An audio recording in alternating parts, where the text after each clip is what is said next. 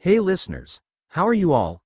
Thank you so much for being our awesome members. There's a lot to come more. Sit tight, be comfy, put your headphones, now let's begin. N meant that Han Lingyun sensed he was reaching the end of body strengthening stage. He consumed his final rainbow pill and briefly felt a heavenly experience.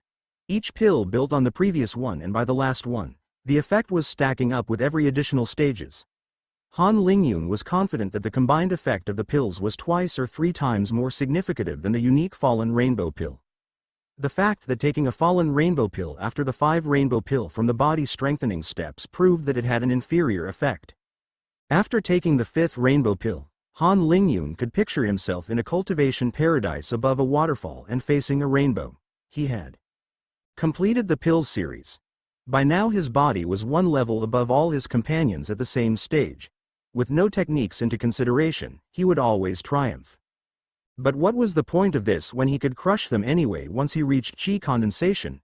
Indeed, all this was still secondary for Han Lingyun. There was one important benefit though. Everything was about building a foundation for his future progress. His own foundation was definitely rock solid, with his extravagant expenses to optimize the body, his resolute heart and firm mind. Han Lingyun finished his cultivation session, but he hadn't reached the chi condensation realm yet. He was slightly disappointed that he didn't immediately break through after taking the last rainbow pill but didn't take it to heart. He knew that being impatient wouldn't bring any benefits. Han Lingyun decided to go for a walk around the facilities of the first years and thought back to his experiences at the sect. For a cultivator, there wasn't anything groundbreaking in Han Lingyun's experiences during the year, but all the changes he went through trumped everything he had experienced in his previous 30+ years. His slightly cowardly temperament had shifted somewhat, though he wouldn't start looking around for trouble. He still had the mentality that if could avoid taking risks and having to fight, he would use that route. Han Lingyun also thought back to his goals. Going forward, he would continue to take these into consideration for his actions and inactions. After mindlessly walking for an unknown amount of time, Han Lingyun reached the cave he had momentarily occupied with Shen Lin and Yang Haoyu as he was still lost in his thoughts. Looking back, these eventful weeks weren't necessarily bad memories after all. Han Lingyun had also learned that in the cultivation world, deaths were to be expected. Every now and then, some disciples wouldn't come back from missions. Even Huang Shouying, one of the prominent disciples and a member of the Sword Maidens, had passed away in that fashion, to the woes and cries of her fellow sisters. Everyone was pursuing an impossible goal, and it wasn't anything dishonorable to die trying. Luck played an important part in one's final success. That day, Huang Shouying and her group had met bandits under a chi condensation cultivator, which should have been impossible. Such an event was improbable, but who could guarantee never facing an unlucky circumstance on their long path to cultivate to the top? In the end, only a tiny fraction would even make it to the core formation realm. Han Lingyun thoughts went back to Wei Muchen, Wang Yimo, Yu Dao, Liao Junzhen, Qin Tengfi, Lian, Qin Mei, Shen Lin, Yang Haoyu. Which one would make it to the core formation realm? Will one of them make it? Or will an unknown disciple of the promotion be the only one to manage to reach the core formation realm? It was still difficult for Han Lingyun to imagine the hurdles to overcome, as the young disciples were all making progress at a rapid pace for now. He didn't know what it would take, but the core formation realm would only be a stepping stone to his rise, that he was convinced. Han Lingyun removed the bushes and trees the trio had transplanted to hide their caves. This could prove useful for new disciples someday. As Han Lingyun finished his rearrangements, he suddenly had the urge to cultivate and sat down in a lotus position. A breeze lightly picked up and made his robes and hair sway to its rhythm. A very faint vortex of light with Han Lingyun at its center sublimated the scene, the center of his own galaxy. Han Lingyun's hardened flesh vibrated to the chi dancing in the clearing. His enhanced lungs breathed the chi and his heart pumped it to every cell of his being. His muscles sponged up that power. His bones were reinforced down to the marrow that exalted life. He had completed the 5 steps of body strengthening. In Han Lingyun's vision, Qi rushed at him like never before in the darkness, enveloping him in a faint fog. Qi clouds formed in his dantian and in his mind, becoming denser and denser until a small, round particle gradually took shape. The instant stretched to eternity as the drop fell. There was no sound, but the drop made waves on his heart. A dam had suddenly opened and soon a gentle rain echoed in Han Lingyun's mind as the qi condensed in his dantian. This shower didn't last long and Han Lingyun opened his eyes to reveal a piercing gaze that soon made way to a rush of excitement. He had reached the qi condensation realm. Back to the material world, rain was actually pouring down. Han Lingyun remained in his lotus position as he realized he had no idea how much time had just passed. Heavy and cold rain had drenched his robe already and cleaned the impurities his body should have forced out during his advancement. Han Lingyun entered the cover of the cave and let his senses take in the spectacle. He didn't remember ever feeling so fulfilled. The air had never felt so fresh. His skin delighted in the coolness. His pores drank the atmosphere. The smell of the forest and rain brought him melancholy for memories he didn't have. The downpour tempered his heart with its soothing tempo. His eyes feasted on nature's spectacle, and all of this was for him. Qi condensation. The qi condensation realm wasn't completely straightforward. The level of proficiency with qi manipulation in a cultivator's own qi density would greatly increase at every level of qi condensation. The realm was divided into 3 stages: early, mid, and late. Each successive breakthrough was more challenging than the last. Even with some cultivation resources, many cultivators never managed to cross these steps. Also, because a large number of cultivators remained stuck at peak of qi condensation without ever entering the foundation establishment realm, the qi condensation realm was often considered as having an additional level, the peak stage of qi condensation. A cultivator is thus classified as being at early, mid, late or peak qi condensation cultivation. In practice, there are no barriers between late and peak qi condensation, so a cultivator at the late stage should reach the peak with enough time and accumulation. Han Lingyun had a huge list of things to do, now that he had just entered early qi condensation. He was a true cultivator at last. His lifespan had received a slight improvement too. He should be able to live up to 100 years old before his body failed on him. This was another benefit brought by qi. Han Lingyun wanted to test his new powers now. He imagined the runes of the Blackbird art and immediately entered into a semi-trance state. He then would have to make a trip at the library to get the second step of the Blackbird art.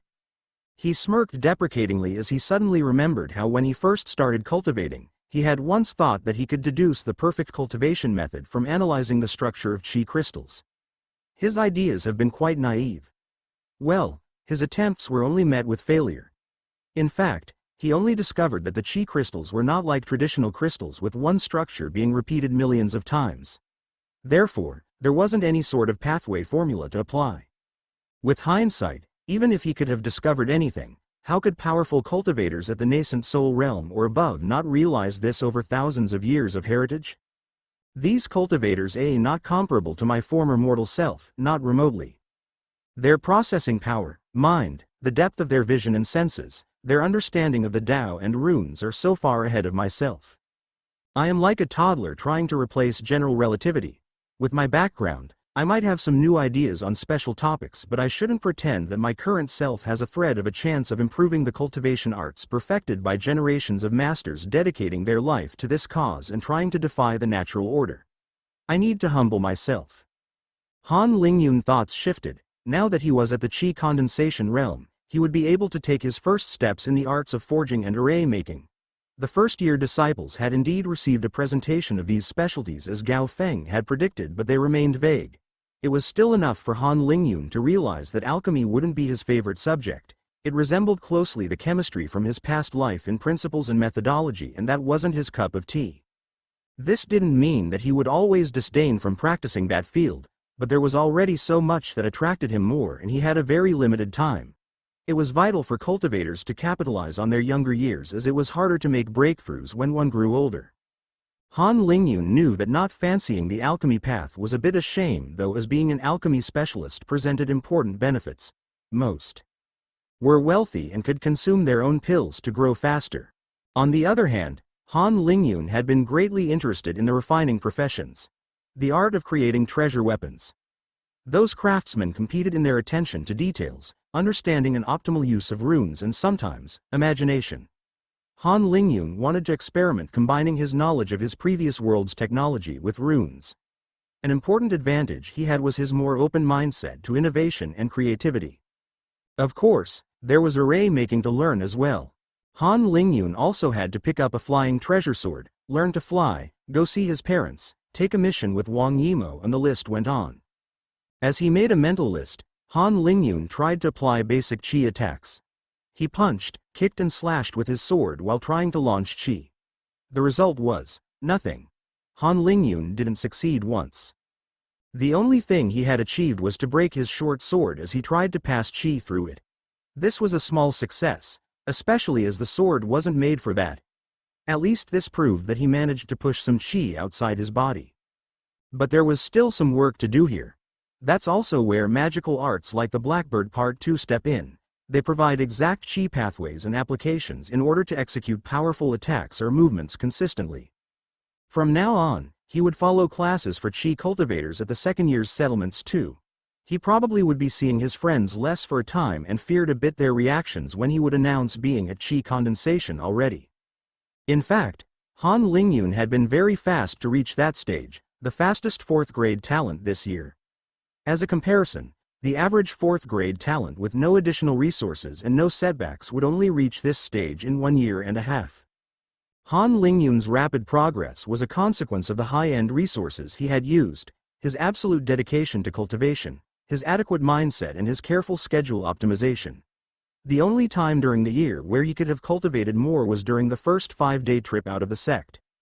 The first thing on his mental to-do list was to reevaluate his goals and objectives. Now that Goal 1 had been achieved, he came up with this new framework. Goal 0. Survive. Goal 1. Short term. Become proficient in basic runes before the end of second year. Construct my first arrays and weapons. Goal 2. Short-medium term. Reach mid-chi condensation by the end of the year, and foundation establishment before turning 16. Goal 3. Medium term. Become an array master and research the laws guiding chi and runes. Goal 4. Long term. Reach immortality and explore the universe freely.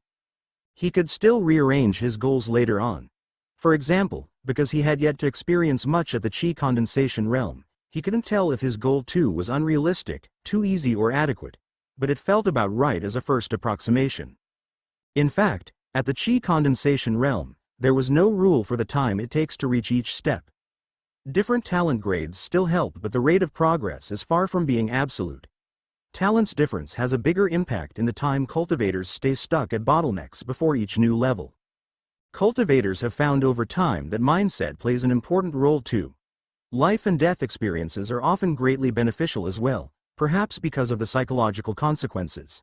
Then again, everything is different from one individual to another. Some practices that work for one might slow down the progress of another. Anyway, Han Lingyun had branded his goal to the back of his head for now and headed to accomplish all the tasks he had. His first and most dreaded one was to find Shen Lin and Yang Haoyu. No way, you are the best brother Lingyun. Shit, I really need to work hard now and classes will be dull without you. Damn, I'll give it all to not be left in the dust by you. I don't want to lose you because of my level. Shen Lin embraced him. Han Lingyun was relieved that his first friend took the news well. What? How did you do it? Yang Haoyu was slightly shocked. I cultivated diligently and was lucky, I guess, Han Lingyun responded. But how? Why am I so slow when we have the same grade? I cultivate all the time too. Yang Haoyu frowned. Han Lingyun didn't add anything. He couldn't talk about the resources he had used. He also believed that those only played a secondary role if the speed to reach chi condensation was the issue. Maybe it's a question of mindset. I like to fix myself some goals and I enjoy cultivating. Han Lingyun still wanted to help his friend out of his dead end. It seemed that Yang Haoyu was getting frustrated with his cultivation. His rank had also slowly dropped to 34th in the last months when Shen Lin and Han Lingyun were in 18th and 6th.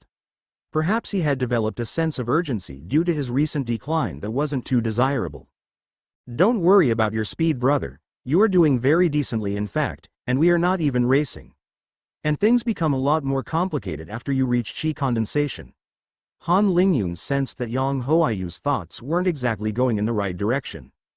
Yang Haoyu admitted. You're right. I'm a bit jealous though. Will you be training with second years now? That should be the case, with those at the chi condensation realm. Han Lingyun confirmed the obvious.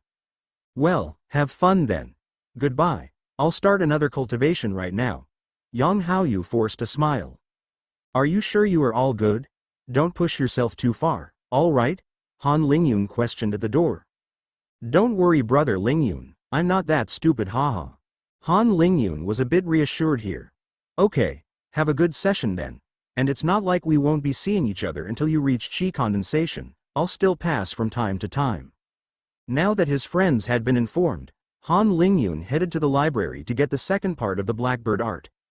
The sect rule was that you could only pick one martial art in first year, but he wasn't breaking any rule here. Because the second part of the Blackbird art still counted as the same martial art. In fact, the grade 5 talents must have done similar things by selecting martial arts with more stages, having anticipated that they would reach chi condensation in less than a year. Han Lingyun wondered if that rule also applied to them though. Their teacher could very well provide them with other martial arts if they so wished to. Rules are only rules for those that don't have power or relations. As a consequence of these rules though, Han Lingyun didn't have to rack his head to look at other martial arts at the second level of the library for now, and directly picked the Blackbird's next step. Blackbird Martial Art Part 2 Chi Condensation. A shadow that never misses a strike, that comes and goes as it pleases. A silent assassin. Ability 1.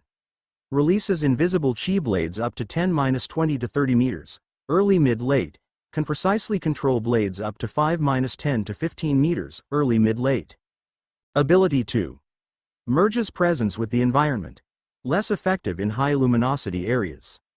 Ability 3. Creates a fog of black chi where the user can sense any movement inside. Radius. 10-20 to 30 meters. Early mid-late. Fog is easily dispersed by wind attribute attacks, and weakened by other chi uses inside. Resistance increases with cultivation. Level. Very hard. It was rare for martial arts to have 3 abilities, and so much variations. Most only had 1, a portion had 2. Cultivators would just learn more martial arts to use more diverse moves. One art with several abilities meant that the different attacks would be more fluid. It would make the initial learning phase harder though. The Blackbird art was quite special because it focused less on a technique and more on the theme. Han Lingyun went to the counter for the chi condensation floor where an elder was permanently stationed and presented his choosing. The elder looked at him with interest before reading the martial art. To take the next level of a martial art, you have a special mission to accomplish, the elder pointed out. Han Lingyun wanted to cry out. His shoulders slumped. I didn't know this. The elder found his reaction amusing. It's okay, here is your mission, come back when you have completed it. Only then will you be able to receive the next part of the martial art you practice. There is no time limit by the way. Han Lingyun pitifully left the library. That was a letdown. He wasn't completely empty-handed though, as he now had the Universal Chi Condensation Manual under his arm. He could now start cultivating again. This manual would last him until the Foundation Establishment stage. Mission. Han Lingyun put the mission to the back of his mind. He first went to the mission hall and paid another 20 petaseconds for a mission to contact one of his big brothers, if they were available. Sadly, neither Zhang Fang nor Lei Weiman was in the sect at the moment. Han Lingyun decided to try his luck with a mission for second years to ask for Lan Ruoxi. She would be able to guide him with the process of finding a flying sword too. This time, Han Lingyun was in luck with Lan Ruoxi and she fixed a rendezvous through the mission. It was quite practical that the one taking the mission could send a report through his badge once the mission was completed. That was Han Lingyun's go-to method to communicate. What was infuriating Han Lingyun was that this meant that the badges were capable to serve as telephones with their arrays, but the sect hadn't integrated that functionality for disciples.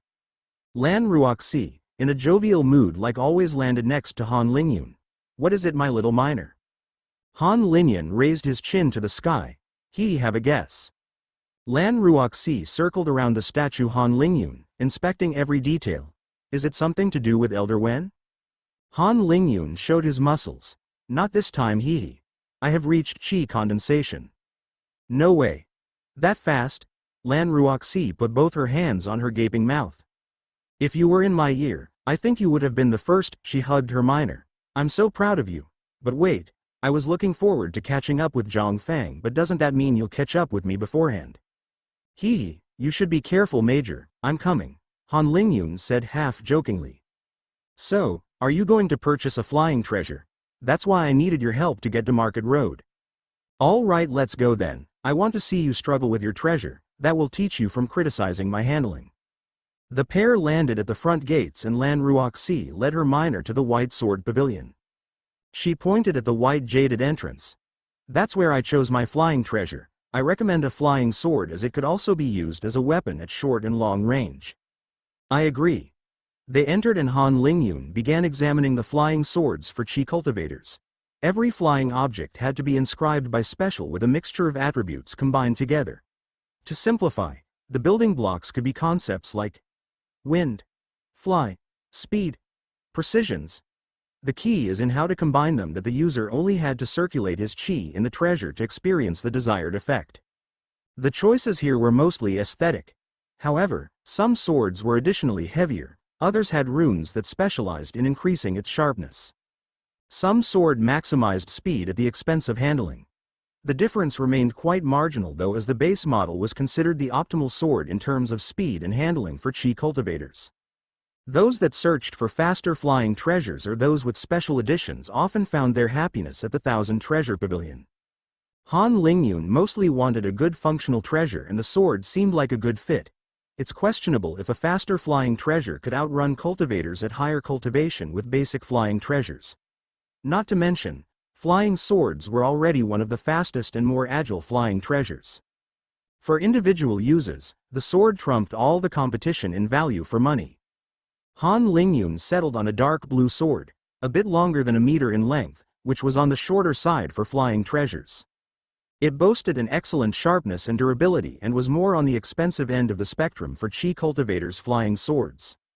The price was still very reasonable though, at only 4,000 peta-seconds. Reasonable for Han Lingyun, that is. Perhaps he had become used to the luxury goods from the Cub's den. More importantly, Han Lingyun loved the sword's design and felt at ease handling it. This was without joke one of the main factors in his decision. In fact, enjoying one's weapon played an important part in the fluidity with which a cultivator could channel chi into it. Lan Ruoxi looked wide-eyed as Han Lingyun purchased the sword. Oh my, you are so rich. I don't think that my account has reached that value yet. She eyed him with a bit more passion than previously. It wasn't that she hadn't earned 4,000 peta-seconds in a year, but she would always use her Ps nearly as she received them on various resources. Ahem, Miss Lan Ruoxi. The weather is perfect to learn how to fly, don't you think? Han Lingyun hurriedly changed the subject. Lan Ruoxi indeed already forgot about the price as a new idea flashed through her mind. A faint grin crept her way on her beautiful face. Yes, it's perfect. Let's go to the second year's place. I'll take you there or you will humiliate yourself at the gate in front of everyone coming and going to Market Road. That sounds like a good idea. Are you talking from personal experience, Major? Han Lingyun teased. Thankfully no. My friend had warned me in advance to not rely on my innate skills to come back from my purchase. They stopped at an open area near the second year's settlements where Han Lingyun put his sword on the ground listening to his major's instructions. Now, feel your chi leaving your body through the sword and reconnecting. When you feel the connection clicking in, picture yourself taking off. Then you control the flight with your mind. Concentrate on the natural chi pathways embedded in the sword and focus on keeping the flow. Han Lingyun's first problem was to move chi. He soon figured it out though. It helped to picture tiny specks of light moving around following his will. However, he found out that every time he tried to control a strand of chi outside his body in the air, he would lose control of it and it would dissipate. It was easier to control chi in an object that was in direct contact, just like the sword under his feet. At some point, he felt as though the sword had been riveted to his feet. He slowly wielded it to go up in the air and the sword followed his will correctly and he started to hover a couple of meters in the air. Wow! You are doing great. I'm amazed. A sense of pride and jubilation swept up Han Lingyun after receiving his major's compliment as he realized that he was actually doing it. He reflexively started to laugh heartily. Haha, I knew I could. Crash! That was enough for Han Lingyun to lose focus and faceplant in the dirt right in front of Lan Ruoxi. PFFTT. Ha ha ha. I would pay for this every day. Ha ha ha. Lan Ruoxi was gasping for air as she grabbed her belly after a good minute. Han Lingyun slowly stood back up with a vacant look, face full of dirt. To his dismay, he realized that Lan Ruoxi would never let him live down this moment. That sinking feeling soon transformed to a sense of doom. He wouldn't have any face left in future family meetings. Less than an hour later, Han Lingyun could control his sword around in large arcs, fly forward and move vertically. The feeling of flying around was really something. It was a dream come true. The only downside was that it needed his full concentration for now, so he wasn't able to jubilate or to appreciate the moment while in the air. Lan Ruoxi didn't tell him, but deep inside she was absolutely stunned. His rate of progress was terrifying. In comparison, it took her at least 1 week to somewhat reach what Han Lingyun could do in an afternoon. In fact, when she had picked up Han Lingyun at the beginning of the year, she had boasted that she had just picked a flying sword the previous day, but that wasn't the case. Lan Ruoxi had been bitterly trying to learn how to use it for the previous week or so. Lan Ruoxi suddenly felt less inclined to laugh at Han Lingyun's earlier mishaps. After a bit more training, Han Lingyun waved his major goodbye and flew to the second year's exchange hall, where he was assigned an empty house. The houses were much more spread out than at the first year's village. There were still 800 houses that dotted the area, so Han Lingyun just occupied a house assigned to one of the last ranks. There were more houses than second-year disciples. The excited young disciple then flew back to Market Road to meet Elder Wen, who was very pleased with Han Lingyun's progress. He provided him with 2 books. Essential Runes for Disciples I and an Introduction to Arrays, with additional pages of practical exercises. For now, Han Lingyun could work on his own and come find Elder Wen if any questions arose. Han Lingyun also asked Elder Wen if he could get the suite of his martial art without taking on the mandatory mission, to which Elder Wen responded that this mission was for his own good and would help him assimilate better the corresponding martial art. This was a rare occasion where the sect imposed a disciple to take a mission, as it mainly functioned on volunteering and disciples' need for peace the rest of the time. Indeed, magical arts were too valuable and couldn't be passed out for nothing. One had to earn his martial art as well. Han Lingyun finally accepted the idea of finishing that mission. Now that he had come to terms with it, that mission would be Han Lingyun's next action. He needed a good martial art for the Qi condensation realm before doing anything else. Otherwise, he would remain at a severe disadvantage against any other Qi condensation cultivators. And so, finishing that mission naturally became his priority. Han Lingyun thought back to the mission's content. Martial Art Acquisition Mission. Mission Rank D. Description: assassinate Lai Chen without anyone detecting you. Mission has to be completed alone. No traces linking to the cultivation world should be found. Target: Lai Chen is a mortal magnate of the Lu County. 100 bodyguards are protecting him and his mansion at all times. None are cultivators, but they all practice mortal martial arts. 20 are proficient archers. Lai Chen is involved in human trafficking. Han Lingyun also perceived the direction to follow from his badge to get to the target. It was a very mysterious mechanism that functioned like a compass, always pointing to Lai Chen. An assassination mission. Han Lingyun felt a bit unnerved by the idea. What's more, this one wasn't any random mortal too. He shouldn't have too much to fear from normal arrows and mortal warriors, but it would still be a greater challenge than facing an untrained and unorganized bunch of young body-strengthening disciples. The main points would be the infiltration, avoiding the attention of 100 warriors, kill the target and disappear before alerting anyone. Han Lingyun didn't wait any longer and departed with his flying sword in the direction his badge pointed to. Kill Han Lingyun had yet to kill a human. Perhaps surprisingly even for himself, Han Lingyun didn't feel frightened by the prospect. He had already understood and even witnessed the brutality of the cultivation world, where children could lead to fight to the death. Moreover, Han Lingyun had already seen the ugliness and filth of death when he had killed a wolf beast. He felt even less compassion for the target he needs to assassinate. His previous life's societal mental barrier against killing humans were gone. In the cultivation world, not only was killing others not seen as a horrible crime, but in a sense, it was even expected. Indiscriminate killing was still frowned upon though. A cultivator doesn't kill for the pleasure of the act, he kills for the resources. He kills to pursue his objectives. In the cultivation world, nothing is free, not even murder. Killing someone, even apparently insignificant, always has a cost. It creates grudges, sows bad karma, and is always accompanied by a faint risk. Could this person have unexpected trump card? A powerful unknown backer? Therefore, an orthodox cultivator would be reasonable but calculative. Will killing this person benefit me? On the other hand, there would also be some degenerate cultivators for which the power they obtained became enough justification to kill. This was another reason why the Black Skull sect was everyone else's enemy. Those demonic cultivators enjoyed killing, and gained pleasure and power from these acts. If they were powerful enough, they would kill off the entire continent. Han Lingyun had a reason to kill. To get the second part of the Blackbird art. In theory, the target's horrible side with the human trafficking should be of secondary concern. Han Lingyun asked himself, would he still kill if the target was an innocent passerby? The answer he came up with was, probably yes. The Blackbird art had a direct link with his ability to survive. He was still glad that the target he had to kill was someone that deserved his death though, even if he had a family or whatever. Han Lingyun had chosen to keep his emotions after all. But if killing a stranger could help his odds of survival and make him progress on the road of cultivation, deep in his heart, Han Lingyun knew that he would kill without much remorse.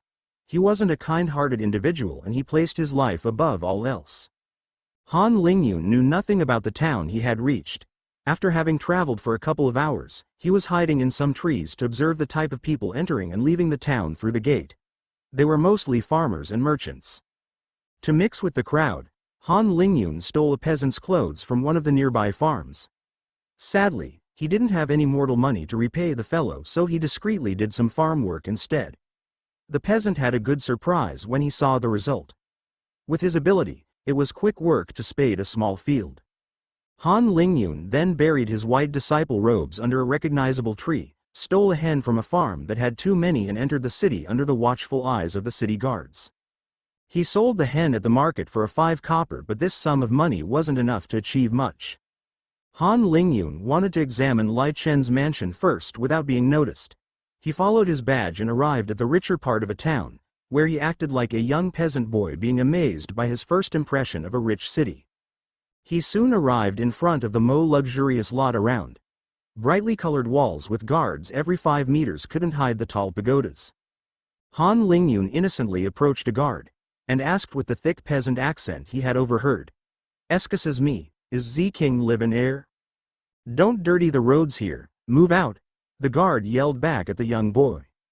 Han Lingyun acted scared and hurriedly crossed the street, but still gawked at the house. Shortly after, the gate opened and a carriage surrounded by rows of armed soldiers zoomed out without stopping at the entrance for one moment. Han Lingyun confirmed through the open gate that the carriage came from the tallest pagoda of the estate.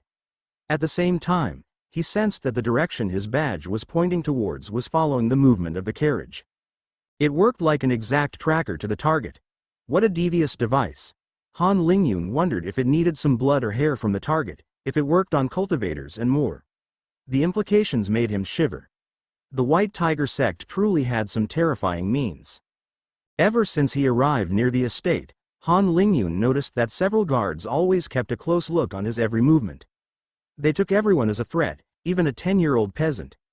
Well, this time, their caution wasn't unwarranted, as under the gentle smile of a poor young boy hid a powerful menace that could dodge their arrows and rip their bodies with his bare hands.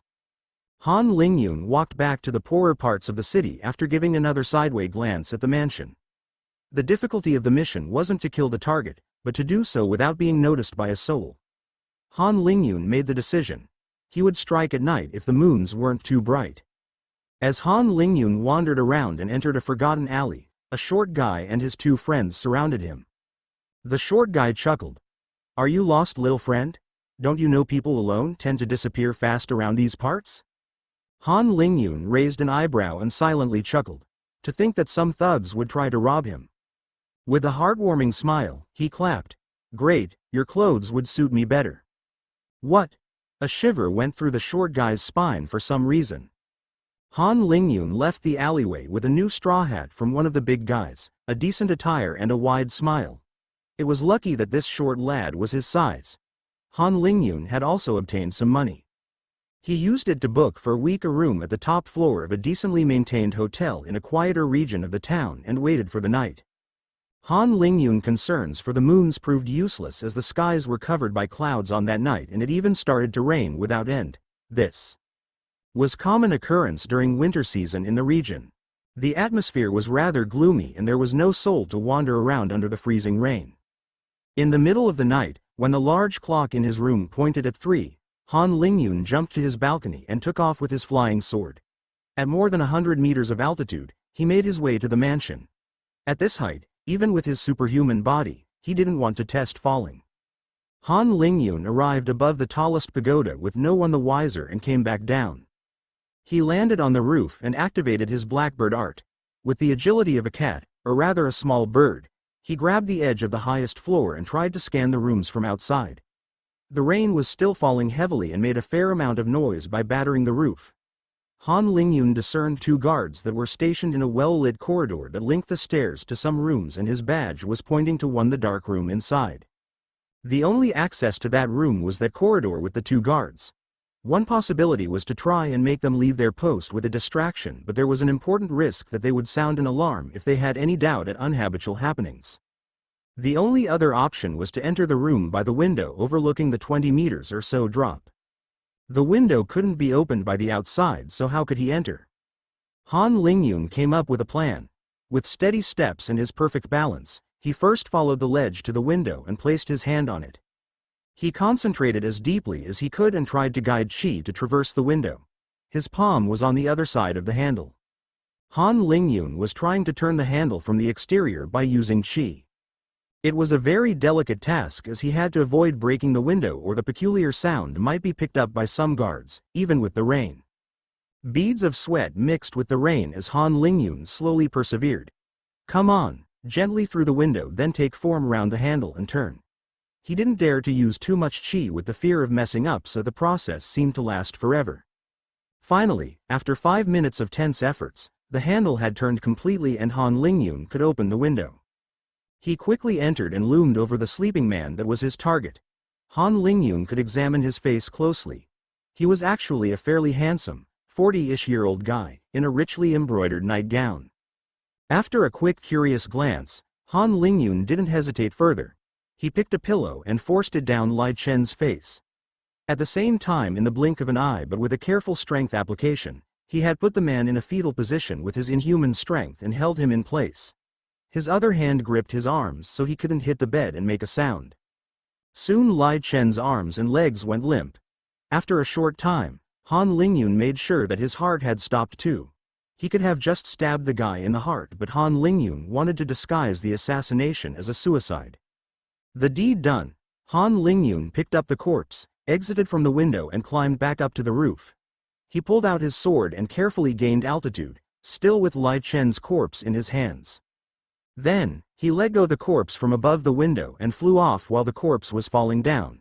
That way, it would appear as though Lai Chen had decided to jump out of his window, perhaps burdened by his sins. Han Lingyun was already too far away to hear the crash as Lai Chen splattered on the cold and heavy wet floor. Han Lingyun was only hearing the sound of the cold rain that battered his face. What would follow at the manor didn't concern him.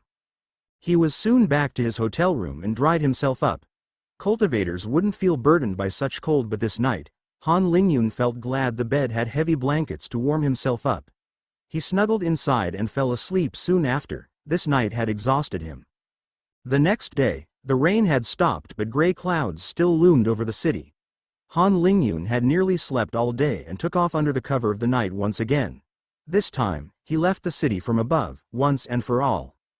Han Lingyun found his robes back and headed to the sect. In fact, the moment Han Lingyun had left Lai Chen's compound without anyone noticing him, his badge already indicated that the mission was accomplished. The return flight felt endless for the eager Han Lingyun. After half a day, Han Lingyun finally faced the entrance of the sect's library again. He headed directly to the first floor and the elder from the other day at the counter.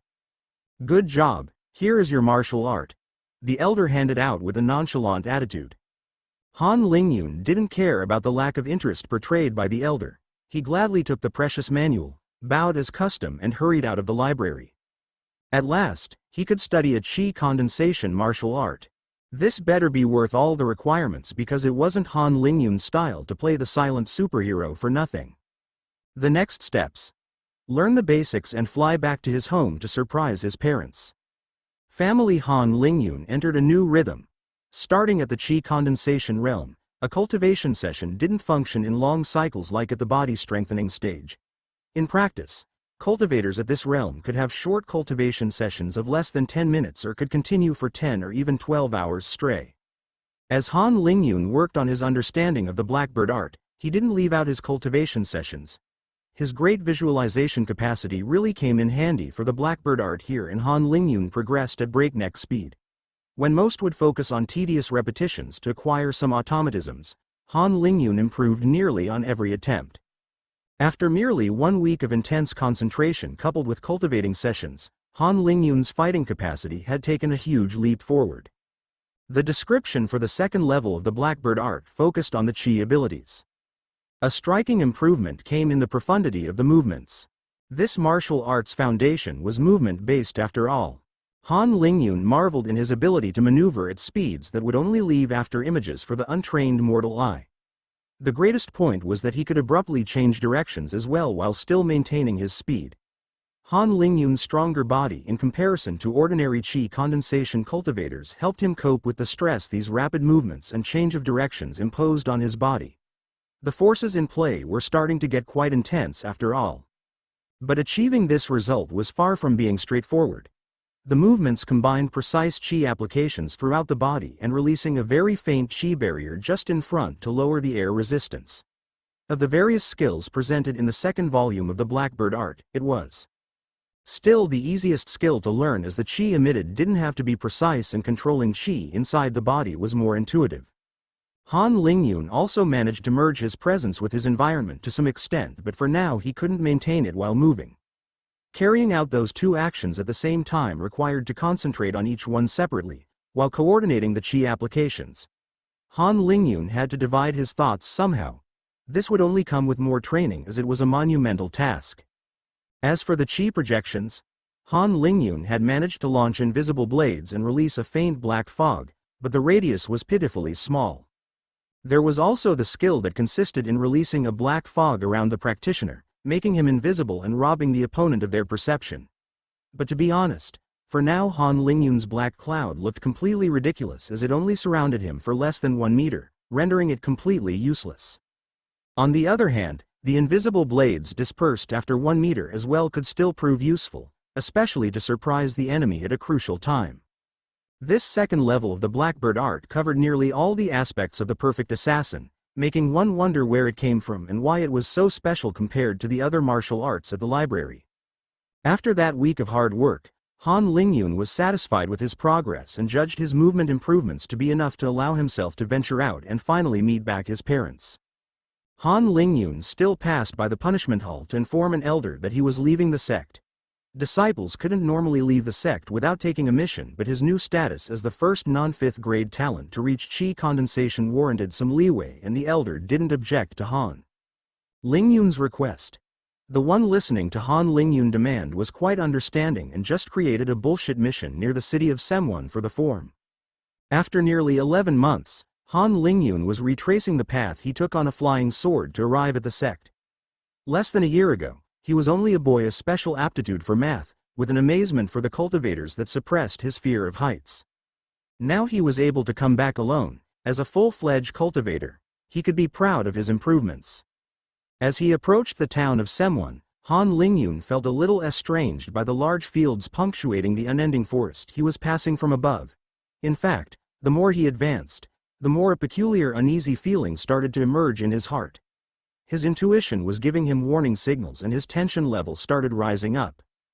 Han Lingyun was starting to worry about his family. Could there be that something has happened to his parents? 1 year was neither short nor a long time for a mortal, but a lot could happen in this span of time. He himself had changed so much. Han Lingyun landed a couple of kilometers before reaching his hometown and dug a small hole on a hill with a weird-looking tree. He hurriedly placed his badge in the hole and covered it back up.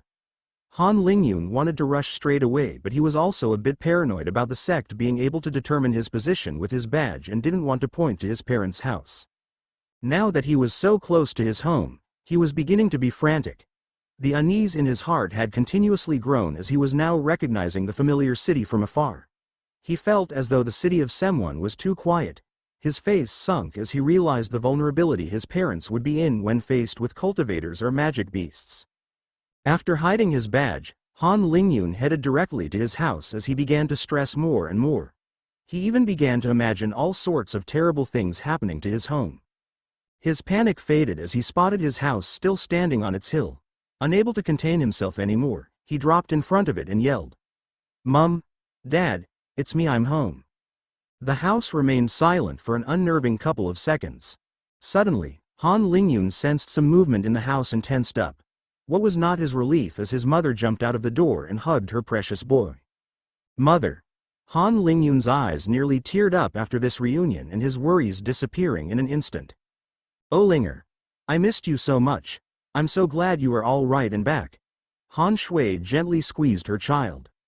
Han Lingyun couldn't contain his tears as he sensed his mom's warmth and boundless love. Han Feng soon grabbed the mother and child duo in a big hug and caressed his son's head like he used to. He quickly came to a realization. "Lingyun, you have grown up so much in 1 year. You are not even 11, but you are taller than the average 15-year-old teenager." Han Lingyun wiped his tears of joy and laughed, "Hee, that's because of my cultivation." He had a ton of things to describe but was interrupted by a loud wail. It came from inside the house.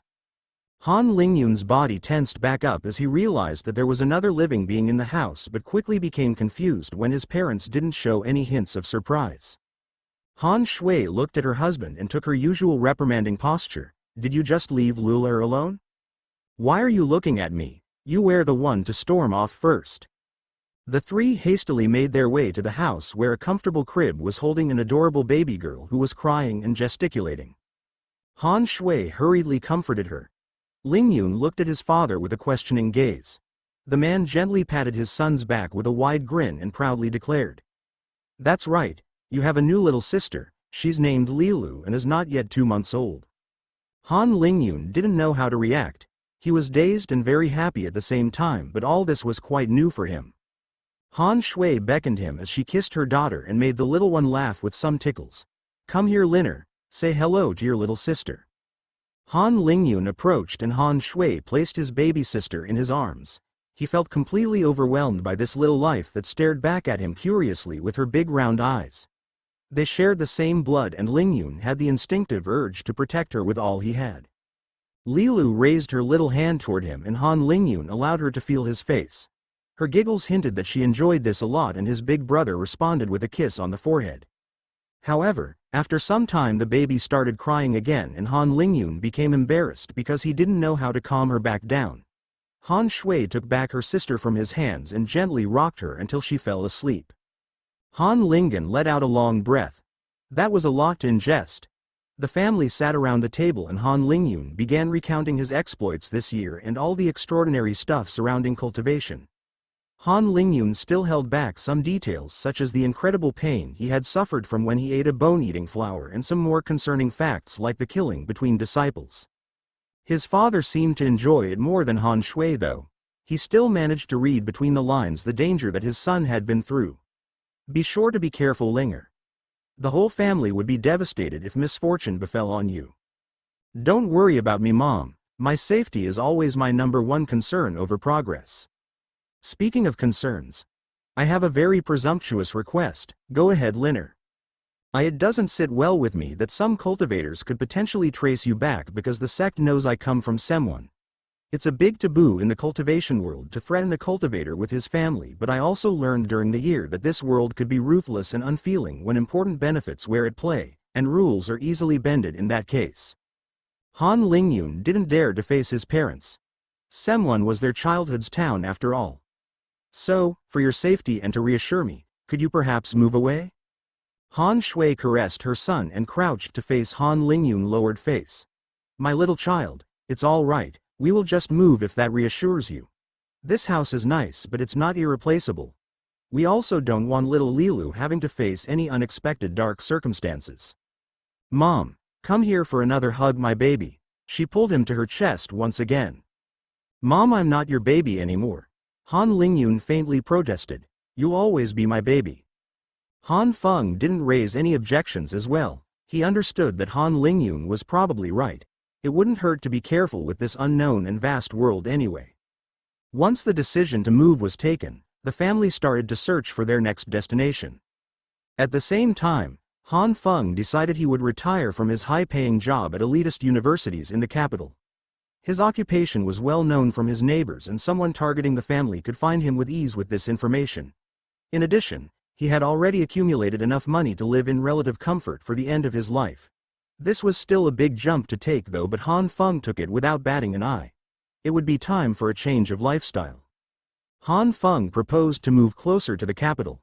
That way they could find more affordable houses and calmer neighborhoods, while Han Lilu could still have access to the best education at the capital and not be too far from her parents if she followed the academic path. With Han Feng and Han Shui as parents, the possibility of that happening wasn't small. Han Lingyun would have most certainly aimed for the highest universities to become a scholar if he hadn't embarked on the road of cultivation. Han Shui agreed with her husband, and they settled on smaller cities near the bustling capital. They also thought about the problem of Han Lingyun needing to find their new location without informing everyone else.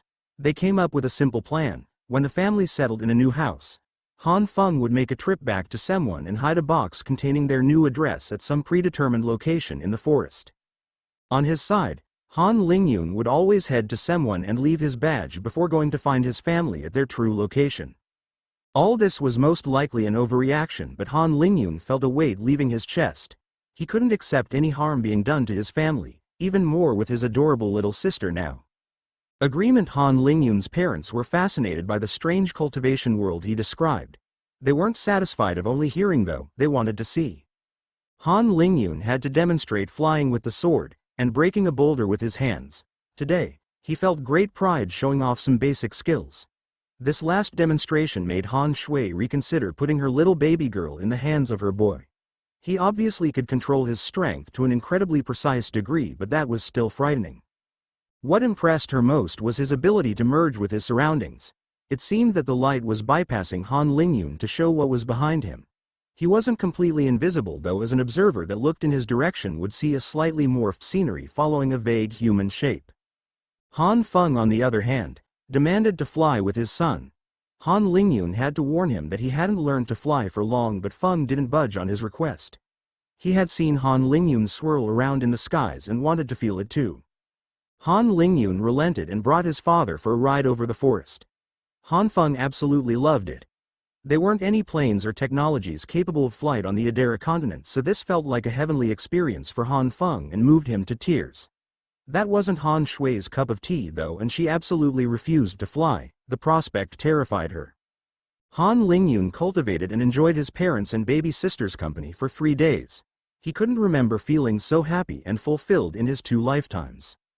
By gaining memories from a past life 1 year ago, Han Lingyun was forced to mature up fast, but deep down, he was still a young boy. Plus, his previous life never had the warmth of a loving family. Good things couldn't last though, and Han Lingyun had to kiss his parents goodbye to return to a more suitable cultivation environment. He had the opportunity to one day reach great heights, and he would not let it slip. There was still so much exploring to do. Han Lingyun wanted to promise he would visit 1 per year, but it was hard to predict what the future might entail. Who knew where he would be in a year's time? He had to comfort his mom before leaving and reassure her again he would stay safe. In truth, that was an impossible promise. It didn't depend solely on his will, at least.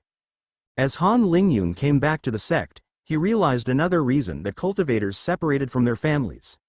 The temptation to be satisfied with one's level and settle down for a normal life was very high when reuniting with those you cared for. Han Lingyun still had his goals though. In an environment where his life was not constantly threatened, it was the cultivator's responsibility to build for himself a positive sense of urgency. Those that succeeded to rise up from the large number of low-level cultivators all had a strong determination and solid Dao heart. In this expression, Dao was referencing the path, the way. A Dao heart is the determination to always strive forward, to persevere in cultivating and stay true to your principles while facing adversities, or while not facing any adversities too. Han Lingyun didn't have mortal enemies. He wasn't in any life-threatening danger, but still he continued to advance with all his strength. That was perhaps even more difficult than being pushed to progress by external factors. And that resumed Han Lingyun's mentality well. He wanted to avoid trouble, but at the same time his distant objectives didn't allow him to ever become complacent or satisfied with his current state. Just like when he consumed the bone-eating flower. He didn't have to, and he didn't have to push against the pain. But even though this was the worst moment of his life, Han Lingyun still inflicted it willingly to himself to get slightly closer to his goals. Before settling down to a new cultivation schedule, Han Lingyun still had something to do. He arrived in front of a slightly isolated house in the second year's complex and knocked at the door. "You can come in."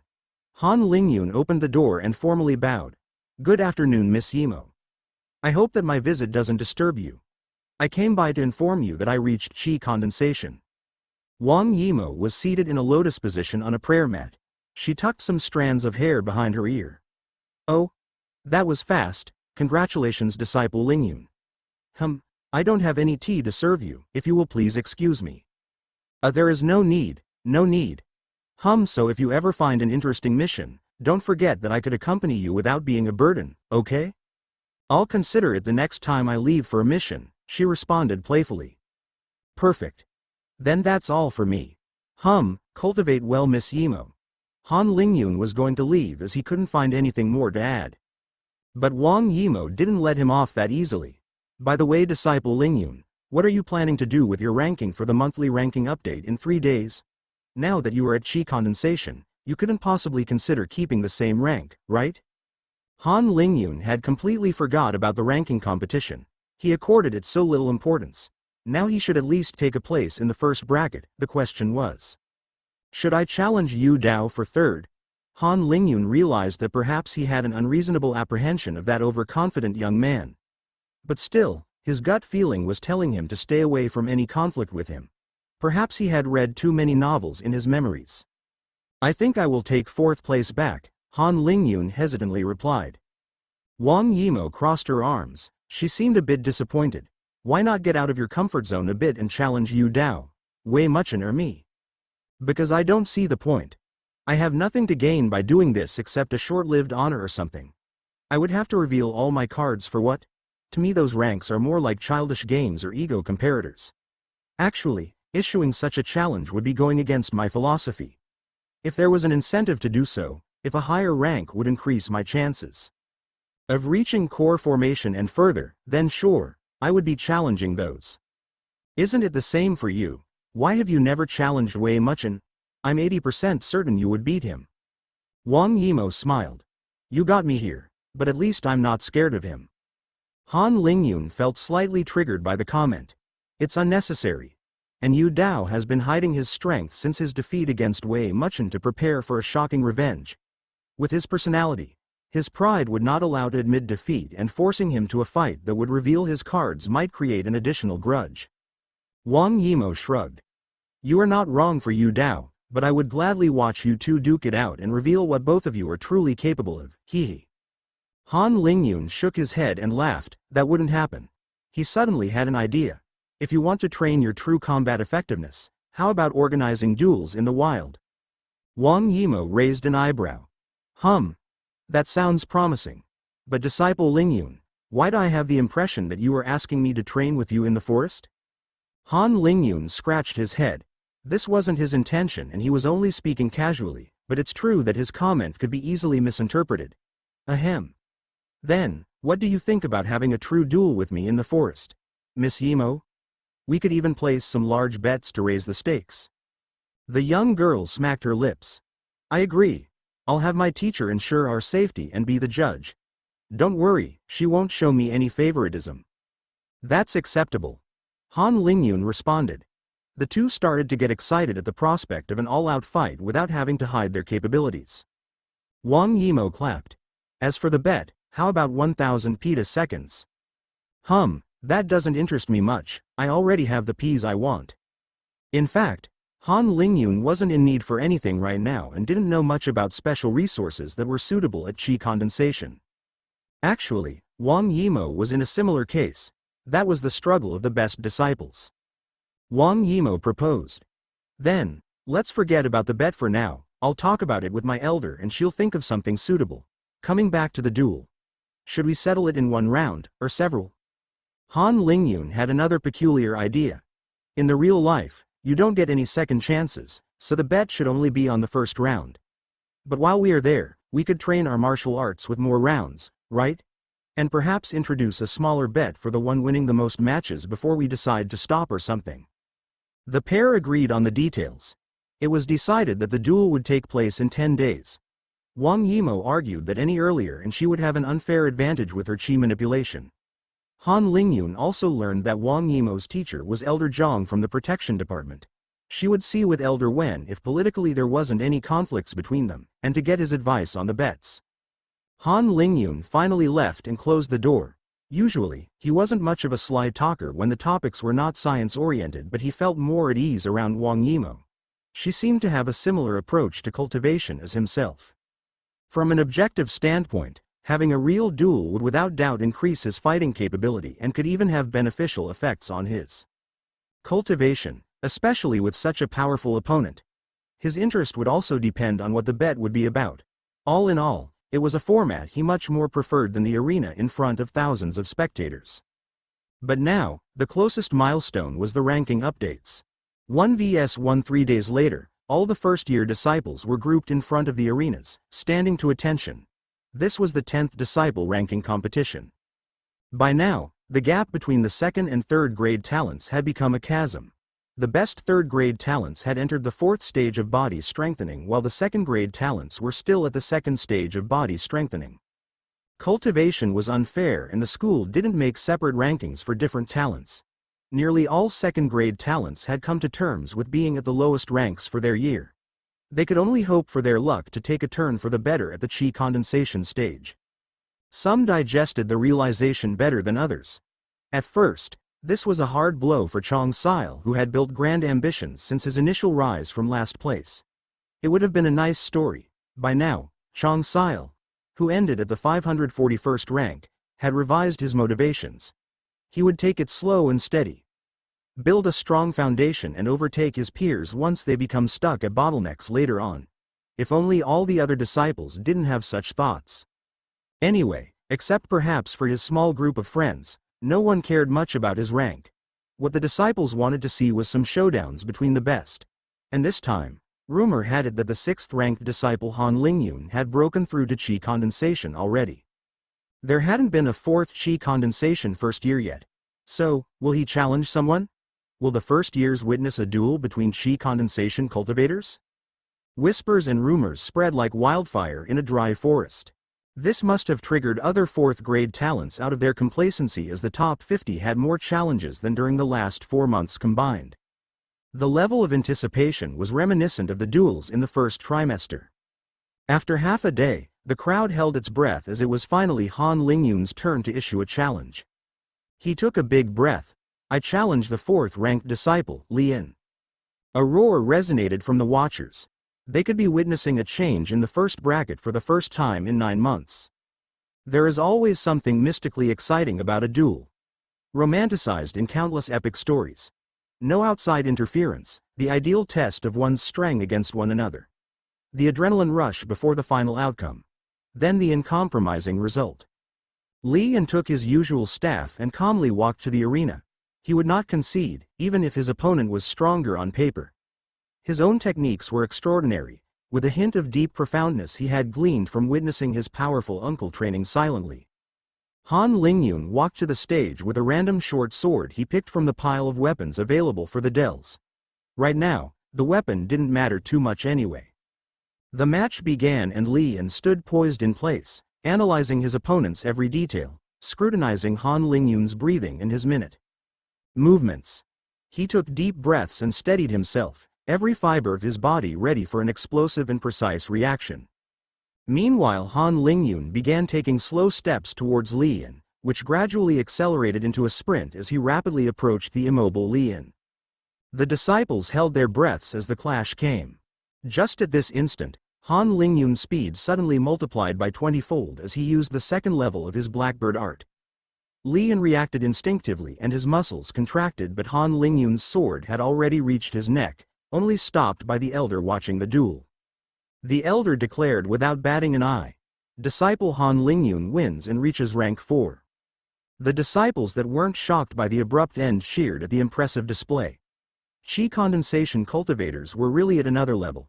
The result was too fast, anticlimactic even. With a sudden burst of absolute speed from Han Lingyun, the mysterious and unfathomable Li Yan had just lost in a single move. Some needed more than a couple of breaths to step out of their stunned state. Han Lingyun had a faint smile.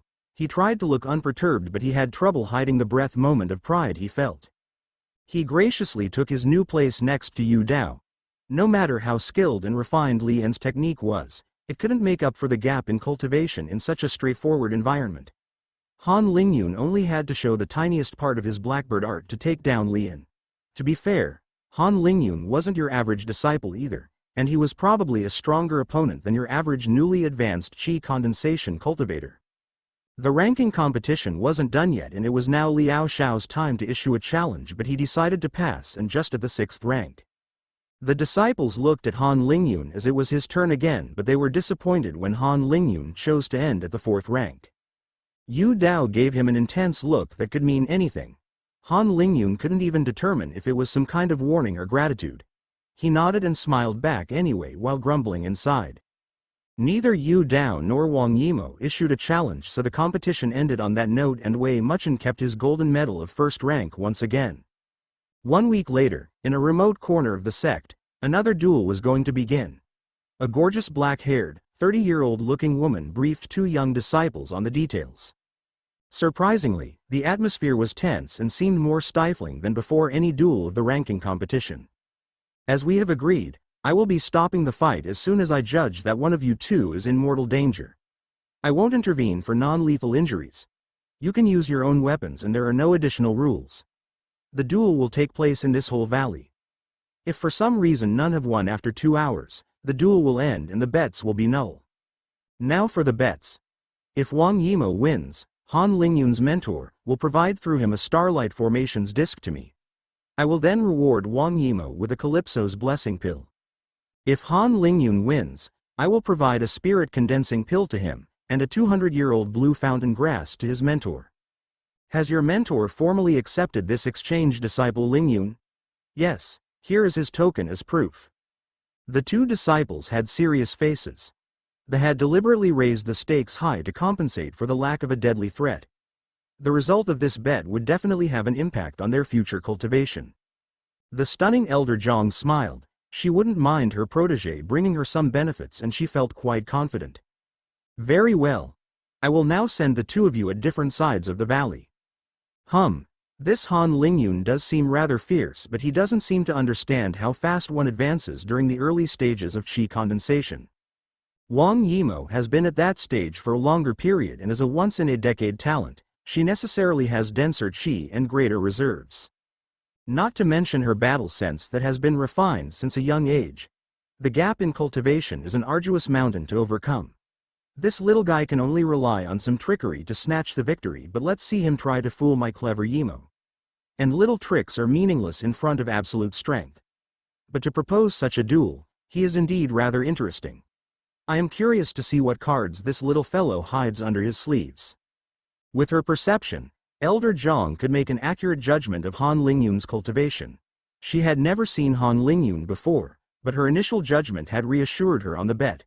This bet didn't just involve the juniors, but their teachers too. And begin. Han Lingyun stayed in place while Wang Yimo sped to his direction by rushing through the trees with unnerving agility.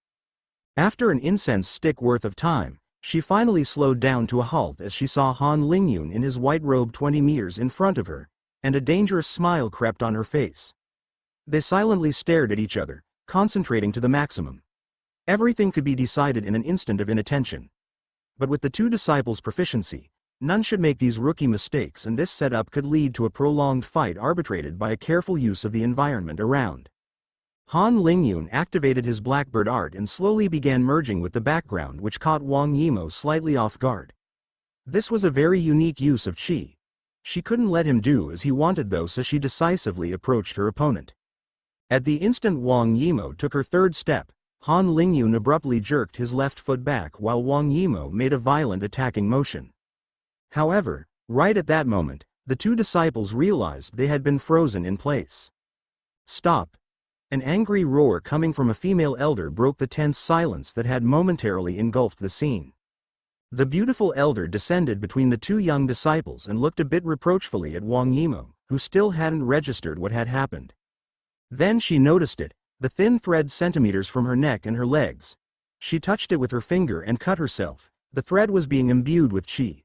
Shocked, she turned to Han Lingyun and saw the small handle attached to his ankle, which was at the end of the thread. While trying to maintain an emotionless face, Elder Zhang announced, Han Lingyun wins. How? If this was real life, I would have died, right? Wang Yimou faced her master. Elder Zhang's air seemed to change at this moment. It was as though the tension in the air relaxed as she took the countenance of a helpful teacher. That's right, at the very least, you would have lost a leg. Perhaps a miraculous instinct could have saved your neck. That's only because qi isn't strictly staying inside your body, so a cultivator at the qi condensation realm might sense danger from an approaching dagger even if he cannot see it. But back to the topic, you were really too naive, my disciple. You acted like it was a normal duel. On that note, you have disappointed me. But it's all right, you are here to learn after all. All your attention was on Han Lingyun, so you forgot about your surroundings. Also think from your opponent's point of view. Of course, he wouldn't just sit there without preparing anything. Why would he keep his visible white robes? Why not merge with the environment like he demonstrated and launch a surprise attack? He was obviously baiting you here. I must say, disciple Lingyun, your idea wasn't bad, but a bit too rough for cultivators that have true battle experience. May I ask where you obtained such a treasure? Thank you for the compliment and advice, Elder Zhang. I will refine my methods against more experienced opponents. I bought this thread at the 1000 Treasure Pavilion for 500 petaseconds, in the section for young body strengthening disciples. I never had the opportunity to use it at the body strengthening stage and realized it would struggle more to cut through a qi condensation cultivator that could react with the qi inside his body to resist the thread. However, as I experimented with qi manipulation, I noticed that the material of the thread could support qi very well, even better. Passing qi through it felt easier than passing through a sword. It has a remarkable qi conductivity. You indeed found yourself a bargain. This thread could have been advertised as a qi condensation treasure. The one classifying it at the 1000 Treasure Pavilion seems to have stopped his inspection at its lack of runes, which is a surprising negligence. Anyway, now that the bet is over, do the two of you wish to have another round and truly exchange blows? Rematch, yes. Wang Yimou cried out. She was upset. She didn't blame Han Lingyun for not playing by the usual rules. She was angry at herself. Her pride had taken a huge blow and she wanted to redeem herself. Wang Yimou wasn't just a beautiful flower that knew nothing of the world. She had suffered in her clan, witnessed and heard things she sometimes wished she hadn't. She had trained hard, she had suffered as well. And now, at the first realistic match, she was defeated so pitifully. The frustration was hard to bear. Yes. Han Lingyun also agreed.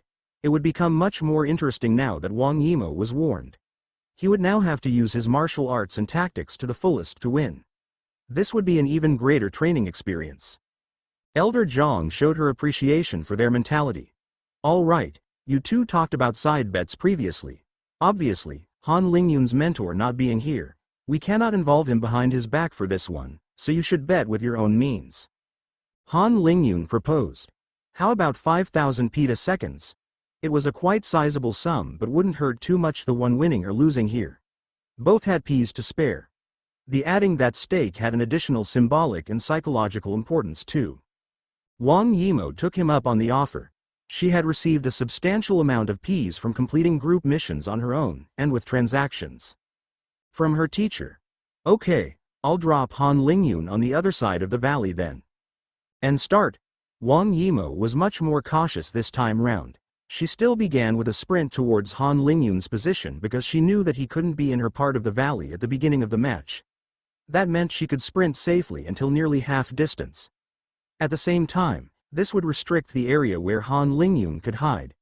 She had also switched her white robe for the gray ones they had received when first entering the sect. As Wang Yimou approached Han Lingyun's starting point, she slowed down considerably and focused her senses. She wouldn't be caught off guard by that thread once again. Her ears perked and she launched an attack to the side. It was a wide-area attack that shook the forest and slightly illuminated it with a discreet white light. The lack of brightness of the skill didn't equate to its power. This was as much of a probe and detection method as an attack. Wang Yimou could get a better read of everything present in the area where she had released her qi. Well, the probe wasn't harmless. It could still tear normal humans to shreds. Wang Yimou had an important advantage due to her stronger cultivation. Her qi attacks could travel a greater distance without losing their effectiveness. This time, Wang Yimou's probe didn't catch on anything hinting at Han Lingyun's presence, and she continued her prudent search. A shadow bolted out and Wang Yimou reflexes kicked in.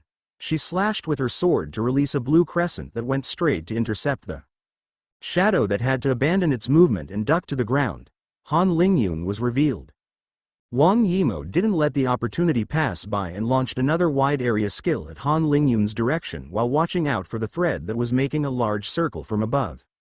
Han Lingyun used his blackbird art to the fullest to bolt to the side but was still unbalanced by the attack, as the compressed air crashed into his right shoulder. Just when Wang Yimou launched another crescent in his direction, he decided to back off and ran away zigzagging between the trees, decisively leaving the thread behind. Wang Yimou started to chase him down and was delighted to notice that Han Lingyun had lost his thread. She wouldn't put her guard down though, because Han Lingyun could have other tricks. Wang Yimou also attempted some unconventional methods. She launched qi attacks towards trees that crossed paths with Han Lingyun to surprise him and slow him down. Suddenly, after Wang Yimou launched an attack, Han Lingyun made an abrupt turn and went straight for her. If she had the advantage at longer range, he would bring the fight to close combat. With a great sword speed that tore the air, she managed to release a second crescent going straight for Han Lingyun once again. This time, he didn't duck but slashed with his sword as well. Wang Yimou's crescent seemed to hit an invisible obstacle 1 meter in front of Han Lingyun that cancelled it. This was his invisible blade. Han Lingyun kept his momentum and continued his mad dash towards Wang Yimou. Sensing the danger, she hurriedly defended from the approaching Han Lingyun with her superior sword reflexes. The two swords collided heavily, as Han Lingyun passed by. Wang Yimou, with her great agility, turned around in one movement to not lose sight of her opponent for an instant, but a small black cloud was right in front of her face. Wang Yimou didn't hesitate and slashed to launch her area attack once again in order to pierce through this qi and what was behind. Stop. I lost again. Wang Yimou sighed. She knew it before her teacher announced the results. She was sensing an invisible blade of qi breathing at her neck, coming from the right side. She smiled ruefully and turned to witness Han Lingyun 2 meters to her right becoming more visible as he ended his merging skill, still in a striking position. She understood what had transpired in those last instants. As Han Lingyun passed by her, he let out his mini black cloud behind her, then abruptly changed direction and went 90 degrees to the side where he used his qi blade while in a merged state as she was misdirected by the smokescreen. This insane change of direction at the crucial moment was only made possible by 2 factors: his understanding of the second level of the Blackbird art and his tough but flexible body that could cope with the stress the martial art imposed. Wang Yimou understood what Han Lingyun had done, but she was still amazed that he pulled it off. That sequence of events should have been extremely difficult to do. It must have been especially taxing on the body and demanding on the mind. I'm impressed, Disciple Lingyun, and truly glad we had such a fight. He grinned. I must say that luck played some part here, Miss Yimou. Don't belittle yourself, as you have been a true threat all along. I had found some good combinations during the last week but couldn't really make this one work in such a fluid fashion. I guess this is a case of making some progress while fighting on the edge. Wang Yimou was a good sport. Haha, it seems that overexerting the mind during instances of high stress and adrenaline could help making some improvements. It's not just a myth. Actually, I previously hadn't managed to repeat different attacks with such a short time frames as fast as during our last clash, where I used 2 crescent slashes and a moon gaze without pause. Elder Zhang had already landed beside the 2 disciples. If you 2 have finished congratulating yourselves, we can move on. Do you wish to fight another round? Han Lingyun hesitated. I think it was enough for today. Do you wish for another round, Miss Yimou? I'm good, maybe another time. The 2 were in fact completely spent.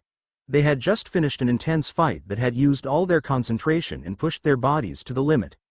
Han Lingyun's head was aching from the stress coming down and the fatigue. Elder Zhang crossed her arms.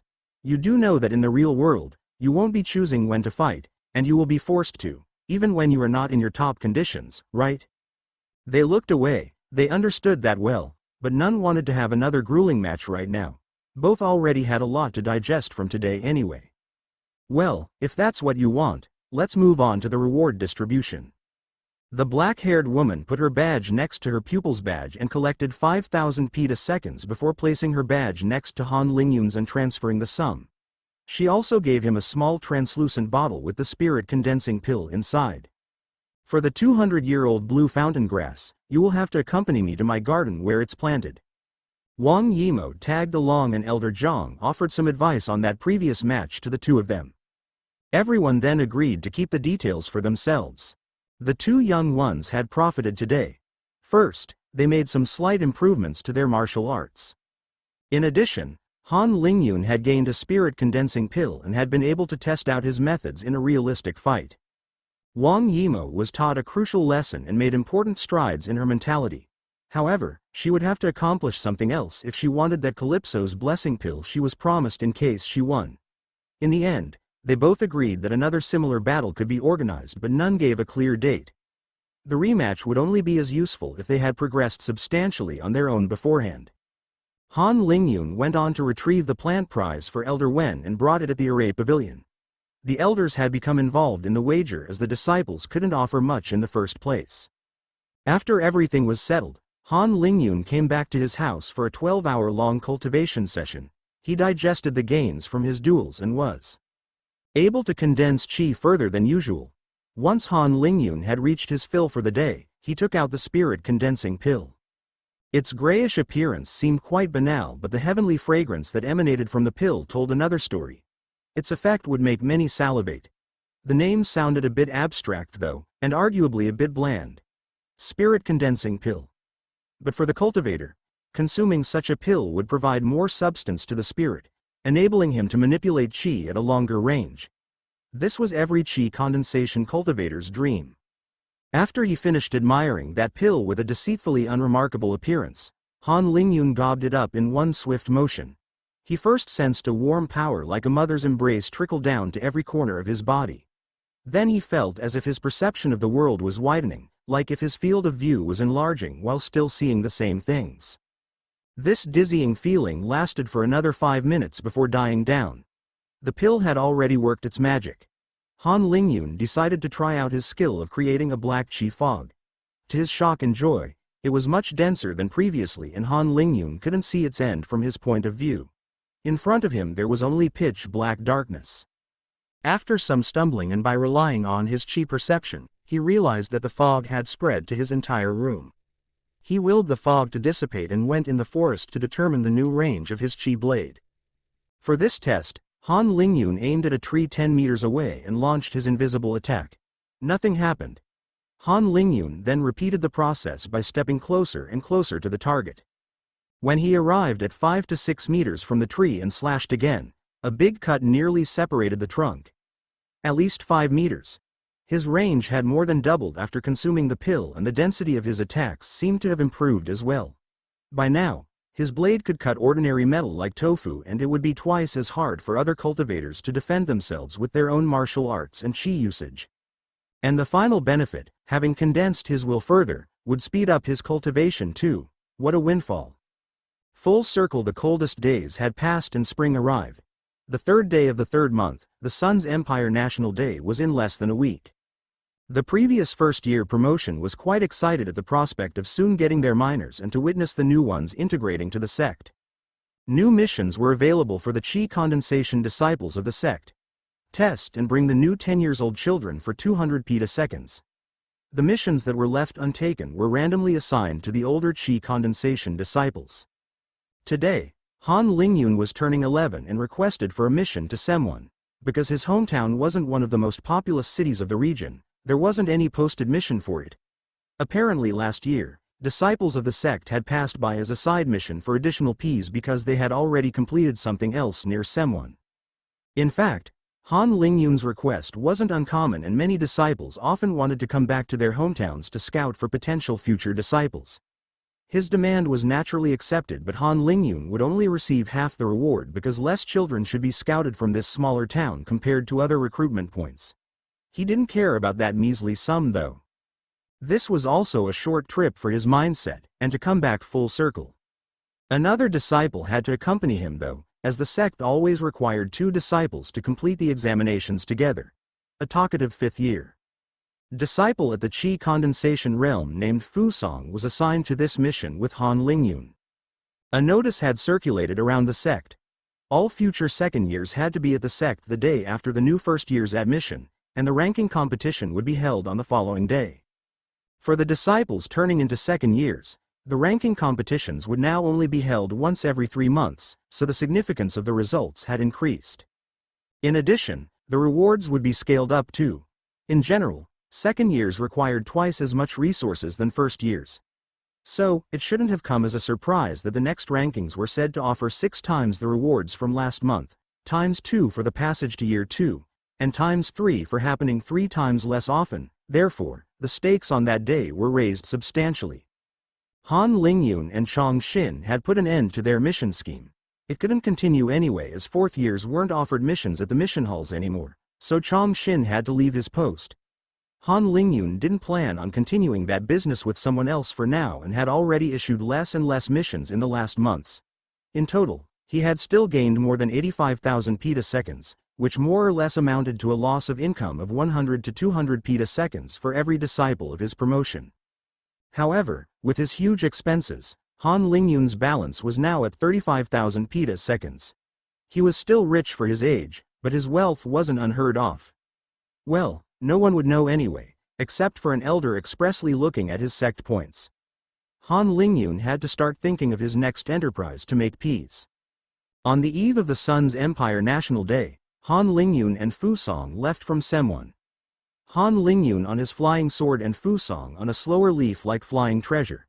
This was lent by the sect to transport more disciples just in case. Han Lingyun had added a white hood to his attire, as he preferred to not be recognized. Well, now that he looked like a 15 or 16-year-old youth due to his height, it was questionable if he could be recognized without the hood in the first place. They landed in front of the town hall where the same old town representative welcomed them with great care. To Han Lingyun, it was amusing being on the other side of the bench and witnessing the preparations for the National Day. He didn't go check his home as he knew that it was now empty. He crossed his fingers that his family was doing well. Han Lingyun and Fu Song entered the underground room and had to verify that the mirror to test Father Spirit roots was working. They were then treated to a sumptuous feast with some music. Han Lingyun couldn't help but compare this night with the Shu family meet, but everything was too inferior. The next day, Han Lingyun watched as all the 10-year-old of Semwon were massed together. He counted 510 of them. The bearded representative stepped up on the platform overlooking the plaza and started his annual tirade with fervor. Today you are 512 children. Tomorrow the city of Semwon and its population of 38,000 will have 512 more new young adults. The emperor expects you to work well for the empire, and the city of Semwon will work to shape you into capable young adults. May the Han Lingyun laughed inside as the speech was identical to the one in his memories. He headed to the underground chamber with Fu Song to test the children one by one. He still heard the 10-years-old shout marking the end of the speech. The sun will always rise. The first child soon entered the chamber with a lost and hesitant expression. Han Lingyun gave the instructions. Hello, press your hands on the mirror. The child pressed his hands on the smooth surface. He was gripped by a strong sense of coldness. First his hands, then spreading to his arms, his torso, and all his body. The mirror didn't show any reactions. Thank you, that will be all. The exit is over there, next. The long procession went on and on. Fu Song and Han Lingyun exchanged roles from time to time. They also had bets on the presence of a spirit root in the next 30 children. In the end, only 3 had a spirit root. All 3 happened to be girls. This was simply a coincidence. The following day, the disciples warned the parents. None refused to stay and not leave for the sect though. 3 young girls waved goodbye and mounted on Fu Song's large leaf. There was a lot of space for the three, and perhaps Han Lingyun's didn't reassure them much with his white hood that hid his face. The two disciples didn't refrain from answering the many questions that the girls kept asking.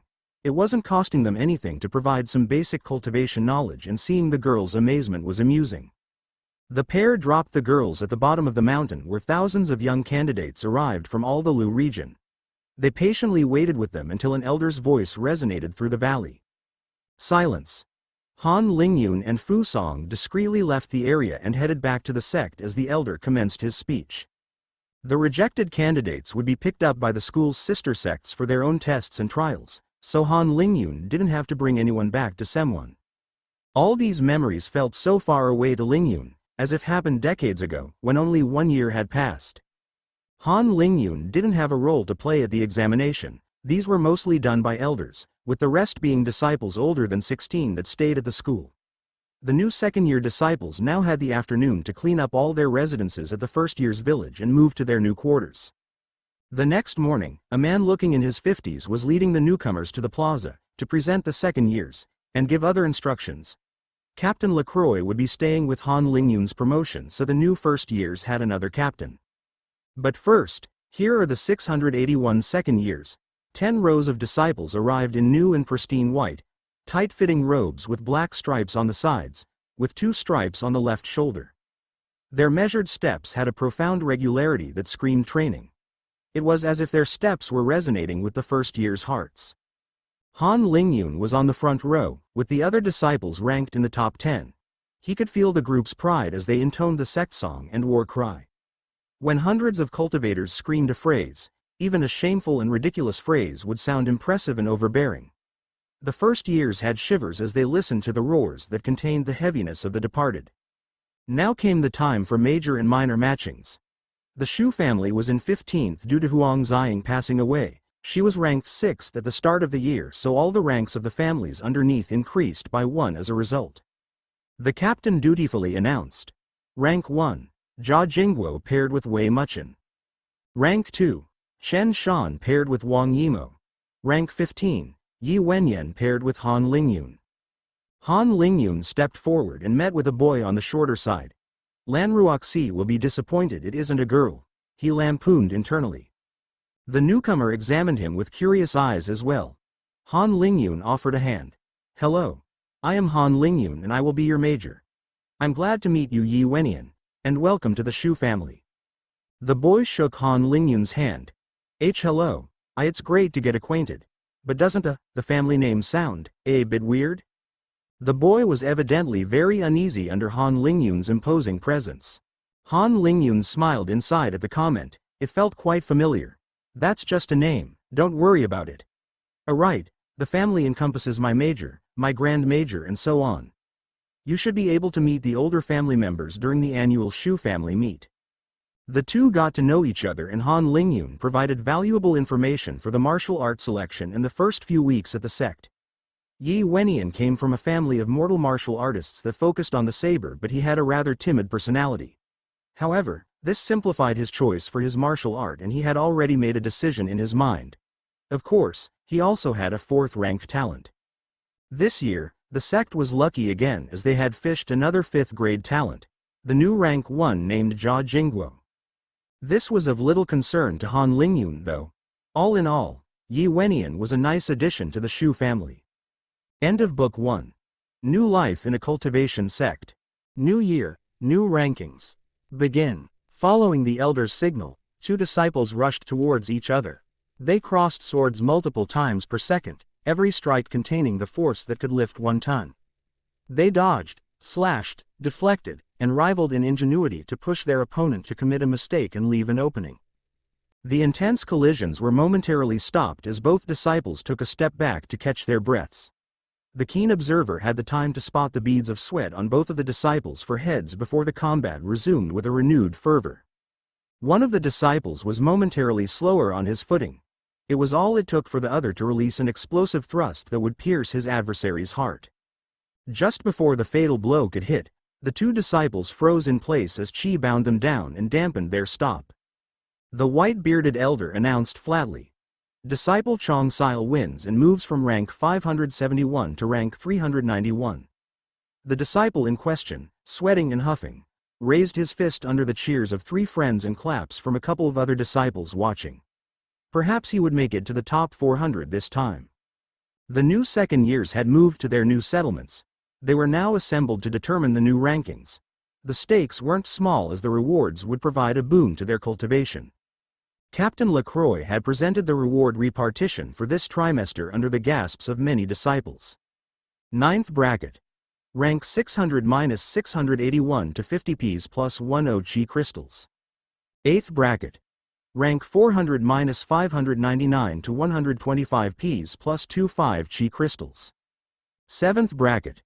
Rank 200-399 to 250 Ps plus 5 OG crystals. 6th bracket. Rank 100-199 to 500 Ps plus 1 OG crystals plus 1 sun pill. 5th bracket. Rank 50-99 to 1000 Ps plus 1 5 OG crystals plus 1 sun pill. 4th bracket. Rank 25-49 to 2000 Ps plus 2 OG crystals plus 2 sun pills. 3rd bracket.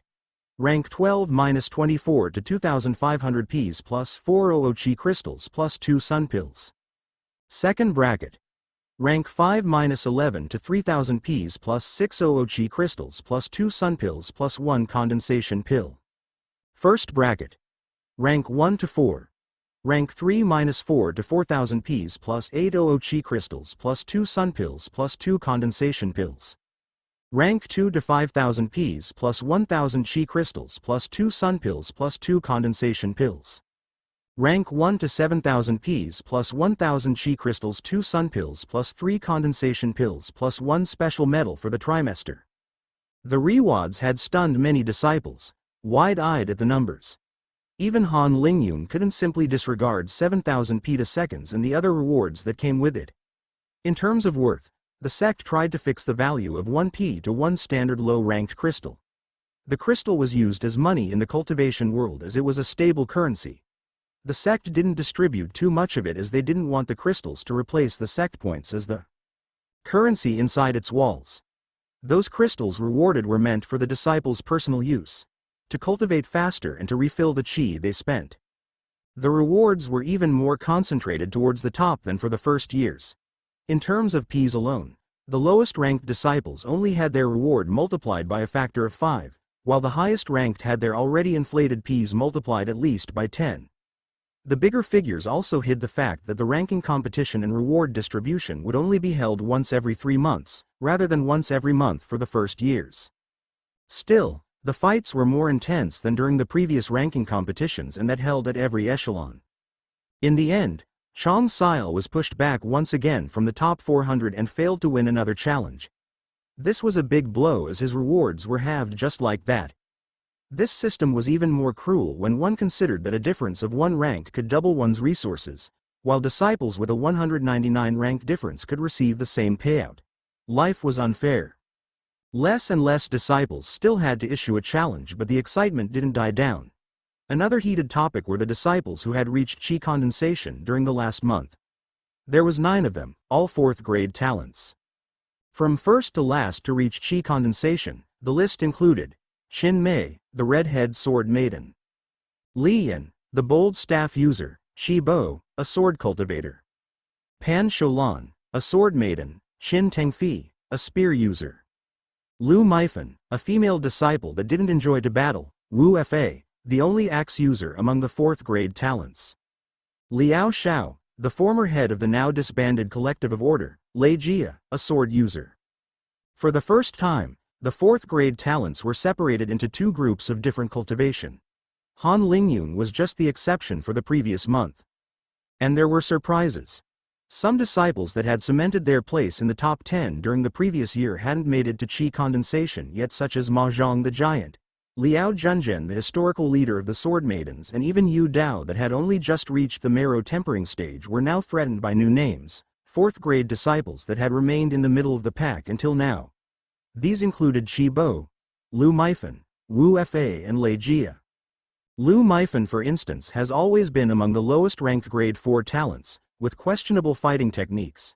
She was one of the few 4th grade talents that had lost to 3rd grade talents with lower cultivation. The highest ranks were about to get turned upside down and the lowest ranked disciples were hyped for the upheavals. Neither Shen Lin nor Yan Haoyu had reached the qi condensation stage yet. Han Lingyun could only try to cheer up his best friends. Sadly, Shen Lin didn't manage to stay in the third bracket as he lost his duel against Lei Jia and was later pushed back to the 25th rank. He was fuming with rage at missing out by one little rank. Worst of all, his chance to climb back up would only come in 3 months. It was now time for the challenges of the third bracket. Before the changes, the ranks held. Number 5 Li and number 6 Liao Xiao, number 7 Qin Tengfi, number 8 Qin Mei, number 9 Liao Junzhen.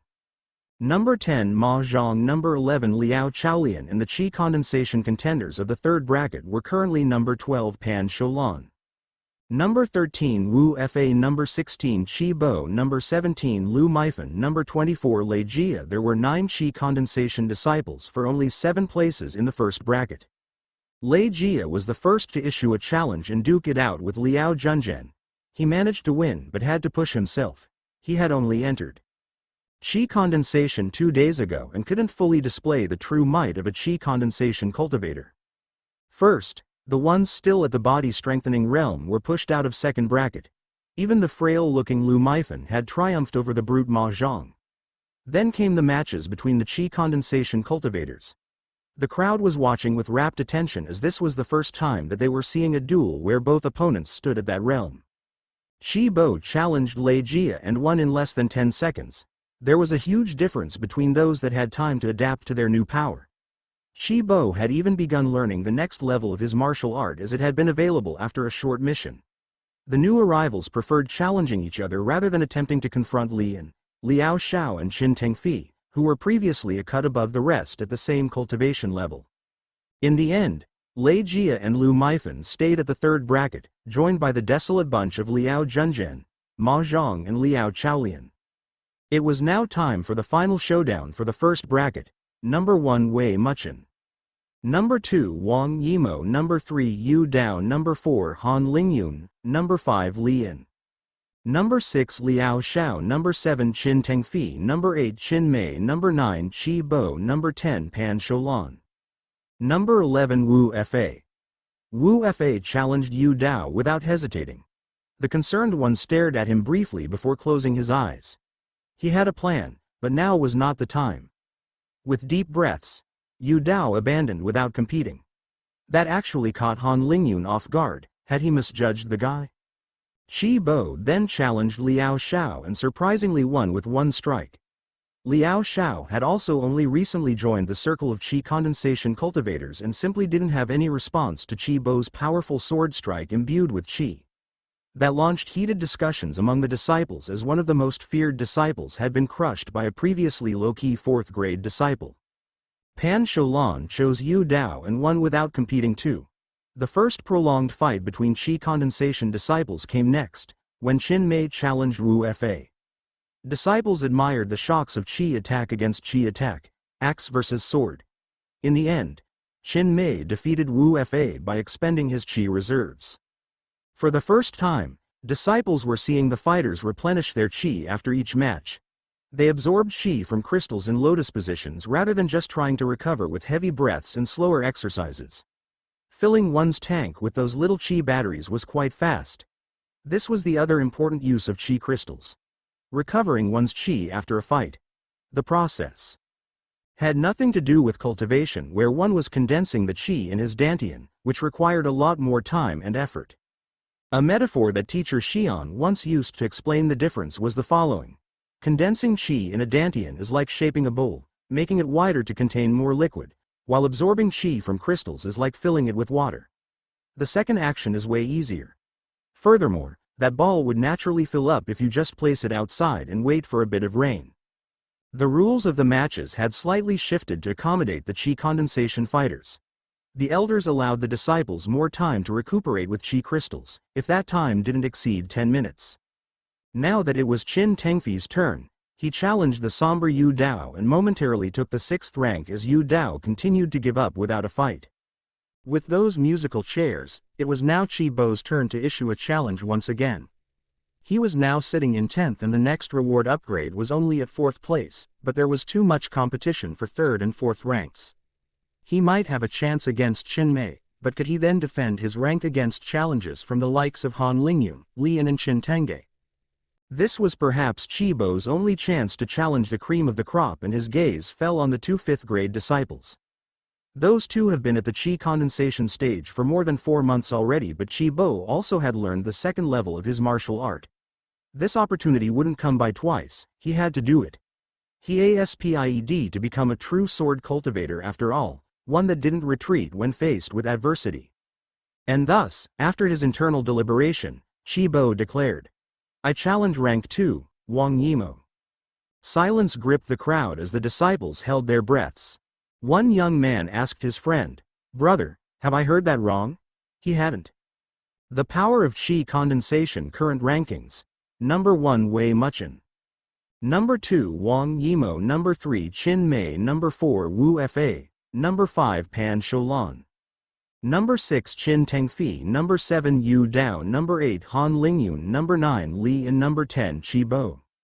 Number 11 Liao Xiao. Wang Yimo joined the stage with a gentle smile, like a big sister on her way to admonish her naughty little brother. As soon as the fight started, Chibo and Wang Yimo raced towards each other.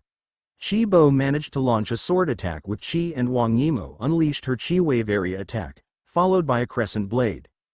The elder hastily stopped the match as the Qi wave alone had rolled over Chibo's best sword strike and was going to smash into him.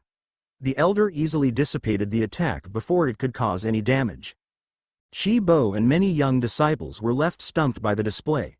The comparison was really harsh. His attack had been dispelled like air, and yet it could tear through steel and cut heavy boulders. Chibo didn't dare to think too much about the damage Wang Yimo's attack could have done if it had landed. After Chibo's crushing defeat, Li Yan then easily dispatched the tired Wu Fa. It was now Han Lingyun's turn to challenge someone. He had been repeatedly pushed down the rankings because others had won against Yu Dao. Today, the rewards at the top were attractive enough to show a portion of his abilities. Current rankings. Number 1 Wei Muchen. Number 2 Wang Yimo. Number 3 Qin Mei. Number 4 Li Yan. Number 5 Wu Fa. Number 6 Pan Sholan. Number 7 Qin Tengfi. Number 8 Yu Dao. Number 9 Han Lingyun. Number 10 Chibo. Number 11 Liao Xiao. Han Lingyun thought for a bit and challenged Qin Mei. Surprisingly, Qin Mei didn't walk onto the stage arena immediately. She seemed deep in thought and hesitated. Was it worth it to give her all against Han Lingyun, or should she give up straight away? She might stand a better chance to defend her place in the first bracket if she saved her strength. Qin Mei was sure that Han Lingyun was really strong.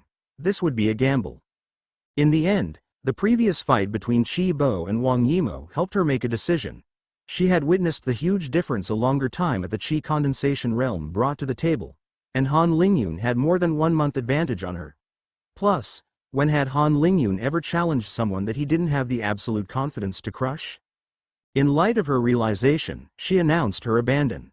Han Lingyun was now sitting in 3rd place, next to Wang Yimo. The two exchanged a knowing smile.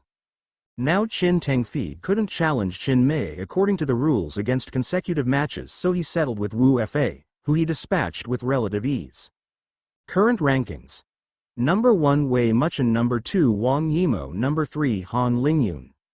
Number 4 Qin Mei. Number 5 Li and number 6 Qin Tengfi. Number 7 Wu Fa. Number 8 Pan Sholan. Number 9 Yu Dao. Number 10 Chibo. Number 11 Liao Xiao. Now came Pan Sholan's turn to challenge, and she proclaimed, "Rank 4, Qin Mei." The crowd went wild as this became the showdown of the sword maidens. Which one would emerge victorious? Both had to fight some battles already and weren't in perfect shape anymore. Pan Sholan had multiple easier battles, and Qin Mei had a tough fight against Wu Fa. Their starting point was relatively equal, and both used very similar techniques. Qin Mei's style was perhaps a touch more adventurous, and she sometimes tried some unorthodox moves. In the end, it was Qin Mei that had the advantage and took the win. Most likely because of her 2 weeks head start at the Qi condensation realm. Her Qi was more condensed than her good friend, and she had a greater proficiency in its use all around. It seemed that retreating before the fight against Han Lingyun had been a correct choice. Number 1 Wei Muchen, Number 2 Wang Yimou, Number 3 Han Lingyun, Number 4 Qin Mei.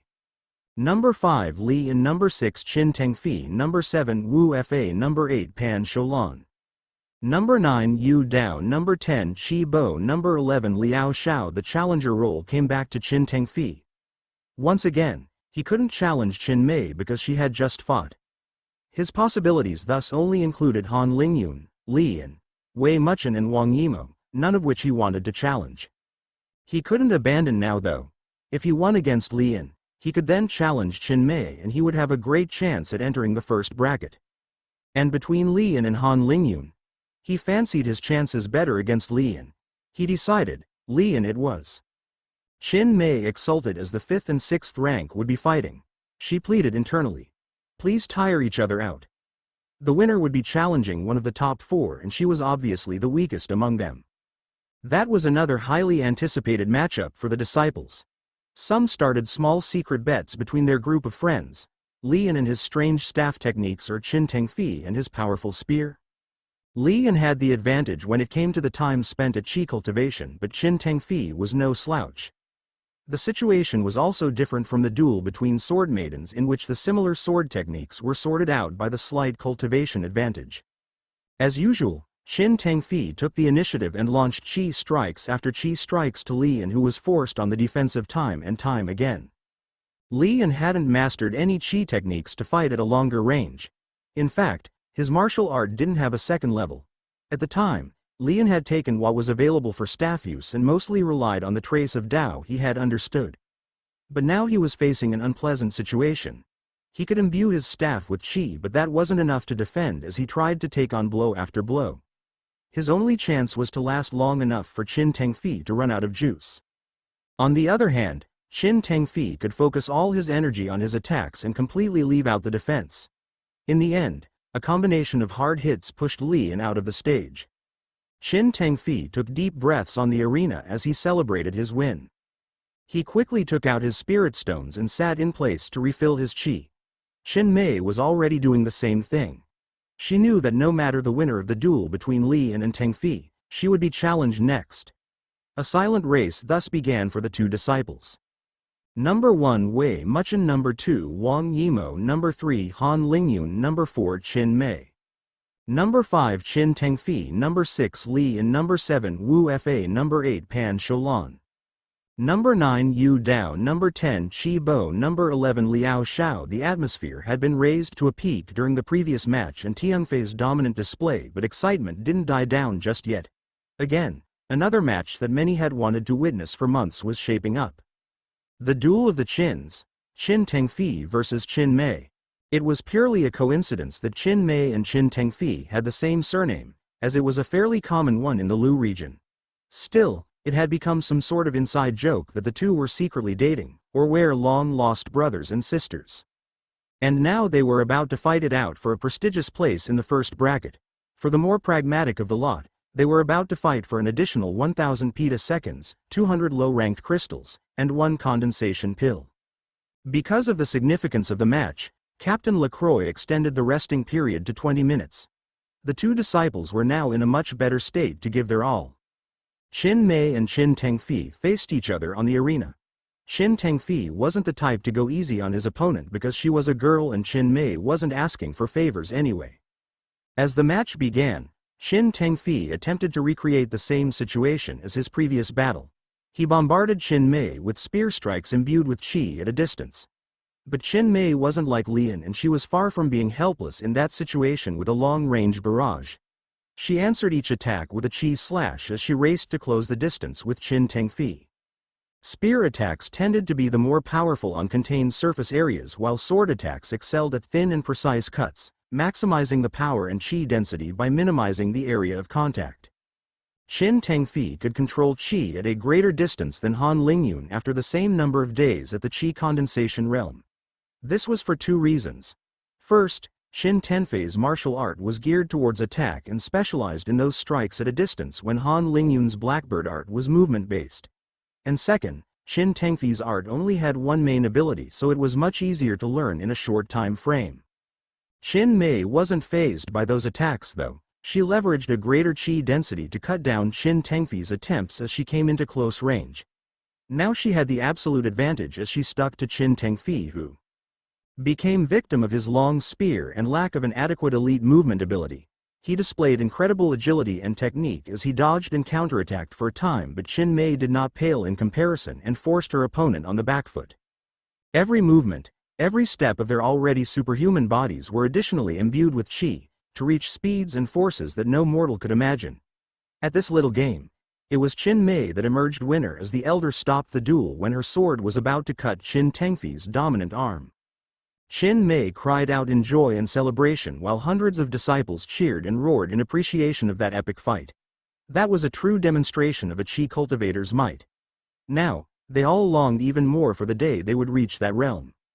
Qin Mei, now assured of her 4th rank, couldn't issue a challenge because she had already lost to Han Lingyun. She wasn't planning to do that anyway and had accomplished her objective. Han Lingyun slightly turned his head and looked at Wang Yimou from the corner of his eyes. They had already discussed about that potential situation. Wang Yimou had lost her duel to Han Lingyun outside of the ranking competition, but he had refused to switch places with her during the ranking competition, as it would raise many questions and paint a target on his back. But accepting rewards that wouldn't be deserved in her eyes didn't sit well with her pride. In the end, they had agreed to divide equally the prizes of the 2nd and 3rd ranks between the two of them. Hence, Han Lingyun kept his 3rd place. Similarly, Wang Yimou didn't challenge the eternally 1st rank Wei Muchen. It had become a private joke with Han Lingyun that Wei Muchen was a perfect shield against too much attention. Was Wei Muchen really strong? Probably. In fact, it wouldn't come as a great surprise if he could beat Wang Yimou and Han Lingyun on the arena. Anyway, the current ranks of the first bracket satisfied all its participants. Han Lingyun and Wang Yimou would leave Wei Muchen fresh for a revengeful Yu Dao. They saw it coming from a mile away, and perhaps Wei Muchen saw it too because he was certainly training diligently as well. The ranking competition thus ended. The final ranks of the first 2 brackets read: Number 1 Wei Muchen, Number 2 Wang Yimou, Number 3 Han Lingyun, Number 4 Qin Mei, Number 5 Qin Tengfi, Number 6 Li, and Number 7 Wu Fa, Number 8 Pan Sholan, Number 9 Yu Dao, Number 10 Qi Bo, Number 11 Liao Xiao. Water the disciples had a surprise when they retrieved their rewards. Those that gained 100 crystals were only distributed a single, more condensed, crystal. In fact, the rewards were referencing the standard low-ranked crystal, but the disciples were distributed a standard mid-ranked crystal, which contained as much chi as 100 of its low-ranked counterparts while being roughly at the same size. This was another method the sect used to make sure that the crystals didn't replace the sect points as currency. How could you buy a sword worth 20 petaseconds or 20 crystals with only a medium-grade crystal in your pocket? That way, it had better control on its finances and could trace the exchanges through the badges. The rewards for Han Lingyun also included 2 sun pills, but they were useless for chi condensation cultivators, so Han Lingyun just gave one to each of his friends. Today he left with an additional 4,500 petaseconds, 9 medium chi crystals, and 2 condensation pills. The condensation pills, on the other hand, were only useful at the chi condensation realm, if their name left any doubt. This was a rather precious pill that would boost one's cultivation speed. They were cultivation pills and differed notably from the spirit condensing pill that Han Lingyun had the privilege to consume already, after he won his fight against Wang Yimou. A condensation pill's use is to make a small jump in cultivation, advancing instantly by what would have taken 2 weeks or more of effort, depending on the individual. However, if you take a cultivator that consumed the pill and his twin that didn't, both would still have the same cultivation when they reach the peak of the chi condensation realm, even if one reaches that stage 2 weeks earlier than the other. On the other hand, the spirit condensing pill doesn't help cultivation directly but improves the spirit. Take a cultivator that consumed the pill while his twin didn't and compare their cultivation once they reach the end of the chi condensation realm. Then the one that consumed the pill would still have denser chi and be able to control chi at a greater distance than his twin. The effect of the pill stacks up with the cultivation, but it doesn't replace it. Essentially, a condensation pill just helps save time while the spirit condensing pill brings a permanent increase in chi density. In effect, the spirit condensing pill also decreases cultivation time as a stronger spirit condenses chi faster. This is why the spirit condensing pill is by far more valuable. Han Lingyun had previously looked more thoroughly into the pills for qi condensation cultivators, so he already had a good understanding of the differences. He wouldn't be disregarding the condensation pill though, as that would gain him up to a month of time. One shouldn't rely only on pills, as such a behavior could weaken one's foundation, but 2 pills every 3 months were far from bringing in any hidden danger, or the sect wouldn't be distributing these pills to their most promising disciples in the first place. Han Lingyun didn't have to change houses again after his new ranks because, opposite to the first year's practices, it was tradition for second years and older disciples to keep the same house throughout the year. They weren't that petty to demand the house meant for their ranks, as the houses were all identical anyway. As soon as he sat on his favorite prayer mat, Han Lingyun took a condensation pill and ate it. Han Lingyun could feel the qi in his dantian getting compressed and compressed further. When the effects died down, Han Lingyun estimated that for him, the effect was indeed comparable to 2 weeks of optimum cultivation. Once again, the exact figure would change from disciple to disciple. He was very pleased with the result but judged not to take the second pill right away. It would be best if he only ate the other one in a month and a half, to better spread out each dose and be sure to keep his foundation as solid as it could be. He would thus combine the gentle and steady stream of qi condensation with a sudden flood brought by a qi storm to fertilize his own land optimally, like a farmer watering his spirit garden. 2 weeks later, Han Lingyun had a sudden idea after finishing a cultivation session. This was approximately the time when Lan Ruoxi took him to Market Road last year. Because he had already reached qi condensation before Yi Wenyan's arrival, he couldn't honor the tradition of taking him to a ride the day following his level up. Thus, he decided to pay Yi Wenyan a visit now, show him around Market Road between 2 of his own cultivation session. Han Lingyun directly flew to the 15th house of the first year's village, where he found Yi Wenyan practicing saber moves inside. You know there are training grounds with instructors that specialize with the saber, right? Yi Wenyan's face heated up. I do, Major. But I feel ashamed to practice in front of others, he admitted, visibly uneasy after having been found out. Han Lingyun placed a hand on his minor's shoulder. There is nothing shameful when everyone is doing it. It's not even that, you shouldn't feel ashamed to train even if hundreds of disciples are mocking you, understood? This is for your own future. Now, I better find you at the training grounds next time or I'll leave you hanging upside down naked at the plaza, hee. And trust me, I have already inflicted this ordeal to tens of disciples last year. You can ask your friends for confirmation from their majors. Han Lingyun wide smile horrified Yi Wenyan, who nodded like a woodpecker. I will follow your advice and do as you say, Major Lingyun. Haha, relax, relax, I was only half joking. Half? Yi Wenyan wasn't reassured. Yep. The part with the naked disciples actually happened. Han Lingyun laughed in reminiscence. Okay, enough teasing. Hop on my sword, I'll show you a cool place of the sect. Yi Wenyan didn't dare to raise an objection. In fact, he was later glad that he didn't, as he probably had one of the best afternoons of his life. Flying with his major, describing the scenery, experiencing all the sights of the Market Road with the same caring guide, having his first true taste of the cultivation world. It was amazing. Han Lingyun also warned him of the other side of the coin of the cultivation worlds, which came as a wake-up call for Yi Wenyan. As Han Lingyun took off after dropping Yi Wenyan back at his own house, the first-year disciple thought back at his previous actions. Cultivation could lead to unimaginable things, but most of it was only available for the top. The rest had to struggle in the mud. He couldn't lose out because of his insecurities, or he would miss so much and blame himself later. By now, he felt very grateful for Han Lingyun. His power and warnings of the upcoming tempest on the road held a soft, comforting and benevolent heart for him that refreshed his thirst for motivation. With a new mindset, Yi Wenyan sealed his heart and headed to the training grounds. He was another drop joining the cultivation river, dreaming of one day making it to the Grand Ocean. Meanwhile, Han Lingyun had already moved on to the next part of his daily routine. In the last 2 weeks, he hadn't been solely cultivating and making progress on his blackbird art. In fact, he had also been devouring Elder Wen's manuals. Essential Runes for Disciples I and an Introduction to Arrays. Most of the manual on runes pages followed the same structure.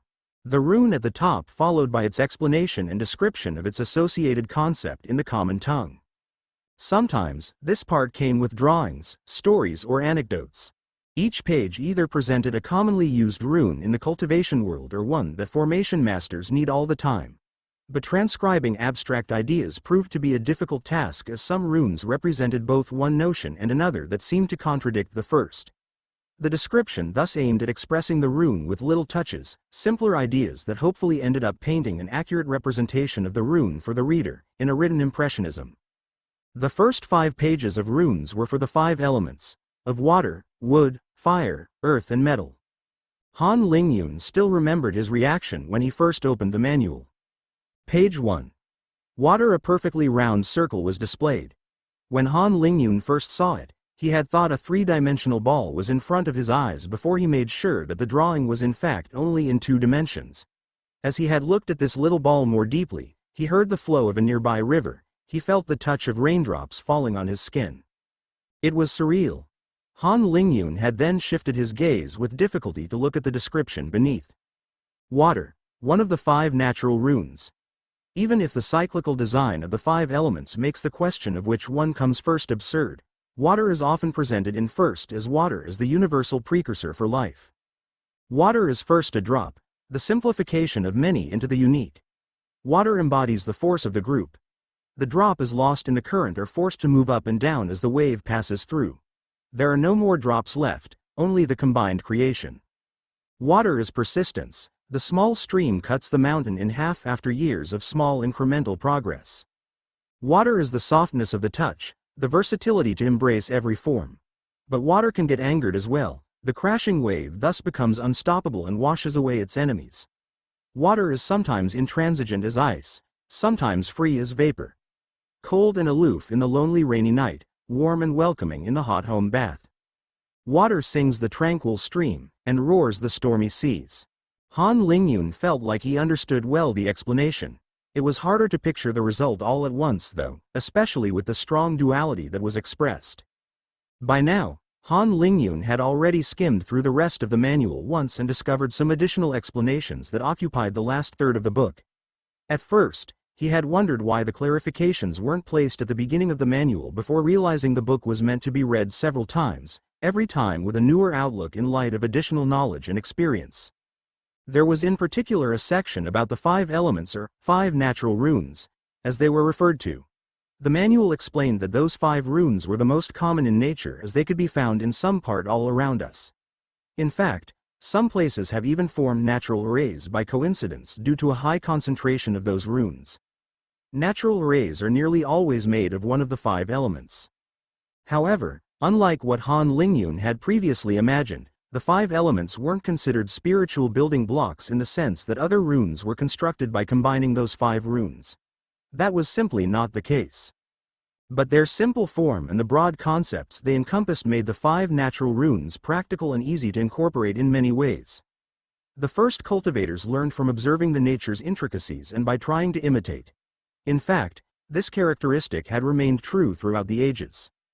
And so, the 5 natural runes took a central part in the cultivation world, with most of its heritage built around them as basis. Runic structure. The essential runes for disciples. I also accorded a special place for the yin and yang notions. Their respective runes were the last runes to be presented. In the explanations at the end, the manual described the 5 elements as an extension or development of yin-yang. That was why the 5 elements all presented some form of duality. The yin and yang didn't just manifest in each element but in their relationships too. There are 2 types of cyclical interactions between the 5 elements. Generating process and overcoming process. Water generates wood, that generates fire, that generates earth, that generates metal, that generates water. As for the overcome cycle, it follows water, fire, metal, wood, earth, and back to water. Those 2 cycles are another embodiment of yin-yang. Han Lingyun hadn't comprehended the intricacies here yet, but he couldn't focus on everything at the same time, so he put all those technicalities at the back of his mind for now. There was so much to learn already and he had to prioritize his learning schedule well. The second manual, An Introduction to Arrays, was mostly a description of rune interactions with one another. Array making, like a magic treasure creation, revolves around inscribing runes and arranging them in some specific ways to create a particular effect. there are still some major differences between the two fields. Treasures are made to be handled by a cultivator, so their use must remain simple and intuitive. Most of the time, forgers work on their choice and combination of materials, and tend to avoid inscribing runes, thereby altering the material's true nature. On a microscopic level, every material is composed of miniaturized runes made by combinations of chi particles, just like with the matter is composed by an arrangement of molecules that are themselves built with atoms. Refining can be seen as cleaning all the unwanted or detrimental natural runes so that the material can display the desired properties. Under that analogy, the chi particles would be the atoms and the runes the molecules. Rune making was thus similar to chemistry, making molecules react with each other to get something different in the end. James always enjoyed the evening breeze and the fresh air of Mount Cremona. From there one would have a towering view on several towns of the valley down below. Small villages on the slope and slithering mountain roads connecting them to the vast city covering the plain. On a clear day one could even see the ocean stretching out to the horizon. Observing this natural spectacle had a soothing effect on James. One couldn't distinguish the humans from up there. James had to concentrate to make out the multitude of vehicles, the movement seeming strangely rhythmical and structured within this picturesque scene. James could still be considered a young man, but his grayish skin and puffy tired eyes aged him considerably. On this clear autumn day, he looked particularly pensive. His frown betrayed his inner turmoil, or perhaps was it a sign of frustration. Finally, after a prolonged stillness, he relaxed. He let out a sigh. Ah, humans are but specks of dust after all. What is one person? Not much. However, it is admirable that this group of inconsequential beings managed to build so much and change the world to this extent. He took a pause with his inner monologue, enjoying for another moment the scenery. But damn, it is annoying to be near death. Is my terminal cancer clouding my mind? I have so much left to explore to understand. Why should I die so soon? Without realizing it, he was clenching his fists with the little force he had left. But he felt pain everywhere. Just existing felt exhausting at this point. Arg, what a weak body. How nice would it be if I could escape this constraint, be a free soul roaming in the skies. Whatever, it doesn't matter now. I can still observe this world with tranquility a bit longer, and I guess that I am fairly fortunate to be able to do that after all. But I still wish I had some more time. As James was silently pondering, he didn't even realize that a white-bearded old man sat next to him and began to imitate him as he pensively watched the valley. What a shame indeed. The old man mused out loud. Ah, you scared me there. James cried out, jolted out of his contemplation. Excuse me, I didn't mean to scream.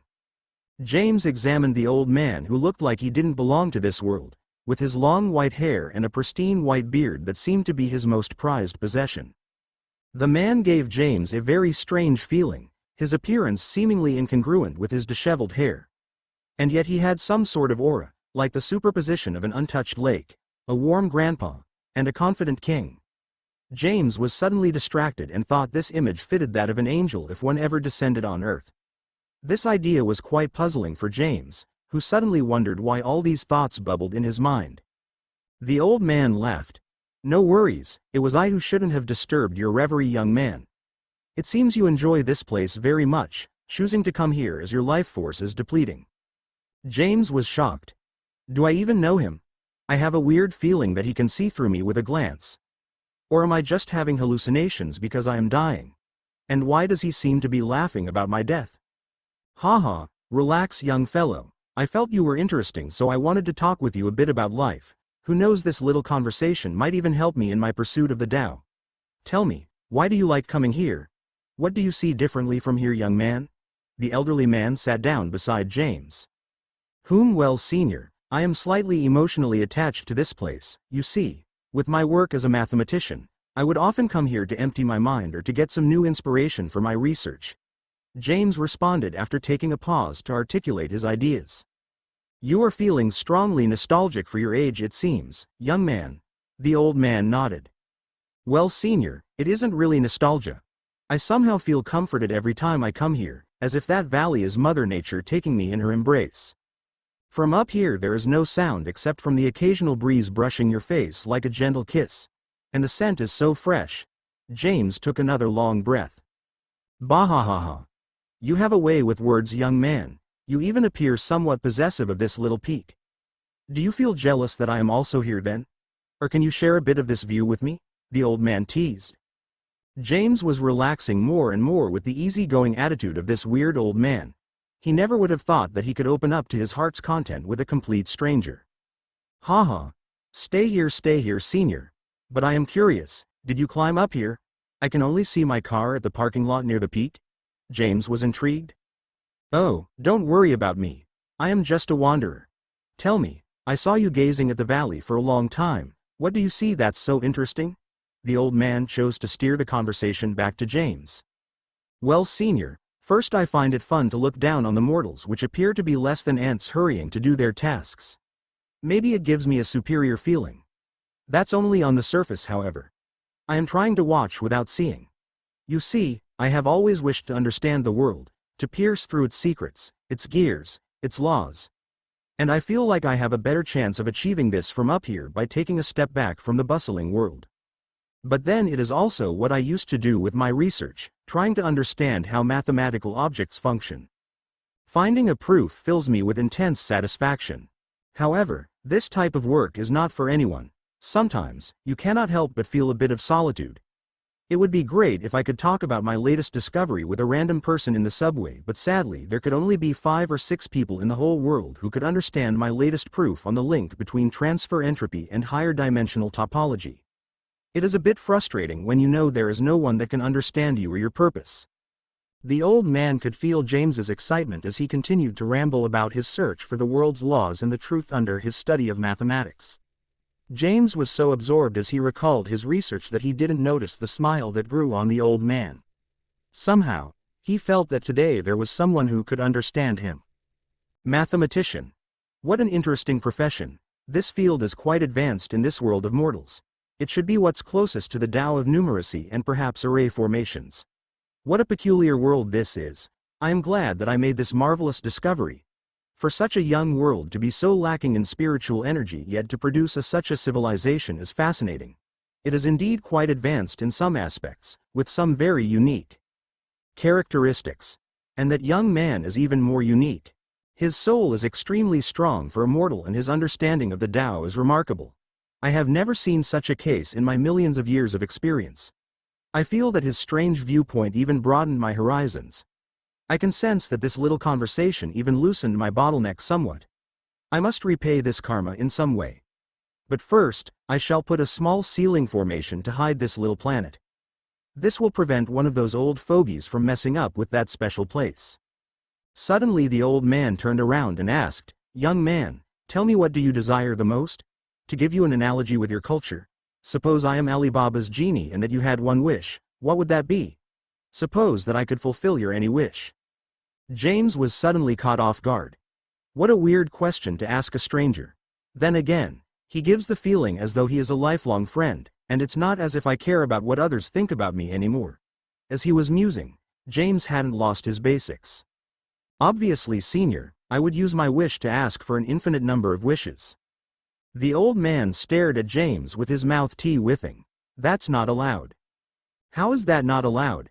James objected. The old man quickly retorted, it's not allowed because I said it isn't allowed. Then senior, that means this shabby genie cannot fulfill my wish. James gave him a puzzled look. The old man felt speechless. Was I just called shabby by a mortal I want to help? If word ever spreads out, those old fogies would laugh at me for centuries. But I have to help that boy to perfect my Tao heart and repay karma. He even began to feel a little agitated. Come on, young man. You must have something you want? Is it fame? Fortune? Having the company of a goddess? Don't worry about your illness. Suppose that I could even grant you 50 more years of life as a little bonus? Well, maybe eternal life could be nice, James said half-jokingly.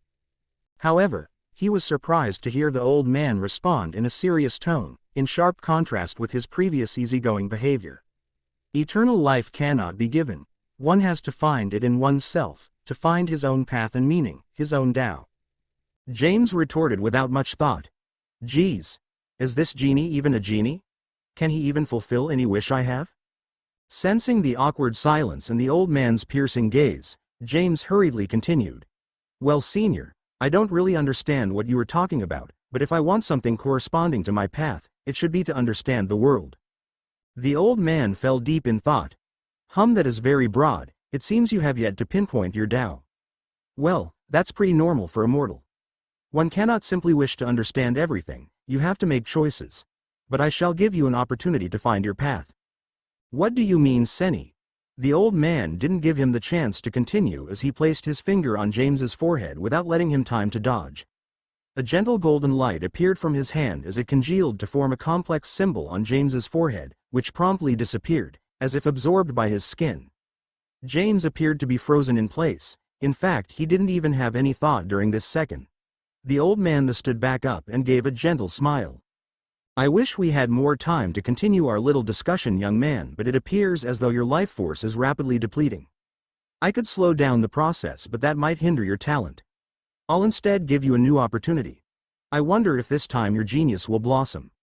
Perhaps we will see each other again. James, feeling a bit dazed, opened his eyes. He was still on Mount Cremona at his favorite spot, but there was no trace of the white-bearded old man. Was this a dream? James touched his forehead but didn't feel anything unusual. His thoughts quickly lingered away as he admired the scene one more time. Whatever, it doesn't matter anymore. I feel like I have a better understanding of myself now that my life is ending. I feel sleepy. Why don't I lie down a bit? It's much better. What a gentle breeze, death and life. James found himself in front of a wide ocean. He couldn't even remember how he got to here, and since when was there an ocean in front of him? James just instinctively knew that he had to plunge into those strange murky waters. There was some kind of uncompromising attraction emanating from it. He took a step forward, and gently dipped his right foot in the liquid. His foot felt slightly warm, but he didn't feel as if he had touched anything. Then he took another step and embraced those waters as he started to sink and fall in this liquid. It became darker and darker as James fell into the abyss. A golden symbol faintly shimmered on his forehead as all light faded. Soon there was only darkness. Lingyun. Time for supper. A motherly cry was heard in the forest above the town of Semwon, making a couple of birds fly up from the tree branches. A distant childlike voice echoed back, Komin. After hearing the response, the woman waited in front of her house, gaze fixed on the nearby peak, from which a little boy was coming down, jumping from rock to rock with ease and familiarity. As the boy came near, he spread his arms and jumped to his mother for a hug. She caught the little troublemaker with a quick pirouette and gently placed him back down with a smile, not even slightly flustered by his speed and weight. Her smile suddenly froze as she remembered. Han Lingyun, you were covered in sweat. Oops, sorry mother, I'll be careful next time, he cheekily replied. Humph, you are all grown up now, tomorrow is your 10th birthday, it would be best if you started to fool around a bit less. She gently started to admonish again, with her typical posture, hands on her hips. Sensing the danger of a prolonged speech from his mother, Han Lingyun quickly slipped by and made his way to the table.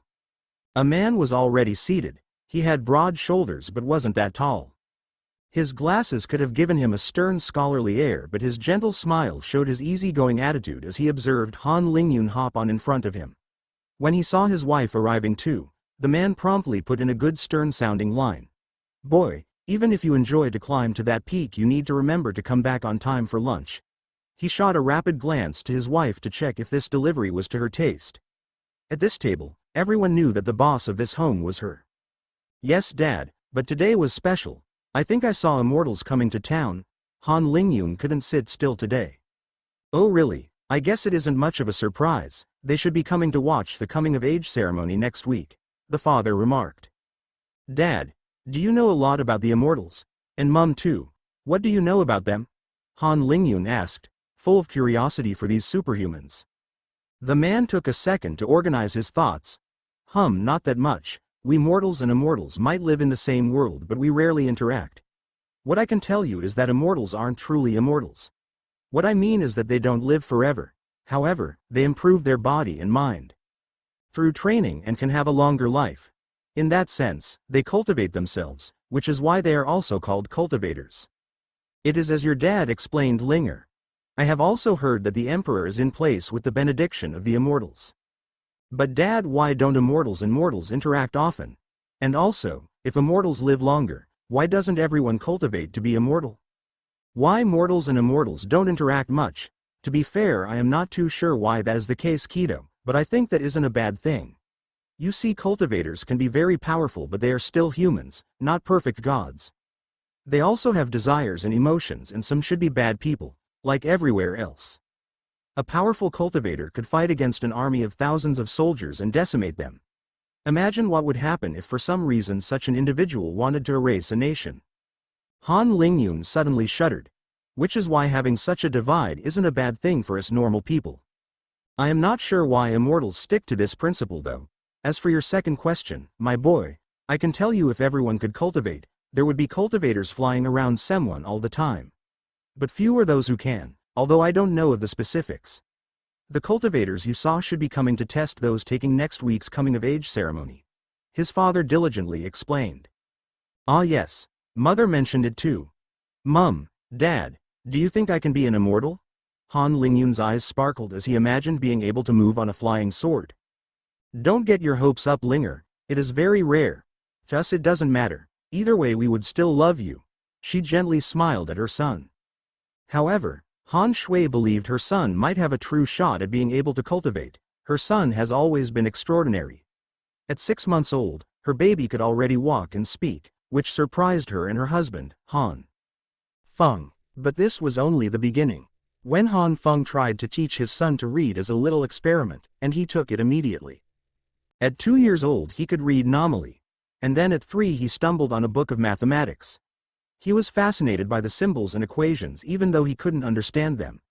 His pleading led Han Feng to teach him how to count, then to do arithmetic, and then teach more and more complicated bricks of mathematical knowledge to the point where at the tender age of 8, he could understand this state-of-the-art mathematical book Han Feng himself used as a professor for the Empire's elite. Every time Han Feng and Han Shui thought about it, they were amazed. Their child was an absolute genius. They didn't boast about it to their neighbors or colleagues though, it was just too extraordinary. However, like the stereotypical genius, Han Lingyun didn't mesh well with children his age. He enjoyed running around but preferred the solitude of the peak above the town than those same old games the other children just couldn't get bored of. To be fair, he didn't really have friends. In fact, his family was a bit of an outcast too, living the furthest from the town's center avenue and being the highest on the slope of the mountain, which wasn't always practical. Han Feng was gone for the capital 1 trimester per year, but he had a very nice salary, enabling him to laze around for the rest of the year. Han Shui could also afford to be lazy, but she didn't like it, so she worked at the town hall, meaning that she had to climb up and down the slope to the house every day, which she apparently enjoyed very much, and pestered her husband to do the same as exercise when he had nothing planned.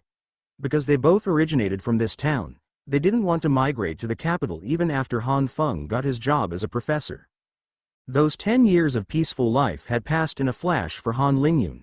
His only regret was to be forced to go to school at 8, which was often boring for him and meant less time with his parents. Luckily, those classes didn't have math content, but more on the general knowledge of the Empire and its history, as told by the Empire of course. However, on this night, Han Lingyun was restless. He couldn't sleep as he thought of the mighty immortals. Can I become one? What would it be to fly around looking down on the world? Could someday I fly so far up that I reach one of the 2 moons in the sky? He gradually drifted asleep with his new fantasies, but this was not his usual sleep. If someone was in Han Lingyun's room at midnight, they would have seen a faint golden symbol shimmering on his forehead. Coming-of-age ceremony in the Sun Empire. There was a crucial ceremony for everyone. Every year on the 3rd day of the 3rd month was the national day, to celebrate the day the empire was founded more than 500 years ago. It was also during the festivities that all children between 10 and 11 years old would experience the coming-of-age ceremony, a necessary step and a symbolic leap out of child life. Indeed, in the empire, those who have been baptized by the ceremony are expected to behave like adults. For most citizens of the empire, it isn't clear why such an age was chosen except for the reason that it has always been the case. However, a member of the government or a scholar would point out that one's spirit root will emerge before one's 10th birthday, and this ceremony is also the occasion for cultivation sects to find potential disciples, just as cultivation sects guarantee some sort of protection to the empire. In fact, such customs are spread far and wide on the planet, and are not limited to the Sun Empire. Today, It was Han Lingyun's turn to participate in the ceremony, his gaze firm and determined. He thought back to the previous week when he woke up suddenly due to a splitting headache and a whole new set of memories. Then he understood.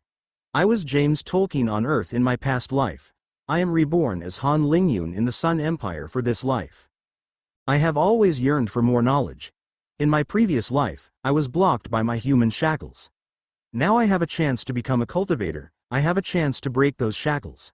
I have a chance to uncover the secrets of this world, to uncover the secrets of immortality. I remember the old fogey I saw before dying talking about my talent. If nothing went wrong, I guess that I am guaranteed to be noticed by those cultivators. Han Lingyun looked around. There was hundreds of children all around him. They were bunched up at the town's center plaza. This day was a celebration for everyone in the city, with dances and fireworks planned for the night. But now it was time for the city's representative to deliver a speech in front of the 10-year-old children. A bearded man stepped up on the platform overlooking the plaza and started his annual tirade with fervor. Today you are 553 children. Tomorrow the city of Semwon and its population of 38,000 will have 553 more new young adults. The emperor expects you to work well for the empire, and the city of Semwon will work to shape you into capable young adults. May the Han Lingyun quickly dozed off to the unnecessary presentation, followed by the representative reminding everyone of his importance and of the glory of the empire. The nation's motto marking the end of the speech jolted Han Lingyun awake. And finally, you must remember, the sun will always rise. The sun will always rise, answered as one the hundreds of children. Well, our schools definitely made a good job to indoctrinate us to the empire. Not that it matters for me, as I should soon become a cultivator. Wait, why am I raising flags for myself? Don't tell me I have a super powerful talent that cannot be detected or something ridiculous. Please no. As Han Lingyun was starting to panic a little, the children were being called one by one in alphabetical order and led to another building. Han Lingyun couldn't help but notice that many had the same family name. 30 children came from the Fei family. In fact, this wasn't much of a surprise. Family clans were part of the culture here. These clans with more than 1,000 members often possessed the various businesses in town and had members in the upper echelon. The Fei family was a noteworthy actor of the city of Semwon, some would say the local hegemons. However, the empire always tried to keep the family clans in check, limiting their power. The representative, for instance, was chosen by the county and wasn't part of the Fei family. This didn't concern Han Lingyun much. His Han family was small, with humble origins, with his parents being very successful for the family's standard. They were 5 with the Han surname today, with only one cousin he knew well. As Han Lingyun was pondering, names continued being called one at a time. Go Zinshan, Han Bao, Han Jillian, Han Lingyun. Finally, it was his turn to bow to the representative as custom. He entered a hall with rows of guards, then had to walk down some stairs to another room. 2 young men, possibly around 16 years old, were standing to the left and right of a mirror, placed flat on a table. Han Lingyun had no doubt. Those 2 were cultivators. They just felt powerful. Hello, press your hands on the mirror. One announced for the 128th time. The lack of attendance and bored behavior of the 2 dramatized the importance that this one test will have on Han Lingyun's life. Indeed, for now he was just a number. As he pressed his hands on the smooth surface, he was gripped by a strong sense of coldness.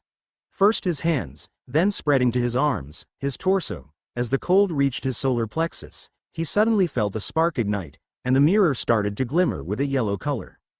One of the 2 cultivators raised an eyebrow and gave a warm smile. Nice, finally. Another one. You can lift your hands now, that's all for the test. Congratulations, little one. You are a lucky possessor of a spirit root, with odds of less than 1 in 100. Han Lingyun felt a wave of relief wash over him. The journey was about to begin. The talkative cultivator continued. This spirit root is your ticket to become a cultivator like the 2 of us. If you want to learn more about cultivators or try to join our cultivation sect, you can come back tomorrow morning at 8 with your parents. Be sure to make your goodbyes beforehand if you think that you will come with us, because we will be taking off shortly after. And you don't need any belongings. Actually, just don't take any, they would be useless. Han Lingyun beamed. Of course, Senior. I will be here tomorrow. May I ask, Senior, how many of our group have spirit roots? For now, You are the second. We can hope for a couple more, but it would be lucky if there are 5 of you lot. Okay, here you go. Next. The cultivator gestured for Han Lingyun to leave from another side. That evening, Han Lingyun celebrated happily with his parents. Han Shui let out a tear when she learned that her son had talent for cultivation. It wasn't clear if it was due to happiness and pride or sadness of letting her son go. Han Feng cheekily reassured her by proposing to have another little kid if she wanted company. After a last tour of the festive town, Han Lingyun was sent to bed early. Tomorrow would be a busy day. It was very peaceful this morning. The city was still sleeping from last night's feasts and the partying. Except for 6 young kids surrounded by a pack of proud parents. The 2 cultivators that tested them yesterday appeared in their midst, no one having noticed them just before. Good, everyone's here. This year is a good one, the talkative cultivator announced. Before we leave, I have 2 things to say. One is that you are not disciples of our sect yet. When we arrive, there will be a sect examination with other candidates like you. Second, and this is a friendly warning, the cultivation world, as you may know, is filled with unimaginable things, heavenly palaces and treasures, but it also is a ruthless and bloody world with constant competition for resources. Now you can still decide to stay here if you wish. None moved. How could one refuse the lure of the fantastical possibilities cultivation offered? The kids made their goodbyes to their teary-eyed parents. It might be years before they see them again. All right, let's go then. Most of the children will end up in a less powerful sect though. The cultivator warned the parents. The 10-year-old kids let out startled cries as they felt their feet lift the ground. They floated in 2 groups of 3 to the big flying swords. And then they were gone. Some of the children turned around and hurriedly waved back to their parents, disappearing from their view. This trip could have been a terrifying experience for Han Lingyun, but the sense of security the 2 cultivators gave him superseded any fear of heights. In fact, he loved it. As he marveled at the low resistance of the air they felt, he gently stroked the bracelet on his left wrist, which his mother had given him the previous day as a parting gift. At the bottom of a mountain, flying swords, flying carriages and other types of flying magic treasures, but also large eagles and a multitude of flying beasts were converging from all directions, disciples carrying candidates for the disciple selection of the White Tiger sect. In total, there were thousands of candidates coming from every town in the Lui region of the empire. This region had a population of around 150 million people, so after the initial shock of such a sight, it came to no surprise for Han Lingyun that this many had spirit roots, and the empire had 16 such regions. Indeed, at that scale, having a spirit root was nothing noteworthy. During the trip, Bei Ning, the talkative disciple, described a bit the situation of the local sects. There are 16 main sects in the empire, each selecting disciples from one region. Those 16 together form the Sun Cultivation Alliance, mainly to ward off external threats. However, there has always been competition between the 16 sects, with none able to dominate the others. Bei Ning described with enthusiasm. The children listened with rapt attention as Bei Ning was widening their horizons. All around the atmosphere was jubilant. There was an unconcealed excitement in the air as the thousands of youths were examining their surroundings, happily chatting about their future. Silence. A profound voice suddenly boomed in the valley, accompanied by a terrifying pressure. Everything stopped. All held their breaths. You are nothing yet, remember well. Before becoming a disciple, you have to pass a series of tests. Out of the more than 8,000 here, not even 800 will be selected. A wave of murmurs ran through the crowd. A 10% selection rate? This would prove harder than I anticipated. Han Lingyun couldn't help but frown. I said silence. The voice boomed again. After a pause, the voice announced with severity, before the selection even begins, you need to reach the sect entrance at the mountain pass in front of you. This should weed out the truly unworthy. You have 6 hours. Begin. Trial in general, climbing a mountain isn't an extremely difficult task for anyone, except the physically unfit, or as you may know, that fat kid. This mountain wasn't impossibly steep too. You didn't have to use your hands for some rock climbing. However, the mountain's size was daunting. Unable to see how far the peaks reached, Han Lingyun knew those 6 hours wouldn't be a walk in the park. And many had already begun the climb. In fact, it was truly chaotic with those thousands of kids scrambling up. Han Lingyun kept his pace, focused on his footing and breathing, and overtaking many in the process. Going up mountains is a bit of my specialty. He emptied his mind as he took one step at a time, forgetting those around him. Many abandoned after 1 or 2 hours. It was actually a big ask for 10 years old to have the will for this arduous task, so they abandoned even though many were not at their limit. On the other hand, a couple of hundred kids were clearly separated from the main group by nearly jogging up. 20 were a cut above the rest and on a race to reach the entry gate first, running for most of the climb. 3 hours later, Han Lingyun's legs started to hurt due to the constant climbing. His breath was shorter and he was sweating all over. He wasn't used to these prolonged efforts. He made a short pause to control his breath, stretch his legs a little to try and spread the lactic acid. Then he focused his mind and decisively soldiered on. After 4 hours of climbing up, Han Lingyun finally arrived at an imposing gate, stuck between 2 tall peaks and boldly announcing White Tiger School. Congratulations for making it up in 4 hours and 7 minutes. You are the 942nd to arrive. Here is a bottle of water if you need. You can wait on the stone square. May I know your name and hometown? A gentle voice greeted him. Geez, there is a lot of competition. Han Lingyun from Semwon City, he responded between heavy breaths. Han Lingyun took a seat on the wide open area with already many kids all around, some already here for 2 hours. It seems everything that I will do is noted down, even my performance to climb up, he mused. Well, I should use the next 2 hours to rest to the maximum. I might need every bit of energy I can muster for the selection.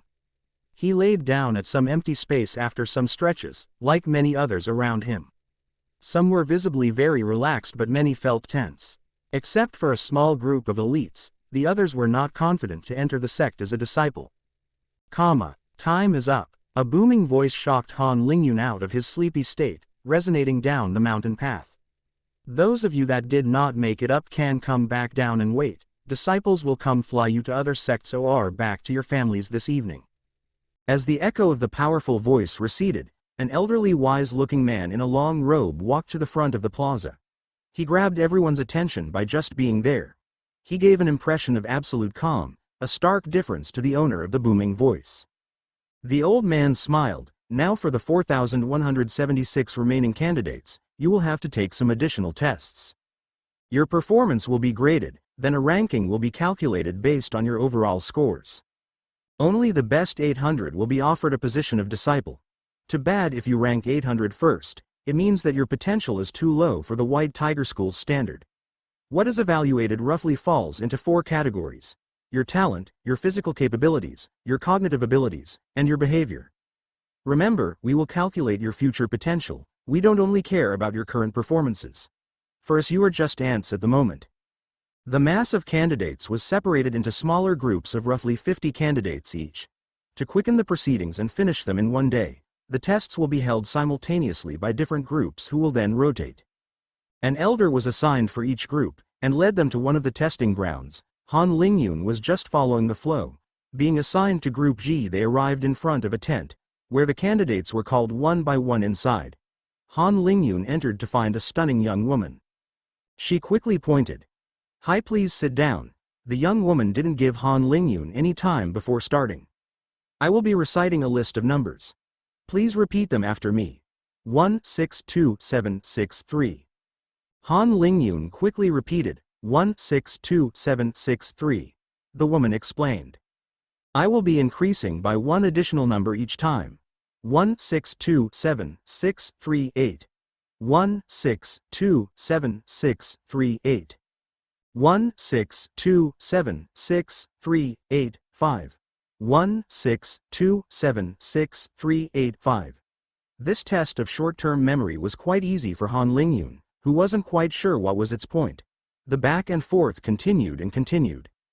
16276385. 266835. 19815825.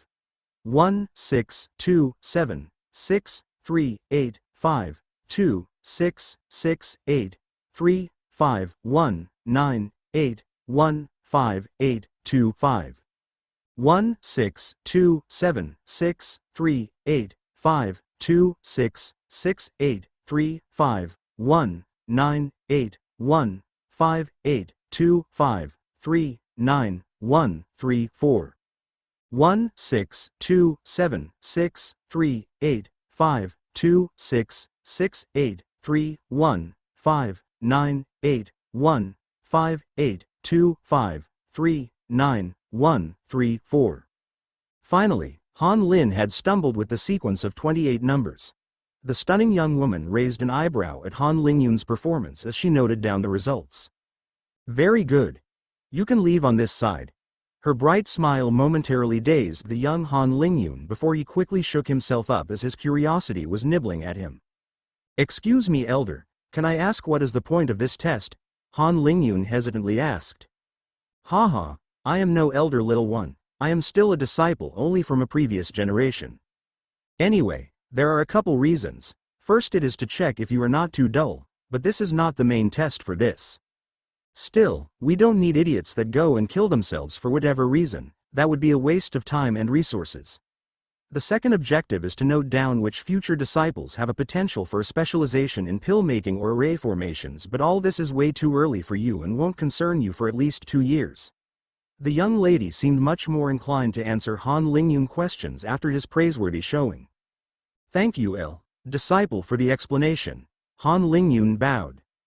Come on now, go. You are slowing down the line of candidates.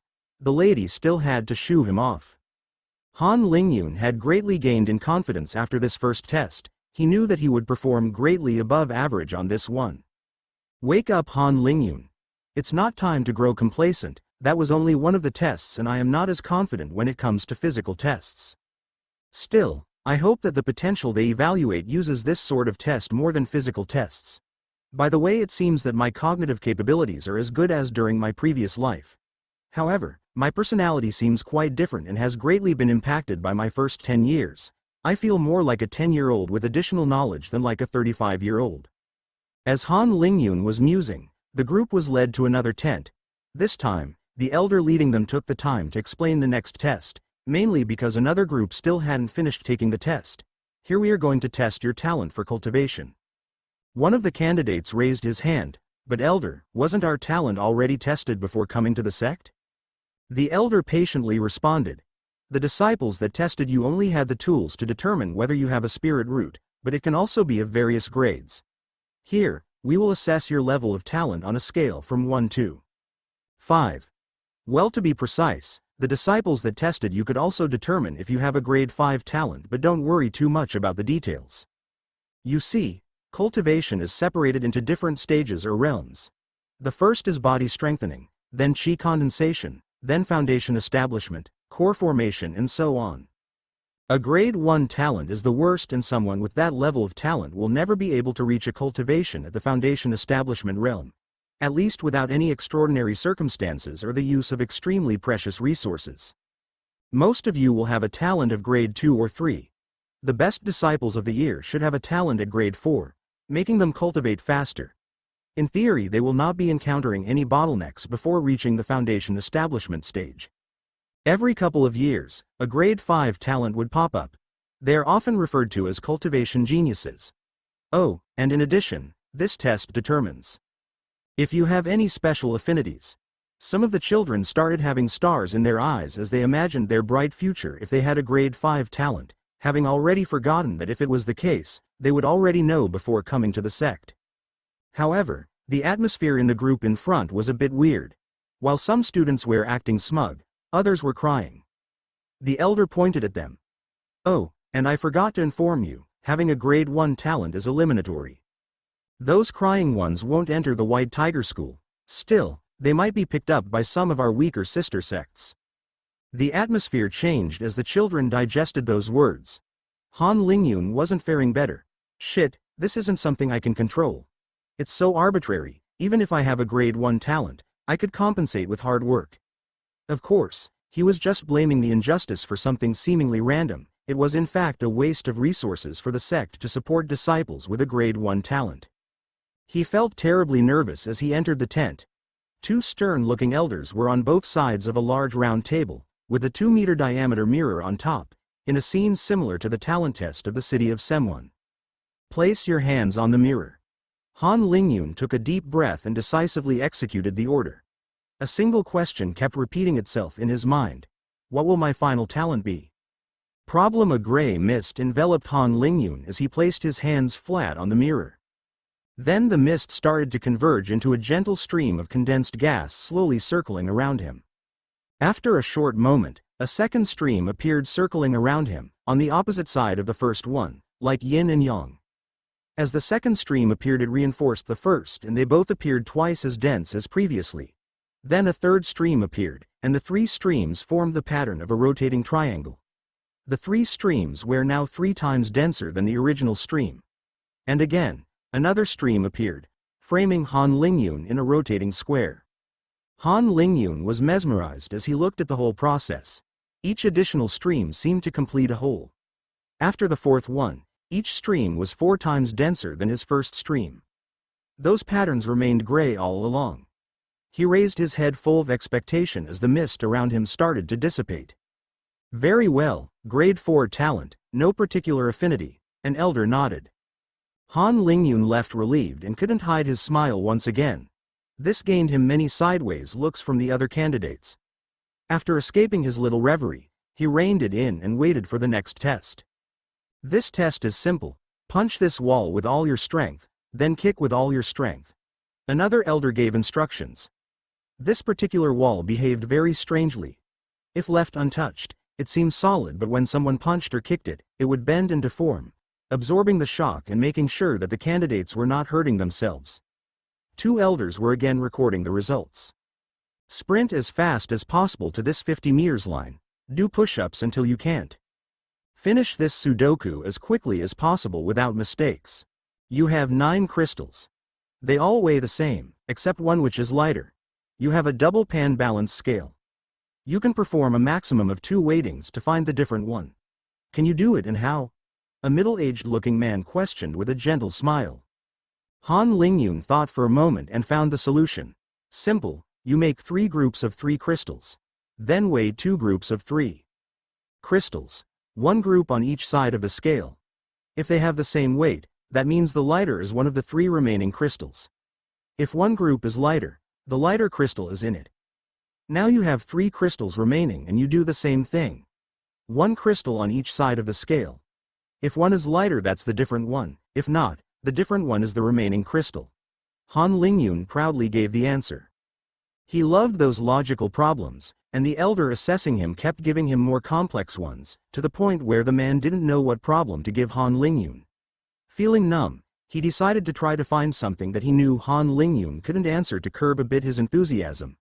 Tell me, young man, what is the year on the Sun Empire calendar? It is the year 513, elder, Han Lingyun dutifully answered. Very well. Mr. Han is a cultivator with a pile of 513 crystals. He takes out a crystal from the pile, which is now left with 512 crystals. Mr. Han has a double pan balance scale and he decides to put 256 crystals on each side. He finds out that the 2 sides balance each other out. They weigh the same. Mr. Han bunches back up the 513 crystals together and starts again by putting away a new crystal and weighing 2 piles of 256 crystals. He reenacts the same experiment for all of the 513 crystals. Every time, he finds that the 2 remaining piles of 256 crystals weigh the same. The question is, can Mr. Han deduce from that experiment that all the crystals have the same mass? If so, how do you prove it? The elder asked, having fun by stunning this smart brat. Han Lingyun thought for a moment with a frown. With a teasing smile, the elder added, you can give me an answer after the group finishes passing this test if you find anything useful. Remember, all the crystals might have completely different masses. As the tests were going on, Han Lingyun sat down with a dazed look. The answer is obvious when we suppose that there are only 1, 2 or 3 stones with different masses. It doesn't work. The question is how to generalize this. This elder is obviously trying to trap me by giving me a problem that sounds easier than it actually is. Let's look at this with a different point of view. I might as well try to formalize the problem. Han Lingyun approached the elder that had been assigned to the G group all day. Excuse me, elder, can I have a pen and a paper? The elder inside gave me a hard problem to think about and I need to do some reasoning. The middle-aged man leading the group suspiciously looked at Han Lingyun but still acquiesced without raising another question and took out a message talisman. He sent it after speaking a couple of words. 1 minute later a disciple dropped the paper and plume with ink which Han Lingyun quickly caught. I also have math tools at my disposal to solve this sort of thing. I can think about this problem by looking at the vector of the weights. Then I have to analyze matrices with the same number of 1s and -1s on each line with zeros on the diagonal. Han Lingyun began to plunge into the problem as other disciples took turns to enter the tent and try to solve these logic problems. Yun San was a kid from a prominent town of the region. Being a member of the prominent Yun family, he already had a physical and martial arts education, but also special teachers for music, poetry, history and more. However, he was currently completely stumped. What is this stupid question? There is no way you could find the light stone with only 2 weightings. As he struggled to find an answer, the elder was counting seconds in his head as the awkward moment stretched on. Suddenly another child barged in the tent. Elder, I found the answer. They all have the same weight, here. Both the elder and the disciple taking the test were dazed by the sudden entrance. Han Lingyun, however, was only thinking about the problem and handed his answer. The elder quickly grabbed the paper and skimmed through the content, before putting it to the side. He raised his head with a rare look of appreciation, and a slight disbelief. Young man, congratulations, your proof is valid. How do you know so much? Only for Han Lingyun to respond, all smiles. My dad taught me. He is a professor at the capital. Well, young man, I must say that you surprised me on this one. Actually, I wasn't even expecting an answer. By the way, you can call me Elder Wen. Meanwhile, Yun San, still dazed, was looking incredulously at all this. Then he felt humiliated. They acted as if he was invisible. Humiliation turned into anger. When was he even disregarded like this? A member of the Yun clan? He just walked away fuming. The elder seemed to recall that someone else was here, but was not impressed by the candidate storming off. Oh, another arrogant brat who hasn't come back to Earth after a lifetime of pampering and privilege. We don't need any of that crap in the sect. All right, Mr. Han Lingyun, you should catch your group for the next tests. Remember, in the future, if you need anything, you can ask for Elder Wen. I should be at the Array Pavilion. I could also give you some nice little problems if you want, Elder Wen added. Thank you, Elder Wen. I will make sure to do so. Han Lingyun didn't hide his excitement and appreciation. Nothing stoked him more than a good old little problem. In addition, Han Lingyun was very excited to discover that he wasn't the only one with an interest in math in the sect. The tests continued on. This time all the group was taking it at the same time. Stay in this uncomfortable position for as long as possible. Han Lingyun, knees bent, arms straight ahead, was clearly uncomfortable here. In fact, he ended up abandoning in the middle of the pack. The elder looked sternly at the group. A strong Dao heart is greatly valued. Those who persevere longer even as they are suffering will be greatly rewarded in the rankings. Han Lingyun could only scratch his head. Pain tolerance wasn't really his thing. Finally, it was time for the final test, perhaps the most unexpected one. Tell me in your own words, why do you wish to cultivate? A stern-looking old woman asked. I want to understand the world better. I want to answer its mysteries. I wish to escape the shackles of the mortal body to peer into the heavens. For all this, I need to reach a higher realm. All right, the elderly woman didn't seem convinced. At last, the 4,176 young candidates were grouped at the center plaza for the announcement of the final rankings. Here are the rankings for the entrance in the sect. No complaints, everything is factored in, even what you did when you were not taking a test. A murmur ran through the crowd. An elderly and feeble-looking man waved his hand and a huge tablet appeared with 800 lines. Han Lingyun quickly started to search for his name before letting out a breath of relief. He was ranked 16th. Around him, more and more kids started to cry in joy as they finally saw their name. Others became more and more frantic as they desperately searched for their name without success. Han Lingyun was already analyzing the significance of his rank. I guess my 4th grade talent and my excellent logic test results have played a crucial role in my score, because my physical capabilities are clearly inferior to those that have already followed some kind of training. I wonder how many have 4th grade talent. I should probably ask the elders. The elderly man continued. Those who have their name on the tablet, step to the right. Others, to the left. As the group separated in two, many started to tear up. It was a difficult disillusion for many children, being rejected after dreaming of the cultivation life and being tested with a spirit root. The frail-looking old man turned towards the rejects. You can still start on the road of cultivation. In fact, after reaching the gate, karma has already linked you to the cultivation world. The sect masters of our subsidiary sects will come to pick you up and divide you lot among themselves. This arrangement is probably beneficial for all of you too. It is better to be the head of the rooster than the tail of the phoenix. As for the 800 selected, come with me, get your accommodation. Tomorrow you will meet the previous generation of disciples. The group was bubbling with excitement. Finally they passed their first hurdle. This time they truly embarked on the long journey of cultivation. Asterisk asterisk asterisk for the true elite that want Han Lingyun's detailed proof for the 513 crystal problem. Here is a retranscription of his written solution. Smiley face. Web links. You don't need this to follow the story, it's just for those interested in the math aspect.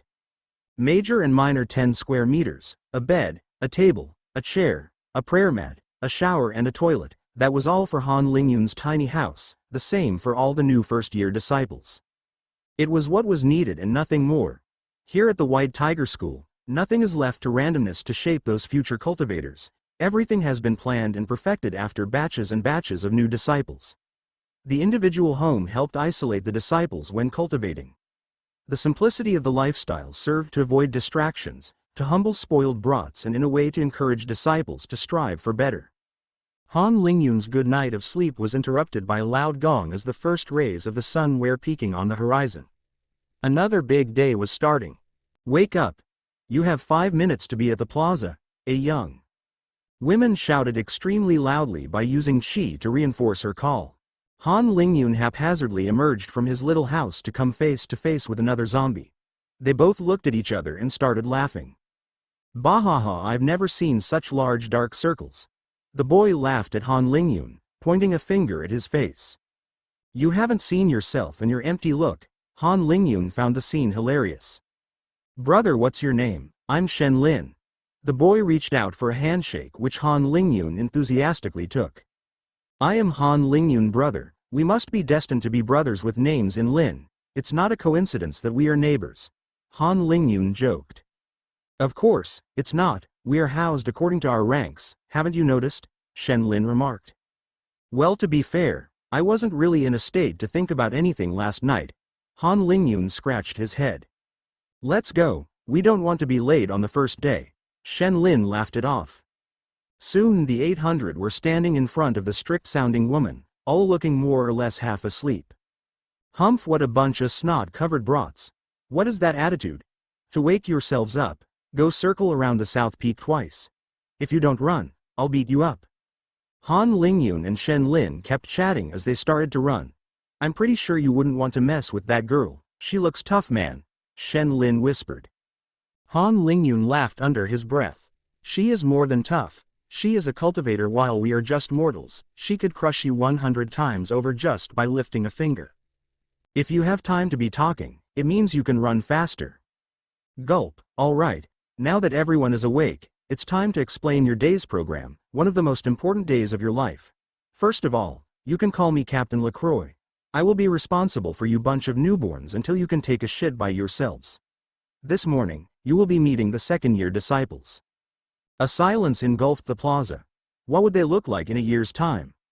Each and every one of you will be assigned to a second year in relation to your entry rank. To be precise, your initial entry rank will correspond to their initial entry rank as first years, and not their current rank. Those at the bottom of the rankings will be 2 first years for a second year. Captain LaCroix took another pause so that all understood what the last point truly meant. There are only 657 second years out of the initial 800, the others are dead or missing. Let that sink in for a moment. This is why, other than cultivation, you will find them so much different from you lot. Here you will have to mature fast or you will be weeded out. All right, that's it for the gloomy stuff. This afternoon you will be able to choose your first chi art and you will receive the body cultivation manual. A wave of excitement quickly washed away the fear in everyone's heart, but first, welcome the second years. 10 rows of disciples appeared in pristine white, tight-fitting robes with black stripes on the sides. Their measured steps had a profound regularity that screamed training. It was as if their steps were resonating with the first year's hearts. All fell silent as the second years approached. A wild aura enveloped the plaza. The new disciples felt like mice staring at wild tigers. "Halt!" Captain LaCroix ordered. "At the White Tiger School, we place a great deal of importance to traditions. The first one is to learn the school's song and rallying cry. Let the second years demonstrate." A booming song started, with both solemn verses and a vibrant chorus. The polyphony made it absolutely magical for those impressible 10-year-olds.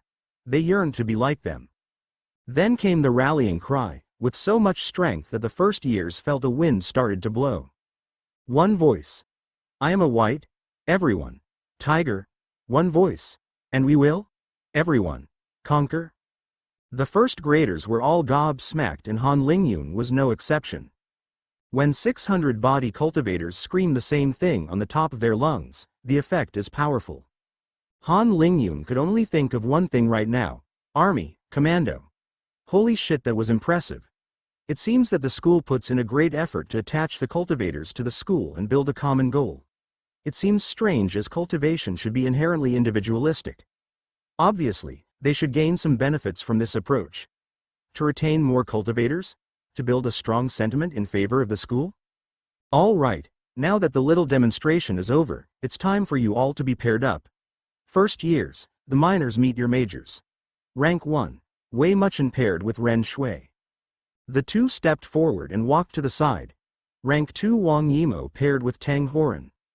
Han Lingyun paid particular attention to Wei Muchen and Wang Yimo. He heard from Shen Lin that this year's first two ranks both have a 5th grade talent, a rare occurrence. Those two would probably soar in the coming weeks or months. Wei Muchen was a tall boy filled with confidence. His muscles were quite developed for his age. Wang Yimo looked like a delicate young girl with long chestnut hair, but her gaze was firm. Rank 15, Shen Lin. Rank 16, Han Lingyun with Lan Ruoxi. Han Lingyun stepped forward and met with a young girl with a playful smile. She had long, elegant black hair, which contrasted with her fair skin. Her deep blue eyes were sizing up Han Lingyun as he was examining her too. He came up with a simple conclusion: "My major is beautiful." "Good morning, Miss Lan." Han Lingyun bowed. Hi. Hello, my little minor. Don't be formal. We basically have the same age. Here, let's shake hands." "Great. Welcome to the Shu family." Lan Ruoxi was all smiles. "Doesn't Shu mean rat?" "It's an interesting name for the family." But Miss Lan, what do you mean by family?" Lan Ruoxi's face soured. "Don't worry about the name, it doesn't mean anything. It's not like we chose it anyway, you'll just have to live with it. And the Shu family can also be considered the 16th family, so it's pretty good overall. As for what is the family? Very simple. You are my minor and I'm your major, but I also have a major in 3rd year. His name is Zhang Fang and he is very strong. And my major also has a major, we call it Grand Major, who has a major, my great-grand major, who has a major, my great-great-grand major, who also. No need to continue, I understood. So does the family do anything? Han Lingyun interrupted the infinite loop. Well, first of all there's me, hi. Being your major, my duty is to introduce you to the sect and guide you for the start of the year. As for your grand majors and older, you won't be able to see them often. However, we try to have a family meeting at least once a year. The most valuable thing they could give you is personal advice on your cultivation. They could also be very helpful, as the majors generally look out for their minors when they are available. Lan Ruoxi explained, still excited by the prospect of having her own minor. Han Lingyun was sold. What a great system. Do you know who's the oldest member of the family? Lan Ruoxi scratched her head. Not really. Generally, the greater the gap in generation, the greater the distance. Not to mention that disciples tend to cut ties with their families at the age of 16. So, it's unlikely that you will meet a member of the family with a greater age at the school. Han Lingyun nodded. Still, he understood the benefits of that system. What better way to guide disciples than to use other disciples who cross the same hurdles? Not to mention, this system also increased the disciples' bonds to the school to a certain extent. Han Lingyun knew that he just gained access to a goldmine of precious information, so he tried his best to get as many answers as possible.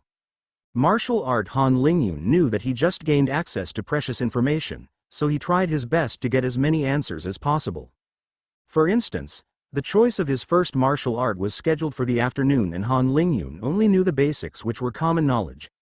Martial arts, at least at the body tempering stage, fell into a small number of categories: attack type, defense type, and movement type. Before the qi condensation stage, cultivators cannot use qi freely outside of their body, so the magical arts focus on enhancing the body, muscles, reflexes, skin. For example, attack-type magical arts can drastically enhance your punch or accelerate your sword. Defense-type magical arts often focus on hardening some parts of the body like one's forearms or the tibia. Others can also improve swordplay, this time with a defensive style. Movement-type martial arts are generally divided into two main categories: short bursts of speed used for evasion, or a longer enhancement to run a lot faster. "What type of martial art would you recommend I pick?" Han Lingyun asked.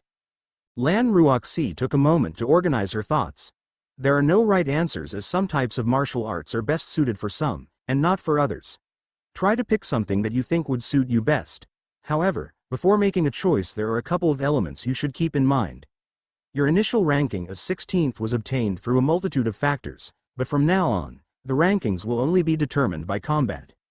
At the beginning of each month, duels will be held to readjust rankings, with more resources given to those at the top. Most of the time, disciples with attack-type magical arts do better in duels because those are held in a controlled environment. But most of the disciples who die also use attack-type magical arts. How do they die? Han Lingyun worriedly asked. Magical beast and missions. Disciples with only attack-type magical arts are more vulnerable. They often have to take risks to attack but struggle to defend or evade if they miss or lack damage. Lan Ruoxi looked a bit down as she recollected. Han Lingyun acquiesced. He already had a preference, but he still wanted to confirm it with numbers. A choice like this must be backed by rationality. Miss Lan, sorry if I appear callous, but do you know the numbers of deaths per choice? It's okay. As an estimate, out of the 140-ish missing disciples, I think around 110 learned an attack-type magical art, 15 a defense type, and 15 a movement type. But that doesn't mean you are 7 times more likely to go missing if you learn an attack-type magical art. My year, around 60% of the disciples chose attack, 25% chose movement, and 15% chose defense. Han Lingyun briefly calculated. So 1 out of 4 disciples choosing attack died, 1 out of 13 choosing movement died, and 1 out of 8 choosing defense died. Movement seems to provide the best survivability. Lan Ruoxi nodded. That's right, Han Lingyun. However, don't get too caught up in this choice. Your first magical arts won't determine your future path of cultivation. In fact, in second year, the first thing that you do is pick 2 new magical arts, and most disciples don't remain one-sided, which is the easiest to exploit in battle. Also, in practice, magical arts don't strictly fall into one category. Attack can be the best defense. It can also have an intimidating factor. Defense can be used to counterattack. Speed gives more strength when attacking. Then again, each magical art has its own characteristics. I see. Han Lingyun remained pensive. However, Miss Lan, I don't understand why we are limited to learning only one magical art. It still seems like a handicap. That's because it is, on the short term. First, mastering a magical art is hard, but a good mastery is necessary to execute it consistently. Second, it takes time to learn, and at our level, the priority remains cultivation. As long as you remain in the body cultivation realm, a chi cultivator can crush you easily. The reason we learn a magical art at all is to get accustomed to battle. Finally, the objective is to teach you how to take advantage of your strengths, and of your opponent's weaknesses. At the same cultivation level, your proficiency and battle sense determine the winner or the survivor. Lan Ruoxi cautioned. Thank you, Miss Lan. I think I can see the bigger picture now. By the way, which martial art type did you first pick? Han Lingyun was curious. Because I was already proficient with the sword, I chose a sword-based attack-type magical art. As long as I cut down the enemy first, I win. However, I can also use my sword to defend and deflect attacks. What about you? Have you made your choice, disciple Lingyun? I lean towards a movement-type martial art. Ideally, I would be able to kite enemies then counter-attack. If someone is above my level, I will run faster than them. If someone is weaker than me, I will always catch up if they want to run. Also with my 4th grade talent, I know that I will be able to make quick progress in cultivation, so my objective on the short term is simply to survive and grow quickly. In general, I also feel that a movement magical art serves as good foundation. Ruoxi Lan acquiesced. It's good that you thought it through. However, I must warn you, magical arts that combine dodging and fast running tend to be harder to master and to be lackluster in both aspects. I will take that into consideration, Miss Lan. Thank you for all the advice. B-, by the way, if I may ask, what is your current rank? Hi, you don't have to be shy, I am ranked 11th now. It has remained quite stable. In general, it's rare for those with 3rd grade talent to overtake those with 4th grade talent, even if there are always exceptions. My year there are 41 disciples with grade 4 talent. If I cultivate diligently and avoid severe injuries, my rank will never fall below 50. Han Lingyun praised. That's great, I'll be sure to not be complacent, Major. I'll make the Shu family proud, you will see. Is that all, my little miner? Lan Ruoxi teased. You're only 1 year older than me, Miss Lan, please don't treat me like a baby.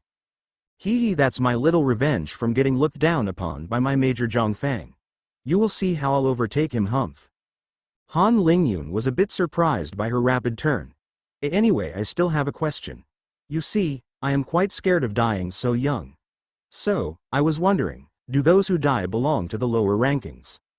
Lan Ruoxi turned serious again. No, it doesn't work like that. Nobody is safe. People with higher rankings also tend to aim for bigger scores and can also overestimate their capabilities, be distracted at a critical moment, or simply be unlucky. The deaths are spread throughout the rankings, keep that in mind. I'll remember this. Han Lingyun responded gravely. This last warning dampened his mood somewhat, but he felt very grateful to Lan Ruoxi. Han Lingyun was feeling pretty good overall. His major was very helpful and he now had a solid plan for his first year. Learn a movement art but focus as much as possible on cultivation. Alright, that's enough for the chit-chat. You will have plenty of occasions to discuss further on a later date.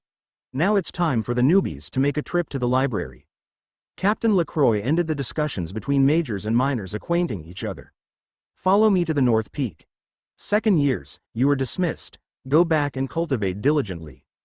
As the 1st years were jogging to keep up with the hovering Captain Lacroix, Wei Muchen, the number 1 ranked 1st year, decided to man up and ask, Captain Lacroix, when will we receive our white tiger robes? She smirked. It's a bit early for that, young man. You will be given gray robes for now. You will first have to prove yourself worthy to wear the white tiger robe. That will be later on this year. We want tiger cubs, not crying babies. Wei Muchen lowered his head. Indeed, they all wanted to be as cool as the 2nd years they just met. A 4-story pavilion soon peeked behind another mountain. It was grand, it was imposing. When the 1st years arrived in front, they felt suffocated by the pavilion, the history it represented, the knowledge it condensed, the power it could provide. Disciples, you will only be able to choose from the books of the 1st floor, for body strengthening realm. The 2nd floor has martial arts suitable for the chi condensation realm. The 3rd floor is only for foundation establishment martial arts, and the 4th floor for core formation. You will enter by groups of 200 every 2 hours from lowest to highest rank. If you have any doubts, one of the elders in the library can always give you some advice. You should trust their experience. The ones with the better rank rejoiced, and the ones with a rank superior to 600 suddenly felt dispirited at the prospect of waiting for 6 hours doing nothing. A middle-aged looking man walked out of the pavilion with a genuine smile. Good morning, younglings. Call me Elder Shun. I am responsible for the library. As Captain Lacroix said, let those with ranks 1 to 200 come in. You have 2 hours to make a choice between the martial arts. I warn you, 2 hours isn't that long of a time if you don't know what to look for. Also, you don't have to rush to pick any particular martial art. We have copies of each and every one of them. All 800 of you can pick the same martial art if you wish so. As for the 600 left, I am sure Captain Lacroix will take good care of you. She smirked. The 1st years felt a chill running down their spine. Elder Shun announced, and the 2 hours start now. Choice. The 200 young disciples rushed in, only to discover rows and rows of shelves of martial arts. How do they have so much? Where do I start? Some just began picking the introduction of one book after another, starting from the closest one to find that most impressive-looking martial art. Others looked for elders that could guide them through the immense choices. Some already had a martial art in mind because their major had recommended a couple. As for Han Lingyun, he went for the section of movement-type martial arts. To his dismay, that didn't limit his choice that much, with still hundreds of possibilities. Thankfully, this place is less crowded. I might as well start reading those, I still have a lot of time. White Crane Art Part 1 Body Strengthening. Helps you run with great fluidity. Increases endurance when running by a factor of 2. Level. Easy. Well, that one is quite underwhelming. I am pursuing speed in priority here and this one doesn't seem to help. I still wish we could read how to use the martial art and not just have access to the intro. It seems this martial art can also be improved at the chi condensation level, which could save time to gain proficiency. Too bad it doesn't suit me well. Ground Falcon Martial Art. You are faster than anyone else at your level when running. No one can keep up with you. You also gain superior reflexes and heightened senses to a small extent. Enhancement is permanent. Condition. Wind Affinity. Level. Hard. For a brief moment Han Lingyun felt ecstatic. That was until he saw the condition. Wind Affinity. That's frustrating, it seemed to be a good option. Well, that's okay. I don't have a wind affinity, there is no point in regretting this one. Up to the next. I still have a ton of martial arts to choose from. Taunting Martial Art. Small bursts of speed times 10. Frequent uses drain endurance. Leg muscles permanent gain in performance. Excellent to taunt opponents and anger them. In general, burst of speed cannot be maintained, making you vulnerable to large area attacks. Level. Hard. Han Lingyun stared in disbelief at this one. Taunting? Excellent to anger opponents? What is this? He moved on to the next one as he tried to imagine the cultivator who came up with this martial art. Pouncing Cheetah Martial Art Part 1 Body Strengthening. Can suddenly pounce on opponent from an immobile position. 100 meters dash speed times 3. Loss of 70% of endurance after dash. Level. Medium. I will keep that one in mind, it's not exactly what I was looking for though. But a cheetah might not mesh well amidst tigers. And the downside of a 100 meters seems too steep. Never mind, let's move on. The Fleeing Antelope Martial Art. Run faster than your predators. Perfect to avoid to fight. Small reflex enhancement. Downside. You become slightly more cowardly. Level. Hard. Han Lingyun grimaced. What even is this one again? It seemed normal at first. The one who came up with this martial art also seems to discourage anyone from learning it. Anyway, I'll keep this one at the back of my head. The change in temperament feels very undesirable for a first martial art though. Also, it looks like those authors enjoy using common animals to name those martial arts. White Sword Footwork Part 1 Body Strengthening. Never lose balance when swinging your sword, avoid strikes, exhaust your enemy faster. When running, gain in agility, better avoid obstacles. Level. Easy. An interesting one. Oh, it's a series, I'll have to ask an elder about this one. White Saber Footwork Part 1 Body Strengthening. White Knife Footwork Part 1 Body Strengthening. White Lance Footwork Part 1 Body Strengthening. Swallow Martial Art. Become as light as a swallow. Greater agility. Increased running speed and dodging capabilities. Downside. Decrease in strength. Level. Hard. Raging Bull Martial Art. Increased speed by 50% in a straight line. Short dash, attack with twice as much strength. Can only dash in the direction you are facing. Level. Medium. Blackbird Martial Art Part 1 Body Strengthening. A shadow that avoids every strike, that comes and goes as it pleases. Great increase in agility and overall speed. Slight increase in endurance. Additional ability. Stealth at night and in dark environments. Level. Very hard, elite. This one has everything and more. I just need to decide if a very hard martial art is worth picking as a first martial art. I must remember that my priority is still cultivation speed. Tiger Footwork Martial Art Part 1 Body Strengthening. Increased agility. Permanent enhancement of reflexes, medium. 100 meters sprint speed times 2. Loss of 40% of endurance after sprint. Additional abilities. Can leap to 8 meters. Can instill fear into weak-minded or weaker opponents. Can be paired with Tiger Claw and Tiger Strengthening to form the Young Tiger martial art. Level. Medium. That, is definitely one of my picks. It's a bit more rounded than the cheetah, the endurance loss is less severe, and it's not too hard to learn. The permanent enhancement is nice too. And of course, there is the complete pack of the Young Tiger. What did I expect from the school? Okay, that's about it for the martial arts. Most of them are truly lackluster in their usefulness. Others have great effects but terrible downsides. I think that 3 stand out. The White Weapon, Blackbird, and Tiger Footwork martial arts. I'll have to get the opinion of an elder on that one. Han Lingyun left the aisle to search for an elder. Well, it wasn't a long search as they were positioned at each end of a row. Han Lingyun has seen the elder. He bowed. What is your question, disciple Lingyun?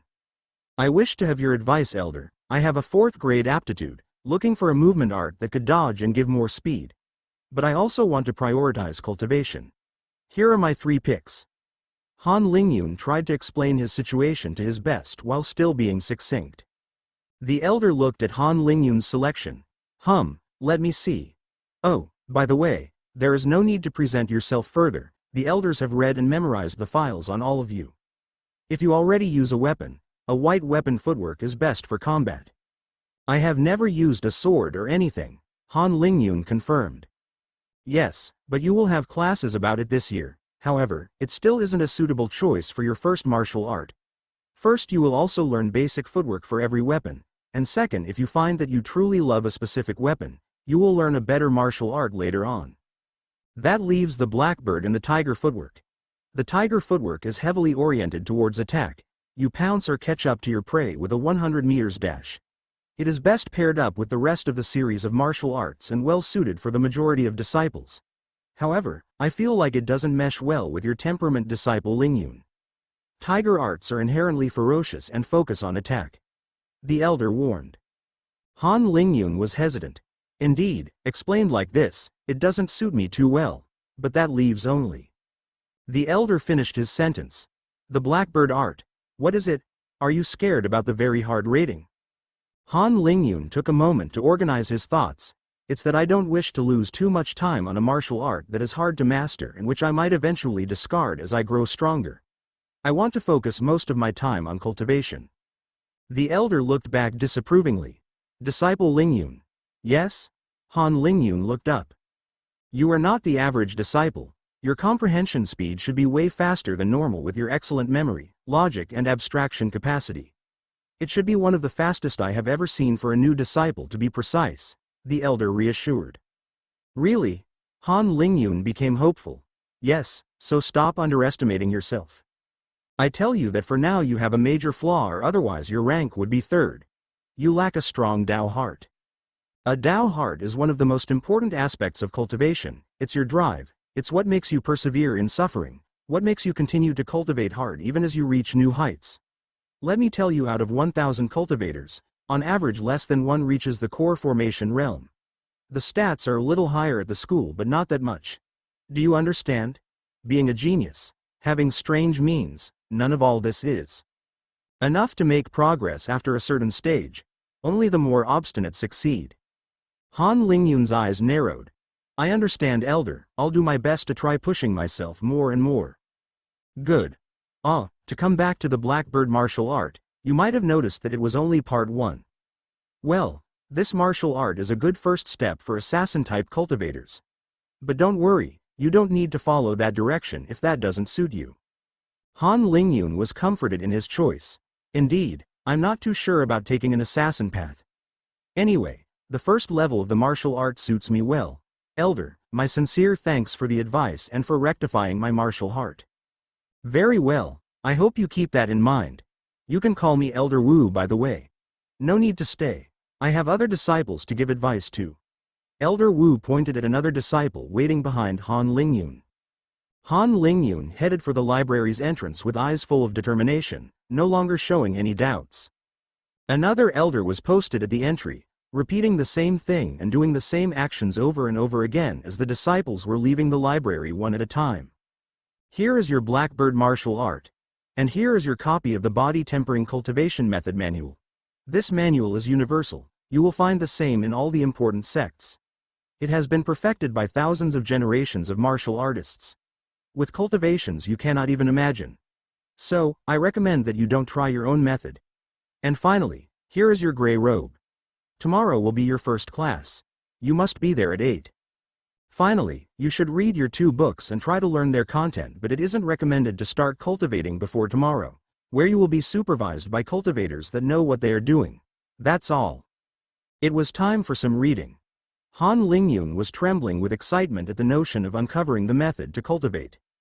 Cultivation method. Han Lingyun didn't run into Shen Lin again after coming back from the library. He was very curious as to what magic art his new friend chose. Anyway, he would still get his answer tomorrow. Now was the time to dive into the content of his 2 new manuals. Han Lingyun first picked the cultivation manual for the body tempering stage. With the help of breathing exercises, cultivators absorb the natural qi of the environment around them into their dantian. The qi then flows into their body to strengthen it. At this stage, the dantian cannot hold qi. When qi is absorbed, if it isn't used to strengthen the body, it will naturally dissipate. A stronger body is also necessary in order to wield the power a cultivator can unleash at the qi cultivation realm without hurting himself. The body strengthening realm follows 5 stages: flesh, viscera, muscles, bones, marrow. Each stage after flesh training will provide an explosive growth in strength and toughness. At the flesh training stage, the qi condenses the muscles slightly, strengthens the tendons and hardens the skin. Without gaining too much in pure strength, the cultivator can punch a lot harder simply because he doesn't need to fear about hurting himself anymore. At the viscera stage, the second stage, the qi strengthens the internal organs. First the heart, which can pump a lot more blood. The lungs become more powerful and efficient. The liver detoxifies any food faster and speeds up digestion. At this stage, the cultivator gains a huge endurance compared to a mortal. He can run a marathon and fight at full strength 3 times longer than at the first stage. The third stage is the muscles stage. Every muscle of the body gains a huge amount of strength. A third stage cultivator punches at least 10 times stronger than a second stage cultivator. That's because a punch involves many muscles to provide speed and force, and they are all strengthened, stacking up the effect. The quadriceps tighten and loosen to move your feet, the obliques create the torso rotation, the deltoids raise your arm and provide momentum, the serratus anterior and the triceps create your arm extension. This is just one example to illustrate how much a third stage cultivator dominates the second stage. But at the third stage, you also run faster, kick stronger.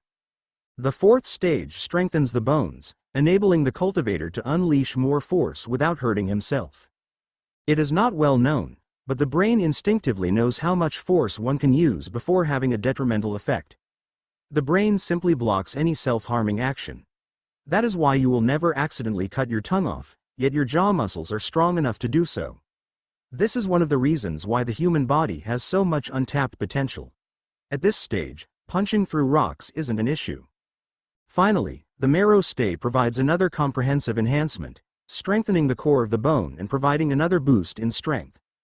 Cultivators at this stage also gain a huge improvement in restorative ability.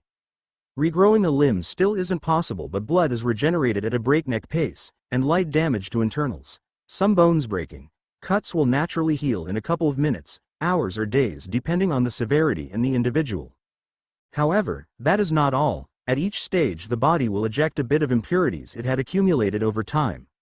Also, all the elements of the previous stages are strengthened again as qi permeates the body. Han Lingyun read everything with fascination. The knowledge of the anatomy was quite deep with many details he had no idea about. The manual went into great lengths on how to sense qi, how to guide it to your dantian, and how it has to traverse the body at every stage. I wonder what qi is. The rules of physics like gravity and electrical interactions seem to be the same as during my last life. If I throw a rock, it will follow a parabola with a landing point I can calculate. Thunder has the same properties, and I can still get shocked with electrostatic phenomenon if I rub my hand and touch a metal bar. Friction behaves the same way too. Yet, I don't have a good understanding of qi, with a lack of theoretical knowledge and reference points. For now, I will consider it to be a pure form of energy. I wonder if it has any mass or if it is comparable to light. Crystals are often used as solid containers of pure qi, but they are only containers. I wonder how they can retain energy too. It might be because the atoms composing the crystals have a particular structure that just so happens to be able to trap qi. That seems highly likely. On Earth, it wasn't a big problem to trap light using mirrors. Some researchers also found a way to trap light using a particular geometrical form, by making the electromagnetic waves cancel out each other. 1. Even if qi doesn't have mass, it seems to be a material particle, so like light it should have an impulsion p, which means it should have an associated wave. Which means, if I guess correctly, in order to absorb qi into the dantian, effectively trapping it, the qi flow in the body should form a structure capable of resonating with the qi waves. Same for the dantian. I'll have to analyze further its properties and how it interacts with matter. It is also interesting to note that a greater concentration of qi seems to make nature and life thrive. Maybe it acts as a catalyst to every chemical reaction, thereby accelerating plant growth and cellular growth in general. Another point to look into later. But there is still one thing I need to do before the qi cultivation stage. I have to explore the structure of crystals used to cultivate. I will then try to infer a resonating structure and the qi passageways based on its geometry. Then I will be able to compare it with the qi method provided by the sect to see if my thesis is right and if by any chance, I could improve the method further. Maybe I could talk to Elder Wen of the Array Pavilion to see what he thinks about my hypothesis. It also means that the dantian is some kind of mini-nuclear reactor of pure energy. Or a nuclear battery seems more accurate for a comparison. That explains how qi deviation can be deadly if a cultivator loses control. My thesis would be that the brain is always instinctively monitoring and controlling the dantian. However, strong emotions, desperation or a wrong state of mind could disrupt the brain's process of control and lead to qi deviation as we know it. With consequence going from the loss of a realm, the crippling of one's cultivation or death. Of course, all this is only valid for the first cultivation realms. I don't have enough of an understanding of a cultivator at a higher realm yet to generalize. Another important question is, how do we actually sense qi? It shouldn't be with the soul as qi interacts with matter. But I don't know if it also interacts with the soul. Maybe we sense qi through our nervous system. If that is true, maybe it has electrical properties. That doesn't seem right. Its properties are too different. What if they're a sixth sense? Of course. Why have I forgotten about the spirit root? My mindset is still influenced by the culture of my last life. I should have thought about it earlier. Only those with a spirit root can sense qi. The name should also be an indication for the nature of qi. Spiritual. But what is it exactly? Well, I hope I'll get my answer tomorrow. Hours passed by as Han Lingyun was absorbed in his thoughts, with so many new questions and ideas opening up as he learned more about qi and the wonderful world of cultivation. Before I go to sleep, I should read the Blackbird Art. The book was separated into 3 parts. The first one was focused on the mindset needed to perform the Blackbird Art. Forgetting most of the world and focusing on a couple of key concepts: silence, death, volatility. The first part developed the meaning of these concepts and the method to reach the suitable state of mind. Apparently, each of those 3 concepts could be summed up in one character. Visualizing this character was a shortcut to visualizing the corresponding concept. But that was very difficult, not to mention visualizing 3 characters simultaneously. Another way to help getting in the right mindset was to visualize the blackbird and its actions. Flying, eating a prey. Han Lingyun now understood why these martial arts often used animals or visual ideas for the names. It was an indication of the concepts they portrayed. The second part described some movements to execute until they became instinctive. In truth, the footwork encompassed the whole body. Finally, the last part focused on the application of qi within the body, how to make it flow to particular parts of the body when executing the movement. Apparently, the qi used in body tempering remained in the body to some extent. Han Lingyun wasn't sure about the exact process, but he was definitely amazed at the complexity and detail of the flows. It rivaled the electrical circuits of a microchip. How someone could imagine and create such a martial art he didn't know. His best guess was that the creator of the Black Bird martial art was at a greater cultivation realm. The first part about the 3 concepts seems to corroborate my idea about qi being spiritual. It's definitely fascinating. How does the spiritual interact with the soul and with matter? If I continue with this idea, then it means that qi is pure spiritual energy. and the point of the first part of the martial art is to give it the correct flavor. The possibilities become endless if you start thinking about combining concepts. Chi becomes the ink with which one can write a story, solve equations, paint art. Han Lingyun slowly fell asleep with a smile on his face, as his mind started to doze away with many new ideas. 1. Shu. C. Gen. B. Li. J. et al. Observation of trapped light within the radiation continuum. Nature 499, 188-191, 2013. First lesson gong another morning and another gong. Hey Shen Lin, had some good rest? Han Lingyun greeted his friend with a fist bump. Ugh brother Lingyun, it's never enough. I can't wait to be at a level of cultivation where I don't need to sleep anymore, Shen Lin grumbled. Same brother. I heard that at the Qi condensation realm, you can shave off a lot of sleeping time by meditating. Han Lingyun tried to sound positive. That doesn't sound much better brother Lingyun. I tell you, I won't be satisfied by my cultivation realm until I can keep staying awake and pumping for months on end. Shen Lin vowed with a newfound fervor. At least you've got something to look towards then, Han Lingyun laughed. Everyone has their own goals. The 800 first years made their way to another peak, where they were freely seated in semicircles on a structure resembling the Greek theaters of Han Lingyun's memories. Another old man Han Lingyun hadn't seen before came to the stage, followed by dozens of older disciples. Ho looked at him with profound respect and adoration. Good morning first years, I am teacher Xian. I have the heavy responsibility of introducing you lot to the cultivation world. In my lessons, we will talk cultivation, mindset and in general I will provide the best advice my years of experience taught me. You won't be forced to attend my next lessons but I would still recommend you do. This is not because of vanity. My Tao heart could easily tolerate a bunch of brats not showing up to my classes. It is in my interest and in the interest of the school that you grow and won't be led astray by the attraction of short-term gains that would harm your foundation. Today, as you see, I will be joined by many assistants who will later help you as everyone starts to cultivate. But first, I would like to illustrate two core concepts of the cultivation world. Quality trumps quantity, higher cultivation crushes anything lower. Nothing beats a little demonstration. The first years had eyes gleaming with excitement as they anticipated the prospect of seeing the true power of cultivators. Teacher Xian beckoned one of his assistants. Disciple Rong, come here. You will be demonstrating as I explain. One of the assistants took a step forward with a wide grin. He was quite excited to be able to demonstrate the different levels of strength to the newbies. It felt so satisfying to watch their faces. It made him think back to 4 years ago when he was in these steps listening to teacher Xian. How much he has changed since then. A regular mortal has a strength of 50 kg.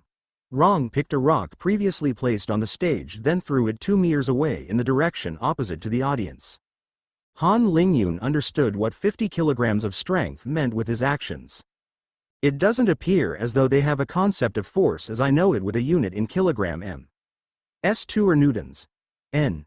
As it was called in my memories. 50 kilograms of force should be the force used to pick up a 50 kilograms object, which is 50 * g the acceleration due to the gravity of the planet. According to my experiments, the gravity here is roughly the same as the one on Earth. If I take g equals 10 meters, S2 as an approximation, then 50 kilograms of strength corresponds to 500 N. Meanwhile, teacher Xian continued. A first stage body cultivator can exert a lot more strength, around 250 kilogram. Rong then picked up a boulder and threw it to a greater distance. A second stage cultivator has 500 kilograms of strength and can throw boulders for hours. Disciple Rong lifted up the same boulder and threw it 20 meters away to illustrate. These feats were getting more and more impressive. Some of the first years started to cheer. Now you start to get it. Let's skip to a fifth stage body cultivator. Another wave of excitement spread through the crowd. Rong took his time to increase for dramatic effect as he slowly walked towards another boulder that was positioned on the stage beforehand. He picked the boulder up. Then he threw it so far that the boulder crashed heavily into the nearby mountain. Boom! Rong approached another bigger boulder and took a pause to let the first years guess what he was now going to do. With an amused smile, he jumped on top of it and gently punched down. Crack! The boulder shattered in pieces of different sizes. The first year's eyes were bulging. It was one thing to hear about the prowess of martial artists, but seeing it with their own eyes was a whole other thing. At this point, many were cheering after each new demonstration. Rong then walked out of the stage, as did teacher Xian and the other assistants. The first years wondered if the demonstration was over. They wanted to see more. To be fair, Rong didn't disappoint. He picked up the whole stage and held it atop of his head with perfect stability. Han Lingyun made a rapid calculation. 1 m cubed of stone has a mass of around 1500 kg. The stone stage is around 0.5 meter thick, 10 meters wide and 3 meters long, so it's 15 cubic meters, a mass of around 22 tons. Holy crap, and he plays with it like it's nothing. All right, disciple Rong, you can place the stage back. It might break if you throw it around. As I was saying, at stage 3 body strengthening, your strength increases by a factor of 10, reaching 5,000 kilograms or 5 tons. At stage 4, it generally increases by another factor of 3 and you reach 15 tons. At stage 5, it doubles again to 30 tons. Of course, all these numbers vary from an individual to the other. However, all this strength, speed, and overall improvement is useless if you fight a Qi cultivator, because the Qi cultivator has many more means to attack you from a distance. Not to mention, a Qi cultivator can always fly away if he faces a crisis, and as a body-strengthening cultivator in that case there is nothing you can do. Don't believe that Qi cultivators don't also grow in strength. By imbuing Qi into your limbs, they will always crush a body-strengthening expert in a pure exchange of strength. Not to mention heightened senses, faster reaction time. Most likely a body-strengthening expert still would not have registered that a Qi cultivator moved before having a sword cut his neck. As for foundation establishment cultivators, it's a bit far away, but the density of their Qi has reached a whole other level. They can move freely in the air without treasures. And core formation? See this peak behind me?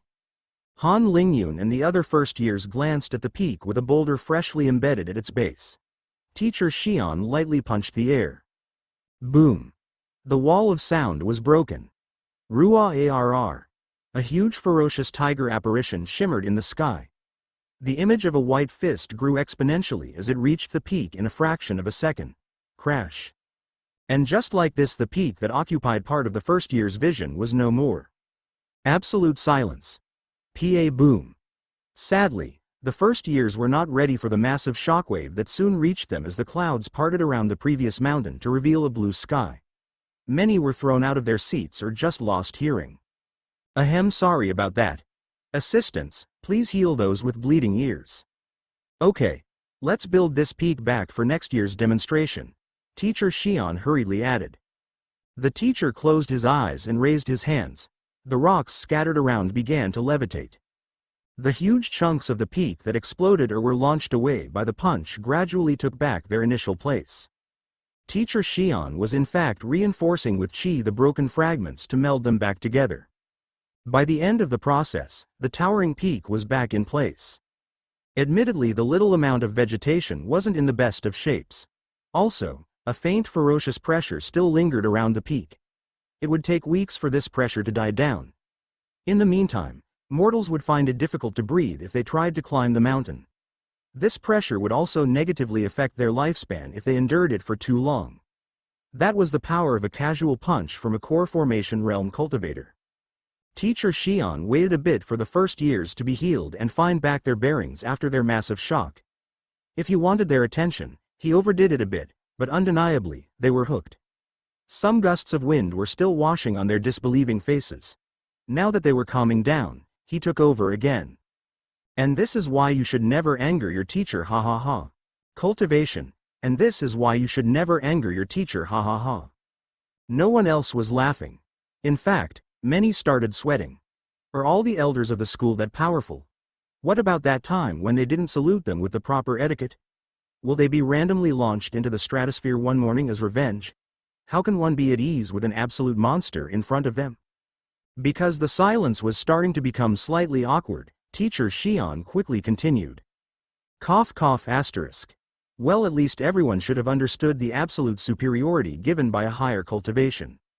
This illustrates the saying, there are no possible schemes in front of absolute strength. One core formation elder can destroy thousands and thousands body strengthening cultivators with LTTLE effort. This is also why resources are concentrated to the best. In general, less than 1 out of 1,000 body strengthening cultivators reaches core formation. But one core formation expert is far more valuable to any organization than 1,000 body strengthening cultivators. Now if you take the 800 of you lot together, what we value is only your young age and future potential. Your cumulated strength is worth nothing. Now let's get to your cultivation. I hope everyone has learned the breathing exercises. Disciples, get into a lotus position and try to sense chi surrounding you. Don't worry if you take time, it is not an easy process at the beginning. My assistants and I will pass through the ranks to guide those with more difficulties and correct any mistakes. Try to spread out to the maximum to avoid bothering one another. Han Lingyun was ready for this. He took up the lotus position with a couple of heavy breaths to steady himself. Then he began the breathing routine and tried to empty his mind. He found it was easier if he looked inwards and focused on the rhythm of his breath. He started to visualize himself in complete darkness. This state seemed to stretch on for a long time, and yet it also felt too short. Han Lingyun had never felt so much at peace with himself and realized he truly enjoyed this state. This little surge of emotion was enough to lose his focus and lose that state. Han Lingyun realized his mistakes and tried again. This time by relaxing his mind even further. Soon, he was back in the darkness, punctuated by the rhythm of his breath like waves reaching the shore of a dark ocean without end. Then he sensed a shimmering point in the darkness, slowly floating around like a grain of dust. More and more little grains of dust that seemed to scintillate with white light appeared around him. Following his breath, the white particles of chi started to rotate and converge to him. After an unknown amount of time, 4 slowly moving streams of chi were washing his body and tickling his skin. At some point, Han Lingyun felt a hand gently correcting his posture and pressing on several points on his back. Instantly, he felt so much more relaxed. It was as if he was made of fluid, as if he melted. The 4 streams of chi instantly became twice as fast and the tickling of his skin grew stronger. The particles of chi also felt endless. It seemed that there was always as much around him, even as he absorbed a portion. Of course, the vast majority of the particles that passed through his chi pathways didn't remain in his body. Han Lingyun continued the process until he seemed to have reached the end of a cycle. After which, he opened his eyes only to notice that most of the other first years around him were still in a meditative state while a couple were already emerging from it. To his shock, he saw that the sun had already long started its descent. 5 hours had passed just like that. Teacher Xian indicated to the ones that woke up to remain silent. After another silent hour, nearly all had emerged from their deep meditation. Many were bubbling with excitement, others were deep in thought. Truly, it was an indescribable experience. Now that everyone has left meditation, let's conclude this first lesson. What you have experienced was one cycle of chi absorption. After each new stage of body strengthening, you will be able to remain in a meditative state for one more cycle, and each cycle will be faster due to your body becoming more accustomed to chi. After finishing a cultivation session, trying to cultivate again right after is useless. In fact, you won't succeed in doing anything, not even getting in the correct state of emptiness. In general, at the body strengthening stage, it isn't possible to do more than 2 cultivation sessions per day. Then it is up to you to experiment. Finding the correct time between each cultivation round is easy. If they are too close, you will immediately notice that you absorb chi at a much slower pace and that you feel absolutely exhausted after the session. In contrast, if you wait enough, you will find yourself refreshed after cultivating. The time between each round should be approximately 6 hours, it might be slightly more or less. No point to try to cultivate after an hour of downtime. It is best to exercise between each round of cultivation, especially at the body strengthening stage. As you should have guessed, the tickling under the skin you have experienced is the effect of flesh strengthening. In theory, it might be slightly bothersome or distracting, but it should never become painful. In general, if you feel pain during cultivation, there is a problem. Probably a chi pathway being blocked. Don't try to fight the pain, this would probably damage your pathways. If that happens, just go find an elder. He will be glad to clear any issues. Remember, pain is a body mechanism to indicate to the brain that something is wrong. So, listen to your body, don't try to always fight it. Finally, a question that is often asked: how much sleep do you need? First of all, Yes, you do still need to sleep. It is a necessary process for your brain to function correctly, and it speeds up your recovery or any gains you will have from cultivating and physical training. But you also don't need to sleep as long as before and will be able to remain awake for 3 days if you push it a bit. Still, a regular 4 hours of sleep a day at the body strengthening realm is best according to my experience. I also recommend using a routine for the most efficient growth. Classes will be held from 1 p.m. to 3 p.m. every day and are optional from now on. You will have different teachers presenting different subjects later on.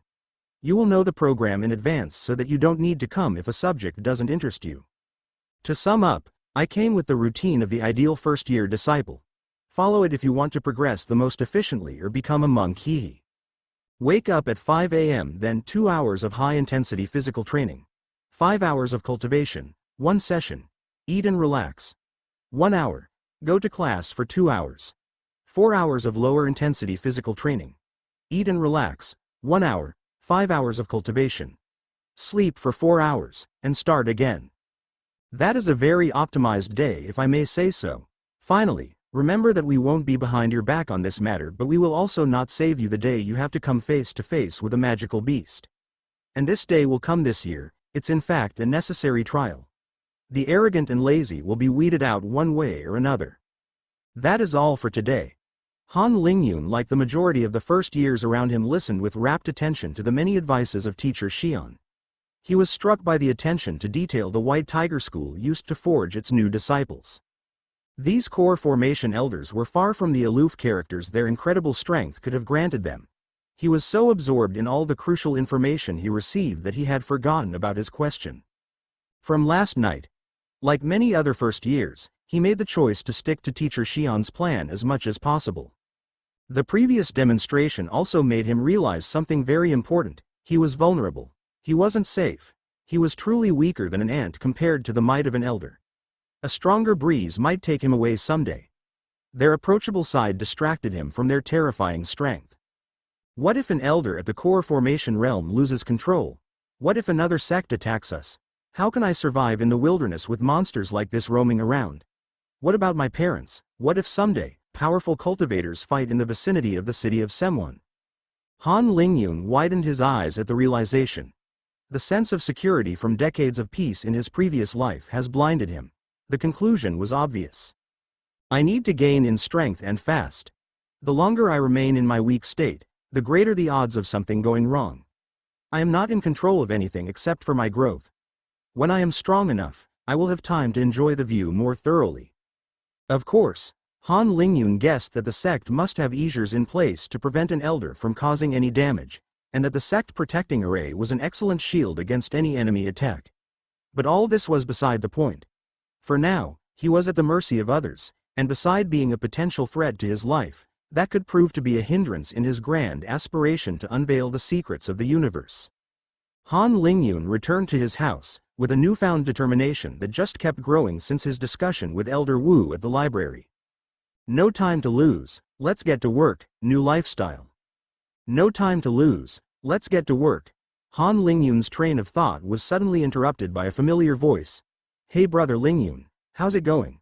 What's up with that look? It's so dark I feel like you just morphed into a villain or something. That's not true, right? Shen Lin examined his new friend closely. Han Lingyun, who got taken out of his reverie, lightened his somber look.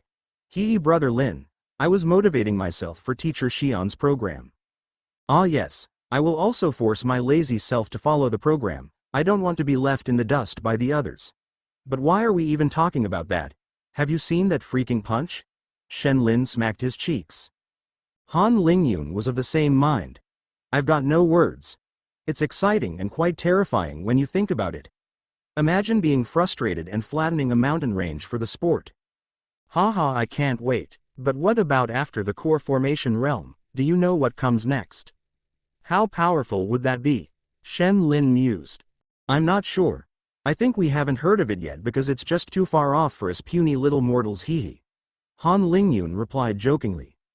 Hey, we are body-strengthening cultivators now that we have taken the first step. Shen Lin acted obfuscated. Say the kid who could still get whipped by his daddy if he is too naughty. Han Lingyun continued to tease. Shen Lin's face fell. He lost this round. Han Lingyun changed the topic after his score.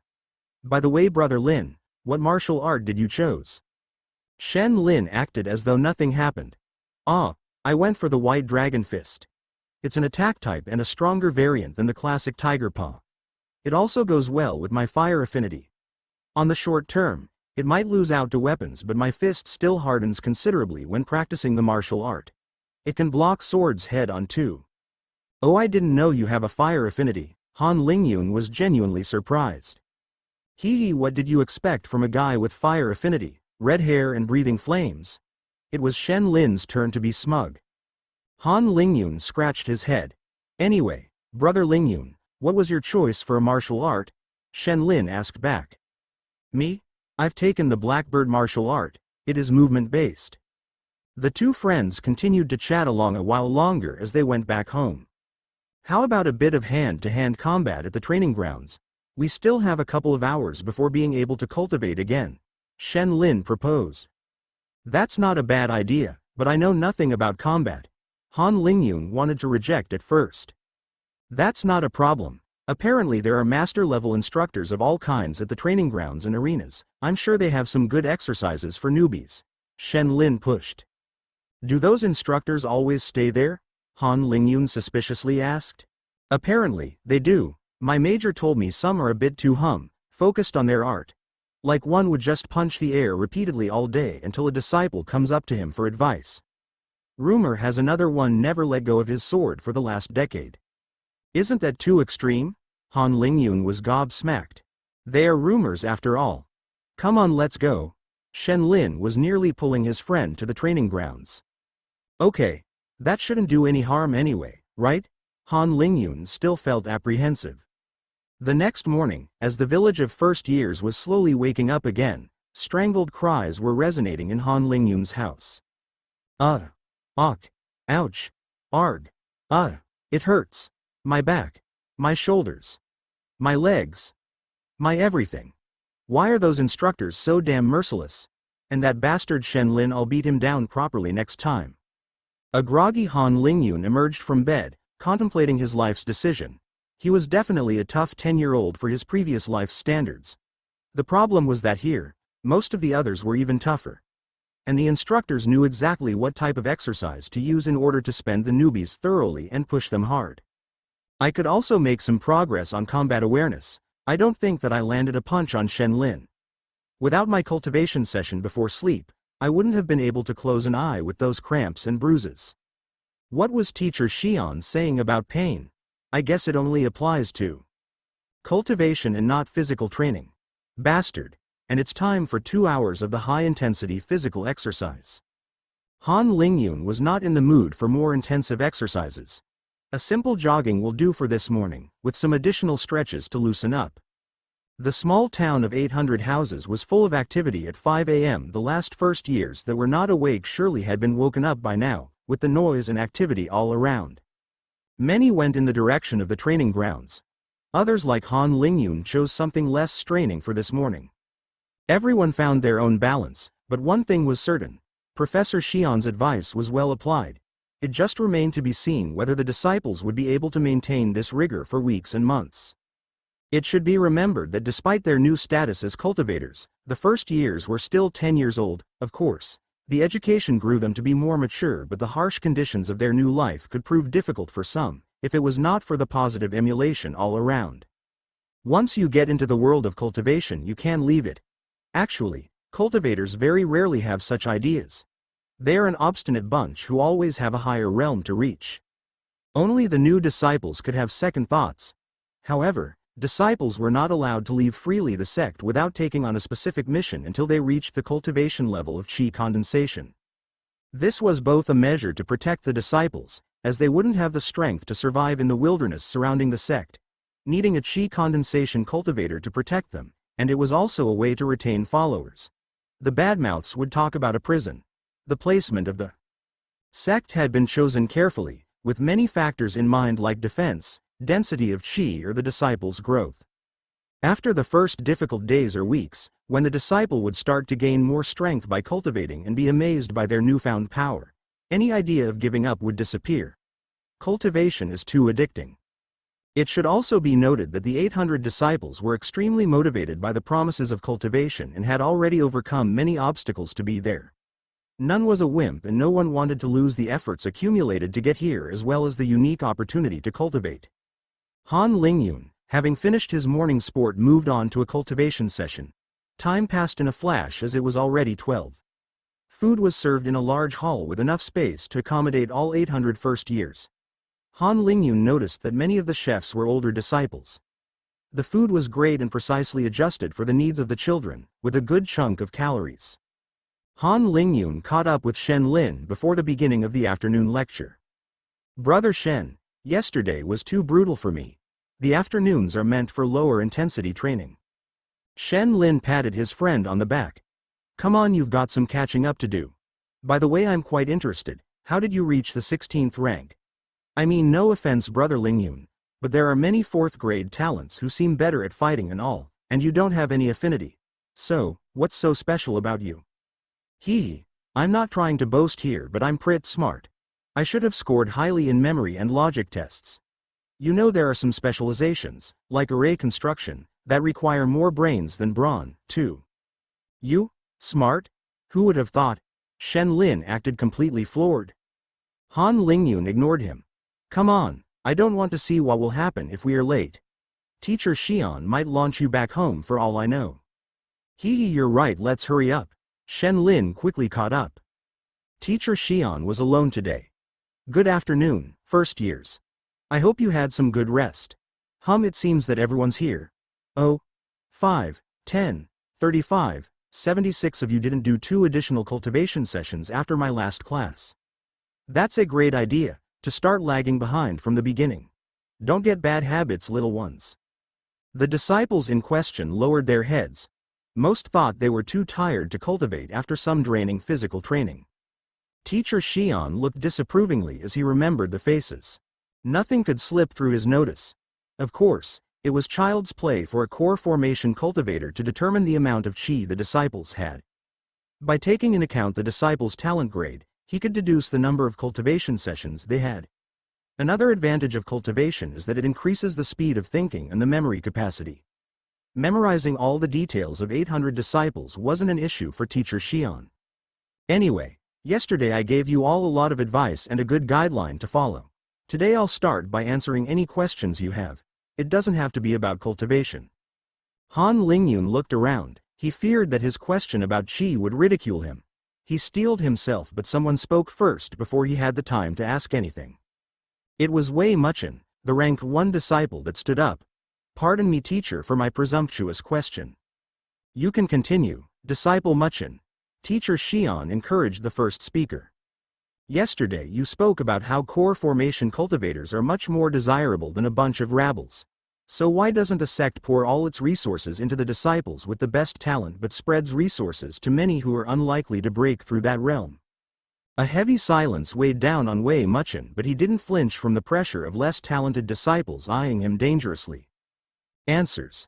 You indeed raise a valid question, Disciple Wei Muchen. There are many reasons, but first you should ask, how to reach the core cultivation realm. And it isn't just an issue of talent. Talking about talents, first I need to describe the advantages of a higher grade of talent. A better talent has 3 advantages. The first one is cultivation speed. A grade 2 talent cultivates 4 times faster than a grade 1 talent. A grade 3 talent cultivates 9 times faster than a grade 1 talent. A grade 4 talent cultivates 16 times faster than a grade 1 talent, and 25 times faster for a grade 5 talent. If you don't remember, it's simple. Just square the grade and you get the cultivation speed. Okay, but is lower speed such an issue? In some ways, yes. It isn't a race to reach chi condensation, but if you take 10 times or more to reach a certain realm, you will have less lifespan to reach the next realm. Cultivation, being an act that defies the heavens, is also a race against the end of one's lifespan. A random first-grade talent cultivator will take 20 to 30 years to reach chi condensation when 1 year is enough for a grade 5 talent.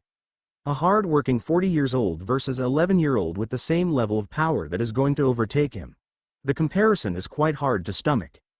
Also, at the chi condensation realm and foundation establishment realm, you can replenish your chi reserves between battles, The difference in speed could be the difference between life and death. The second advantage is indeed for resources. Let's suppose I provide a precious herb to disciples with grade 1 to 5 aptitudes. A grade 1 disciple who eats the herb will only absorb one portion of its medicinal properties. That is not necessarily an issue. If that herb is of low value, the disciple might absorb all of its medicinal properties. Now suppose that the herb is highly potent. Let's say the grade 1 disciple is only able to absorb 2% of its medicinal properties after eating it. Then all the disciples with higher grades of talent and at the same level of cultivation will absorb more. They will absorb, grade, squared 2% of the medicinal properties. For example, at grade 4 it would be 32% and 50% for a grade 5. This plant is indeed better used for higher talents. So lower talents are generally given lower grade resources, which further increases the difference in cultivation speed. The third advantage are bottlenecks. Disciple with higher grades break through cultivation realms easier. It's nearly impossible for grade 1 talents to reach foundation establishment, but disciples of grade 4 or 5 won't be much impeded at that juncture. Now to come back to the topic, you might be wondering, why don't we use all our resources on higher talents? I'll give you 3 main reasons. First, the resources allocated for the first years is not even 1% of the resources of the 5th years. For now, you all don't cost as much, and more resources will only be detrimental when what you need most is a strong foundation. Second reason. If you are wondering how many of each talents compose the world's core formation cultivators, then let me tell you. Grade 1, less than 1%. Grade 2 talents account for 10% of core formation cultivators. Grade 3, 30%. Grade 4, 40%.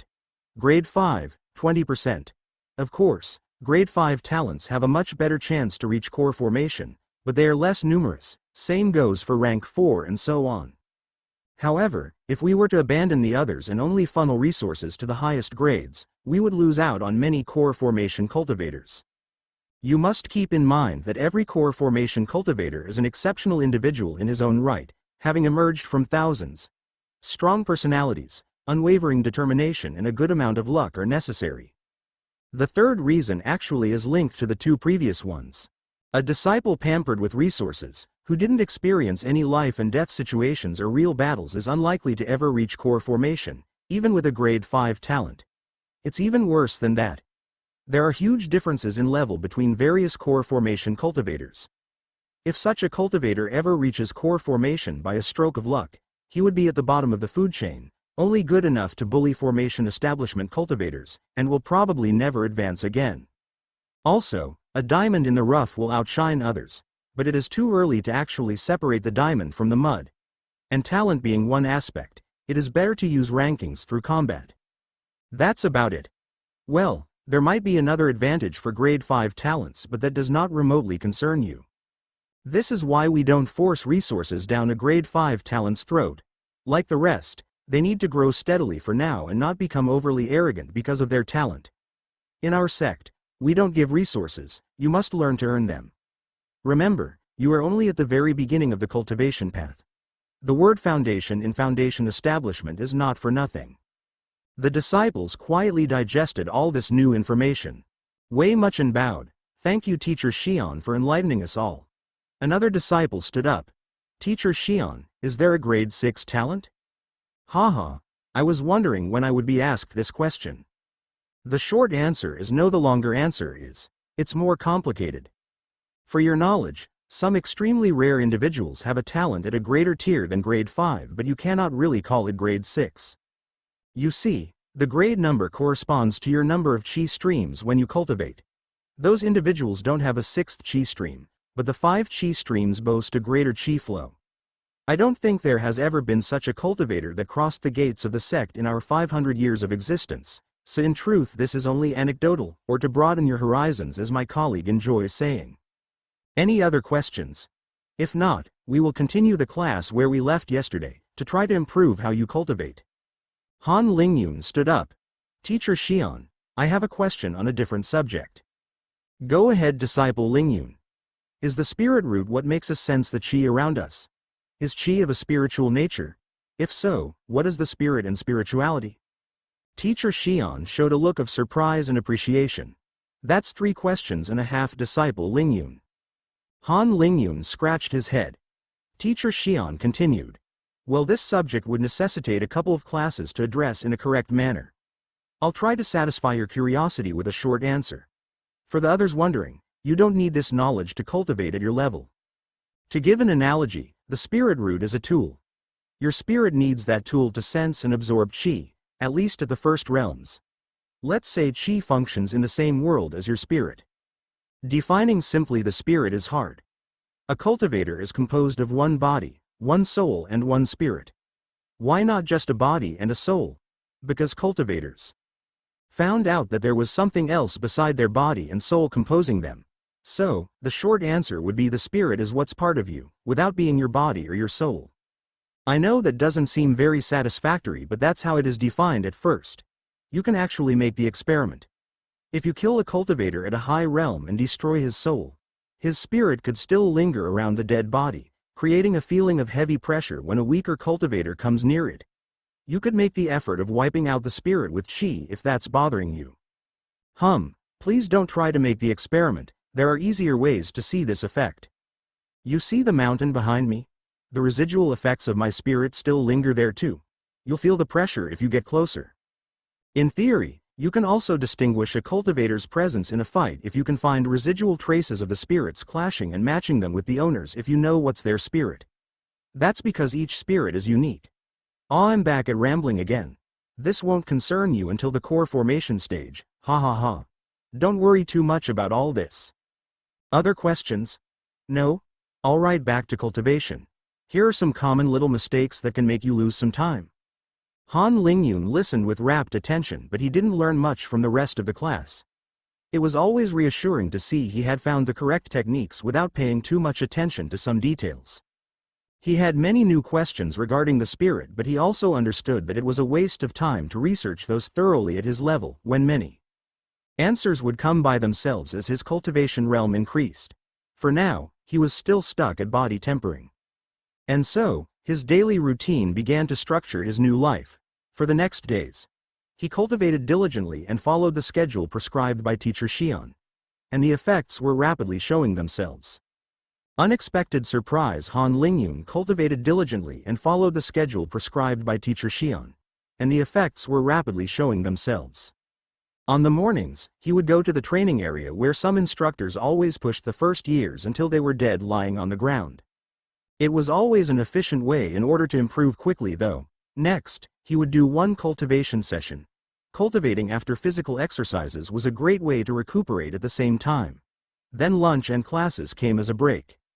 For the afternoon physical session, Han Lingyun either tried familiarizing himself to the Blackbird martial art, working on his endurance by running greater distances, or learning the basics of weapon wielding with some other instructors at the training grounds. For now, his progress on the Blackbird art was minimal, but he didn't dally too much on the issue. He realized that the higher his cultivation advanced, the easier it was to learn the martial art. He was still at first stage of body strengthening, so it would be more efficient time-wise to wait for his first breakthroughs. On another note, by running a bit further each time, he realized that the sect was on a way larger area than he previously thought. He hadn't reached the living quarters of the disciples from previous years. During his exploration, he found some peaks that harbored beautiful pavilions, while others that seemed to be isolated by formations as they were permanently hidden in a dense fog. There were two areas where Han Lingyun was making rapid improvements. First, his physical condition. Adding the effects of cultivation, his intense physical training, with an excellent diet provided him with improvements on a day-to-day basis. It was truly satisfying to see your efforts get rewarded so quickly. He also progressed fast in combat. Han Lingyun was always a fast learner. The instructor only needed to demonstrate once for Han Lingyun to replicate the movements accurately. This meant that his technique, which was non-existent days prior, made rapid strides to catching up to disciples that already had years of martial arts training under their belts. He still mostly lost in mock combats though. Well, that didn't come as a surprise. Han Lingyun always tried to spar with those proficient in a certain weapon or style and beat them at their own games. He found this was a great way to learn what his opponents were doing better. Beside his technique still being inferior to the specialists, he also lacked some battle sense. Instinctive reactions, reflexes or movements to respond to any situation and create favorable conditions. As of yet, Han Lingyun hadn't found any weapon he wanted to focus on, so he learned a bit of everything. A random disciple would have never been able to accomplish that. You would need a good brain, memory and coordination to switch between that many weapons. The downside was that even with his great learning capabilities, Han Lingyun would never master any style with this method. However, it wasn't a waste of time. His reasoning was simple: if you want to understand a weapon or a style of fist fighting to beat it, there is no better way than to learn it. All in all, Han Lingyun made sure to have a strong foundation. He also had gotten his revenge on Shen Lin. Well, they beat each other up to be exact, before laughing it off.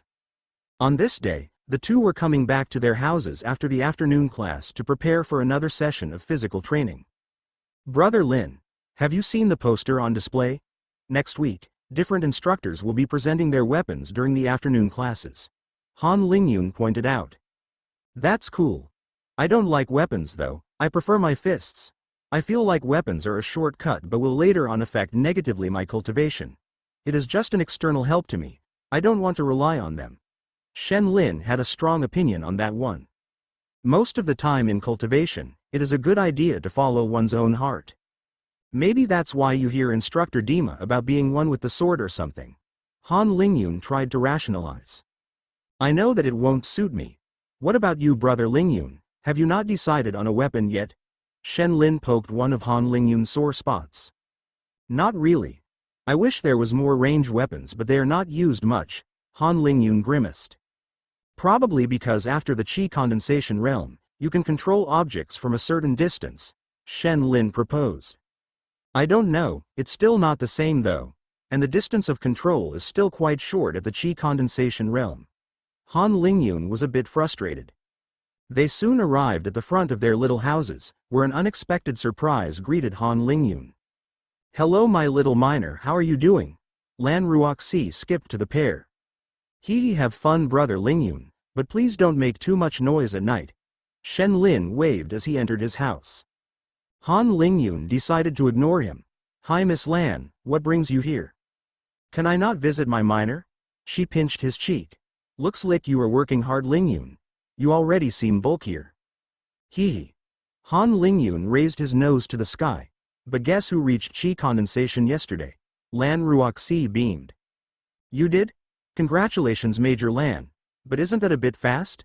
I thought that with grade 4, it would take another 6 months to reach that threshold. Han Lingyun remarked. Lan Ruoxi couldn't hide her pride. Hi, no need to stress my little miner, new resources and opportunities throughout the year will increase your progress.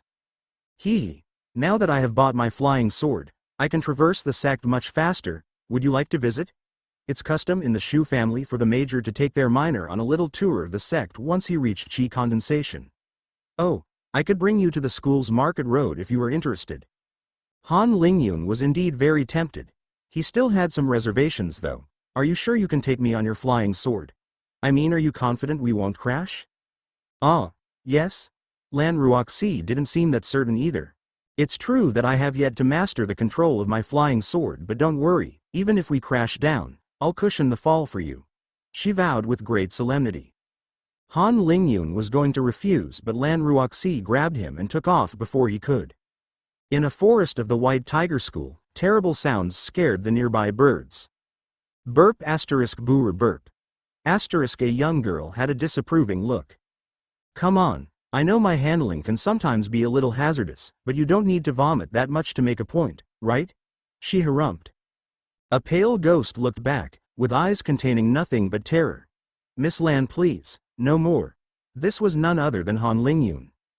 Humph, we are not far from the market, it doesn't matter anyway. Let's run the rest of the way. Thank you for your grace, Miss Lan, I will be eternally grateful, Han Lingyun cried. Lan Ruoxi shot him a glare. Shortly after, the minor and major pair made it to a road bursting with activity. Stands were placed on each side of the large road with disciples eyeing the products as they walked past. Heated bargaining gave the whole scene a very lively atmosphere. At the end of the road, Han Lingyun was rooted in place, amazed at the activity in stark contrast with most of the sect. Around him, Disciples were coming and going, taking off on their flying treasures or landing gracefully in front of the gates, which delimitated a no-fly zone. Come on, let's take a look. The market road has many cool things. Lan Ruoxi pulled Han Lingyun's hand. As the two weaved their way through the crowd, they sometimes stopped in front of stands to take a peek. Lan Ruoxi took the role of a guide. Everything is exchanged either by barter or using sect points called Ps. After your first month of acclimatation to the sect, the elders will introduce the sect points to the first years. It's the only true currency here and its value doesn't change much. That's because many training grounds and resources can only be used with sect points. Han Lingyun glanced at the stand in front of him. It was selling some talismans. Indeed, every type of talisman had a price tag in Ps.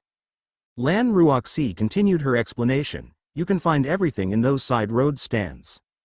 From special parts of magic beasts, to pills, talismans, magic treasures, unknown objects and more. Most of them are of little value though, but sometimes you can find a bargain. Some of my major's friends specialize in this, but I think it's mostly a waste of time. All the stand owners are disciples. Many try to sell their finds or are apprentices selling their craft. But the better ones are still sold at the official buildings. Oh, and the reason there is so much activity and stands here is because Market Road is the only place in the sect where disciples can directly exchange Ps between each other. Shortly after, the pair noticed a stand garnering a lot of attention, with a small crowd around it, so they decided to stop to see what the fuss was all about. A chubby disciple was haranguing the crowd with big movements. Come closer. Come closer. Here is my new batch of stones. I guarantee at least one precious crystallized herb in every batches. Last week Disciple Cheng of the Sword Association found 2 rare materials. Blue thousand-leaf herb and a drop of purple vine juice.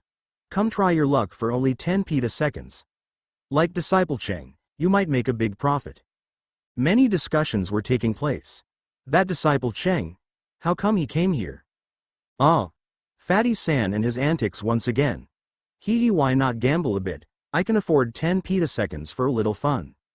One disciple paid the fee and proceeded to take one of the bigger stones. I've got a good hunch about this one. The excitement was growing as all the watchers were burning to find out if this was a lucky winner. The disciple, full of expectation, used his chi to gently open the stone. Empty. His smile vanished with his 10 petaseconds going down the drain. My turn, I feel lucky today. Hee, let's make a little bet, brother son. Soon others wanted to join the fun, for the pleasure of Disciple San. Either way, today he would be making some Ps. Lan Ruoxi pulled Han Lingyun away. Let's go, this is just gambling. There are many other things to see at the higher end of Market Road. Han Lingyun was pensive, with new money schemes in mind. Is gambling allowed in the sect? Lan Ruoxi shook her head. Gambling houses are banned, but you can't stop disciples from betting a little. That stand might be taken down with a small fine if a disciple of the Judiciary Hall passes by, but there isn't much harm being done as long as the stakes remain low. However, the sect has strictly forbidden any bets on combats and duels. There have been too many abuses. As the pair continued their walk up the road, the stands soon made way for buildings and shops. This is the High Market. High Market. The High Market has everything you would expect from a cultivation town. There are many restaurants with diverse specialties from the whole region. Some restaurants even serve meat from magical beasts. Apparently eating some is beneficial for cultivation. But the prices are restrictive. I was still able to try one last year at the Shu family annual meeting, Hi. There you will find specialized shops for every profession related to martial arts. Those shops are regulated by the sect and supervised by sect elders. Experts will be in charge of valuing and certifying anything up for sale. But that's not all, there are also auction houses with weekly and monthly events. Those always garner a lot of attention. Lan Ruoxi kept on talking as the two passed next to the shops. Han Lingyun pointed at a particular-looking building which boasted a lot of traffic and with no sign at the front to indicate its use. Is this a restaurant? Lan Ruoxi grimaced. It's a brothel. Only those above 16 are allowed inside. Oh, it's really like a small town, Han Lingyun joked. As the two moved on, Han Lingyun noticed that most of the people around here were third-year's disciples or older. Those who can afford the average goods at the high market are the older disciples, but the official shops still have things for everyone, with a portion of the merchandise reserved for younger disciples. Lan Ruoxi explained. It was an eyeful for Han Lingyun. They passed shops specialized in swords, lances and spears, sabers, daggers, shops selling pills for cultivation, shops selling ingredients for alchemy, shops selling talismans and the materials to make them, shops selling array materials, shops that sold food for magical beasts, and shops Han Lingyun had no idea what they sold or were used for. Finally, they arrived at the end of the road, in front of the largest and tallest pagoda of the whole market road. Lan Ruoxi presented the place. And this is the 1,000 Treasure Pavilion. It hosts by far the largest number of magic treasures. You can also find some super valuable pills or very rare medicines inside. Aren't they taking on the business of others if they sell these materials? Han Lingyun asked. It's not really like this. When the sect was first founded, there was only the 1,000 Treasure Pavilion. The sect later decided it was best to avoid a monopoly and giving too much power to those supervising the pavilion. So historically, the specialized shops are the new competition. Also, prices tend to be a bit lower at the specialized shops, especially if you want to buy materials in bulk. Let's say for example you want to buy herbs for pills, you would first go to the pill pavilions before coming here to try your luck if you miss a specific or rare ingredient. In addition, if you are trying to find a treasure sword, I recommend you visit the White Sword Pavilion first, then come at the 1,000 Treasure Pavilion. And you won't find any basic materials here. But there are a lot of unique weapons sold at the 1,000 Treasure Pavilion, so it's always good to check out the possibilities and see if something might fit your style. Apparently, the 1,000 Treasure Pavilion also has a bigger market share of the very high-end goods, stuff that elders want to exchange. But at our level, we only have access to the first floor. Want to take a peek inside? Yes, I can't wait. Han Lingyun excitedly nodded. As they passed the entrance, a young man greeted them. Good afternoon, if you are searching for anything in particular, I could be your guide, he smiled. Lan Ruoxi shook her head. We are not buying anything, just taking a quick look, is that okay? He stepped aside. Yes, but please don't bother any customers, and don't take too long. Thank you, sir, we will be quick. Lan Ruoxi bowed.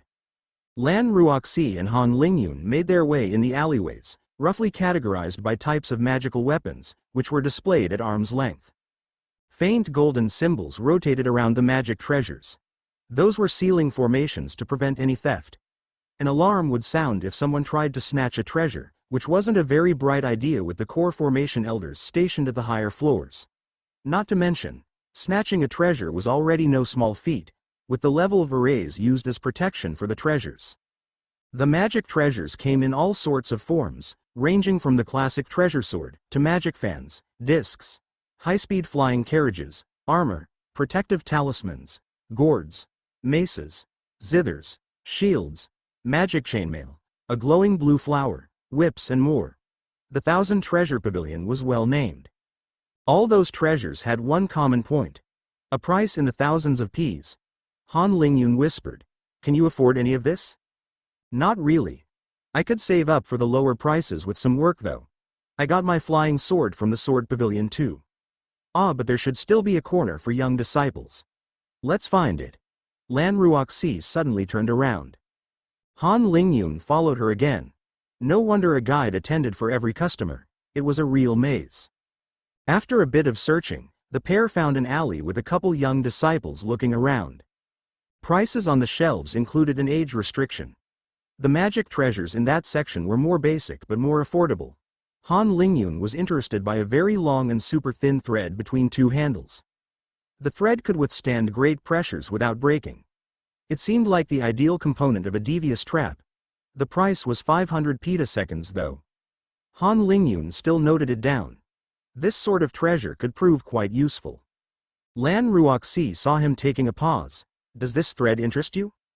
Yes. I feel it could be a good side weapon. Imagine for example a situation in the forest, where I'm pursued by magic beasts or stronger cultivators with bad intentions. I could lead them to the threads I positioned beforehand as a trap. Han Lingyun described.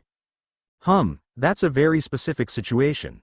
Most of the time, combat is messy and never goes as planned. Lan Ruoxi objected.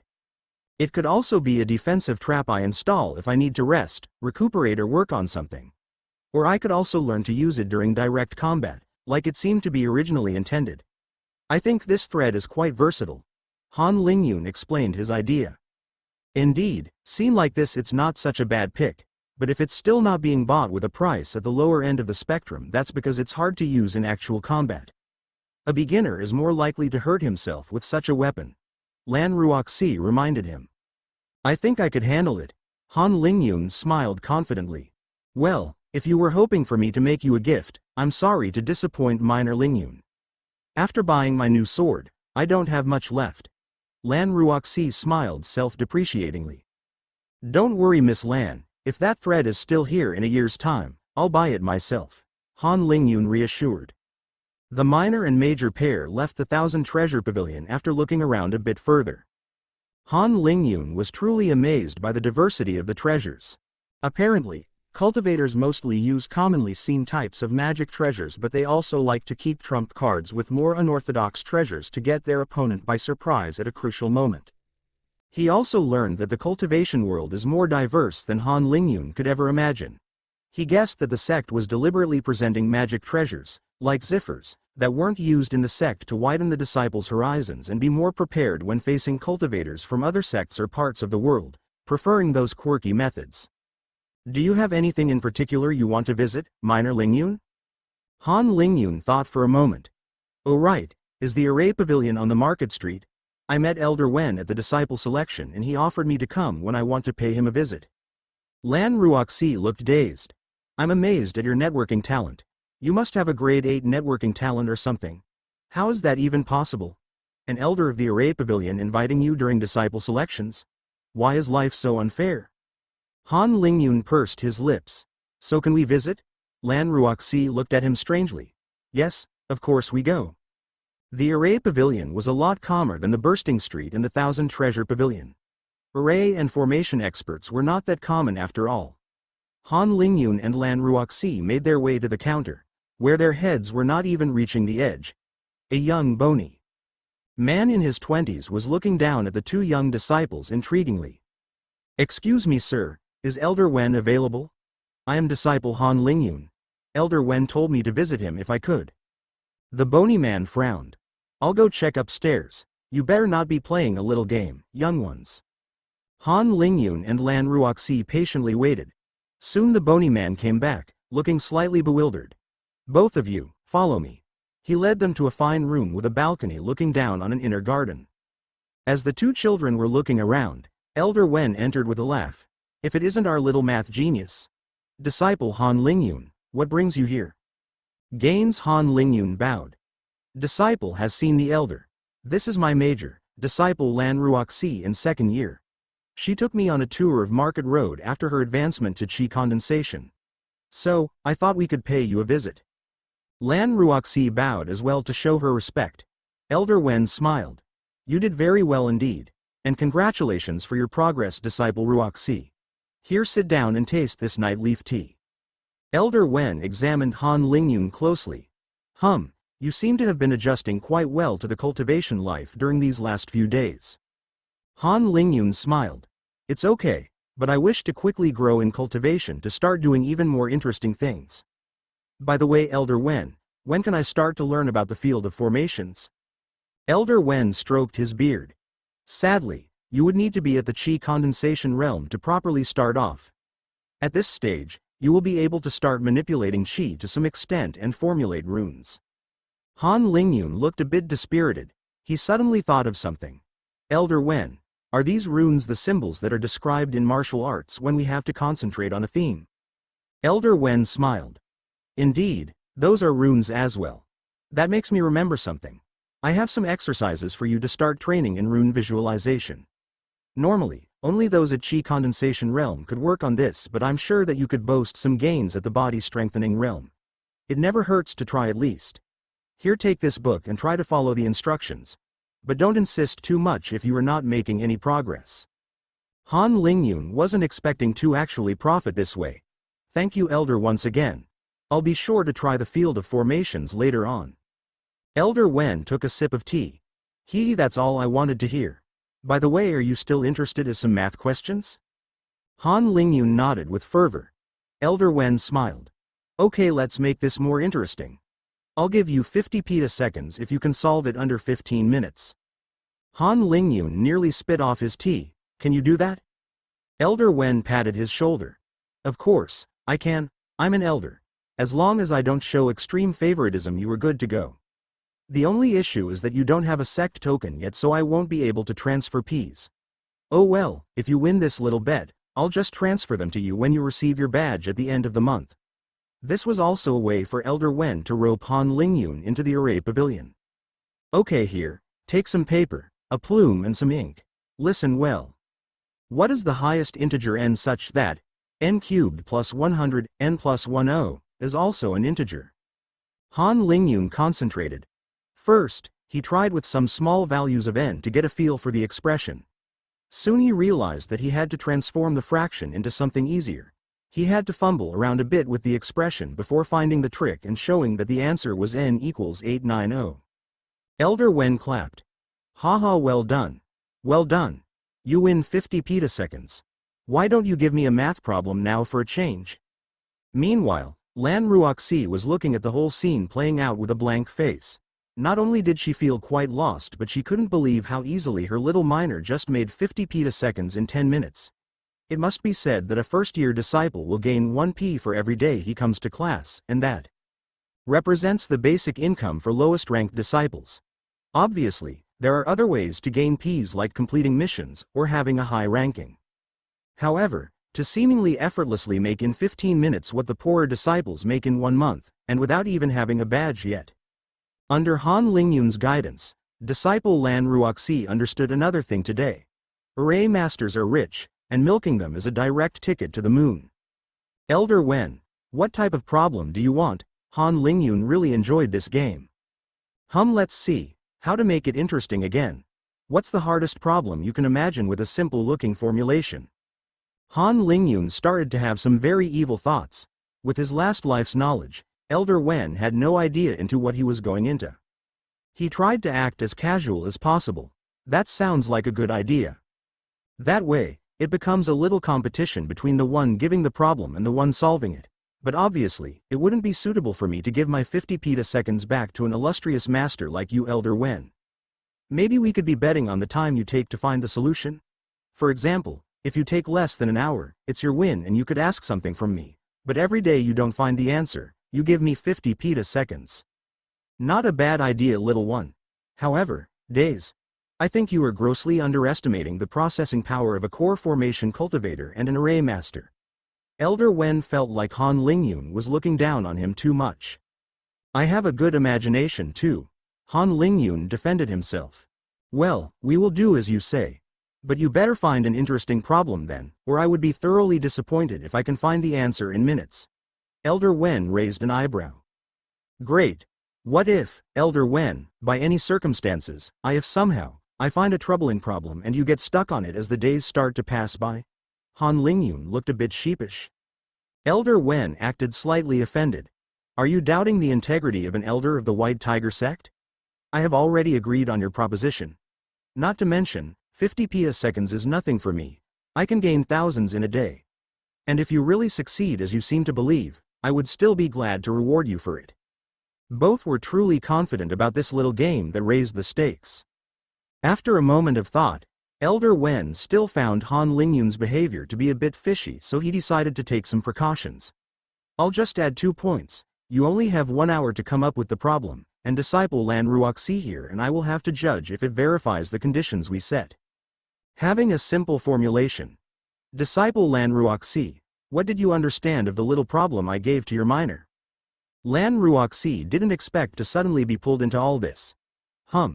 I understood the question and I know what basic operations like n cubed mean. It's multiplying n with n and again with n. But I'm not quite sure I understand how Han Lingyun came up with the answer. Elder Wen was satisfied. Under these conditions, he was supremely confident. That's perfect for our purpose. Han Lingyun acted as though this was a bit troubling. In fact, since he proposed all this, he already had a couple of very promising problems that plagued mathematicians for decades in his past life. Some looked deceptively easy. That restricts a lot the type of problem I could imagine. How about doing 50 petaseconds per 12 hours to compensate? Elder Wen smiled at his antics. Deal. Han Lingyun was rejoicing in his head. Hee hee. I love the sound of that. I still need to make a choice between those problems though. The Riemann hypothesis might not fit the conditions of the agreement. The Collatz conjecture is definitely a strong contender, simple and still unsolved, but I would like to give it a shot when my cultivation is higher. Oh yes, I have a good one. This could be a way to judge the importance of cultivation on brainpower as well. For the next 30 minutes, Han Lingyun acted as though he calculated different possibilities and was searching. In fact, the only thing he was calculating was how he should use his huge passive earnings of 100 petaseconds per day. Finally, he wrote down on a new page, let n greater than 2 be an integer. Find a, b, c positive integers such that n plus n equals n. That is my problem, Elder. What do you think? Also, if you believe that there are no solutions, you have to prove it. Elder Wen nodded. That's a given. They looked at Lan Ruoxi. Lan Ruoxi examined the paper and furrowed her brows. I can understand the problem. But isn't that too simple, Minor Lingyun? You might want to search for something harder. It's a shame to miss out on such an opportunity. I'm satisfied with the problem. Han Lingyun reiterated. Elder Wen seemed eager to try it out. Han Lingyun stood up. Thank you, Elder, for the tea. I should come back to the first year's housing area for supper and my evening cultivation session. I'm glad you enjoyed it. I'm going to work on your little problem then. As Han Lingyun left the array pavilion with Lan Ruoxi following him, he just couldn't hide his grin. There are no solutions for the problem and proving it is incredibly difficult. To give some context, in his last life, this problem was first raised by Pierre de Fermat in 1637. Fermat showed that there are no solutions for n equals 4. During the next 2 centuries it was also proven for other values of n, like 3, 5, 7. It took 358 years to show it for every n.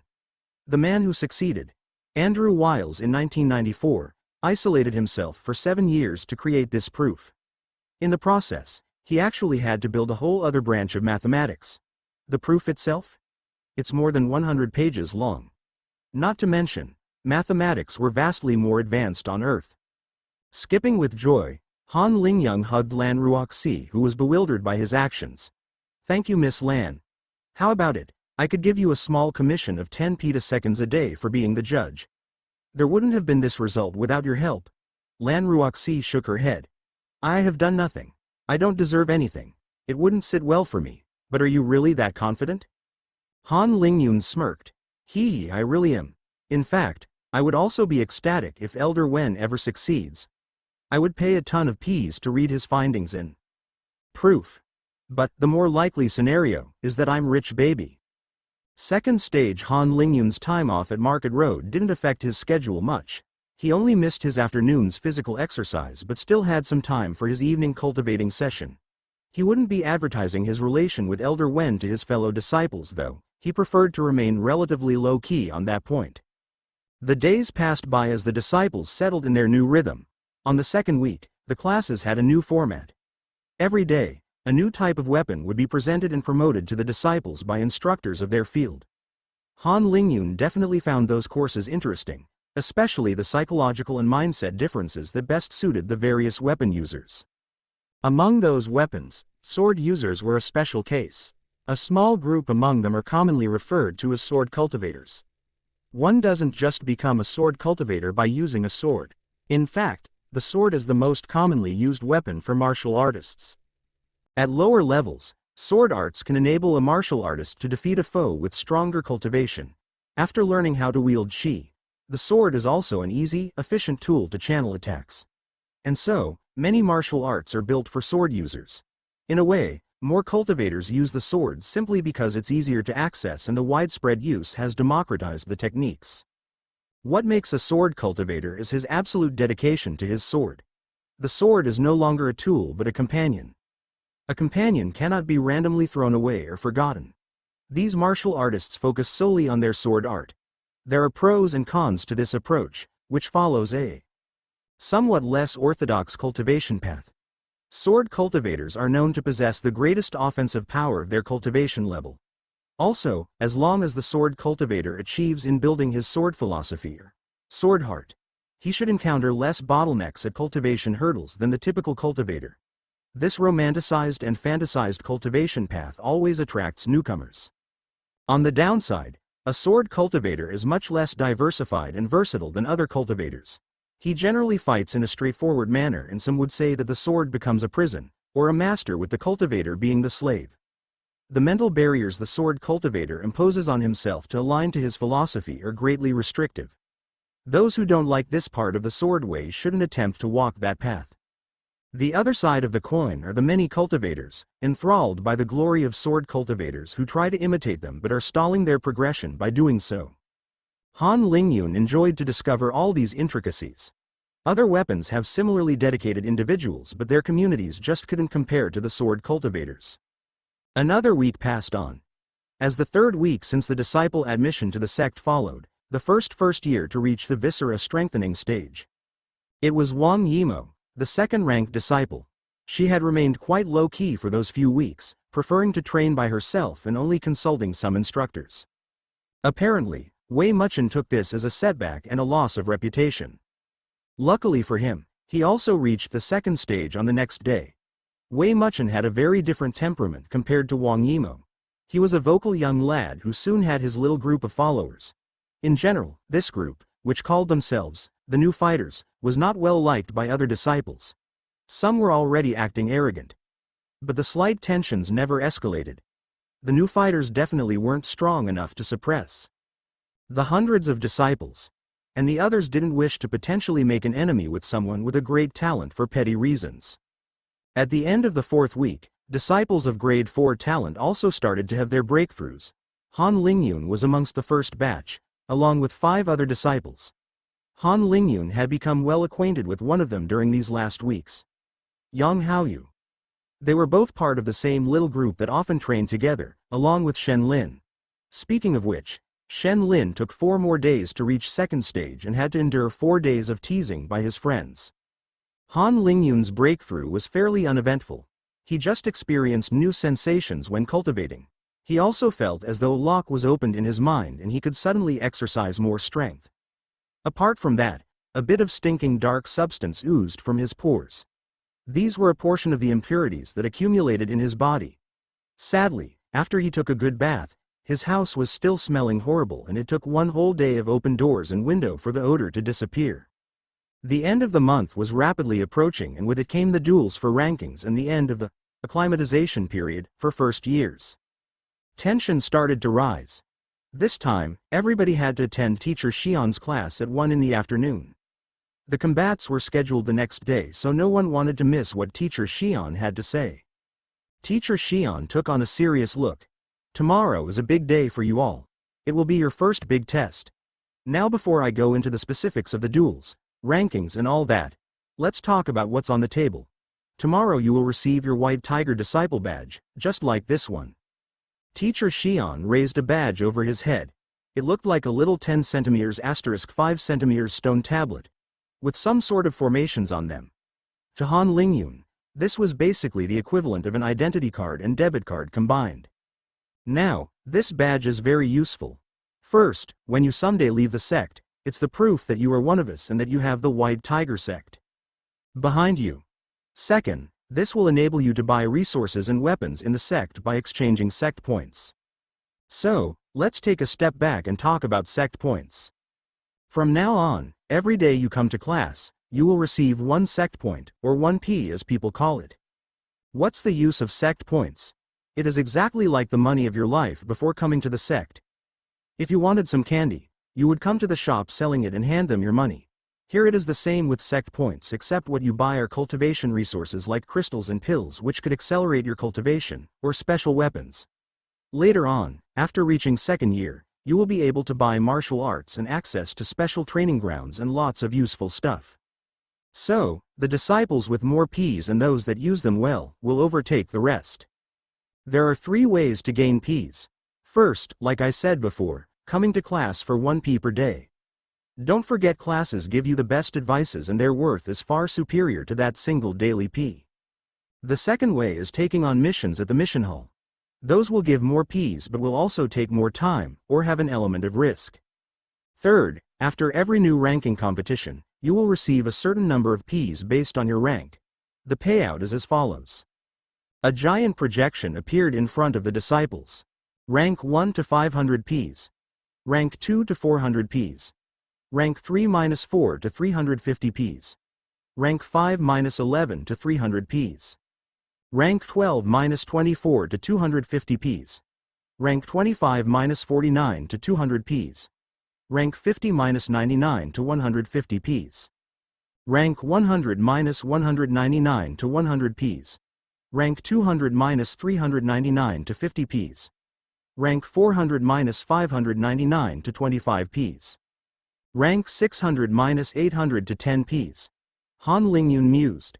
This distribution is quite brutal. A difference of 5 ranks makes 200 petaseconds of difference. And 50 times more crystals for the first and lasts. Half of all the disciples basically only get crumbs. Teacher Xian raised his voice. Now, as you have noticed, the number of Ps distributed for each rank drops fairly quickly. Those at the top end of the rankings will gain access to more resources, so should progress faster. Don't wait. Fight for your rankings while the gap is bridgeable. We will go further into the rankings and duels tomorrow. So, to come back to the sect points. You cannot exchange sect points directly between one another. This is a simple measure to avoid threats and scams because you don't know how to use your Ps, which would be detrimental for the sect in general.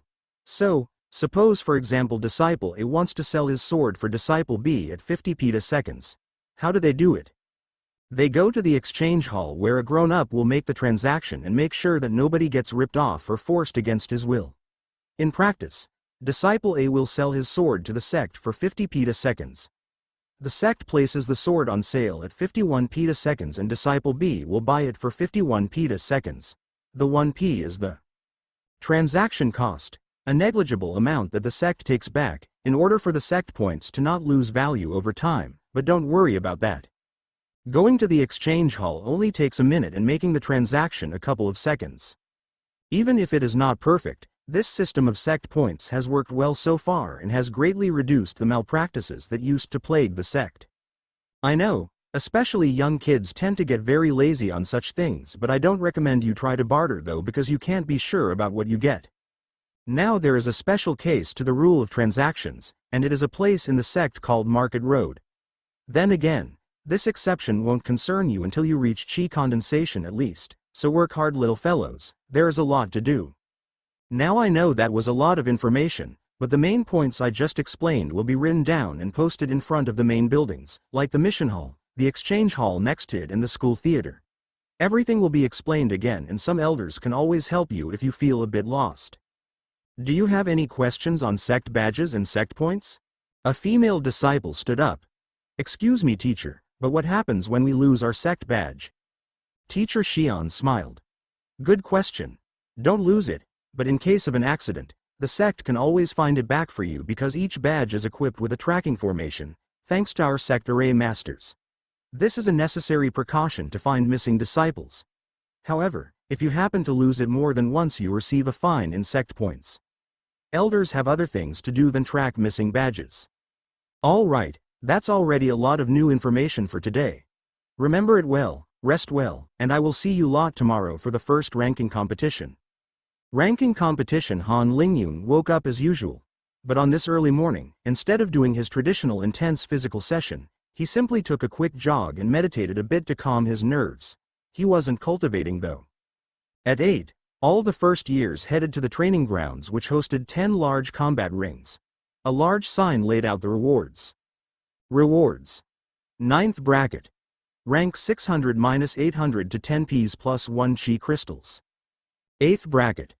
Rank 400-599 to 25 Ps plus 5 Chi crystals. 7th bracket. Rank 200-399 to 50 Ps plus 1 O Chi crystals. 6th bracket. Rank 100-199 to 100 Ps plus 1 O Chi crystals plus 1 blood pill. 5th bracket. Rank 50-99 to 150 Ps plus 1 O Chi crystals plus 1 blood pill. 4th bracket. Rank 25-49 to 200 Ps plus 1 Ochi crystals plus 1 blood pill. Third bracket. Rank 12-24 to 250 Ps plus 1 Ochi crystals plus 1 blood pill. Second bracket. Rank 5-11 to 300 Ps plus 1 Ochi crystals plus 1 blood pill. First bracket. Rank 1 to 4. Rank 3-4 to 350 Ps plus 1 Ochi crystals plus 1 blood pill. Rank 2 to 400 Ps plus 1 Ochi crystals plus 1 blood pill. Rank 1 to 500 Ps plus 1 Ochi crystals plus 1 blood pill plus 1 special medal for the month. Han Lingyun and the other disciples raised their heads as they tried to figure out what rank they could reasonably obtain. The main reward was still the sect points. The chi crystals and blood pill were issued to encourage the first years to use these more. Captain Lacroix hovered next to the sign and looked down on the disciples. First years, these are the rules of the competition. Starting from the bottom of the rankings, a disciple can issue a duel to someone above his rank. If the challenger wins, his rank becomes the rank of the challenged one, which moves back by 1 rank, same for the disciples with ranks between the two. A loser loses his privilege to issue a challenge. If the challenger loses, the ranks remain the same. To give an example, let's say rank 303 challenges rank 301 and wins. Rank 303 becomes rank 301. Rank 301 loses 1 rank to become rank 302 and rank 302 becomes rank 303. If the new disciple has yet to lose 1 match, it's his turn to issue a challenge. If the new rank 303 has already lost once, we move on to rank 302, who has already lost once, so we move on to rank 301 who has the right to issue a new challenge. Keep in mind, losing in the case of the challenger is equivalent to going down in rankings, because those who won behind him will have pushed his rank down. Also, you can only issue a challenge to disciples in the same bracket as you with higher ranks, or in the bracket immediately above. So, the rank 303 disciple can only challenge disciples from ranks 101 to 302. However, if you have followed, you would have noticed that because we move up the ranks from worst to best, a winning disciple will have the opportunity to issue another challenge when we reach his new rank. In theory, the last ranked disciple can become the new rank 1 in a single competition. Additional rules. 1 disciple can be challenged a maximum of 3 times by disciples of the same bracket.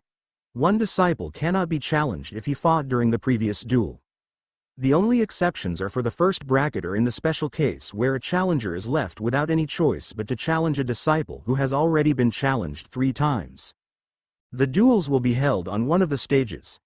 A duel ends if one steps out of the stage, if one abandons, or if the elder watching stops the duel. Don't be afraid of harming your opponent. The elder watching over each stage will be able to interrupt any movement right before a grave injury happens. Finally, treasure weapons are forbidden. You have access to the basic weapons. Self-harming pills that briefly boost your performances are forbidden as well. Now let's begin. I'll ask the disciples of bracket 8 and 9 to step up and arrange yourselves in 2 lines facing each other. Arrange yourselves by your ranks. Perfect. Now to go faster, we will be doing 10 matches simultaneously at the lower brackets. So, for those at the lower end of the rankings, if you want to stay in the competition after your duel, you must challenge someone 10 ranks above you at least. Rank 800, who do you challenge? The last ranked disciple was a short guy. His name was Chong Sil and he had a grade 2 talent. Far from feeling ashamed of his rank, he felt very lucky to be admitted to the sect with such a small margin. Disciples with grade 3 talent had yet to break through to second stage of body strengthening. He was quite agile and somewhat proficient in the dagger. Now was his chance to rise up the ranks. If he managed to gain more resources, he might be able to snowball and have a faster cultivation speed than grade 3 disciples. And he had the great advantage to choose in first. Chong Sil had already started looking for disciples in the 400s range that were injured or that looked to have missed out on sleep lately. I challenged disciple ranked 457. The disciple in question turned red with shame. He had a limp from hurting himself badly 2 days ago, but he wanted to yell that he was not so easy to bully. I will crush this midget. Professor Lacroix moved on. Go to the stage at the far left. Rank 799, who do you challenge? Rank 800 versus rank 457. Many disciples watched the first match with interest. As soon as it began, Chong Sil dashed toward his opponent, who hastily blocked with his sword but was destabilized. Chong Sil didn't miss the opening and thrust his dagger to the opponent's unguarded neck. Just as the blade was about to cut flesh, the two disciples froze in place. The elder had intervened to stop the duel. He announced, "Rank 800 disciple Chong Sil wins." "Yes." Change Sil raised his fists. A couple of disciples applauded the winner. The 10 stages had yet to be filled up that the match had already ended. The loser left the stage with his limp and a lowered head. At least he was still ranked 458, but the two short-lived opponents felt a bit awkward as they had to join the line side by side. Those behind glared at the limping disciple. They all lost one position because of his incompetence. Most of the matches ended very quickly, as a duel was often decided in an instant. A couple of duels lasted a lot longer as the disciples just circled around each other, seemingly too scared to fight. The elder, watching one of these unending matches, decided to put a timer in the form of an hourglass, after which the challenger would automatically lose. This sped things up as the challenger was forced to take an initiative at some point. The duels were advancing rapidly and Han Lingyun was trying to keep an eye on everything. The first few duels were mostly won by the challengers as they focused on the weak-looking ones. Then it became harder to predict. There wasn't too much difference in strength between most. Very few disciples used their martial art at this point, and those that tried lost more often than not. Those that truly shot up the rankings were the disciples with poor talent but good fighting ability and often a proficiency in a weapon. The first disciple that gained an excellent grasp of his martial art was ranked 516. He one-punched the disciple that challenged him with his tiger paw. The elders also had questionable interpretation of serious injury. As long as it wasn't life-threatening or limb cut off, they would not stop the match. It was up to the disciples to abandon or try to fight back with everything they had. The rank of the last challenger continued to increase. After being pushed back to rank 514, Change Sil won another match to reach rank 373. He has already been challenged once in the meantime but still won. He hoped that he didn't need to fight a fourth time to stay in the 7th bracket. He wasn't tired after his third match, as those didn't last too long, but everyone ahead were tough opponents. Change Sil wasn't the only one to win more than one match though. Sadly, for him, he was back to rank 417 by the time it was his turn to challenge again. The ones in bracket 7 in not the best of shapes had already been challenged 3 times and pulled down the ranks at this point. He realized that his best shot was probably to challenge someone that took an easier pick and that hadn't been challenged 3 times yet. I chose rank 346. This was a bit of a gamble. His opponent was on the bulkier side, used an axe and didn't seem to be proficient in a martial art. Change Sil hoped to gain an advantage with his superior speed again. "Begin," an elder announced. Change Sil tried to approach his opponent, but the wide axe swings kept Sil at a distance. His opponent was also way faster than he looked. He just couldn't find an opening. His opponent smiled and Chong Sil had a bad feeling. He soon realized why. He was backed in a corner with his opponent in front. He couldn't try to circle around him, as an axe swing would be enough to lose. There was only one option left: going straight for the opponent. Rank 346 disciple Sun Zhengfeng wins, the elder declared. Chong Sil realized to his horror that an axe was frozen right in front of his face. His opponent had thrown his weapon straight at him. His final rank was 417. Chong Sil left the stage looking downcast. "It's not that bad considering I was last yesterday. Still, it's frustrating to be 17 places from doubling my rewards. 417 is as good as 599. The duels continued on and more disciples lost. As the 6th bracket was reached, only 2 duels were still held at the same time. One disciple had a very bad surprise as he faced a lower-ranked grade 4 talent who had already advanced to the viscera strengthening stage.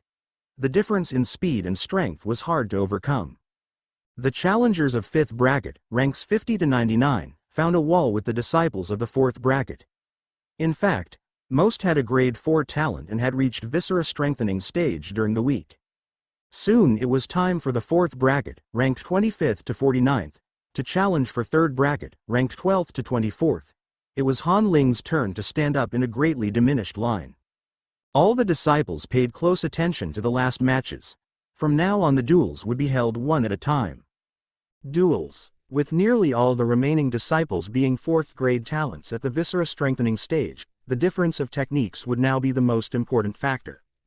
That being said, someone in the early days of viscera training would still get wrecked by his future self that nearly completed the 2nd strengthening stage, so they could still be differences at the same cultivation level. But because the disciples all started to cultivate at the same time not long ago, the gap was not that significant. In total, 45 disciples had a grade 4 talent. When you factor in the 2 grade 5, there should only be 2 remaining places for others with lower aptitudes in the top 49. But they were 7 this year. 5 disciples with lesser talent and still at the stage of flesh training managed to win against 4th grade talents and made their way inside the top 50. Those 7 already had a basic level of mastery of the magic art they chose. They were the underdogs that most of the remaining disciples rooted for. There was a true dark horse too. In fact, one disciple only had a grade 2 talent. He was Yu Dao, originally ranked 612 and a spear user. In fact, he even hadn't used his magical art yet. His fighting style was simple, clinical and terribly efficient. He always challenged the highest ranking disciple that he could challenge. After a match was finished, Yu Dao didn't celebrate and would immediately jump off stage, not sparing another glance at the disciple he defeated, like everything was just natural. Even now, Yu Dao acted like he didn't pay much attention to the disciples in front of him. He was currently ranked 25th at the end of the line of 4th. Bracket disciples. Han Lingyun wanted to puke. Shit, this one already acts like the typical main character. I really hope that he doesn't challenge me though. I really don't want to deal with that guy. If he continues his pattern of challenging the highest ranked disciple he is allowed to, I should be safe though. Rank 46th. Who do you challenge? A girl with grade 3 aptitude responded. I challenge ranked 16. Shen Lin, next to Han Lingyun at rank 15, laughed uproariously and patted him on the back. Ha ha ha, brother Lingyun, that's the issue when you look too weak. Han Lingyun grimaced. His opponent was a sword user with a powerful magic art that made her resonate with her sword and gain explosive speed and strength for one attack.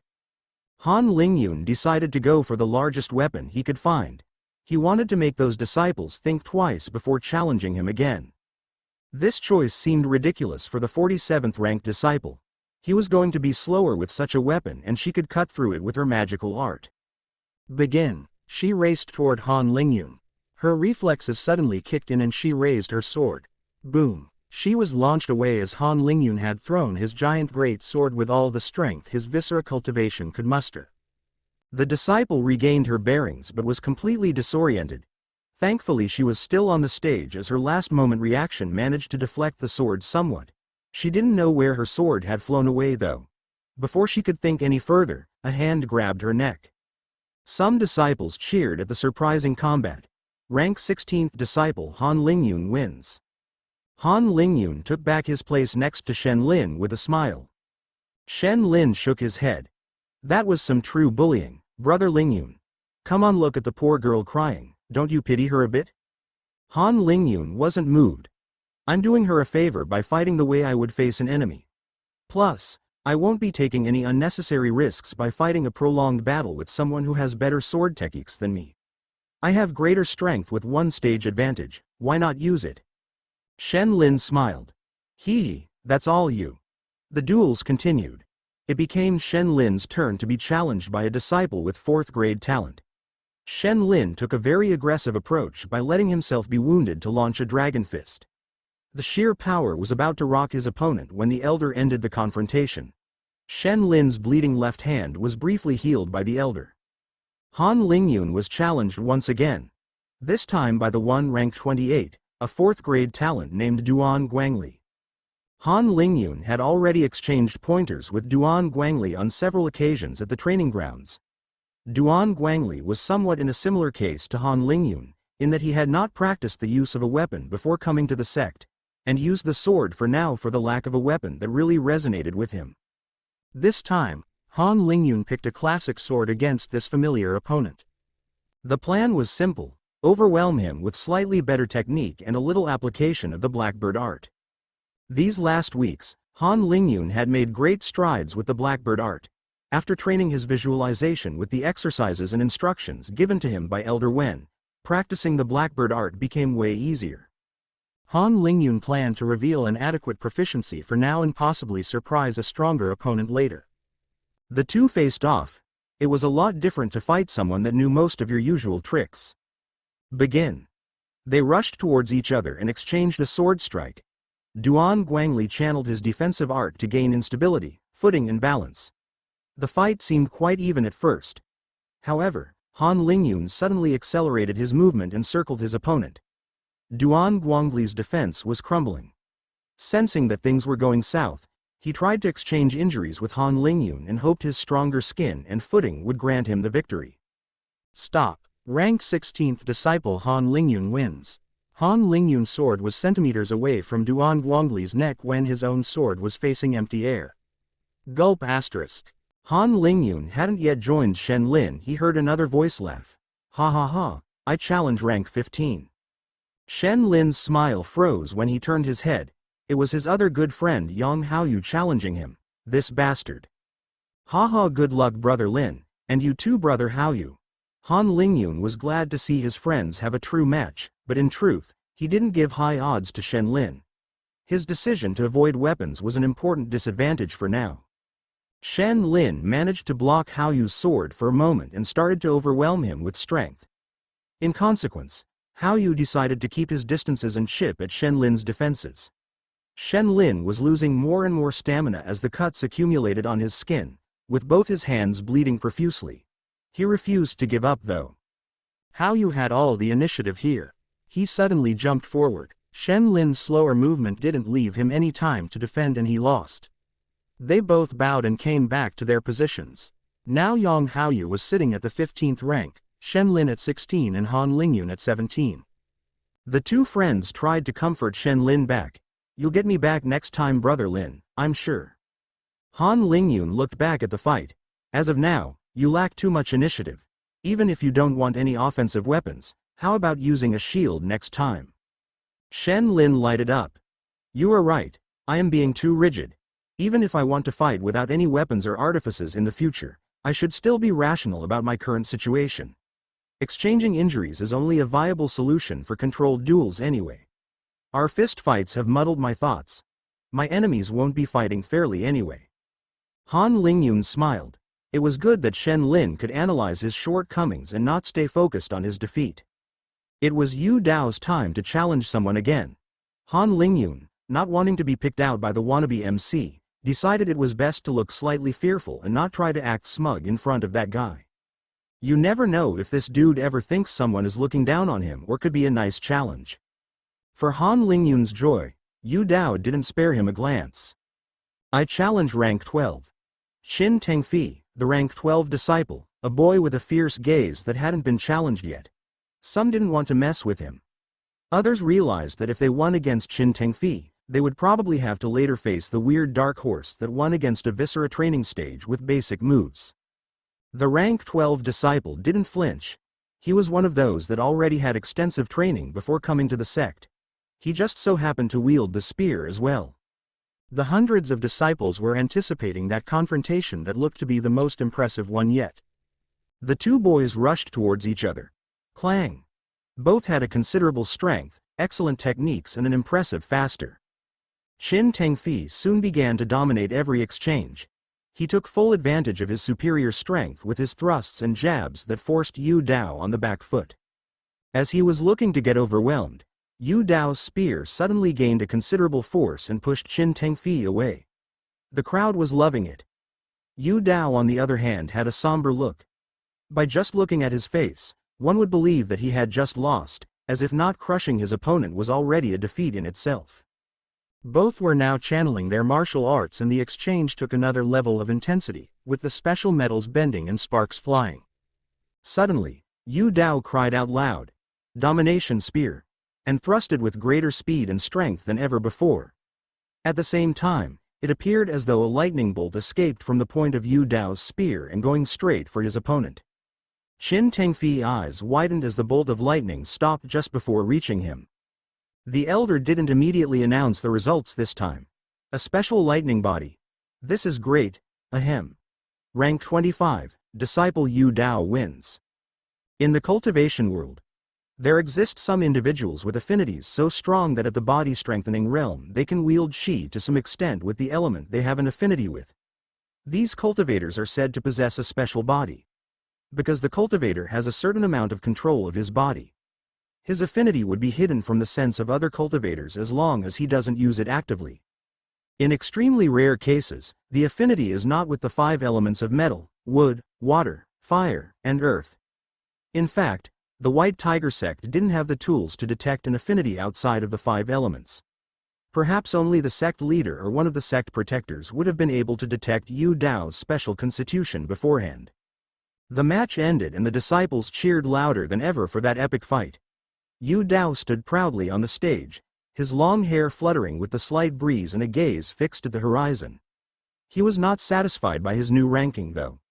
At this moment, Yu Dao vowed to himself that he would trample everyone on his path to absolute power. The disciple previously ranked 24th that just lost 1 rank had already lost a match, so it was now time for the rankings of the 24 best disciples out of the 800. With the top 4 in a further bracket, only 7 places in the next echelon, top 11, were available for the 20 disciples competing. Rise to fame. Han Lingyun took a moment to observe the competition. Apart from Yu Dao, there was also a disciple with a grade 3 talent who was still in the run. He practiced the ground falcon martial art and had focused to learn the parts pertaining to heightened reflexes and bursts of speed. With this method, he overcame the difference of speed brought by cultivation. Han Lingyun was momentarily jealous when he realized that this dude must have a strong wind affinity, but he didn't linger too much on this disciple. Speed alone won't overcome anyone left. Now all disciples had their special traits. Out of the 7 disciples that started in the second bracket, it just so happened that 6 were female. Han Lingyun hadn't seen them around. The male disciple, on the other hand, he recognized well. This one had a naturally strong physique and looked like a giant compared to other children his age. As for the 6 girls in the second bracket, they formed a group together. All had some prior training before enrolling to the sect, possibly together. In addition, one had a water affinity.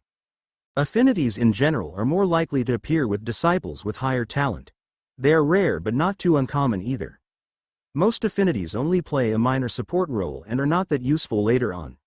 However, there were always exceptions like Yu Dao or cultivators that find a method to use their affinity in a clever way. That wasn't really the case yet for the 5th-ranked disciple Liao Junjun and her water affinity. The only advantage she could think of was that it enabled her to choose a more demanding attack-style sword art, made for water affinities. It was nothing too groundbreaking though. Liao Junjun was relying more on her strength, endurance, techniques and battle awareness to win. However, she now wished she was ranked 6th instead. Being the highest-ranked disciple of the second bracket, she was the highest-ranked disciple that Yu Dao could challenge. How could she win against Yu Dao's lightning? In general, those 6 girls didn't have any extraordinary abilities. They were just elites. A firm heart for martial arts, a remarkable intelligence, and great physical capabilities. The duels commenced once again. From ranks 24 to 20, nobody behind Han Lingyun managed to take a place in the top 11. Those disciples challenged the lower-ranked girls. Those girls were just one cut above them. They had the air of battle-hardened warriors and left no opportunities for the challengers. Because of the experience they displayed, Han Lingyun wondered what their childhoods was like. It was his turn to issue a challenge. Han Lingyun chose to challenge the rank 9 disciple, a red-haired beauty named Qin Mei that struggled a bit more when she was challenged by the disciple ranked 23rd. Begin. Han Lingyun, this time armed with a sword and dagger, circulated his blackbird art to a greater extent than before. Silent, volatile and deadly, he suddenly appeared a lot more sinister to Qin Mei, who was a bit taken aback. She was on guard against Han Lingyun throwing a weapon like he had already done. Qin Mei channeled her art as well and approached Han Lingyun. She took the initiative to leverage her superior swordplay. She frowned as she realized that for some reason it was extremely taxing to try to predict Han Lingyun's movement. She was always slightly off or late, breaking her rhythm. Han Lingyun suddenly extended his left arm with his knife. She quickly dodged to avoid a throw and tried to counter-attack. Ting, her sword was deflected. Stop. Rank 19th disciple Han Lingyun wins. His dagger was in front of her heart. Han Lingyun had made a brief change of direction in the movement of his left arm and went for the opening. He had previously realized that his martial art excelled at giving misdirection and rapid changes. Qin Mei still didn't really understand how she lost. This Han Lingyun is so tricky to fight. And every time he fights, he shows a bit more of his abilities. He could still be hiding something. This wasn't a very impressive fight with huge shocks, so the audience was a bit disappointed. Some even booed, claiming that Han Lingyun was bullying a girl or avoided a fight with those who hadn't been challenged yet. Many young men were enamored by Qin Mei's dancing red hair and shot Han Lingyun vicious gazes. Han Lingyun was a bit taken aback by those reactions. Wasn't this a ranking contest? How did he become the villain here? Shen Lin congratulated him. Don't worry, brother Lingyun, I'll catch you soon enough. As for those criticizing you, they're all the cannon fodder behind. You don't need to bother about them. The moment you come face to face with one, just beat him up. He shook his fists, ready for another fight. Han Lingyun, on the other hand, rationalized like always. I don't want any unnecessary trouble. By the way, most likely those dudes won't dare to say anything to my face, it's just a crowd thing. Because he had already lost, Shen Lin was locked at the 19th rank. Yang Haoyu wanted to challenge Han Lingyun next, but he couldn't because Han Lingyun had just finished his duel. He tried his luck against the 8th-ranked female disciple. He was of the same mind as Han Lingyun. Who was the easiest opponent of the next bracket? It might be the 11th ranked, but even after winning you would probably need to win once again because Yu Dao or another challenger would most likely have made you lose another rank by winning against a higher-ranked disciple. Sadly, for Yang Haoyu, things don't always go as planned. He didn't last 10 seconds before losing his sword and losing officially shortly after. Those girls were ruthless. The disciple cheered. Many were rooting for the girls. They had already been named the 6 sword maidens. The duels continued. The rank 14 disciple won against the rank 11 sword maiden. The rest all lost their challenges. Qin Tengfi, that lost to Yu Dao, would have had a decent shot if not for his loss. He would have to wait another month to make some progress. Everybody anticipated the match of Yu Dao versus Liao Junzhen. By now, all had recognized his pattern of challenging the highest-ranked disciple he could. Will they see the lighting spear once again? Now that Yu Dao was no longer a dark horse, the disciples were rooting for Liao Junzhen. Liao Junzhen, Liao Junzhen, you can do it. Only Yu Dao had other ideas. I challenge rank 7. The 7th-ranked disciple was Ma Zhang, the giant. Sensing the questioning gazes, Yu Dao added, I don't harm beautiful girls. Somehow, Liao Junzhen suddenly had the urge to fight Yu Dao to the death. Begin.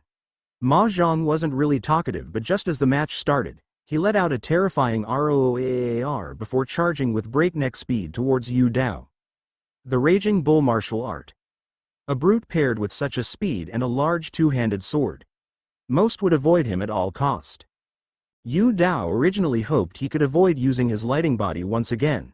Using it was extremely taxing. However, he panicked a little when he saw this monster approaching. Domination Spear.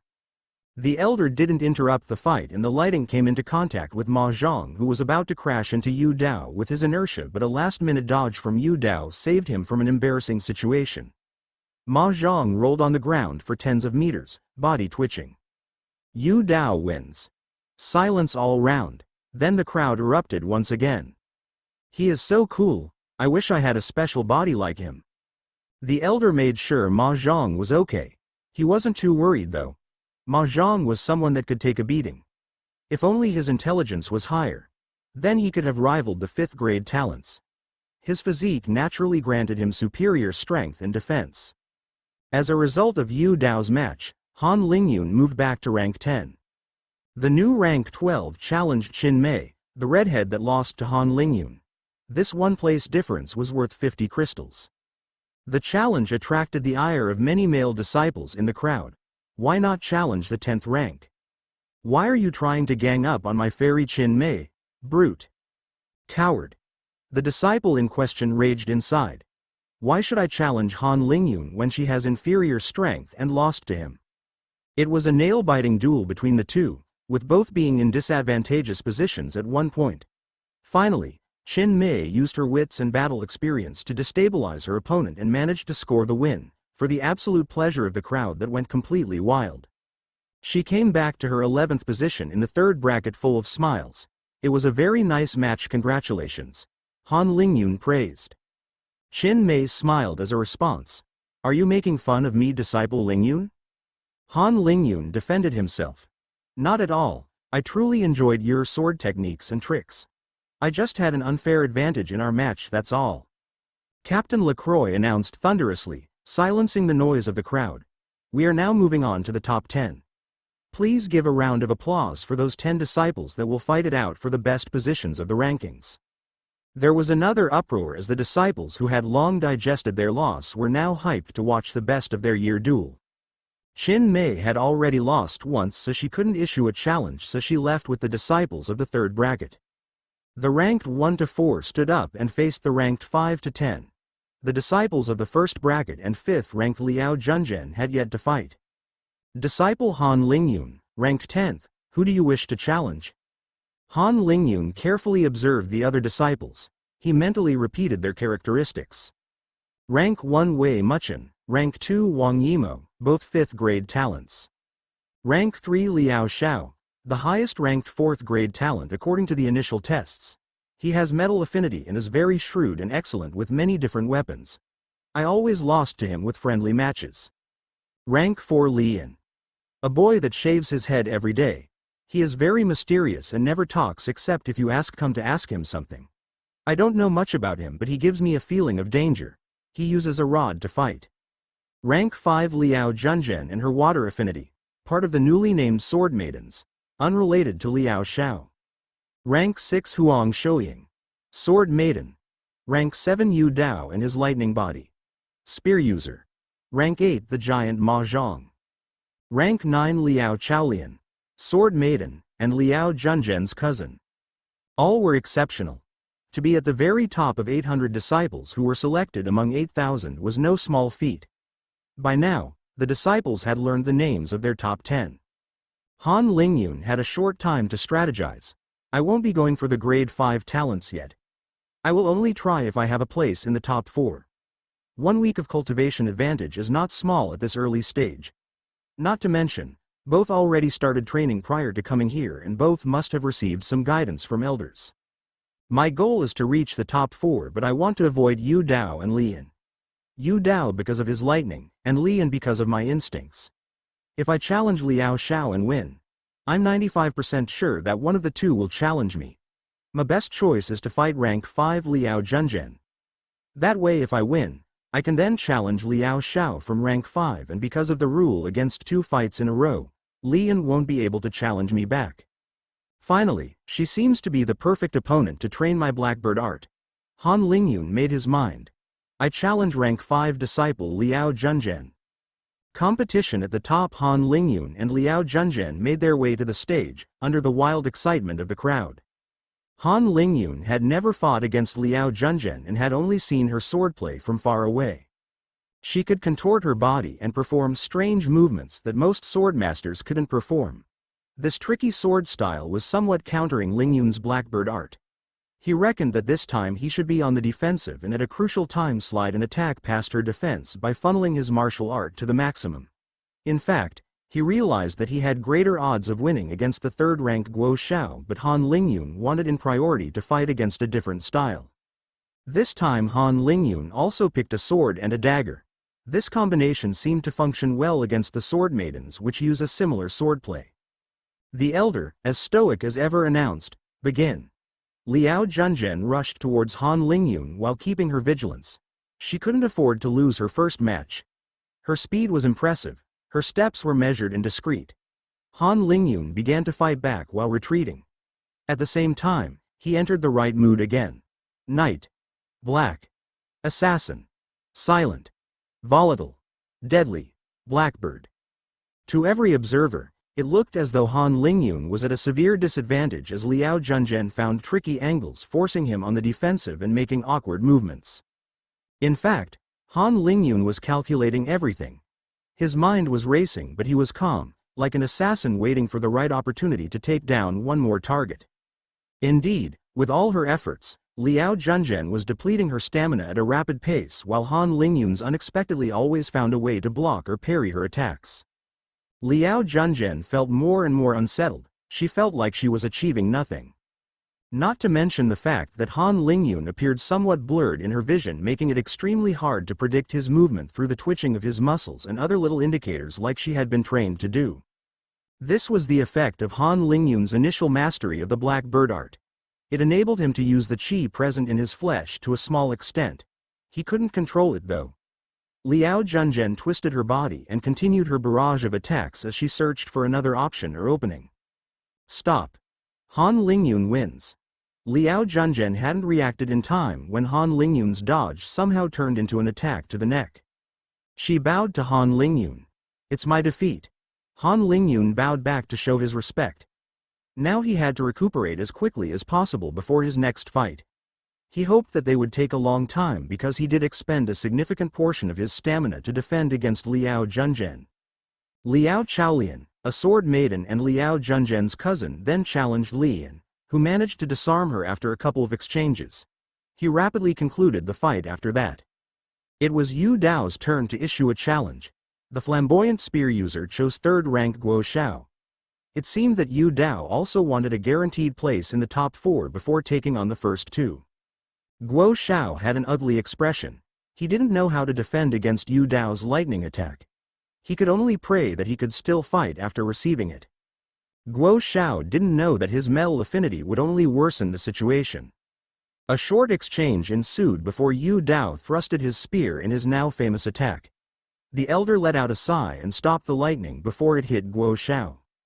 No, please elder, I haven't abandoned yet, Guo Xiao cried. The elder looked at him with a tinge of ridicule. If you want to taste it, I won't heal you after. Guo Xiao hated the look in the elder's eye. He wanted to prove him wrong. I won't bow down to this. Good, here you go. The bolt maintained his course and sizzled through his body, leaving a twitching black body on the ground and the smelt of burned meat. Odd, did he die? Some disciples cried out in horror. Don't worry everyone, he is still alive. His little stunt might cause him to sleep for 1 or 2 weeks at the infirmary though, the elder reassured. No one pitied Guo Xiao. He inflicted this on himself. Some even found the whole scene hilarious and couldn't help but let out some chuckles as Guo Xiao was brought away. The duels continued and the now 7th-ranked Huang Shouying, the last sword maiden that had yet to lose, challenged Lian.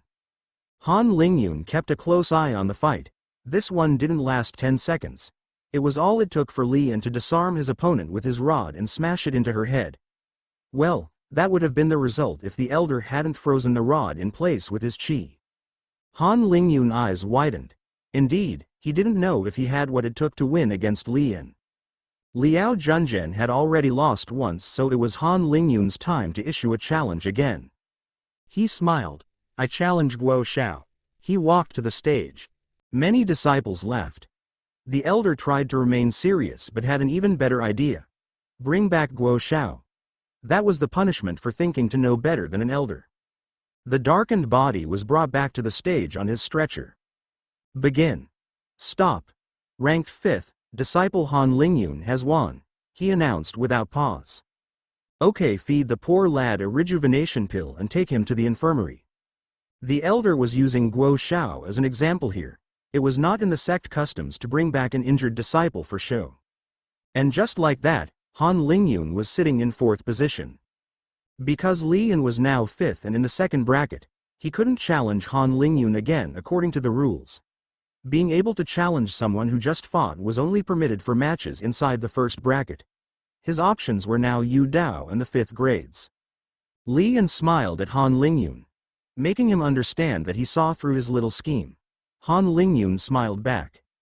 I won't be issuing a challenge, Lian declared. The crowd booed at the lack of action. Han Lingyun was glad to make it in the top 4 but still regretted that Lian didn't challenge one of the 2 5th-grade talents. He reckoned that Lian had the capabilities to do so. Han Lingyun did the same. I won't be issuing a challenge either. The crowd booed again in disapproval. Where was the recklessness of youth? Han Lingyun rejoined his two friends who patted him on the back. Damn brother, your blackbird art was insane.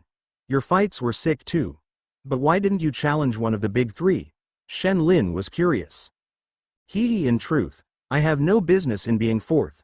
My true rank shouldn't be higher than fifth, maybe sixth if Guo Xiao had other tricks up his sleeve.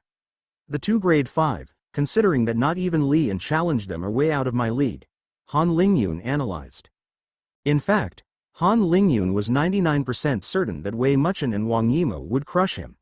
However, he believed that he had a very decent chance at winning against Yu Dao. The latter's main advantage was his lighting attack, which looked very taxing for Yu Dao and which could be anticipated. Yu Dao shouldn't be able to fire twice in a row. Yu Dao's lightning also seemed very similar to normal lightning, except that Yu Dao seems to have the ability to guide it to some extent and avoid the electricity just going straight to the ground, for example. His manipulation of lighting still seemed very basic. Han Lingyun was 80% certain that by throwing away his metallic weapons at the right moment, he could avoid suffering from the electric discharge. After that, he was fairly certain to win. Would it be worth it though? Absolutely not. Why gain the ire and possibly hatred of this entitled brat for a couple more crystals? Oh man. Guo Xiao will have some catching up to do when he wakes up. He might be losing one bracket per month for the next couple of months, Yang Haoyu remarked. He'll bounce back, don't worry about him. The sect wouldn't have judged him to be the best 4th grade talent in terms of potential based on nothing, Han Lingyun reminded. Back to the ranking competition, only the top 3 were still in the fight. It was Yu Dao's turn to issue a challenge. He proclaimed, I challenge Wei Muchen. The crowd was ecstatic. Who will triumph? Will it be the newcomer and his terrifying attack, or the daunting rank 1 disciple? Yu Dao didn't wait to use his special attack. Boom. Dust settled and Wei Muchen was unharmed, looking bored. The attack he just used also managed to condense some qi. How is this possible? The disciples were shocked. Han Lingyun frowned. He noticed that Wei Muchen's cultivation had slightly regressed. It seems that he sacrificed a portion of the qi that accumulated in his viscera to create such an effect. Maybe it was only a technique for grade 5 talents. Or perhaps it was just a method that was kept secret. This would make Wei Muchen virtually untouchable in duels at the body strengthening stage. Of course, that wouldn't remain the case if many disciples ganged up on him, if he relied only on this attack. It was obvious that he couldn't use this sort of attack more than once or twice before his cultivation regresses. Yu Dao was frustrated and absolutely spent. I give up. He may be arrogant but he wasn't dumb. He would take the loss for now and overtake that Wei Muchen later on. Wei Muchen imperiously turned away and took his place of rank 1 back. Next, Wang Yimo quietly announced, I won't be issuing a challenge. And so, the first ranking competition ended. The crowd of disciples dispersed, a bit let down not seeing the two titans clash, but still excited about seeing Wei Muchen in action. They would now be exchanging houses based on their new rankings. Shen Lin wouldn't be Han Lingyun's neighbor from now on. Han Lingyun was mostly satisfied by the competition. It was first and foremost a training experience for him. The crystals, peas and pills were just a bonus. He made as much money in 4 days anyway. Han Lingyun glanced at the badge he was distributed when his 4th rank was fixed. He could read his balance of sect points if he placed the badge on his forehead. An image appeared in his mind with the number 2150. 2150 petaseconds. I see that Elder Wen has been enjoying my little problem very much. He calmed himself down, placed the 10 crystals in a circle around him, ate his blood pill and began to cultivate again. Mission Hall. The excitement of the first ranking tournament started to die back down and the cultivation rhythm started again. For Han Lingyun, one thing was different though. Everyone he crossed now knew about him. In practice, he was now the highest ranked 4th grade disciple. If you forget about the freak Yu Dao for a minute, that would make him the highest disciple without a grade 5 talent. That netted him a huge boost in notoriety and the respect of many of his peers, which Han Lingyun hadn't anticipated that much. Of course, the big 3 were raised to another level in the hearts of many. In an environment where everyone is ranked and your rankings can affect your treatment, the high rankers garner a portion of jealousy and another portion of admiration and respect. Again, This slightly unsettled Han Lingyun as disciples he didn't know came to talk to him at lunch breaks or even to train with him. To be honest, he didn't enjoy the attention very much. Perhaps disciples felt that he was more approachable than the big three and tried their luck to make connections? Today, Han Lingyun decided to go to the mission hall where he had two things to do and to change his thoughts for a bit. Shen Lin had started picking missions 2 days ago and had described how everyone was rushing every time a mission that paid well popped up. The mission hall posted missions on a large board inside the lobby, where a first-come first-served system was in place. The disciple then had to complete the mission to receive a predefined reward. However, if for some reason the disciple didn't complete the mission within the time limit, he would receive a fine, which would become a punishment if the disciple didn't have the peas to pay. Han Lingyun entered the building to find dozens of disciples looking at the missions on the board. The disciples parted to make way as Han Lingyun approached. Perhaps there were some perks to being recognized. The missions that were not picked proposed small amounts of spirit stones for long hours of work. For example, clean Elder Shan's garden this month for 10 petaseconds. The disciples around mostly waited for better paying missions with no risks. New missions kept popping up from time to time as disciples ended up taking what was available. Han Lingyun thought that the time used for these small fees was better used cultivating. A mission worth 100 petaseconds appeared in the screen and was immediately selected by a disciple using his badge. Han Lingyun barely had the time to read. Help Elder Ma classify herbs and other miscellaneous tasks for 1 week. 100 petaseconds. The lucky disciple that picked up the mission then walked to a counter where an older disciple would provide him with all the necessary details and confirm that he will be taking on the mission. Han Lingyun wasn't really interested in those missions. One made him raise an eyebrow though. Train in combat with Disciple San for an afternoon. 3 p per afternoon. Han Lingyun was intrigued. Could disciples issue missions? He went to one counter. Good morning, senior. I was wondering if it is possible for me to issue some missions. Chong Xin, a third-year disciple, measured Han Lingyun. Yes, there are no rules against it, as long as your missions are not ridiculous or taking space on the mission board for nothing. You just have to pay the reward up front with an additional 5% commission. Han Lingyun rejoiced. That's great. Do you know if I could issue a mission for someone at the Qi cultivation realm though? Chong Xin thought for a moment. I think it's okay. I would have to transfer your mission to the mission halls of second and third year disciples though. Han Lingyun clapped once. Perfect. By the way, I was wondering, senior, are you taking on a mission right now? Chong Xin was slightly bored, so he didn't mind talking about his small job a bit. That's right. This is a 1-day-per-week mission. I get paid 200 petaseconds up front plus 100 petaseconds every day I come, so 100 petaseconds a week. Han Lingyun still wanted to understand more how the whole system worked. That's a pretty decent pay for such a job, right? What is your role exactly? Chong Xin shook his head. Actually, it's not that much. Prices for third years can get pretty inflated, but I'm not risking my life here, and I use my time here to practice visualization techniques so I don't lose time by not being able to cultivate. The work is pretty basic. There are every now and then missions sent by elders. I screen them to verify they correspond to the level of new first years and were not sent to the wrong hall. Then I press here to post the mission up. I then confirm the details with the disciples. Han Lingyun's mind raced. He smelled an opportunity there, but that would wait a bit. Interesting, so that's how it works. Now that he had a better idea of the price to put on a mission, he began to think of his wording. So, I would like to issue a mission, but don't send it just yet. Bring Han Lingyun to Market Road at some time between 3 to 6 p.m. and back to buy something. Price 100 petaseconds. Senior, what do you think about it? Chong Xin took a second look at Han Lingyun after seeing the offered price. Seems adequate. Qi condensation realm cultivators need more peas than us body-strengthening disciples to be moved, but that's basically free money for them if they are also going to Market Road. Good enough to send. Great. Here are the 100 petaseconds plus 5 petaseconds of commission. Han Lingyun pressed his badge. And, all done. Is there anything else? Chong Xin turned back to Han Lingyun. Now that his initial objective was achieved, Han Lingyun wanted to see if his new little idea could be made.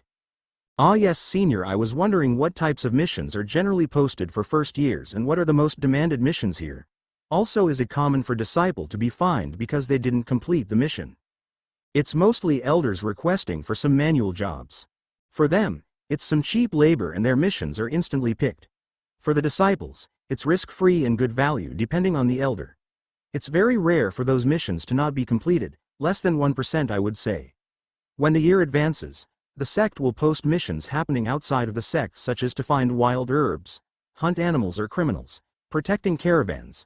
Those could provide 10 times more points, but some disciples also never return. Also, 20% of these missions are not completed. Chong Xin didn't mind taking some time to explain to this rich disciple.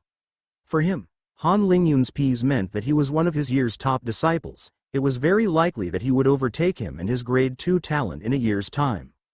There was too much demand for missions and not enough supply.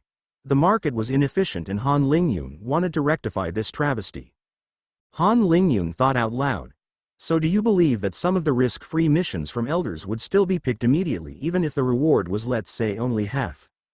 Oh, definitely, especially in the first months, when first years are so poor. But if you're thinking about embezzling P's or something, it's not possible. The arrays in our badges automatically check that the same amount of money the mission provider gives are received by the disciple. And as controllers have our accounts verified for unknown money coming in. Chong Xin warned. Han Lingyun smiled. Senior, what's your name? You can call me Han Lingyun. I'm disciple Chong Xin. He crossed his arms. I have a mission for you, Senior Chong Xin. Let's call the mission, advice on what risk-free missions to take. 50 ps every day you come to work plus 2p, mission. What you will be doing is selecting missions that you think are worth me looking into, of course, withholding from posting them. At 12 every week I will be passing by to hear your advice and take those missions. You basically have nothing to worry about, I will be the one taking those missions. If I don't come, you could always post them in the afternoon and they would be picked up by disciples by the end of the day. I also will be posting some missions by 12:05 every week. All the accounts would check out because everything is legal. I would receive the exact amount of money the elders offered and the disciples would receive the exact amount of money I offered in my missions. Now how about that? Chong Xin was first shocked by the audacity and methods of this 10-year-old boy. Then he considered it and hesitated. That doesn't break any rules, but that's because rules against this were not made yet. I don't think any disciple ever had the idea or guts of doing that. Han Lingyun shook his head. Senior Chong Xin, this legal and upright mission of providing advice to new disciples can help you double your weekly salary with very little additional effort. I'm sure you want to progress faster with your cultivation, otherwise you wouldn't be taking this sort of missions. Right? This is your ticket to snowball into the next rising sensation among third-year disciples. 50 to 100 petaseconds per week as a bonus. Think about the additional resources. Chong Xin looked nearly sold. Ah, but there is a problem with your idea. To issue missions you need to pay up front. That means you need a lot of Ps. Han Lingyun chuckled. The fish was caught. He whispered to Chong Xin. I can provide 1,000 petaseconds to this operation right now. Han Lingyun showed his huge balance with to Chong Shi, who stared with disbelief. Han Lingyun continued to whisper. You know what that means, right? I have an elder secretly backing me. It isn't possible for me to gain that much Ps otherwise. Chong Xin straightened his back and smiled. Junior Han Lingyun, I would be glad to accept your noble mission. Han Lingyun smiled and dictated. Here is the mission. Help a new disciple find suitable missions for his classmates and himself. 50 petaseconds per day plus 2 petaseconds, mission agreed upon. Chong Xin nodded and the two completed the deal. They shook hands. It was a pleasure to receive such insightful advice from a senior. It is my duty to guide a junior in need. Business Han Lingyun's idea was very simple. He would take many missions with high rewards and no risks that Chong Xin would have selected for him.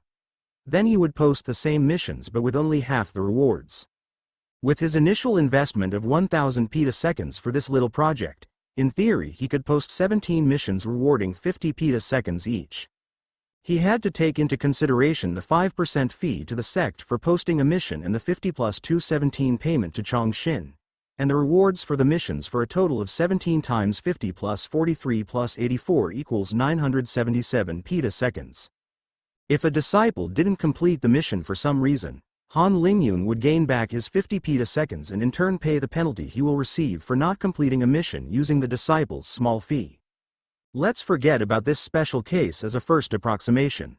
If the initial missions rewarded 100 petaseconds each, he would be rewarded 1,700 petaseconds for completing these missions, which would net him 723 petaseconds without doing much. A 72% gain. Han Lingyun then planned on reinvesting his earnings the next week and so on, and wouldn't be adding more cash into this business. If this continued, his initial 1,000 Ps would be turning into 8,800 petaseconds after 1 month. Of course, the number of high-rewarding low-risks missions were limited. Han Lingyun had 2 possibilities to compensate. Lower his margin by adding more slightly less rewarding missions, or make the same deal with a disciple working on another day. Han Lingyun estimated that at its best, he wouldn't use more than 10,000 petaseconds for missions every week and he would pocket 6,000 to 7,000 petaseconds per week. That plateau would be effective in 1 month's time. He would first let the Ps grow for 4 weeks straight. Did Han Lingyun need all those Ps? Not in the near future, but these Ps would definitely find their use someday. Did he feel morally conflicted by taking some Ps from his fellow disciples? Not at all. At the end of the day, everybody would still be satisfied. Han Lingyun's greed as a part-time trader in his past life just didn't allow him to miss out on free cash. Chang Xin was rubbing his hands as well. In his mind, not only he would be able to essentially double his salary, he also made a solid connection with a talented disciple favored by an elder. He would definitely make sure to make this partnership work. There was another disciple working at a post on the other side of the room. At some point during the first year's class hours, while the hall was empty, Chang Xin approached and greeted him. "How was your day, Brother Chow?" "Still as boring as always," his fellow worker responded flatly. "Haha, don't talk about it. By the way, Brother Chow, I had an idea and was wondering what was your opinion about it. You see, I noticed that a lot of first years camp in front of the display and wait for the best missions to appear for hours, losing some precious cultivation time. My idea is to select a few non-urgent missions during the morning and display them all at the same time at 12:45, when the disciples have finished eating. We could advertise it to the first years into a mini-event. That way I'm sure a lot less first years would lose their precious time. What do you think?" Disciple Chow looked at him, surprised he had such brilliant thoughts. "Hey, that's a great idea, Brother Shin. I'll talk to Elder Shu at the missions regulations. I'm sure he would approve if we are careful to select missions that don't need to be fulfilled immediately. We might even be rewarded for this idea. I must say, I admire you, Brother Shin, for taking the first years so much into consideration. You really are a compassionate guy." Chang Xin smiled. This way all his tracks were covered. If, despite his precautions, an elder still complained about his mission not being taken until 12, nothing fishy would be found. He continued with a straight face. "It is only our role. I try to fulfill it to the best of my abilities."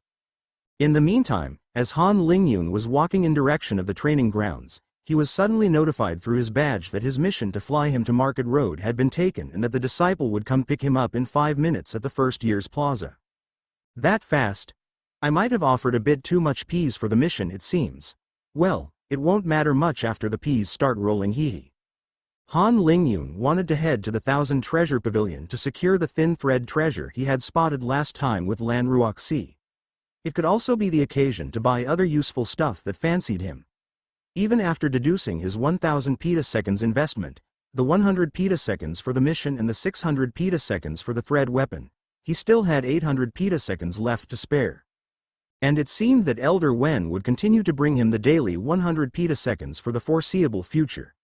Speaking of which, he should probably pay him a visit too, at least to test the waters. Han Lingyun wouldn't want to sour his relationship with Elder Wen after his little scam. As Han Lingyun was going over what he should do at Market Road, he had arrived at the first year's plaza without realizing it. A tall young man with broad shoulders and thick arm muscles was already waiting for him. At the stage of chi cultivation, one doesn't need overly large muscles to pack some strength. Only 2 types of cultivators present a similar profile. Those that enjoy the aesthetics of a sculptured body, and those that specialize in brute strength. The direct application of chi attacks. The majority of which would probably fall in the first category. To be perfectly accurate, there are also those with some special physique, but such cases remain extraordinary. Lei Weiman was part of those that enjoyed to destroy things with his fists and pure raw power. At the same time, he also loved his current appearance. In the sect, Lei Weiman was a popular guy, probably due to his great confidence, good nature and the fact that he was a fun guy to be around. "Hey, little one. Are you disciple Lingyun?" the young man loudly questioned. Han Lingyun looked up, finally out of his usual reverie. "Yes. Is senior the one that picked my mission?" Lei Weiman gave him a giant pat in the back that nearly made Han Lingyun unable to breathe. "Ha ha ha, look at you. Only here for 1 month and already throwing around 100 petaseconds for missions. I really wanted to see what type of first year would do such a thing. Are you the sect leader's secret offspring or something? Has the economy of peas started to collapse that first years can afford 100 petaseconds for a ride?"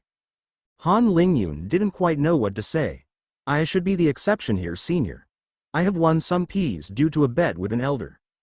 Lei Weiman was visibly impressed. "A bet with an elder? Ha ha ha, kid, I like your guts. A bet with an elder? Shit, that's the funniest thing I have heard all week.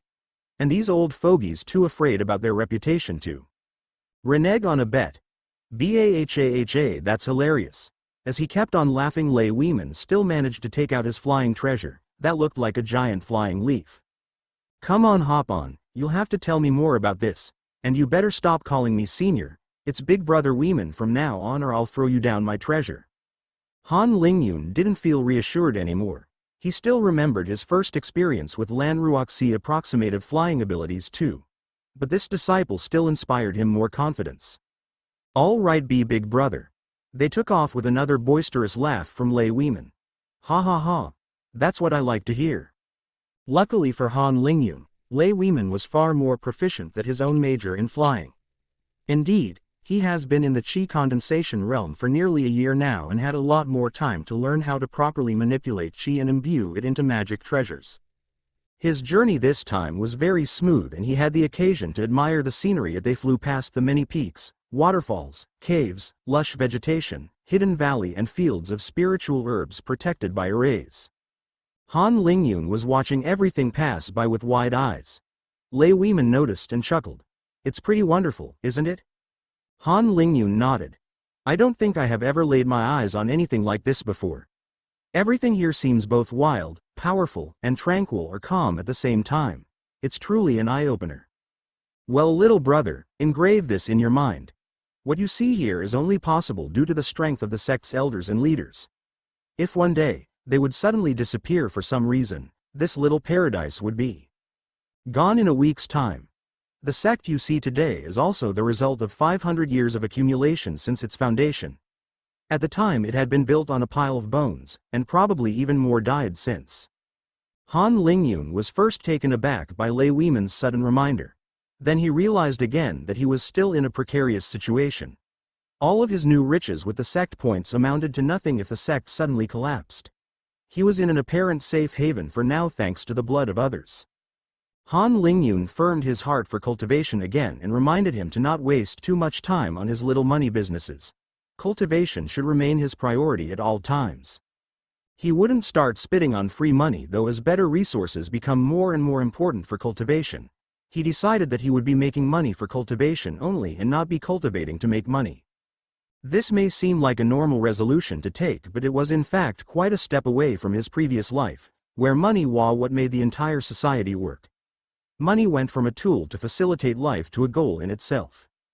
During his brief reflection, Han Lingyun had gained a better understanding of his own views and how this world functioned. Here it's actually dangerous for you if someone stronger owes you money. That's because in this world, cultivators are not equal. Han Lingyun looked back at Lei Weiman, who originated his change of heart. "Thank you, Big Brother Weiman, for the reminder. I think my Tao heart has just improved a little." This was truly a heartfelt gratitude from Han Lingyun. Lei Weiman smiled and flexed his muscles. "You can always count on your big brother." Han Lingyun giggled and turned to the beautiful peaks and valleys they were passing by. They were still as beautiful as ever. But as he observed them, Han Lingyun felt something different from before. This didn't feel the air of paradise anymore. Cub's Den Lei Weiman and Han Lingyun landed in front of the Market Road's gate, still as crowded as ever. They both went their separate ways, having established a meeting point 2 hours later. Han Lingyun went straight to the Thousand Treasure Pavilion, at the far end of the road. As he entered the majestic pavilion, a coquettish female disciple stepped forward. "How may I help you, little one?" Han Lingyun bowed to show his respect. "Hello, senior. I was hoping to buy a treasure that I spotted 1 month ago in the section for young disciples." The female disciple led the way. "You might be disappointed, young man. Those cheaper treasures tend to be bought out and renewed fairly quickly." Han Lingyun started to get a bit tense, but he soon realized that he could always get something else and that it wasn't too critical.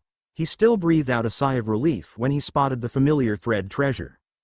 "That's the one. Oh, and it's down to 500 petaseconds now." The coquettish disciple examined the thread with curiosity. "No wonder the price was lowered. We tend to have too much of these low-end treasures in our vaults. Disciples often sell them to us if they picked up one during missions. This thread treasure is suitable for body-strengthening disciples only and doesn't need any chi to use. However, it should be a tricky one to handle." She commented. "If you have made up your mind on this one, please place your badge on the price label." Han Lingyun did just that. He had already made up his mind. She smiled brightly. "Thank you for your purchase. I recommend you look at the other treasures in this aisle. Half of those would be suitable for young body-strengthening disciples like you." They took another half-hour to examine some of the treasures the female disciple recommended. She was very polite and was never becoming insistent or irritated after Han Lingyun only listened carefully without buying. He found it quite helpful to get to know how all these diverse types of treasures were best used. In truth, the advice was already priced in the purchase. Han Lingyun left quite content from the Thousand Treasure Pavilion, with his thread warped up in a new durable bag hanging around his waist. He had to cough up 50 more Ps for that one, but it was necessary to buy something quite durable to carry his stuff around. Han Lingyun tried to ask for directions, but everyone walking on Market Road seemed to be hurrying around. He walked back down and stopped at a rather empty stall, with a bored owner, which suddenly put on a smile as he thought a new customer was approaching. "Excuse me, do you know if I could find a store specializing in cultivation resources for body-strengthening disciples?" The disciple holding the stand showed his disappointment that it was just someone asking for directions. "Haven't you heard about the Cub's Den? It's the orange building with 2 statues in front on the east side." "Thank you for your time." Han Lingyun quickly disappeared into the crowd. The orange building looked out of place. When Han Lingyun stood in front, he started to wonder if the disciple hadn't played a joke on him. There were indeed 2 statues of young heroic disciples, but they were holding a huge sign that read in capital letters, "Forbidden for dogs and anyone older than 11. It didn't cost anything to enter though. But could the owner be into young disciples or something? What Han Lingyun didn't know at the time was that this shop was owned by a certain Elder Gugwai, a very eccentric one. It was rumored that he was one of the most powerful elders. However, he always did things that seemed a bit bizarre to others. His decision to open a shop was no exception. Even more unusual for someone at his level, he didn't hire any employees and took the job of running the store himself. Elder Gugwai also exclusively sold highly expensive goods for low-level body-strengthening disciples. In fact, another of his traits was his elitist ideals. It just so happened that the sect wasn't really on the same page when it came to the distribution of resources to new disciples, as it was established that they should obtain resources by their own means to prove themselves and grow a good mentality for the future. This meant that those young disciples would not be able to purchase any of his goods on their own. There also wasn't a clan-like culture or a widespread idea of elders sponsoring young disciples they favored. The older cultivators that were still at the body-strengthening stage were also banned from entering. This all meant that Elder Gugwai had virtually no clients. It wasn't rare for an entire day to pass by without anyone buying from his store. Only a dozen or so second years occasionally saved up for a purchase, but the store would also attract the wealthiest first years before the end of their year, when they had accumulated enough. Some also received a helping hand from their major and older members of the family. The disciple that had referred Han Lingyun to this store indeed had the idea of playing a little trick on him because he was quite upset of his own situation, not realizing Han Lingyun could be a potential customer. Han Lingyun glanced around at the glowing herbs and pure white pills carefully displayed in expensive translucent cases of some sort. He suddenly felt a burning gaze piercing his neck. Han Lingyun turned around to see a hawk-eyed old man squinting at him. Han Lingyun bowed stiffly and even had the impulse to just run out of this unwelcoming shop. The old man seemed to lose his interest and closed his eyes again. Han Lingyun felt the pressure come back down and approached the pills to take a closer look. At least their exterior appearances hinted at something incredible. Pristine lunar pill classification. Talent. For female only. Increases the talent by 5% by bathing the chi pathways under the radiance of Europa. Has a very small chance to increase one's talent by 1 grade. Only works if consumed at the body strengthening realm. Price. 30,000 petaseconds. Han Lingyun gasped when he read the description and price. In the Sun Empire, Europa and Calypso were the names given to the 2 moons orbiting around the planet. To come back to the pill, Han Lingyun first wondered if this wasn't just a scam. How could a pill increase talent? This would help a disciple all the way to the core formation realm. But the price was absurd. Han Lingyun thought he had accidentally landed on the store's prize possession. The elder let out a cold snort, as if he had just read Han Lingyun's musings. Han Lingyun looked at a second pill. This one was multicolored in appearance. Fallen Rainbow Pill. Classification. Cultivation. Contains a great concentration of qi that deeply cleans the body. If consumed at the early stages of body strengthening, will increase drastically the process of absorbing trace amounts of qi. A cultivator can directly break through to the next level of body strengthening. Is best used when cultivator has reached the peak of body strengthening to wash the body one more time. Caution. Should only consume this pill once. Price. 10,000 petaseconds. Shocked, he turned to a bright red one. Blood Soul Pill. Classification. Healing. Can heal a body strengthening cultivator with nearly N blood left, regrow severed limbs and internal organs. All this in a couple of seconds. Caution. Do not consume lightly. The pill's violent effect might bring important side effects. In rare and severe cases, side effects can include a loss of a cultivation level or a decrease of talent. Price 20,000 petaseconds. Happy Tongue Pill. Classification. Interrogation. Turns the one having ingested the pill into a very cooperative friend. Turns down any inhibitions in the mind for 2 hours. Only functions on qi condensation cultivators or less. Caution. Might result in some brain damage and/or soul damage. The one having consumed the pill may act vulgar and should be restrained beforehand. Price. 5,000 petaseconds. 100-year-old fire lily. True name. Certanthus huo-ventricosus. Effect. Gain a level 1 fire affinity. Consume in a cold bath or very cold environment. Price. 30,000 petaseconds. Heartless Poison Pill. Classification. Poison. Melts in a cup of water.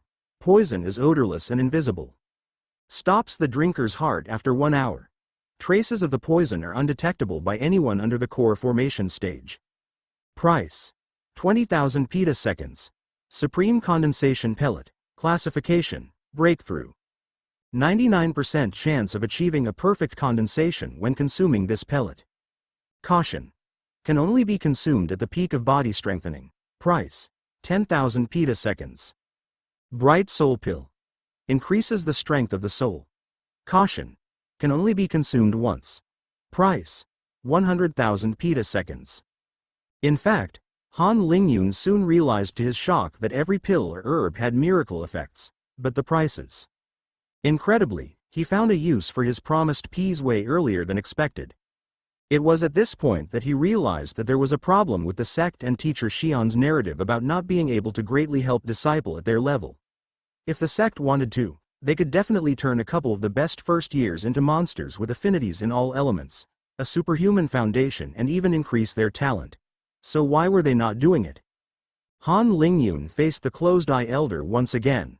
Please, elder, can you explain why the sect doesn't provide these kinds of pills to the grade 5 talents or the most promising disciples? I don't believe that it is only to shape our mentality, nor that the sect is lacking in resources. Elder Gugwai opened his eyes again and let out a dry laugh. He. I'll tell you why they won't. They don't want to invest too much into disciples that would probably leave the sect when they turn 16, that's why. Adara Aray meet the elder opened his eyes again and let out a dry laugh. He. I'll tell you why they won't. They don't want to invest into disciples that would leave the sect when they turn 16, that's why. Only the best among those that remain after 16 will receive full attention. Those are called the inner disciples. But doesn't this hinder disciple development? Han Lingyun retorted. Listen here, little brat. If you're not good enough to raise the money to buy my stuff here, you better get out fast. Elder Gugwai stopped paying attention to Han Lingyun and closed his eyes again. Han Lingyun continued to browse the items. With his business scheme starting, those prices didn't seem that impossible to reach anymore. But what did he need urgently? A quick rise in cultivation? A body improvement? A slightly better talent? A new affinity? He made his mind to ask some advice from Elder Wen, but he realized he found the first year's treasure vault. Han Lingyun also realized that at 16 years old, a big opportunity might be in store for the best disciples of the sect. One so big that the disciples didn't mind to leave their sect and friends behind. Perhaps they would repay the sect later, but the White Tiger sect probably still preferred to rely on its own strength rather than wealth and reputation from disciples that moved on, in order to grow and maintain its footing. After another hour of looking at all the articles present, Han Lingyun left under the menacing gaze of Elder Gugwai and headed for the Array Pavilion. Elder Wen left the sect 2 days ago to attend a meeting for Array and Formation Masters. The bony disciple behind the desk answered honestly. Han Lingyun looked dismayed. How was he so unlucky? Senior, can I leave a message for Elder Wen? Also, how was he for this last month? The bony disciple looked at Han Lingyun with a hint of suspicion. Yes, I'll transfer your message when he comes back. But Elder Wen has been in a irregular state for the last few weeks. I believe he received some bad news as he looked terrible for 2 weeks straight. Then he gradually lightened up. I have never seen him in such a joyful state than during the last week or so. Han Lingyun was taken aback by this revelation.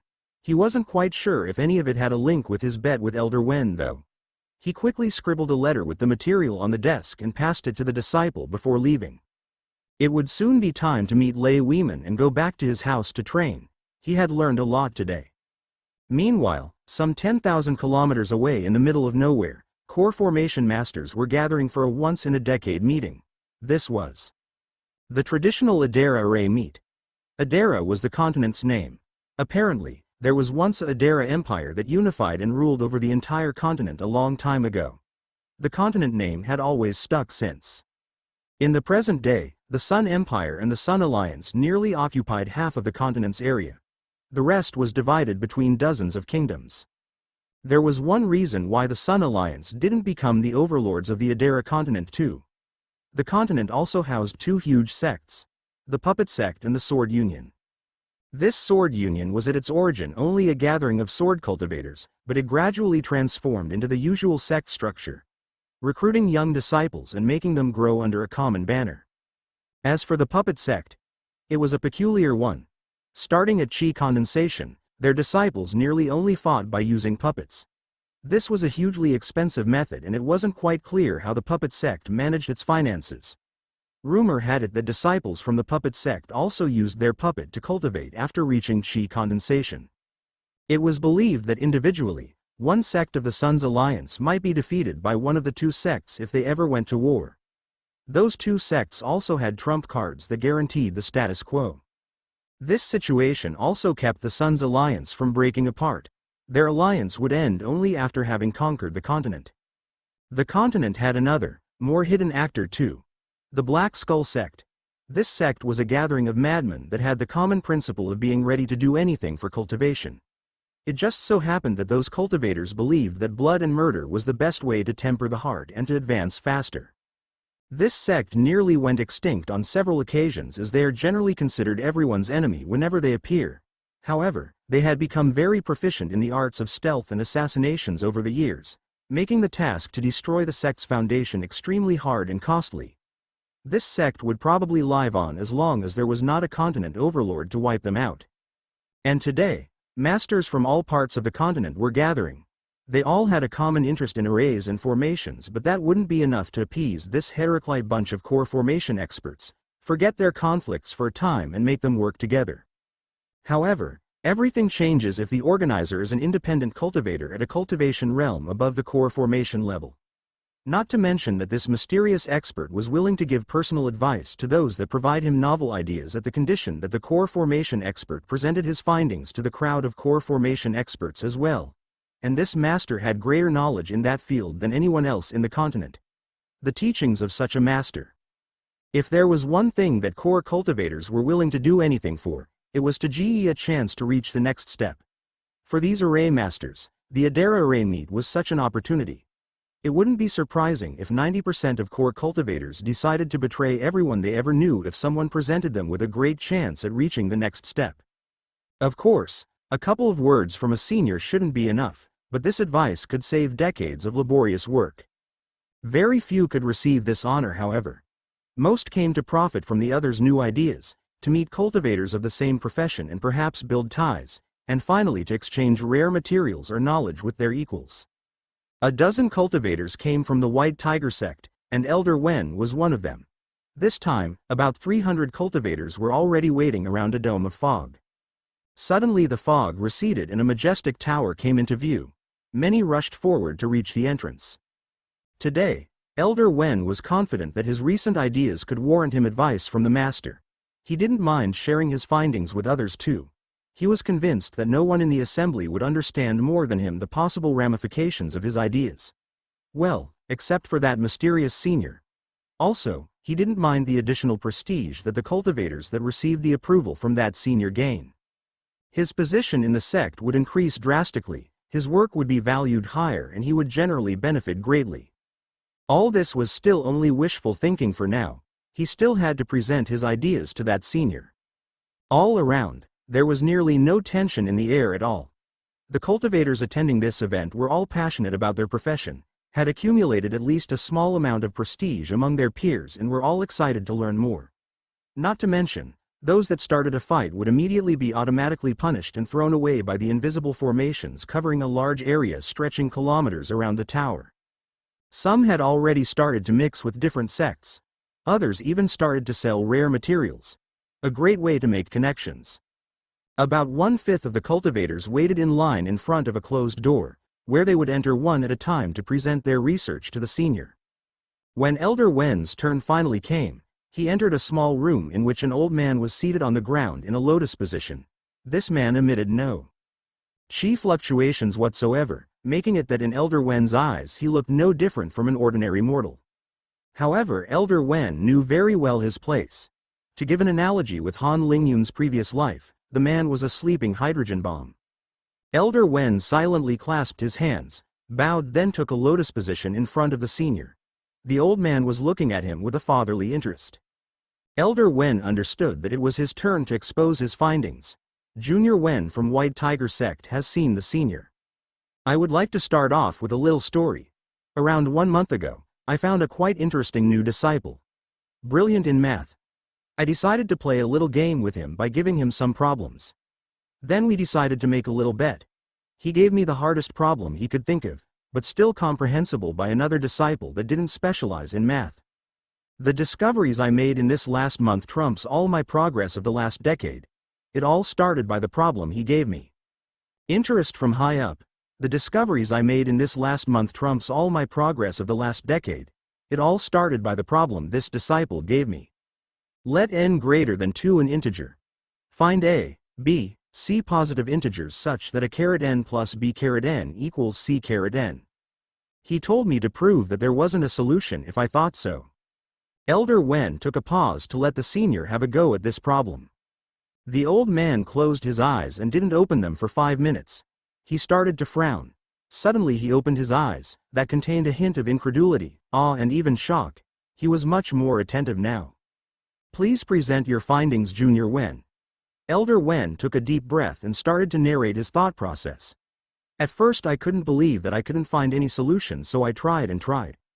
I mean, it seems ridiculous that the sum of 2 cubes can never be a cube, right? And that the same property is also true for all higher powers? Then I tried to take the problem from another angle. If I have such an integer p and positive numbers a, b, c, such that p plus b equals c p, what special properties would those special numbers have? I found that you can build this elliptic curve had some bizarre properties. Y squared equals x a p, x plus b p. If I tried to represent this elliptic curve as a rune, it had huge dissymmetries. However, when I tried to project any other elliptic curve to their runic equivalent, they were all very symmetrical. This discovery finally convinced me that this apparently trivial problem couldn't have a solution. I named those symmetrical runes modular forms, and realized that as a class they have very special properties. Then I proved that modular forms all have an associated unique elliptic curve. Finally, I proved that every elliptic curve has a unique modular form. So, to come back to the initial problem. If a solution existed, then we could find an elliptic curve that doesn't have a modular form, but we proved that couldn't be possible. So, a solution doesn't exist. I just need to formalize some details and the proof is done. The implications are quite profound, as some rune calculations problems might be translated to their mathematical counterparts to simplify calculations. It makes the visualization of some complex rune interactions easier to approximate and have a general idea of where to search for solutions. I personally used this method to improve by 50% the coupling of a formation composed of an array altering perception and an array absorbing and reflecting part of a chi attack. This combination had many symmetries to exploit and combine, greatly simplifying those impossible calculations. The senior, who had been listening closely, finally opened his mouth. This trick is surprisingly brilliant. Who would have thought that traditional mortal math, ordinarily only used to train new disciples for rune calculations, might find its use in such an intricate way? This esoteric approach is still rather limited though. Runes are more complicated than just a simple two-dimensional drawing. In most cases this bridge you thought of cannot be used. But it indeed is a great trick for some cases presenting a high degree of symmetry. Rune calculations cannot be translated completely into numbers though. As you indicated, it will remain a tool to restrict the search radius. Now I want to experiment with your ideas, Junior Wen. Yet, there are still some elements puzzling me. First, the original problem. In 5 minutes, I was able to come to the realization that the problem didn't have a solution by trying to visualize as runes the solution. In a similar approach to your train of thought, I couldn't quite think why that was the case though, and your explanation has greatly benefited me. However, how can your little disciple have the intuition that this problem can't have any solution? If he gave you this problem to solve, it's because he should have already been certain no solution existed. Now I am quite curious about this mysterious genius. Is he even real? Elder Wen looked a bit flustered by the sudden question. He didn't dare to lie to this eminent senior though. He is a real disciple, but I believe that this disciple has a great mathematical intuition. He might have also found a proof that no solution exists for some values of n. I am sure that this disciple will become an array master in a couple years. The senior smiled like a benevolent grandfather. Interesting. Then I will wait for this to meet him. I wouldn't mind having a little discussion with this young fellow when he has learned more about our field. Elder Wen thought he might try to get some concessions from the senior after his high praise. May I ask, senior, if I could only present the problem and my solution to the assembly and not mention my improvements after I exploited this link? The senior nodded. Sure. That's acceptable. I would perhaps hope for others to try their hand at researching these tools for formations and see if anyone finds different paths to look into. As for your cultivation, because your contribution to the array profession is not negligible in my eyes, I will guarantee you that you will be able to reach the peak of core formation in 5 years' time, with a good chance of breaking to the next level in a decade. Elder Wen was jubilant. This was a dream come true. He kneeled and placed his forehead on the cold hard ground. I will be eternally grateful, senior. Now, no need for such formalities between fellow pursuers of the formation's mysteries. And one more thing. Take good care of your young disciples. I would be quite disappointed if a tragedy ever befell on a promising talent. Also, you should not advertise his exploits to anyone else. The senior gave a clear warning. It will be done, senior. Elder Wen responded with gravity. This night, after his traditional cultivating session, Han Lingyun went for a walk under the blanket of darkness. As he left the village of first years, soon the sound of nature was his only companion. Han Lingyun sat down and looked at the clear night sky. This night, Europa wasn't visible and Calypso was only a small crescent. The stars seemed particularly numerous. No light pollution could hinder his front row seat to his favorite spectacle. Thousands and thousands of stars dotted the darkness, beacons in the immensity of emptiness. Han Lingyun somehow felt hugely refreshed by admiring his inconsequence. They could be planets like this one on some of them. In fact, he didn't even know much about his own planet. Did it even have a name? After the non-stop activities of this last month or so, this silent pause came as a much-needed comforting. He also thought about his parents. In fact, he missed them. In his previous life, he hadn't had the chance to live in such a caring and loving family. Han Lingyun opened his right palm to reveal the bracelet that his mother gave him before he departed. Even in the case where I would be identifying myself as 40 years old, I would still miss mother and father. I need to reach Qi condensation in under a year to surprise them by coming back home for a visit. Han Lingyun completely laid on his back and grabbed the air as if trying to catch some stardust. This time, you might not be unattainable. One day I'll really catch you. He put his hands behind his head. Be it in Han Lingyun's previous life or this one, he had always enjoyed to observe the world. The dome of the sky rotated slowly as an hour soon passed by. Han Lingyun definitely didn't recognize any arrangement of stars visible from Earth. However, a brighter strip of stars seemed to divide the night sky. This should be a branch of the galaxy we are in. I wonder if I am in the Milky Way, another galaxy or a completely different world. And what about that old man that talked to me before my death? I'm now 99.9% sure that he is not a product of my imagination. He surely came from the stars. He should be a cultivator at a level one cannot fathom yet. If I think about it, granting me some sort of reincarnation, shouldn't I call him a god? I wonder if I will ever cross path with this extraordinary being again. How many are out there in the stars, cultivators with powers beyond my imagination?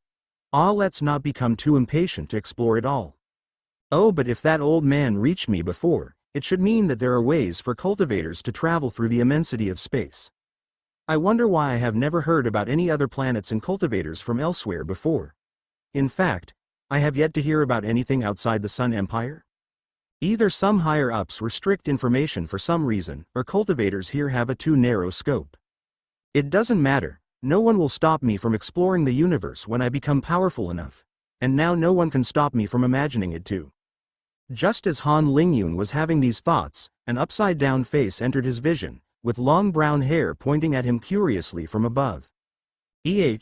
Han Lingyun rapidly stood up to extricate himself from this vulnerable position of a girl bending down to look at him. He soon came to the realization that he hadn't noticed her approaching at all. He was a bit careless here. Han Lingyun, now on his 2 feet, tried to determine the features of the intruder. In fact, this wasn't too difficult when his eyes had well adapted to darkness and considering the improvements cultivation brought to his vision. Miss Yimo, what are you doing outside at this hour? She giggled slightly. I should be the one asking you this, disciple Lingyun. My cultivation works best when under the moons. I reckon it's a state of mind sort of thing. Han Lingyun realized that he had never talked to Wang Yimo, the 5th grade talent, before. He wasn't sure what to say in this situation. You see, I was enjoying the night sky and relaxing a bit. Also, what a peculiar cultivation technique, right? She didn't respond immediately, leaving a blank a bit too long for comfort. Finally, she pointed out.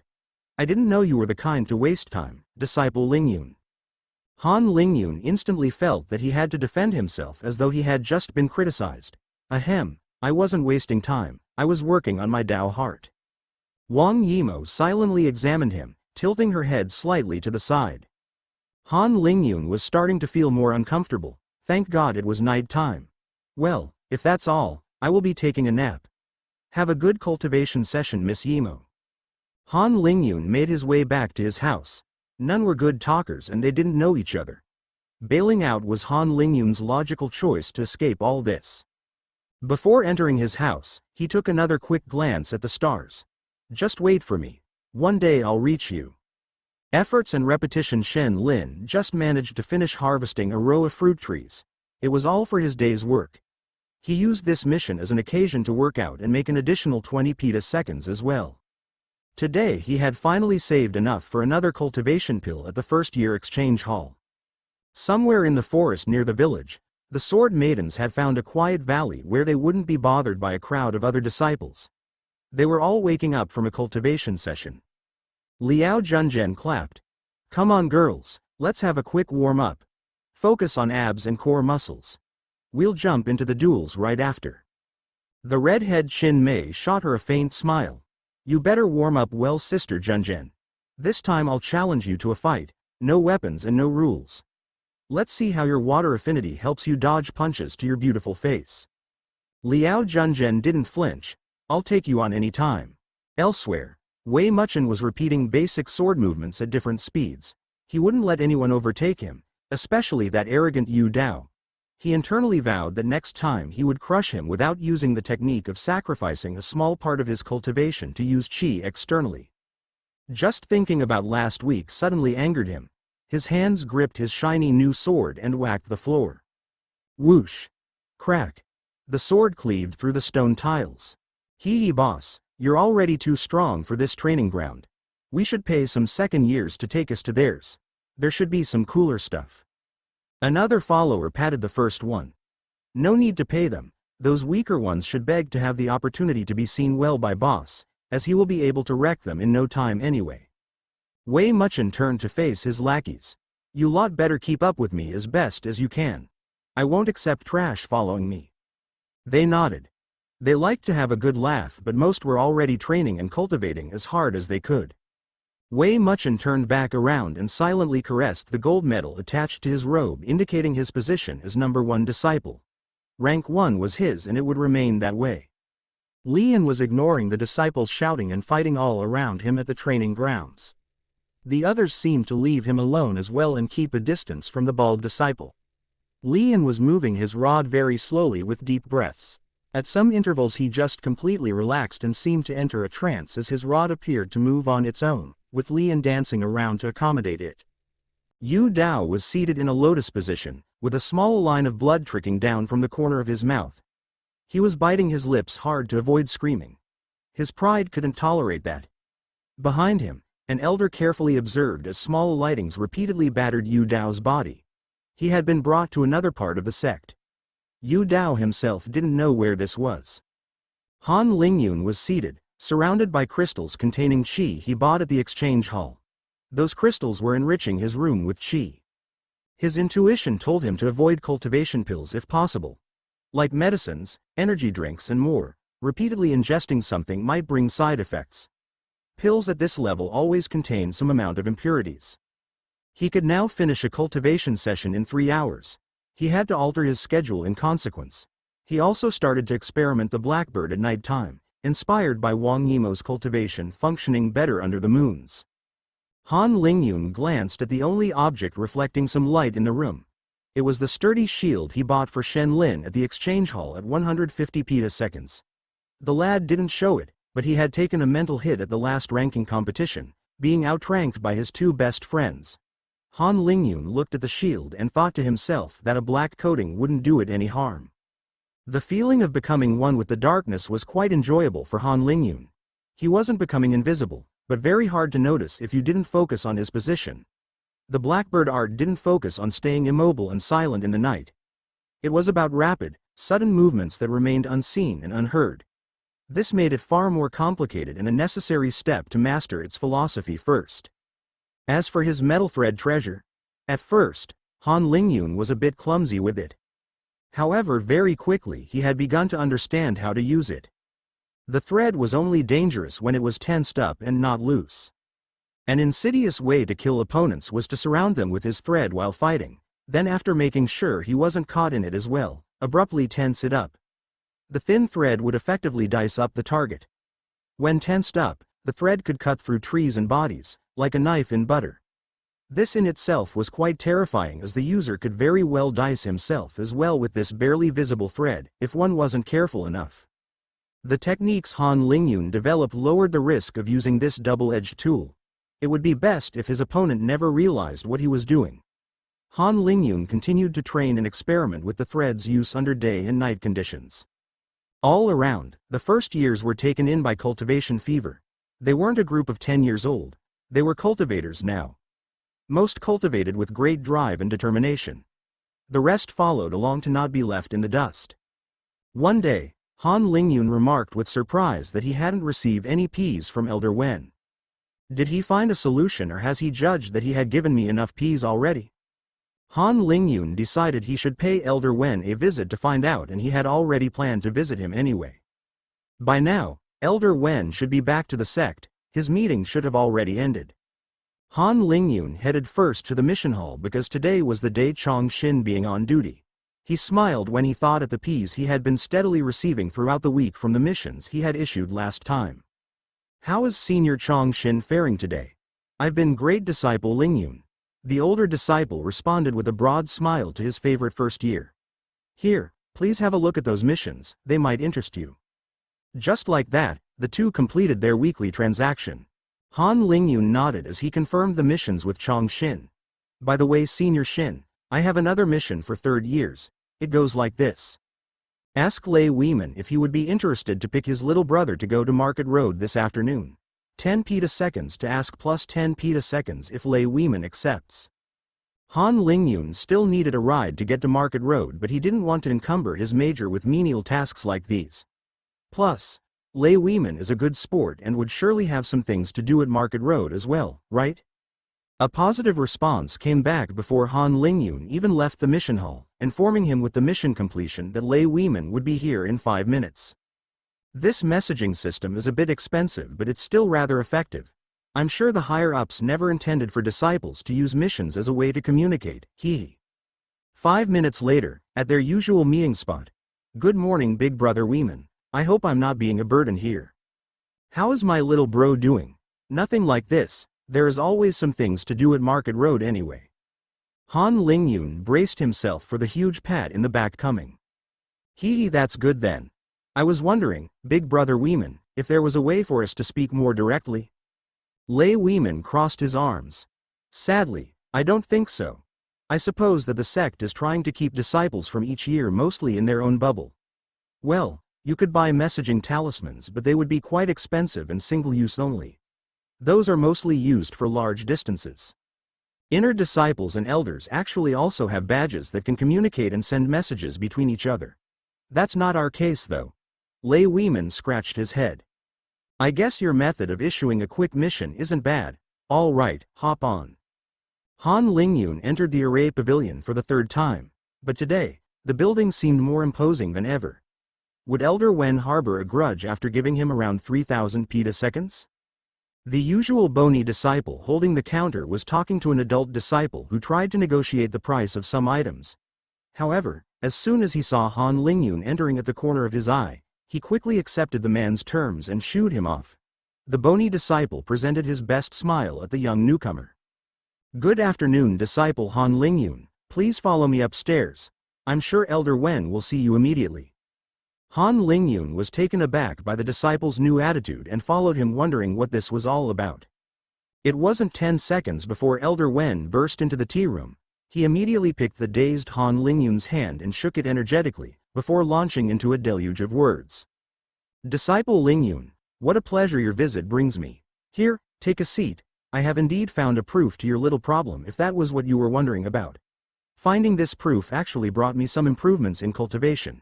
Here, I wrote it all down on this book. You can keep it even though I don't think you'll understand a lot for now. Han Lingyun was absolutely ecstatic as well. As a person passionate about mathematics, he burned more than anything to read these findings. In fact, this brought him a lot more joy than to win a couple thousand Ps. Really, all that is great. Great. See, can Elder explain to me the big lines of the proof? I would gladly oblige. Elder Wen and Han Lingyun started to discuss the method Elder Wen used and its applications to formations in great length. At least the mathematical parts, as Han Lingyun had more difficulty following the reasonings around formations. The disciple was drinking this invaluable knowledge. He couldn't wait to reach qi condensation. When the conversation was coming to an end, Elder Wen cautioned, also, it's my duty to warn you that a very powerful array master became interested in you. This isn't a bad thing, but it wouldn't do you any harm to keep that in mind going further. Han Lingyun frowned slightly, another element he couldn't control, and he was still so weak. He reminded himself once again that he was still at the mercy of others and had to stay focused on his progress in order to extricate himself from that situation. That reminded him of something. By the way, Elder Wen, I went to the Cub's den last time and I was wondering if 1. It was a good idea to save Ps for some of the expensive stuff, and 2. What you would recommend for my growth. Plans and deliberations. Elder Wen stroked his beard. The Cub's den? Oh right, that should be Elder's Guguai's place. It's definitely reliable, but Elder Gugai, the man holding the store, can sometimes be a bit of a handful. He has already refused to sell something to a customer he deemed unworthy. As for what you should aim for, let's see, anything upgrading talent would have a minimal impact. It's not worth your investment and the chances you'll end up with a grade 5 talent are virtually inexistent. Also, taking a medicinal herb or pill to obtain an affinity isn't very useful. In truth, affinities are classified in levels because cultivators just want to classify anything. There are no fundamental differences in affinity levels, unlike talents, so a higher level only means a better affinity, but it doesn't have any additional benefits. Still, affinities you could gain from Elder Gugwai's place would only be of the lowest level, which wouldn't even be that useful later on if you don't focus on it during cultivation. Obviously, forget about poisons and other exterior helps. You want to focus on yourself first. Cultivation pills are the best way to make some progress. Alright, you could try pills or herbs that focus on strengthening directly the body, without changing your cultivation. And finally, don't bother about condensation pellets to break through to chi condensation. You will have the opportunity to win some good ones during the year. And if your cultivation has reached completion of the body strengthening stage, you should be able to break through without a hitch, especially with your comprehension. If you truly need one, I'll just provide it to you, but I don't believe you will face such a situation. Han Lingyun mentally noted down dutifully the different points Elder Wen provided. These were valuable information that could save him crystals and prevent him from wasting them on investments with lower returns. Thank you once again, Elder Wen, for the precious advice. Before leaving, Han Lingyun suddenly remembered something else. By the way, Elder, do you have any other math problems for me today? Elder Wen laughed heartily. I have a good list ready. You can take those with you and we will discuss them the next time you visit. The elder added another small pile of pages to the book on the table. It was a good harvest for Han Lingyun. As he left, Han Lingyun thought back to Elder Wen's words. He had a couple things in mind he could purchase at the Cub's Den. He calculated that he would make around 25,000 petaseconds per month with his little scheme of missions. This figure will decrease after a couple of months when missions with higher rewards outside the sect get posted and the missions Han Lingyun is hoarding become less popular. I won't be making the same scheme with those missions outside the sect. Too much could go wrong. Not to mention my risk tolerance, it wouldn't sit well with me to make money while some disciples are actually risking their lives. Anyway, in the next 4 months, I should be making 100,000 petaseconds if nothing goes wrong. I will need some peas for banal cultivation resources like crystals. Let's leave at least another 30,000 petaseconds for emergencies. So, my budget for the Cub's Den shouldn't be above 60,000 petaseconds. Still, that leaves a lot of choice. First there is the Fallen Rainbow Pill that provides a jump in cultivation. Han Lingyun thought back to its description. Fallen Rainbow Pill. Classification. Cultivation. Contains a great concentration of qi to clean deeply the body. If consumed at the early stages of body strengthening, will increase drastically the process of absorbing trace amounts of qi. A cultivator can directly break through to the next level of body strengthening. Is best used when cultivator has reached the peak of body strengthening to wash the body one more time. Caution. Should only consume this pill once.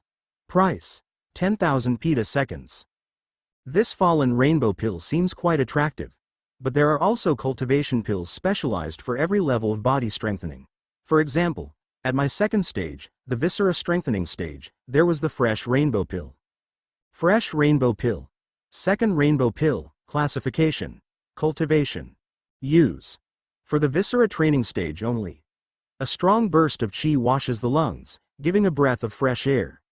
Best used when at the end of the second stage. Caution. Should only consume this pill once. Price: 5,000 petaseconds.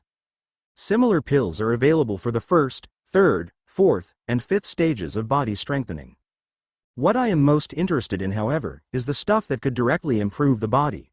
I have 3 ideas in mind in that regard. First there was the Bull Muscle Pill.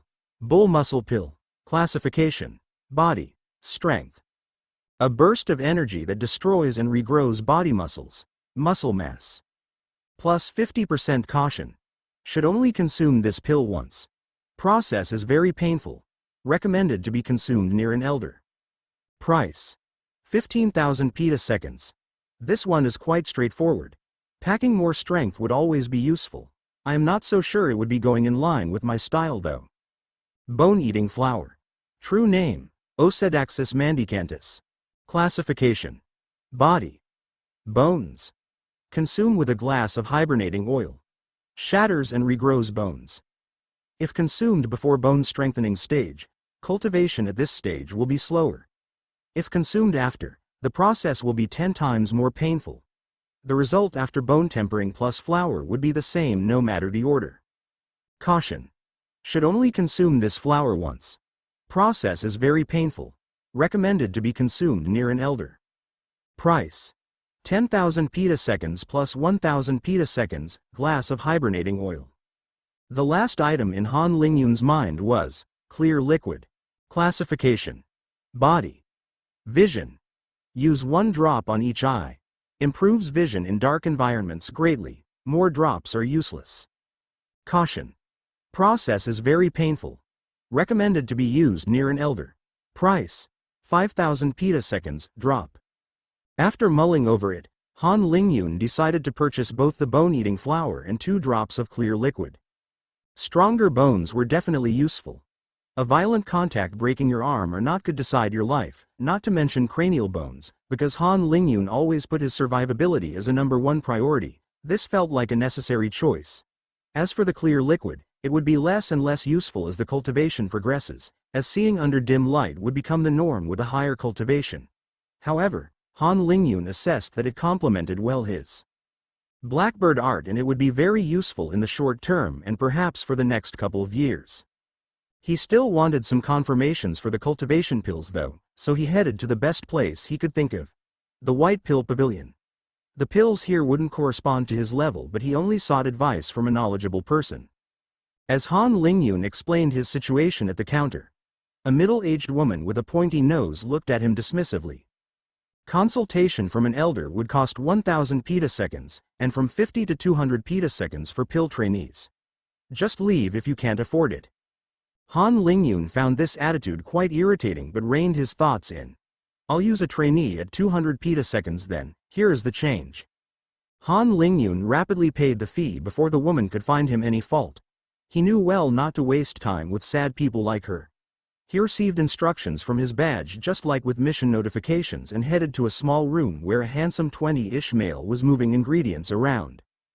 Good afternoon, senior. I'm disciple Lingyun and I wanted some advice for cultivation pills from the Cub's Den. Are there some side effects and what should I do? HN Lingyun went on to describe the rainbow pills and his choice to make between the individual level specific variants or the all-inclusive one. The disciple listened quietly to this little fellow. The great amount of details Han Lingyun provided amused him but he maintained a professional appearance. These are quite luxurious pills for your level. There won't be any side effects by consuming them once each. That's already the case for the cheaper pills, so no worries about the higher tiered ones. At most, you will emit slightly more of black goo when breaking through. In truth, it would be an imperceptible amount. You probably accumulate more impurities simply by eating. As for the pills, the most potent effect would be by consuming the rainbow pills for the first level to the 5th. After this, the fallen rainbow pill would have no additional effect so no need to consume it as well. The 5 pills would be more effective than the fallen rainbow. At the end of the process, the effect of the pills would have stacked up substantially. Your body will contain substantially more qi, nearly as if you cultivated one more level of body strengthening. That's why even if it is more costly, I would recommend the 5 pills more than the fallen one. Han Lingyun acquiesced. Senior, should I still consume the rainbow pill for the first level of body strengthening even though I already reached the next stage? Indeed, if you have the means, it would be best. Han Lingyun also mentioned the bone-eating flour and the clear liquid. The disciple confirmed there was no problem. Only that he should consume those products near an elder just in case, as the backlash are often severe. He gave some additional tips to Han Lingyun. You might want to buy more than 1 glass of hibernating oil to ease the pain and hasten the process. Thank you for the advice, senior. Han Lingyun bowed and promptly left the White Pill Hall, his objectives having been accomplished. He definitely didn't waste his peas there. He felt that it was a shame that information remained quite compartmented in the sect though. He always had to search for what he needed with the right people. In the end, Han Lingyun decided that in the coming months he would be buying at the Cub's Den. Minus 10,000 petaseconds of clear liquid. Minus 10,000 petaseconds for a bone-eating flower plus 5,000 petaseconds of hibernating oil. Minus 25,000 petaseconds for the 5 rainbow pills, 1 per level of body strengthening. His total would reach 50,000 petaseconds. Now he just had to wait for the money to come from his scheme with the missions. Sadly, right now, he didn't have the peas to buy anything from the Cubs' den. With all that out of the way, it was time to get back to the first year's residence area. New rankings, a new day and a new sun emerged, reflecting on the morning dew of that fresh hour. 1 month had passed since the first ranking competition, so today was the day of the second ranking competition. Captain LaCroix faced the disciples once again. The same rules and payoffs will apply to this new ranking competition. I will, however, add something.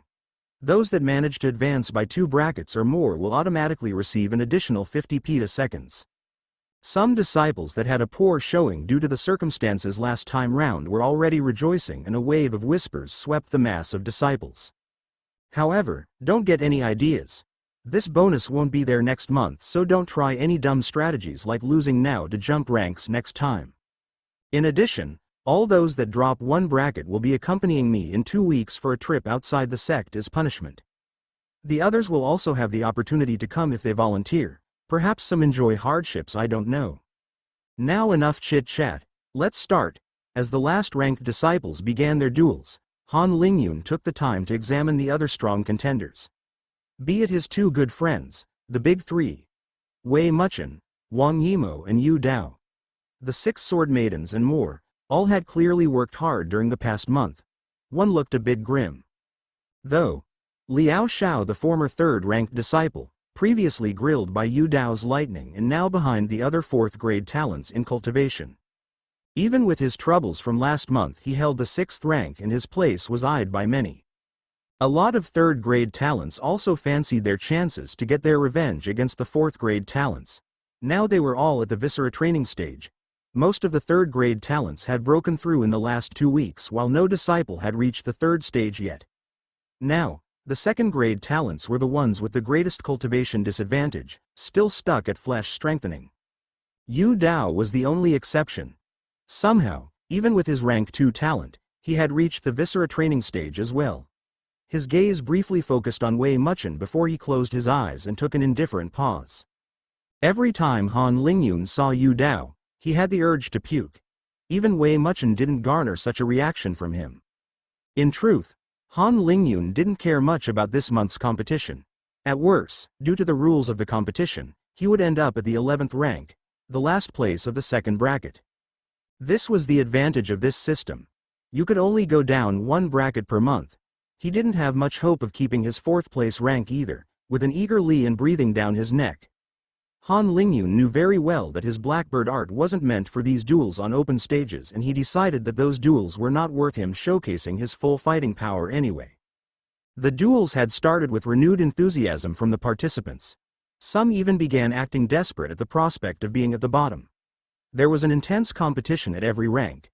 Still, the 3rd-grade talents that were low in rankings managed to climb up quite substantially, overtaking their 2nd-grade talents' adversaries.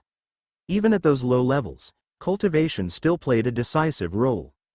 Chong Sil, the disciple that had been originally last and who had obtained rank 417 last month, was defeated twice and pushed back to the 637th rank, after many of those 3rd-grade talents overtook him. He was gnashing his teeth in anger and frustration. Why was his hard work met with this? Why couldn't his talent be at the 3rd grade? He would have crushed them if he was at 2nd stage of body strengthening, he was sure of it. Going up the ranks felt nice, but being demoted felt many times worse. He would do anything to not lose out. He wasn't resigned to become a nobody yet.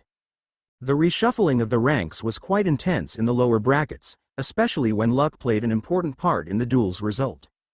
However, the lower the rankings got, the less movement there was in the rankings. This came as a big disappointment for the 3rd-grade talents that challenged the 4th-grade disciples. They might be at the same cultivation level, but the cultivation's gap was still widening. When most 3rd-grade talent only just entered the 2nd stage last week, the 4th grades had a month to make progress, and they were doing it at a faster speed too. With their superior stamina and endurance, the 4th-grade talents often chose to wear their challengers down and win easily. Others directly used the greater strength they had accumulated. Still, more third-grade talents managed to defy the odds and advance in the ranks than last month. However, only one fourth-grade talent managed to fall below the 5th bracket and had a rank above 100, due to an injury. All the others' fourth-grade talents were still in the top 100, with the majority in the top 50. Shen Lin, who started to incorporate shields in his practice sessions, had his revenge against his god friend Yang Haoyu. However, he was clearly outmatched when he challenged Qin Mei of the Sword Maidens to try and upgrade by one bracket. In fact, his final rank had remained the same at rank 20 as another disciple had overtaken him. Yang Haoyu was now behind him in 21st. Surprisingly, Liao Xiao, the disciple that was grilled by Yu Dao last month, won one duel but lost two other challenges against a sword maiden and Qin Tengfi. Liao Xiao's stamina was still at a lower level than his peers, but it was hard to imagine what he went through during this month to defend his rank so well, and not fall behind by much. After some readjustments in the second bracket, he was still ranked 10th. The members of the second bracket, ranks 5 to 11, now included Li Yin, Ma Zhang the giant who remained undefeated this round, Qin Tengfi the spear user, Liao Junzhen, Qin Mei and two other sword maidens. Only Li Yin, Ma Zhang and Liao Junzhen had yet to lose a duel at this point and could challenge the first bracket, composed of Wei Muchen, Wang Yimo, Yu Dao and Han Lingyun. Liao Junzhen chose to not issue a challenge rather than fight against Han Lingyun again. He had already showed her the gap between them the previous month. Ma Zhang didn't challenge anyone either. Han Lingyun wondered if the big guy even understood what was happening around. He really gave the impression of being a bit slow in the head. Finally, Li Yin turned towards Han Lingyun and unsurprisingly proclaimed, "I challenge Han Lingyun." Han Lingyun expected this and clasped his hands. "I give up, this rank is rightfully yours, disciple Li Yin. Me being here was only a fluke." They switched places without another word. Some disciples voiced their disapproval. Give up without a fight? Was he a coward? Of course, none were too vocal. They didn't wish to badmouth one of the strongest disciples and face unsavory repercussions. Han Lingyun didn't fight because he had nothing to gain. The duels on stage didn't correspond to the real world and his Blackbird art would be quite restricted in that environment, especially against an opponent at least as strong as him. Also, why reveal too much when the rewards were only a couple more Ps? He realized that last month, he had probably been caught up in the ranking competition too much for his own good, even though he managed to not fight against anyone in the first bracket. Li Yin didn't issue another challenge and settled for the 4th rank. Now came the moment everyone was waiting for, the rematch between Wei Muchen and Yu Dao. Han Lingyun observed with a slight interest. Those two would probably fight like their lives were on the line. They were too immature. This time, Wei Muchen harbored a strange attire. He was fully dressed in thick fur. Metal spikes dotted his coat, with metal bars linking them and finishing in a metal tail that was in contact with the floor. This peculiar outfit gave him a very menacing look. The random disciple might believe that this was his new style, but Han Lingyun realized that Wei Muchen was effectively wearing a Faraday cage, isolating himself from any regular electric strike. The elder supervising the match didn't make a remark on Wei Muchen's attire, which was effectively giving his approval. Indeed, this didn't go against the rules as long as one didn't wear defensive treasure. The thick fur and metal bars were arguably not considered to be at that level, and not a weapon either. Yu Dao might be in there for a big disappointment today, Han Lingyun mused. As soon as the match started, Yu Dao fiercely pierced the air with his spear. Lightning accumulated and bolted towards Wei Muchen, who started to run towards his adversary. The lightning reached Wei Muchen's pikes but didn't even make him flinch. Yu Dao furrowed his brows. Did Wei Muchen manage to use his chi attack at the last moment to reduce consumption or something? It didn't matter. After his harsh training, Yu Dao was now able to use his attack multiple times in succession.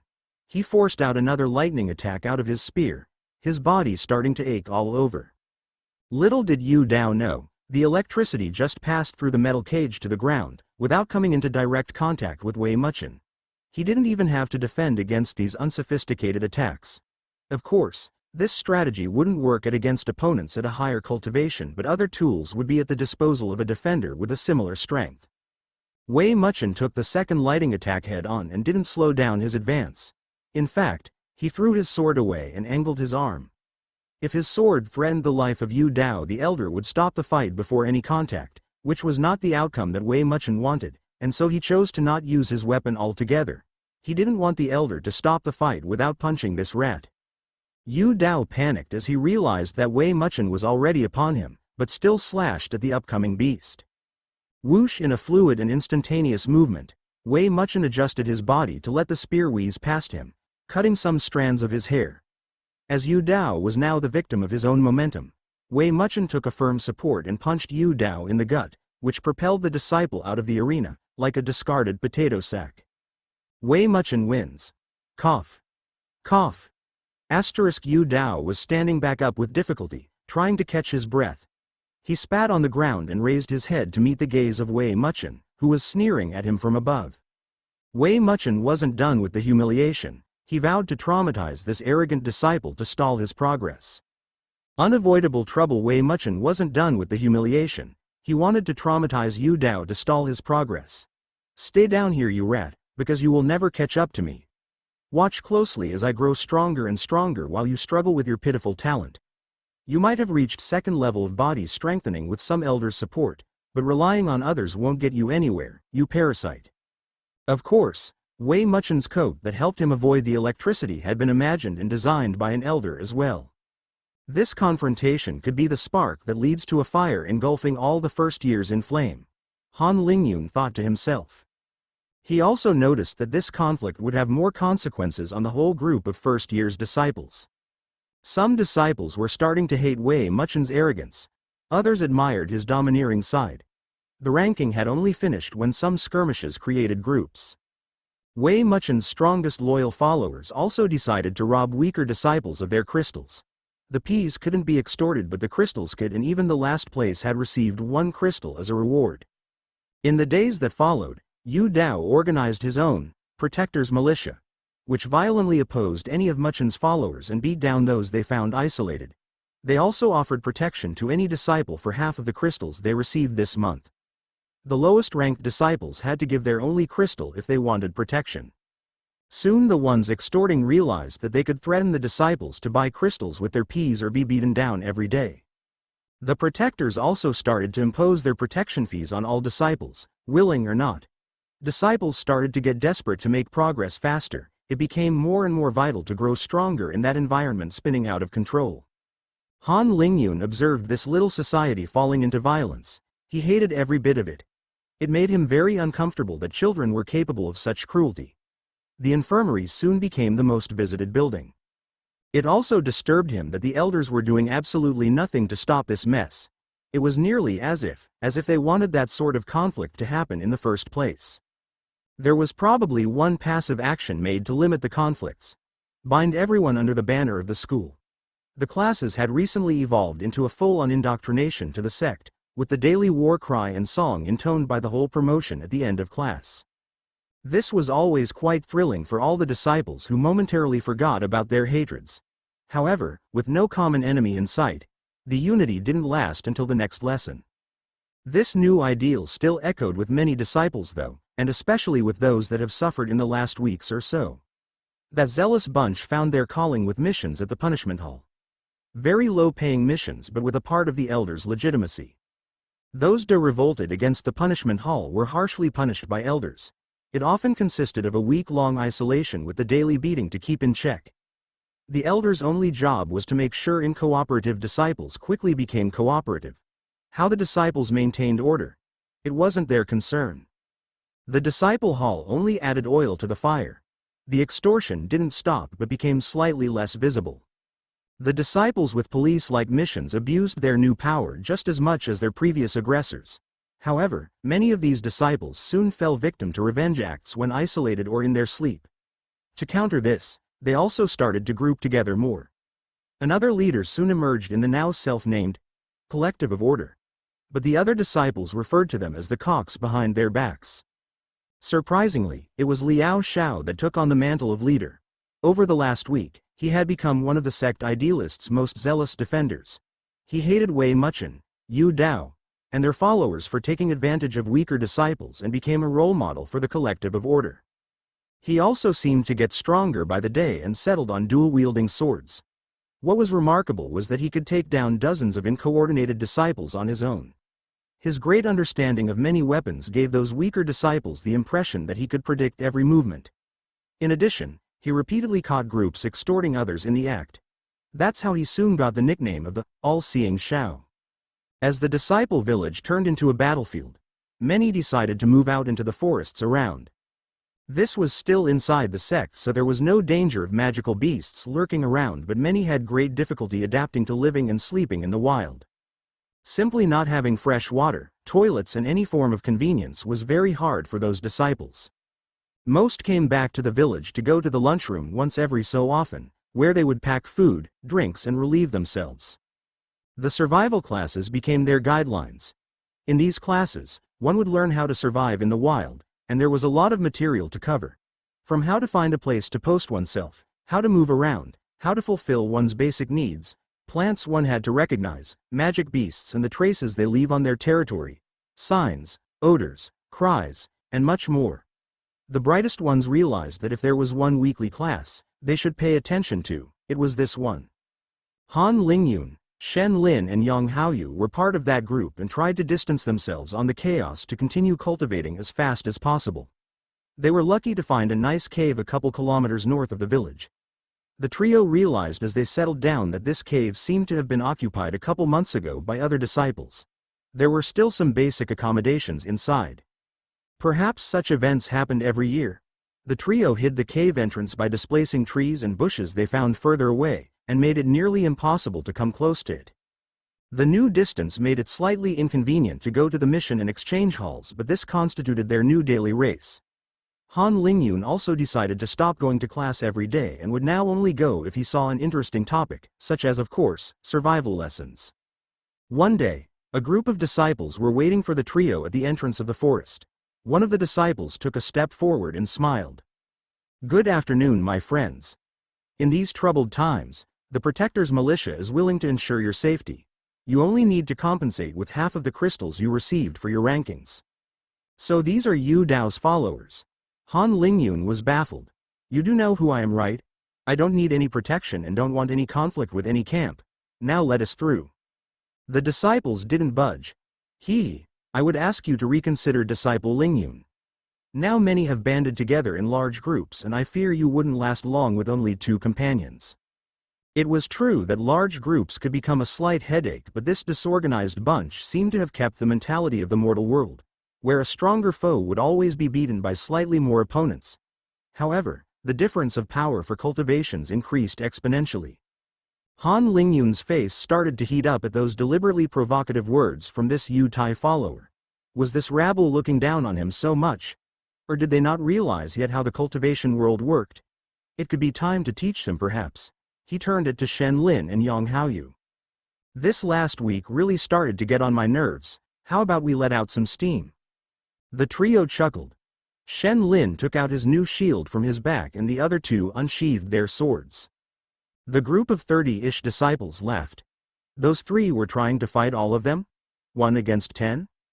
Han Lingyun didn't wait for them to focus and prepare for battle. He was unleashed, with his blackbird art in full use. A good show of force was needed to deter other nuisances. He weaved with ease into the group disciples, hitting them in pressure points as he passed through. Shen Lin used his shield to smash down the disciples that remained conscious, and Yang Haoyu also easily disarmed disciple after disciple. None managed to land an attack on Han Lingyun. Some disciples even heavily injured each other as they desperately tried to defend themselves. 3 wolves in the middle of a flock of sheep. The remaining disciples tried to resist with their martial arts to no effect.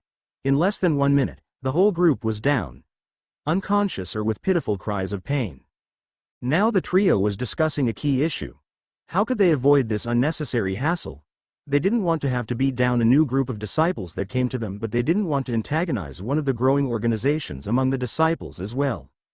After some internal deliberation, Han Lingyun decided to take this issue into his own hands. "Yang Haoyu, make sure no one dies on us.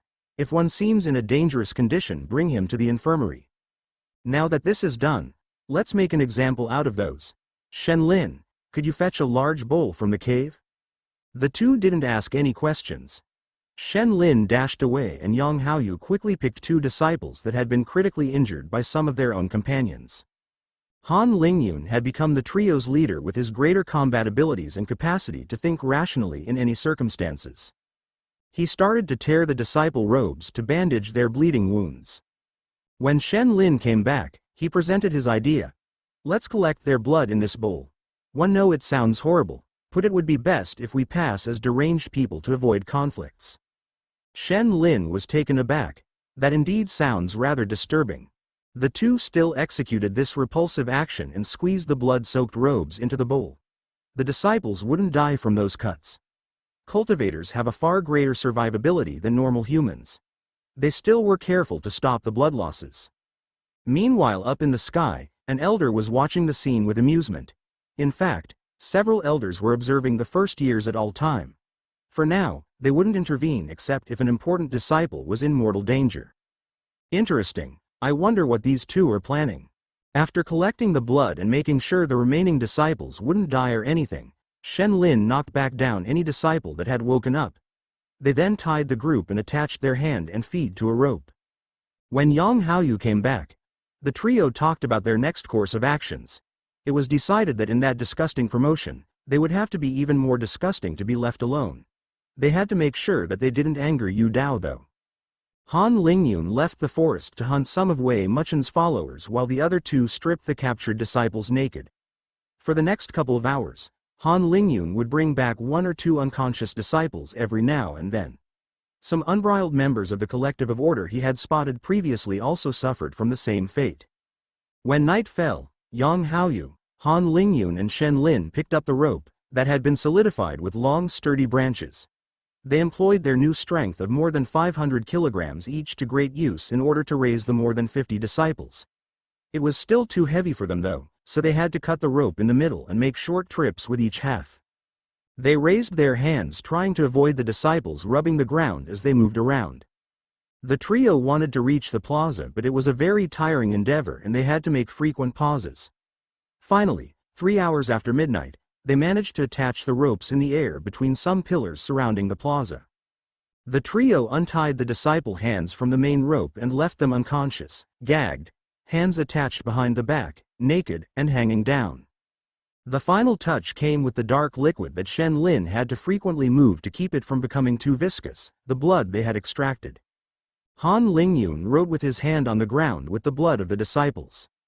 I don't care what group you are from, don't mess with me or my brothers. Han Lingyun.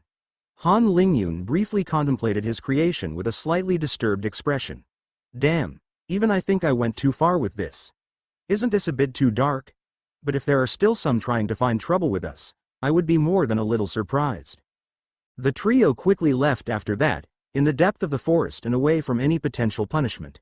If the disciples on duty for the punishment hall didn't catch them in their act, they were good. This was a rule the punishment hall had to abide by. Even the signature left by Han Lingyun could very well be a setup from an enemy, right? Unbeknownst to them, high up in the sky and above the clouds, 4 elders were laughing their heads off. It's been at least 1 decade since I've seen such an imaginative idea. Ha ha ha, I can't wait to see how the other disciples will react. These 3 have some good potential, leaving the mess behind. The next morning, Han Lingyun, Shen Lin and Yang Haoyu were back in their cave, in the middle of a cultivation session, with only gentle bird songs as distractions. Meanwhile, a huge commotion was happening at the first year's plaza. Since the first rays of the sun, word had spread at breakneck speed and disciples were rushing to look at the unbelievable spectacle. None came to take the disciples hanging by their feet down. Many of the spectators had suffered from one of them already. Their friends felt too ashamed to associate with the poor ones dangling down. Somehow, even the sword maidens had caught wind of this and were chuckling in their little group at the side. Li Yan appeared to be in a good mood today as he greeted them. Qin Tengfi seemed very serious, crouching with a thoughtful expression like he was contemplating a work of fine art. The groups of disciples that had been acting widely during the last few days were getting more and more unbridled, and many of the best disciples had been recently approached by them. They felt quite overwhelmed by the rapid deterioration of the unity and willingness to focus on individual cultivation. Even Wang Yimo was in her corner with an amused smile on her face. She couldn't get herself to examine those hanging disciples too closely though. Did some rabble come to annoy you too, disciple Lian? Liao Junzhen raised. Surprisingly, yes. I quickly finished them, but the idea didn't come to me to display the result in such a grand fashion. Liao Junzhen laughed. Disciple Han Lingyun's methods might be a bit brutal, but they sure sound promising. I regret not doing it earlier with the girls. Suddenly, the laughter and clamor died down and Yu Dao emerged from the crowd. He stood silently in front of the hanging disciples. Some had woken up and were dangling like fishes taken out of the water. Yu Dao took a glance at the text and spat. You bunch of trash. I want protectors, not rabble that cower when alone but bully others if they are numerous enough. He turned around and left. This was all done to save face and dissociate himself with those ridiculed disciples. Not to mention, he could not take his own lackeys down without helping some of Wei Muchen's followers because all were attached together and Yu Dao would never give a hand to his enemies. Wei Muchen also made an appearance. Gasps were heard as his new imposing air indicated that he had broken through to the third stage of body tempering. The muscle stage. Wei Muchen didn't say anything and only looked coldly at his dangling followers. He tried to repress the corners of his mouth from curling up. After a short struggle, he broke his serious face and laughed before turning away. This started a good 10 minutes of laughter from most of the crowd, as the tension died down and only the ridiculous situation of the naked bunch remained. Finally, Liao Shao arrived. Without any comments, he untied the rope, helped the disciples down and gave them new robes. He turned towards the crowd that was already leaving. Many have been causing trouble in the past week, but there is no need to resort to such shocking measures. The Collective of Order and the Punishment Hall will crack down on troublemaking disciples as long as you report them. He then faced the humiliated group. There is still a chance to redeem yourself. Join the Collective of Order and fight back against those that have previously corrupted you. The humiliated disciples, who had been abandoned by Yu Dao and Wei Muchen just before, were all more than glad to join another camp. Some shivered at the thought of the revenge they would have suffered from if they remained alone. Like this, Liao Shao promoted his camp and gained new followers. He also showed that he would accept those from any side. Not everything went to his plan though, as Han Lingyun's actions seemed to have inspired some frustrated high-ranked disciples. The next morning on the plaza, dozens of unconscious disciples were arranged on the ground to spell sword maidens. Another group of disciples were tied and mangled together. The stone of the plaza had been carved by a rod that read Lian. 10 other disciples were pinned to the pillars by their robes with spears. Only Qin Tengfi could boast of having such an accuracy with the spear. By now the message was clear. Don't involve us in your games. If the groups learned to fear the highest-ranked disciples, the weaker ones didn't get an easier life after those events. For many, it became a living hell. More and more tried to find hidden spots in the woods to cultivate. Those weak disciples even hesitated to come back for class and receive 1 pea per day, at the risk of being spotted by a gang. Staying hidden in the forest wasn't a long-term solution though, as all resources could only be gained or bought at the halls of the disciple village. Some found that missions could be a good way to leave this environment. By taking week-long missions at the other side of the sect and sleeping there, they could cultivate, gain peace and avoid troubles. The demand for missions grew as a consequence and Han Lingyun took the opportunity to lower the mission rewards that he posted to 30 petaseconds and his missions would still be taken immediately. Soon, 2 weeks had passed since the second disciple rankings. Han Lingyun, having downgraded from the first to the second bracket during the competition, had to leave the sect under Captains Lacroix's command with all the disciples that had fallen by 1 bracket. Shen Lin and Hang Haoyu decided to come as well.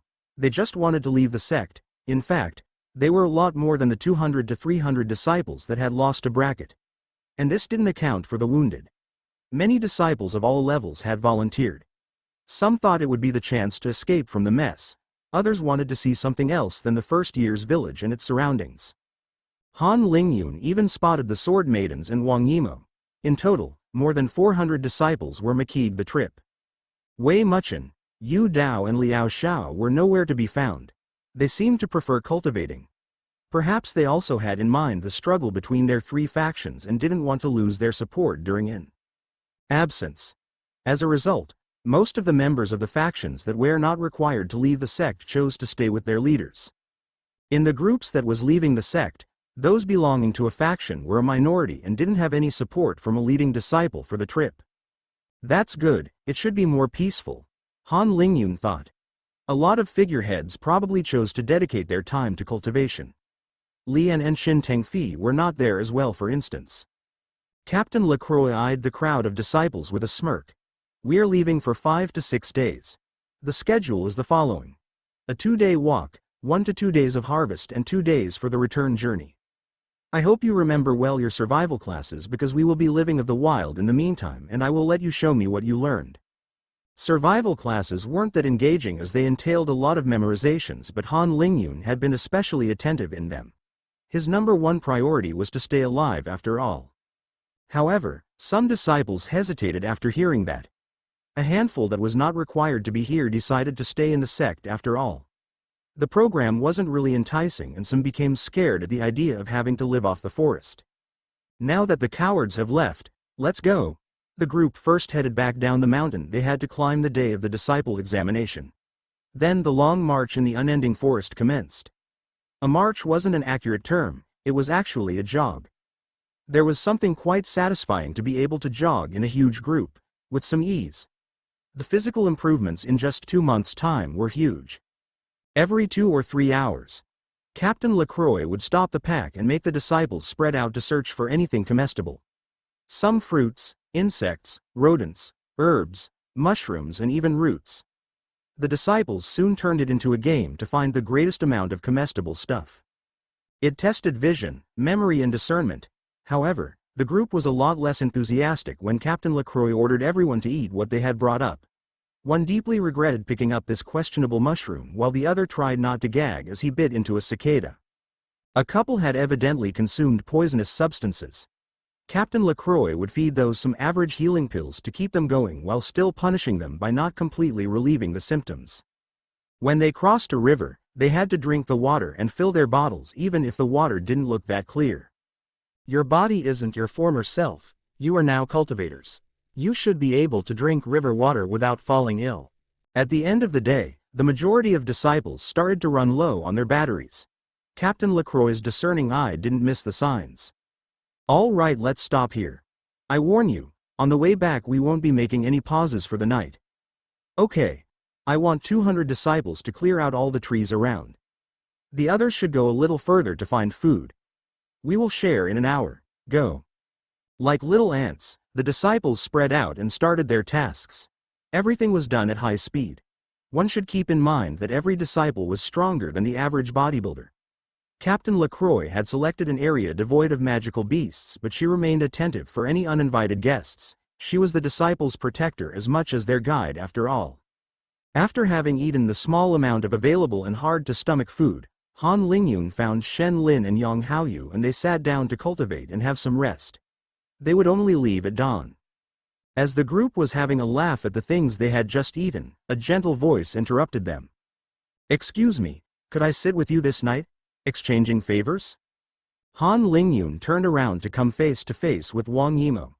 Her chestnut hair was gently swaying under the light breeze.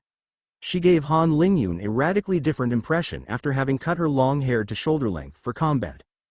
Han Lingyun took a short, barely noticeable moment to digest his surprise. Sure, Miss Yimo. But don't you feel more confident in joining the group of sword maidens, though? I mean, they're all girls." As Han Lingyun felt Wang Yimo's strength from up close, he noted she was definitely at the 3rd step of body strengthening. Wang Yimo shook her head.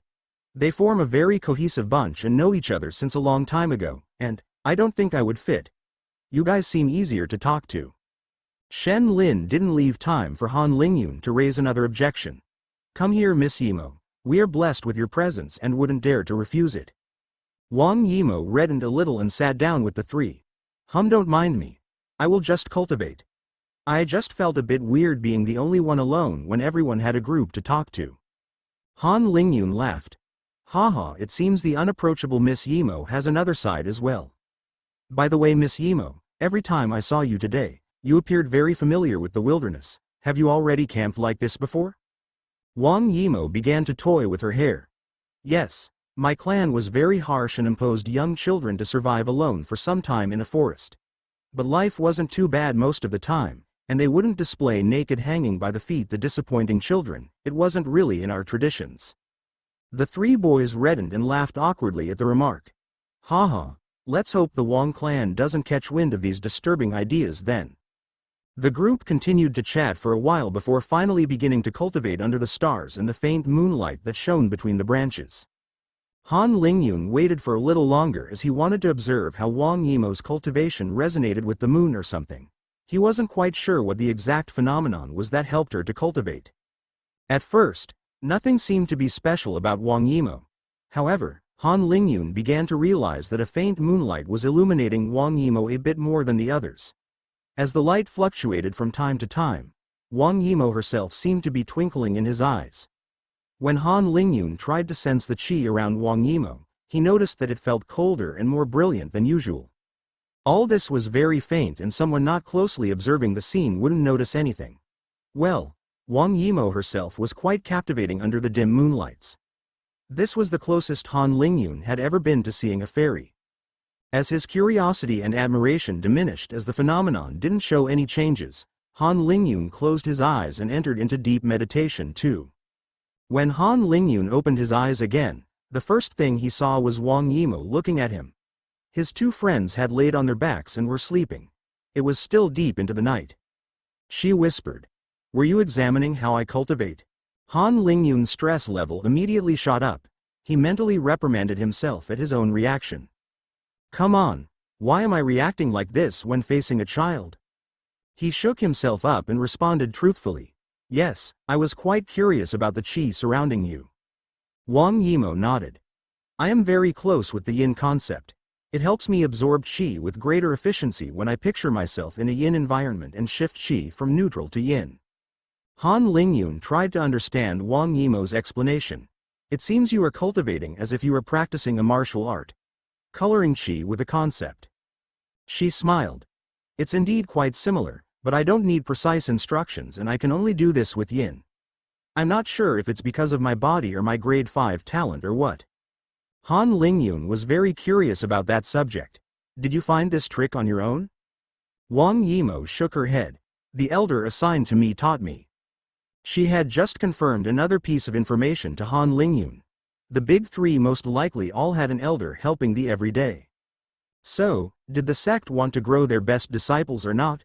They have elders to help them grow but not the best resources available. It all sounds rather confusing. Han Lingyun's thoughts started to drift away. What are you thinking about again? Wang Yimou eyed him curiously. Han Lingyun's eyes refocused. Have you noticed how the sect could provide you with much better resources? They don't want for you to grow too fast but still help you. Do you know why? Han Lingyun used his opportunity to perhaps glean more information. My teacher explained to me, but you shouldn't reveal it to everyone, okay? Han Lingyun nodded like a woodpecker. Hi, you're funny. At 16, there is a continent-wide competition for disciples. The best will be recruited by a very powerful sect, the true overlords of this world. Han Lingyun nearly jumped. Was there such a thing? Wang Yimou continued to instruct him. Having disciples in that sect is a great pride, but that sect remains quite distant from the affairs of the continent. The White Tiger sect still has a limited number of resources, so they mostly keep those for their inner disciples and elders. Still, I have a friendly agreement with my master. She would help me make some progress, and if I ever become a disciple of that sect, I would one day return the favor to her. She cannot just shower me with insane resources though, as everything she provides me would only come from her pocket and not from the sect. That's how it works in the sect. You could say that I have a bond first with my master and then with the sect. Han Lingyun suddenly understood a lot. I might have entered such a relationship with an elder without realizing it. Wang Yimou smiled.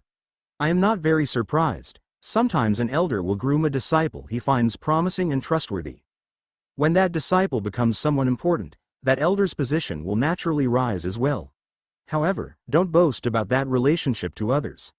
There are also some internal conflicts between elders and you don't want to be mixed in those. Han Lingyun looked into Wang Yimou's eyes. Thank you, Miss Yimou, for what you revealed me tonight. I owe you a favor. She reddened very slightly and lay down. The trees had been removed so the sky was clearly visible, but Europa was back tonight so the stars appeared less numerous. Hi, then I'll use my favor now. Tell me what you were looking at last time. Han Lingyun was momentarily dazed. This was a very unexpected request, but not an unwelcomed one. Han Lingyun loved to share his passions and promptly laid down next to Wang Yimou. Have you tried observing the stars? I find myself thinking about the universe quite often. Wang Yimou left a pause. Not really, there doesn't seem to be anything interesting. Isn't it always more or less the same view? I see. Then, I'll do my best to introduce it to you. Try to follow me in this little voyage of imagination. I'll ask you to pay close attention. First, you implied that it doesn't change much. If you look closely for a couple of minutes, you should be able to notice that the sky has shifted slightly. That's because our planet is turning on itself. In addition, our planet is circling around the sun that provides us heat and energy. Now imagine that every star, every little dot out there is just like our sun, but very, very far away. Then every star could also be surrounded by planets, and some planets should be habitable like this one, with all sorts of cultivators on them. Wang Yimou's mouth was agape. She was taken aback by what Han Lingyun was spouting, but at the same time it didn't sound like total nonsense. What? How can this be possible? Could they really be thousands of other cultivations planets? It's incredible and terrifying, right? What binds all this is a law called gravity. All the objects attract each other. Two objects exercise the same attraction on each other. But when one object is way heavier than the other, the lighter one will rotate around the heavier one. That's why Europa and Calypso are rotating around us, and we are circling the sun. But it doesn't end here, because all the stars also attract each other to some degree. Stars are grouped together into galaxies. I don't know if you can notice because of the brightness of Europa, but see how this part of the sky forms a band with a lot more stars. Yes, I see it. What is that? This should be a branch of our galaxy, look. Han Lingyun sketched on the ground a drawing of a galaxy with its branches. Our sun should be one of the stars somewhere in one of those branches. A galaxy could be composed of hundreds of billions of stars. Don't even try to imagine this number. But then, what about other galaxies, because there shouldn't be only one galaxy in the universe. Just how vast is our universe? And then what's even beyond that? Wang Yimou didn't answer. There was no answer. I didn't know. There was such. I didn't know you could imagine all this. She trembled a bit. There's no need to trouble yourself with my ideas too deeply. All these are so far away after all. Han Lingyun pointed at some stars. We could also play some fun little games with stars. Here, what form do you see? Wang Yimou thought for a bit. It looks like a sword. A sword. Wait, where are you looking at? Here, those stars. That's true, it hadn't registered to me like that. And see those, I like to call them the scorpion. That's the tail, the head, and the legs. She covered her mouth. Peef, it doesn't resemble a scorpion at all. Look over there, that's a pavilion. I wouldn't want to live in this wobbly building. Han Lingyun struck back. Before the pair realized, the night sky shifted from black to dark blue, and they could see less and less stars as the darkness receded. As the sun raised his head over the horizon, the group of hundreds of disciples packed up and readied for another day of trekking. Wang Yimou discreetly thanked Han Lingyun for presenting the night sky to her. It was a true eye-opener, and she had gained much food for thought. After the group had long departed, an old man silently arrived to the place where the disciples had rested. If Elder Wen was present, he would surely have recognized that old man that had the air of an ordinary mortal. The old man looked at the ground and gently wiped the galaxy's sketch with his feet. What extraordinary vision and thoughts! Even more surprisingly, I checked his background thoroughly, and he is of ordinary birth. The old man raised his head to the blue sky, now dominated by the glaring sun. Will this little fellow be my ticket out of here? Harvest the second day went much like the first for the disciples. This time, they slept in a big cave. When the third day began, Captain Lacroix presented the mission in greater detail. We are here to collect red spine grass. This medicinal plant only grows in special conditions like at this mountain in a symbiotic relationship with black-headed serpents. We can only come once every decade to harvest it. This is what the red spine grass and the black-headed serpents look like. Be wary of the serpents. Their strength is nothing to be afraid of, but they are very fast and the venom from a bite could knock you out. So, you must remain at all times in groups of 3 at the minimum. No one will come to save you if you mess up. The whole group will be severely punished if they leave someone unconscious. That's when fatalities can occur. Remember, every red spine grass is guarded by a snake, even if you don't see it. You should try to kill the black-headed serpents to avoid any complications. They won't survive without their stock of grass anyway. Just take the head. The venom is quite useful as well. 1 red spine grass will be rewarded with 3 petaseconds, and 5 petaseconds if the red spine grass you brought back is accompanied with a snake's head. Now off you go. You have until this evening. If by tonight we have collected enough, I will double the rewarded peas. The disciples salivated at the potential rewards. They quickly formed their groups and headed to the mountain. Wang Yimou hesitated but still joined the trio in the end. With 400 disciples, the first difficulty was to find a corner with less disciples around to be able to not be impeded by others. The hundreds of disciples quickly raked the bottom of the mountain. The red grass wasn't very hard to find with its bright colors, and killing the snake wasn't too difficult as long as you remained concentrated. Han Lingyun, Shen Lin, Yang Haoyu and Wang Yimou rapidly made their way up the mountain, harvesting plant after plant. The plants were still relatively rare and one had to search for them. The climb started to get repetitive, but constantly staying on edge proved quite tiring. The snakes also gradually became stronger and stronger as the group went up, slowing down their advance. But in terms of peas, it was an important harvest. Han Lingyun didn't need those too much, but it was better than nothing. But for other disciples, this actually represented a huge amount. Soon they had to make a trip back to the bottom as their bags were bulging. In 5 hours, Han Lingyun had amassed 31 pairs of grass and snake heads. By the end of the day, the trio collapsed in the cave at the bottom of the mountain, with Wang Yimou making fun of their low stamina. They could joke around because they hadn't suffered from any unwelcome surprises. Final result for Han Lingyun: 61 pairs, no injuries in his group. Han Lingyun wouldn't be surprised if he had collected the most, as his luck was very decent today. Not all groups were that fortunate though. Some disciples had to be healed after being beaten. Today, there was also the first casualty among first years. Apparently, a girl had ventured further alone and the rest of her group had momentarily lost sight of her. When they found her again, she was already a corpse, with a snake eating her brain. Needless to say, the group of disciples had been in a state of shock. They passed the remainder of the day back at the cave, with Captain Lacroix consoling them in her own way. When Captain Lacroix announced that they could leave tomorrow because the harvest was enough, doubling every disciple's reward, there was many sighs of relief but not much celebrating. Even though many didn't know closely the girl that passed away, the news still dampened the mood of the expedition. After another short night in the large cave, the group of 400 disciples headed back to the sect. Their speed was much slower though.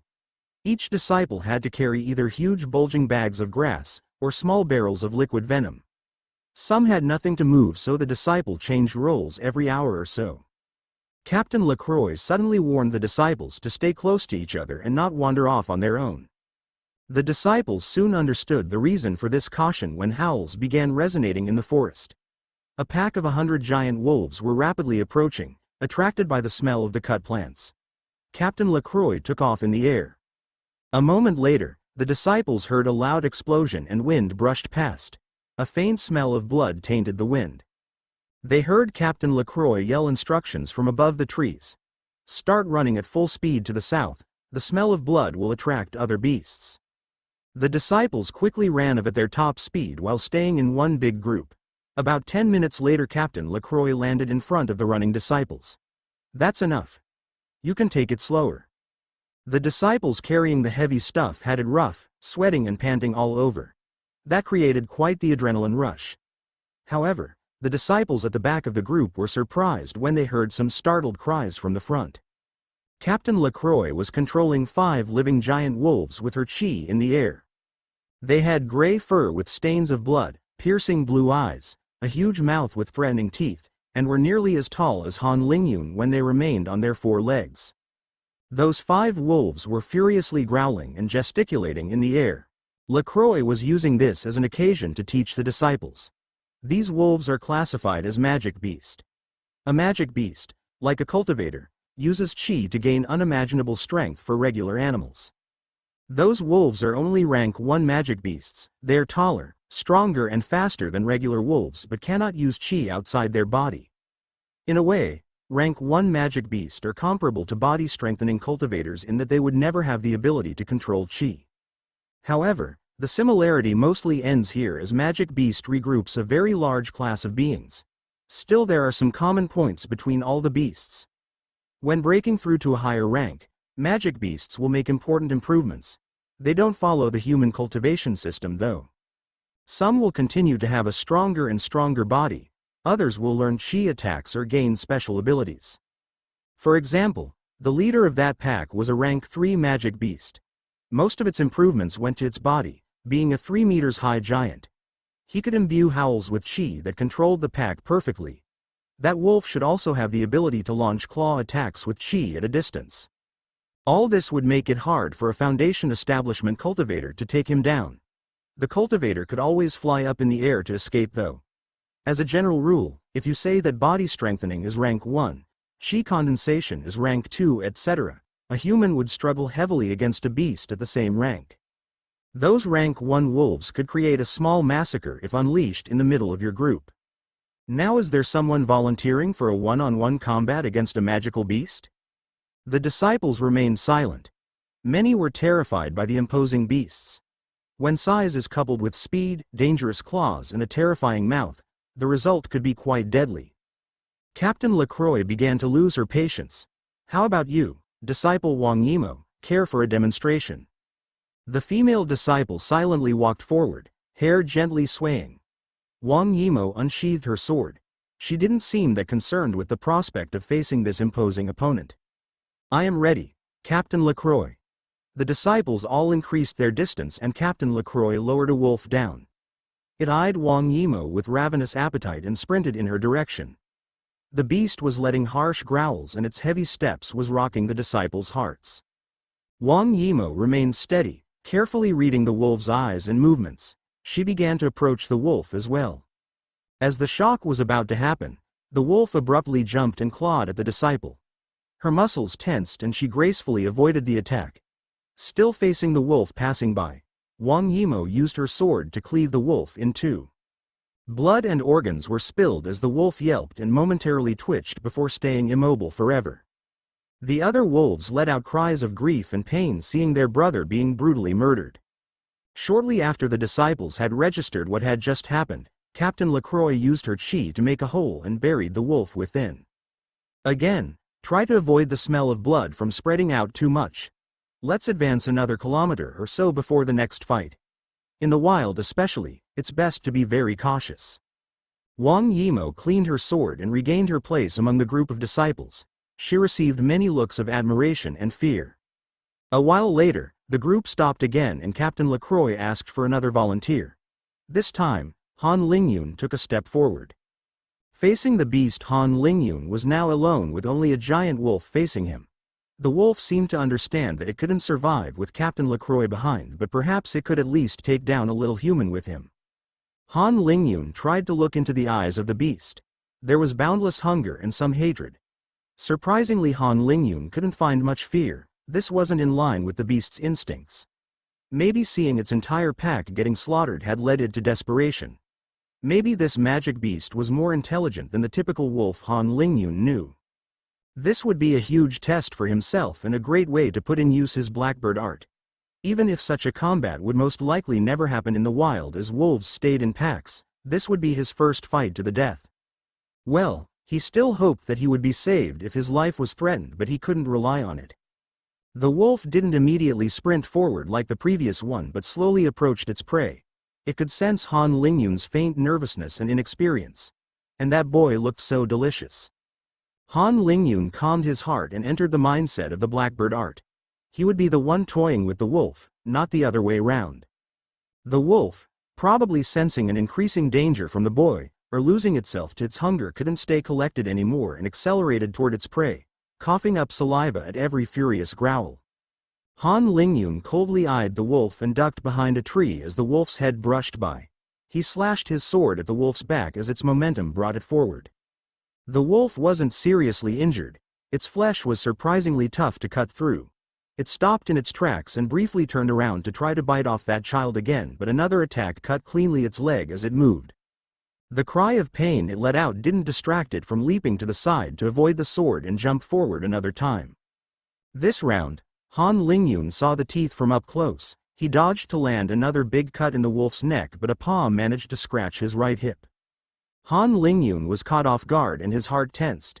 He didn't pay any attention to the stinging sensation as his brain pumped adrenaline. The wolf was now desperate as well after being injured several times, so it tried to fall on the boy in a last-ditch effort as its breath was leaving it. Han Lingyun decided to avoid contacts for the time being. He knew that time was in his favor. He weaved and used precise movements to keep the giant wolf from landing an attack. He had to use all his strength on every foot as the wolf's large size and agility made this exercise way harder. Whenever the wolf used too much force and missed Han Lingyun, he tried to inflict another cut. The wolf began to slow down considerably, but Han Lingyun remained on his guard. Never underestimate a wounded beast backed into a corner. Indeed, the wolf suddenly bolted with a greater speed than ever before. A typical rookie disciple would have been taken by surprise, but Han Lingyun only displayed a faint grin. This was his chance to end it once and for all. Just as the beast was going to chomp him, Han Lingyun plunged his sword into the wolf's gaping mouth with all the strength he could muster while he leapt above the wolf with his momentum. The beast violently crashed down with a sword piercing its brain. It didn't wake up. Han Lingyun and his friends heaved a sigh of relief. The other disciples felt even more terrified by that intense combat. In comparison, they became more impressed by Wang Yimou, who seemed to have killed one wolf so effortlessly while it felt like a tough and brutal fight for Han Lingyun. Like previously, Captain LaCroix buried the beast and the group moved forward. She also threw a healing pill to Han Lingyun. His hip was still slowly bleeding from the scratch and the intense movements. Han Lingyun thought back to his fight and his mistakes. The Blackbird art had been hugely useful for the quick movements, but the blurry-like effects didn't seem to have much of an impact on an opponent just trying to ram into him with little technique.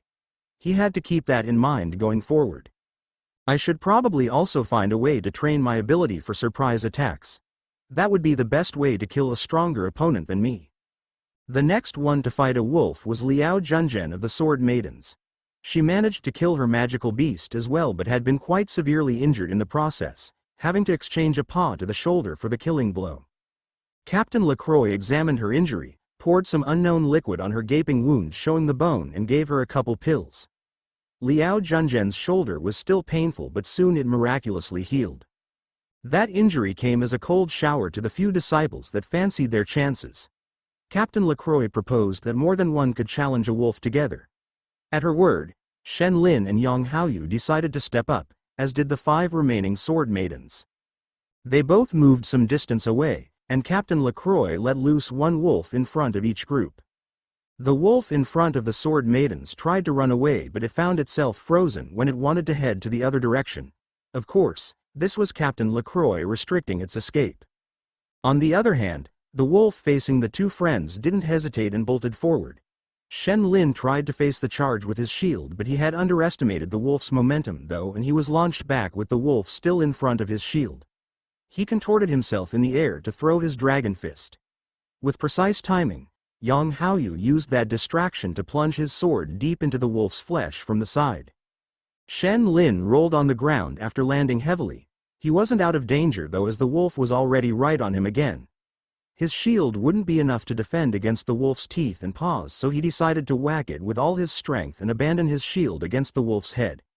The beast became momentarily dazed, and Yang Haoyu didn't wait to give everything he had in a sword strike that cut the wolf's throat once and for all.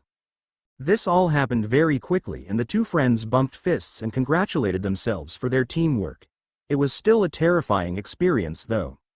As Shen Lin and Haoyu turned to look at the result of the sword maidens' fight, they saw a wolf already lying dead on the ground with multiple swords stabbing it from all sides. This one didn't leave this world peacefully. After this interlude, the disciples continued forth. The ones that had taken down a wolf had obtained a new status in the other disciples' heart. In truth, it was more than that. They had seen death from up close. Han Lingyun sensed that he had passed a mental barrier even though he hadn't enjoyed the process and still felt repulsed by the ordeal. He was sure that if it wasn't for the state of mind that he imposed on himself to use the blackbird art, he wouldn't have been able to kill. It wasn't because he felt pity for the wolf, but because of his own fear. Just as Captain LaCroix had warned previously, the group didn't stop their advance at night. The return journey was several more times more difficult. They hadn't eaten much that day too. From time to time, magic beasts would approach the group. Most kept their distances, but a couple still launched themselves toward the group, forcing Captain LaCroix to start a massacre. Other magic beasts would often run away when seeing Captain LaCroix's power, but many more would be attracted to the corpses, forcing the group into a short sprint to leave the zone before more and more beasts arrived. Flying magic beasts were also a pain in the ass as they hovered for hours above the disciples. Captain LaCroix would still kill any that came too close, but no one felt reassured with those bizarre giant vultures above their heads. The night was the worst time for the disciples as the magic beasts were more numerous and the forest made for terrible visibility. Fires and torches wouldn't keep magic beasts away, on the contrary. Humans were a common prey for magic beasts, and those beasts didn't share the same instincts as their normal, wild counterparts. So, by the next day at noon, the disciple didn't look in the best of shape. One thing had greatly motivated them though: their war cry and sect song. It wasn't quite clear who was the first to come up with the idea, but soon every quarter of an hour or so the sect song followed by a war cry resonated in the forest. One bulky disciple called Xiao Zhengjong with a particularly loud voice was soon designated as the lead voice. Xiao Zhengjong. I am a white. Everyone. Tiger. Xiao Zhengjong. We will triumph. Everyone. Conquer. Xiao Zhengjong. Leave our comrades. Everyone. Never. Xiao Zhengjong. We will grow. Everyone. Stronger. Xiao Zhengjong. We are the everyone white tigers. Captain LaCroix didn't stop this initiative. In fact, she too enjoyed watching these young lads' enthusiasm. The group also realized that the war cry scared away some beasts. Finally, in the middle of the afternoon of the second day, the group reached the bottom of the mountain range of the White Tiger sect. The disciples had walked and ran for 2 days without sleep, a minimum amount of food, and had to carry the heavy harvest. By this point, most second-grade talents were spent. They didn't have the stamina of the second level of body strengthening. So, most of the lifting was done by the others. Surprisingly for most disciples, the climb felt easier than last time, even with their sorry conditions. As the 400 disciples made their way to the first year's village, full of pride of their performance during the expedition outside the sect, they couldn't help but notice the dark and gloomy atmosphere that permeated the settlement. Just what had happened here during the last 5 days? New rules. It didn't take too long for the disciples to learn from their friends that remained what transpired. What the new arrivals heard shook them to no end. Apparently, the violence had escalated even further in the village during the last week. After Wei Muchen's breakthrough, his lackeys had broken limit after limit. Most of the still neutral disciples had by now either joined a camp or stayed hidden in the woods. However, Wei Muchen's side grew more as a result of his recent dominance showing at the rankings and his breakthrough to the 3rd stage of body strengthening. One day, that group learned that Yu Dao had been brought out of the first year's village by an elder to cultivate. It was enough to launch an all-out war. This sudden and total attack of hundreds of disciples completely overwhelmed the collective of order. They were caught unprepared. Moreover, how could they try to arrest every other disciple? The only ones that could have stopped this whole situation, the elders, didn't appear to.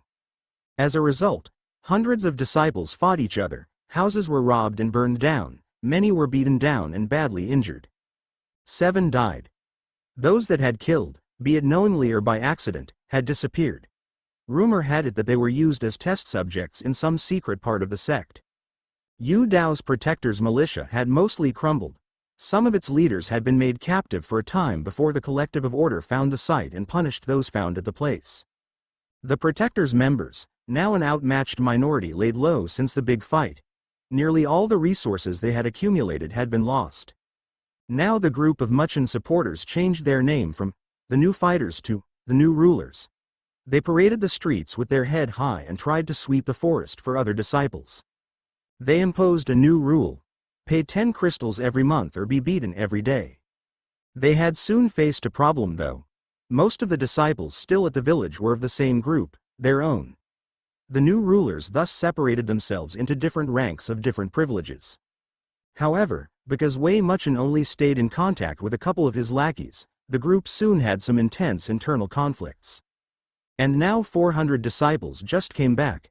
Some members of the self-proclaimed new rulers saw it as golden geese ready to lay eggs and cement the new rulers back. Others thought it was a collective threat. The disciples grouped around the sword maidens, Wang Yimo and the trio. Will they present a united front against the new rulers? I think we have an important responsibility here.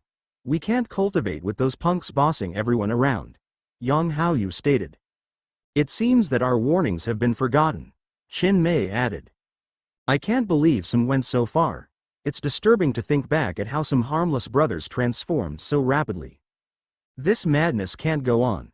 There have even been deaths. Shen Lin agreed. I'll take care of it. A gentle voice interrupted the discussion. Everyone stopped and turned towards Wang Yimo. I'll just beat all of them up. I won't be punished if I slip up anyway, and Wei Muchen won't be able to do anything. In fact, I will take good care to break all his so-called followers' arms and legs. I will just need some disciples to transport those troublemakers after I passed by. Let's attach each one to a tree. Let's hope this will reform them, because I will be doing this again once every week or so to recalcitrant from now on. The new rulers were not ready for what was about to befall on them.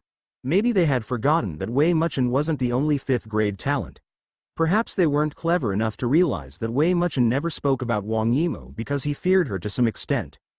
Wei Muchen knew that she could probably take first place in the rankings if she wanted to, and his teacher had warned him to not start a conflict with her.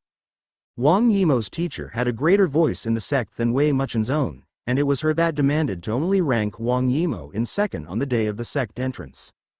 That day, 2 months and 3 weeks after the first year's entrance to the sect, would be long remembered for its absolute brutality.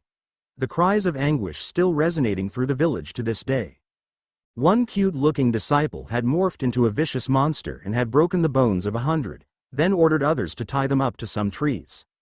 They would be released and healed if they swore to never repeat those actions, and rebuilt the broken houses of the village.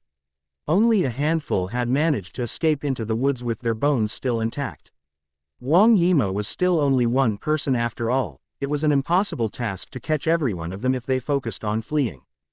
Throughout the events, Wei Muchen didn't make a single apparition.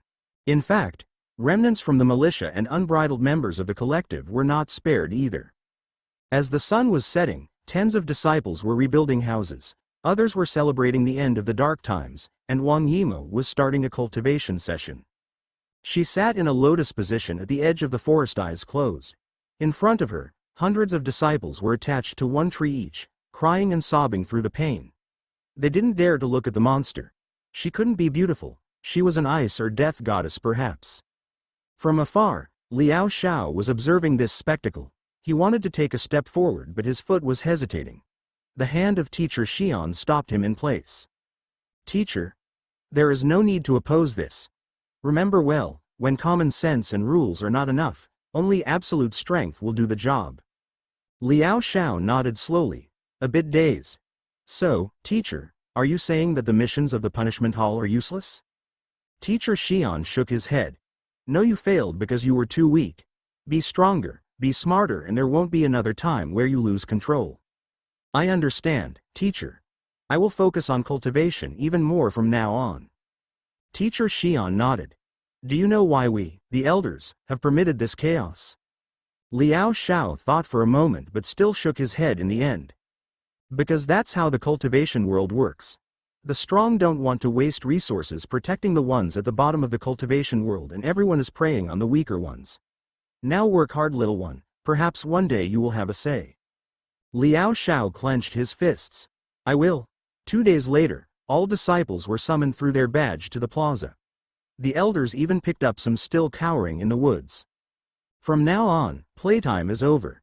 Fights are now forbidden, and the elders will be enforcing the rule. If you have a grudge with someone, you can head to the punishment hall, where an elder will supervise the battle at the arena. The rules of the duel have to be discussed and accepted by both parties. Those matches won't affect rankings. If the grudge cannot be resolved and has reached a certain point of no return, the disciples can have a life and death battle. Once again, that is only if both disciples agree. A gong will announce every life and death match. That is all. Some frictions still remained. After violent fights and even 7 deaths, some grudges between factions had become quite deep. However, the first year's village soon went back to its original state, at least in appearance. The disciples came back to their homes, and the classes regained their usual attendance. But all this felt very different for most of the first-year disciples. In the end, as days passed, cultivation began occupying everyone's mind once again. This was exacerbated by a string of breakthroughs. Just 2 days after coming back, Chin Mei became the first 4th-grade talent to reach the 3rd stage of body strengthening. Most of the 4th-grade talents would break through in the following week. Han Lingyun had broken through 1 day after Chin Mei. 2 days prior, he had taken another trip to Market Road to buy the rainbow pills for the first 2 stages. He still remembered how he had to face Elder Gugwai when purchasing the pills. "Where did you get all those peas?" Han Lingyun remained stoic. He started to circulate his blackbird art to the maximum and responded calmly, "By my own means." Elder Gugwai observed him closely for a moment, then silently pocketed the peas and went back to his usual posture, eyes closed. Han Lingyun had remembered that this elder had a thing for elites. He had to show his worth if he wanted those pills. This 10,000 petaseconds loss strained his finances somewhat. He only had 3,000 petaseconds left on his badge. The 610 petaseconds he had obtained collecting herbs weren't totally useless after all. That was just Han Lingyun being Han Lingyun with his rich problems though. He was now pocketing at least 6,000 petaseconds per week through missions. And his true net worth was higher if you remember that 10,000 of his Ps were currently blocked as mission rewards. Anyway, Han Lingyun consumed the first rainbow pill as soon as he got back into his number 5 house. The pill had a mild effect. It melted in his mouth and felt as if someone was caressing his skin from all sides. Han Lingyun waited to be at the point where he sensed his breakthrough coming to eat the second rainbow pill. This one felt absolutely wonderful. Just like the description stated, he felt as if he was breathing the purest air there was. He also felt once again the caresses on his skin. For a moment, Han Lingyun felt like he just discovered what breathing truly meant and he had been blind to it all along. Just like for his first breakthrough, the second one went without a hitch. Well, that's if you don't mention the putrid black GU that oozed of his pores once again. Han Lingyun felt the boundless strength of the 3rd step calling him, his muscles twitching with excitement after the first Chi baptism. Making progress was probably the best feeling in the world. Consequences. The week passed by and it was already time for the 3rd ranking competition. The first consequence of this month's shenanigans was very clear to everyone. The disciples' progress had slowed down considerably. For many it had completely stalled, and that's not even counting those that had been severely injured or that ended in a sorry state. Most disciples were back from their injuries after buying healing pills with the Ps they had left. However, a lot were still obviously weakened. There was now a clear separation between the average disciple that left the sect for the mission with Captain Lacroix and the average disciple that remained. Not only were the first ones in much better shape, many had made important gains in the last week after having used the large amount of Ps they had won to purchase resources. On the other hand, the gangs were too focused on fighting each other to have much time to use all the resources they plundered. Those piles of crystals had been distributed equally between the hundreds of disciples that didn't join any gangs, under Wang Yimo's command. As a result, each disciple only gained a small portion, which was probably theirs to begin with. With hindsight, having left the sect was a blessing for many. There was another important detail that was a cold shower for all. The last ranked disciple was now ranked 785th. 15 disciples were now classified as dead or missing. In fact, the ranks automatically updated themselves whenever a disciple died. The disciples also understood that missing had another meaning for the sect. This month, the changes in rankings were very substantial. A lot of those that had previously downgraded had to leave the sect with Captain Lacroix and many took their revenge. It wasn't uncommon for a 2nd-grade talent to defeat a wounded 3rd-grade talent.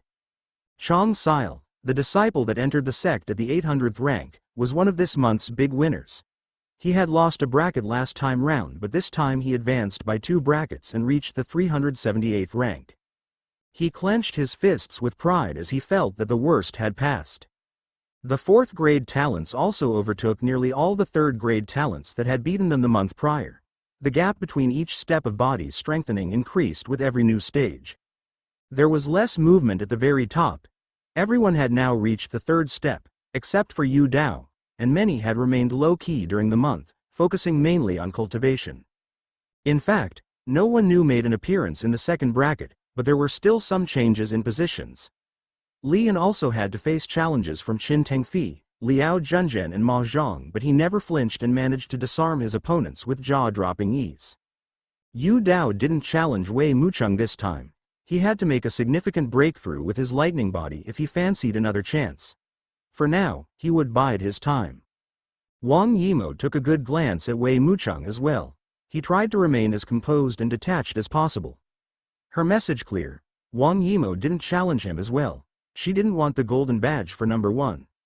Han Lingyun had not been challenged and didn't challenge anyone. In the end, the final rankings of the competition were: first, Wei Mucheng second, Wang Yimo third, Yu Dao fourth, Li Yan.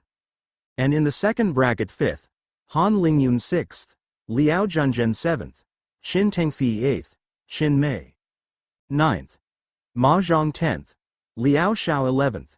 Huang Shouying. It must be remembered that the two with the Qin surname weren't related. Same for Liao Junzhen and Liao Xiao.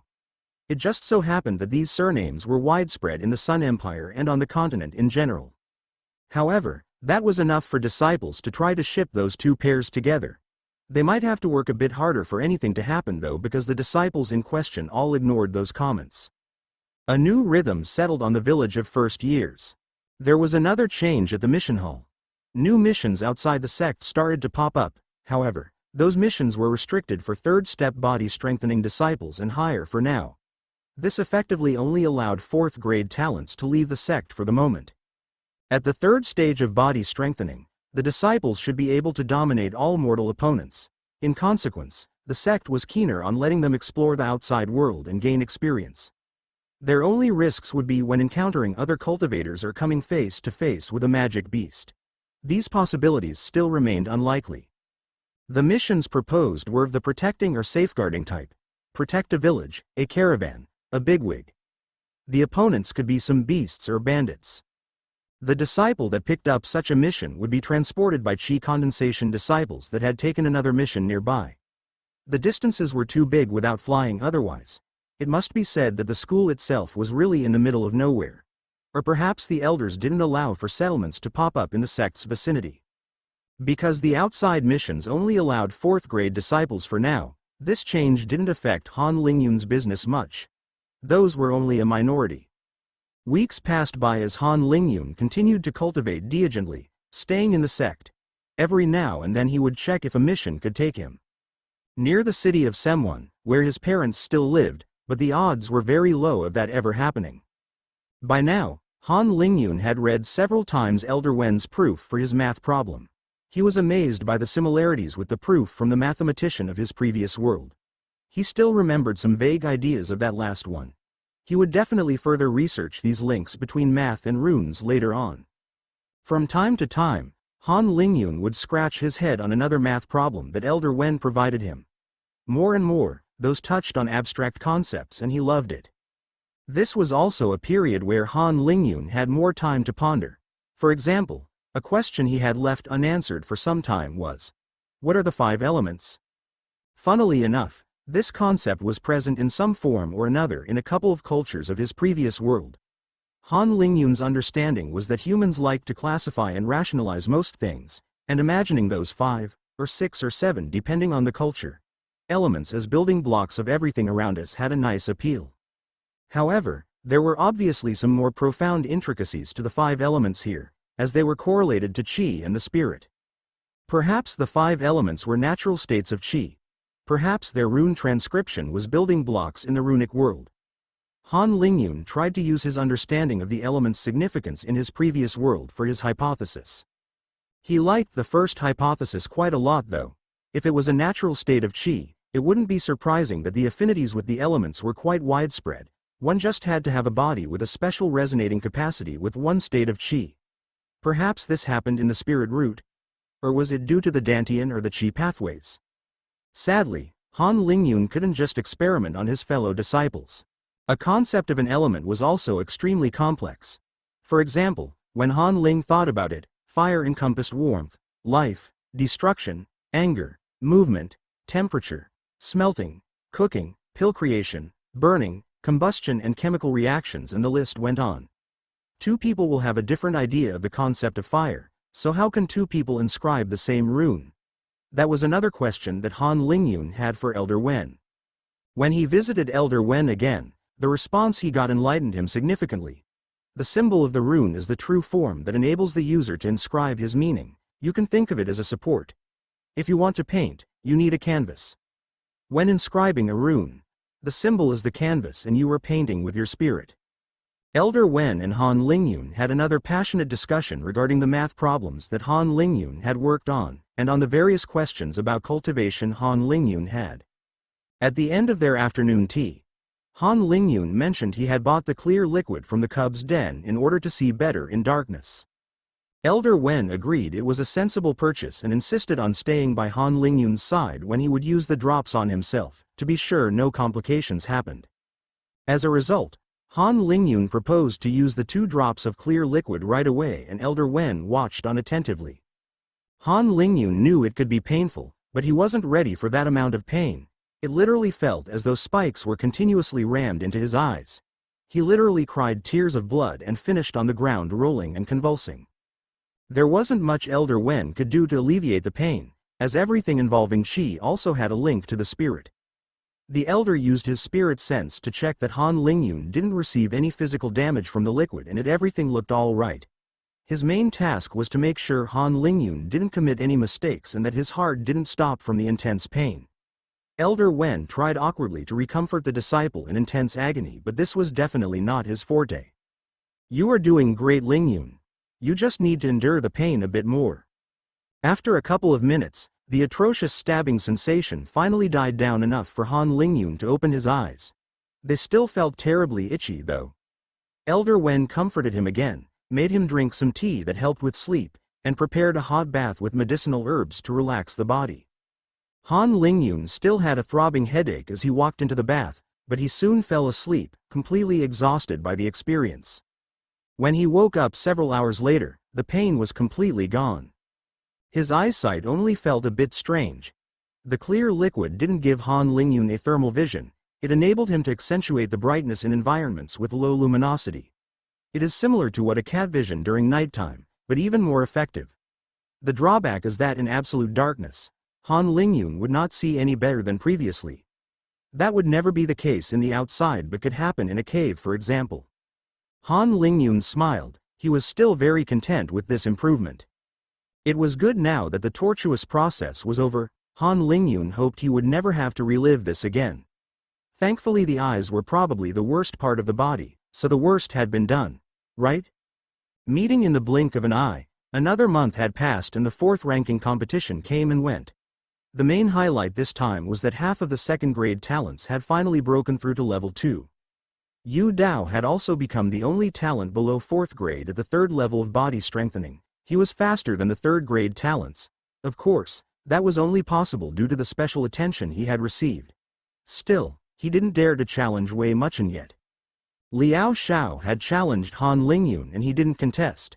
He could probably win, but there was 0 point in doing so, with no additional reward between ranks 5 and 6. If that made Liao Xiao happier, so be it. Most of the top-tier disciples were content with their positions and challenging each other all the time was futile. In general, the strong were getting stronger. The days had reached their longest and the temperature had increased substantially. A mortal would have found the sun heavy and stifling. Cultivators had a much greater adaptability to temperature changes. However, even for the young cultivators, the training sessions at the middle of the day became the abnormality. Shen Lin and Yang Haoyu had taken an escort mission a couple days ago and wouldn't come back for another week or 2. Han Lingyun had decided to remain at the sect because he didn't need the peas and this sort of missions didn't interest him. As a result, he mostly passed his days alone and suddenly felt a bit bored. He didn't dislike this though. Cultivating was in itself a boring process in a sense.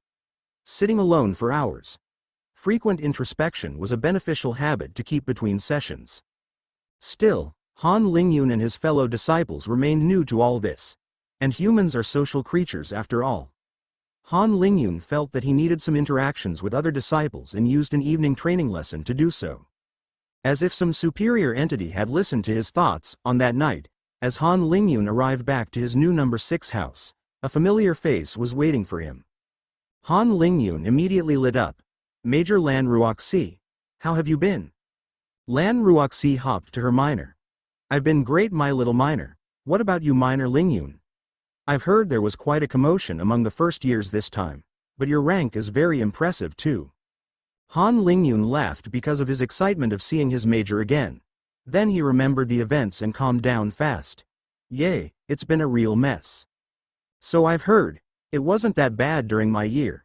She thought back to the similar events that had taken place when she was a first year as well. Han Lingyun interrupted her recollection. Anyway, what brings you here, Miss Ruoxi? Lan Ruoxi clapped her hands. Oh right. The Shu family is having its annual meeting in 3 days. Will you be coming? Han Lingyun's eyes sparkled. That's great, it would be fun meeting my seniors. Do you know who will be here from our line? Lan Ruoxi beamed. This year many will attend. First there is Zhang Fang, my major in year 3. You'll see he is a very funny guy, but because of his clownish antics, no one takes him seriously when he isn't to be trifled with. The 4th year is named Shu Wei and he is super strong. I heard he has always been ranked in the top 2 of his promotion, and he is always very serious. That pairing with Zhang Fang must have been something, ha ha ha. The 5th year is another girl named Sha Shan. I bonded quite a lot with her at our last meet and we met a couple of other times, hi. Sadly, we are the only 2 girls in the Shu family for the last decade.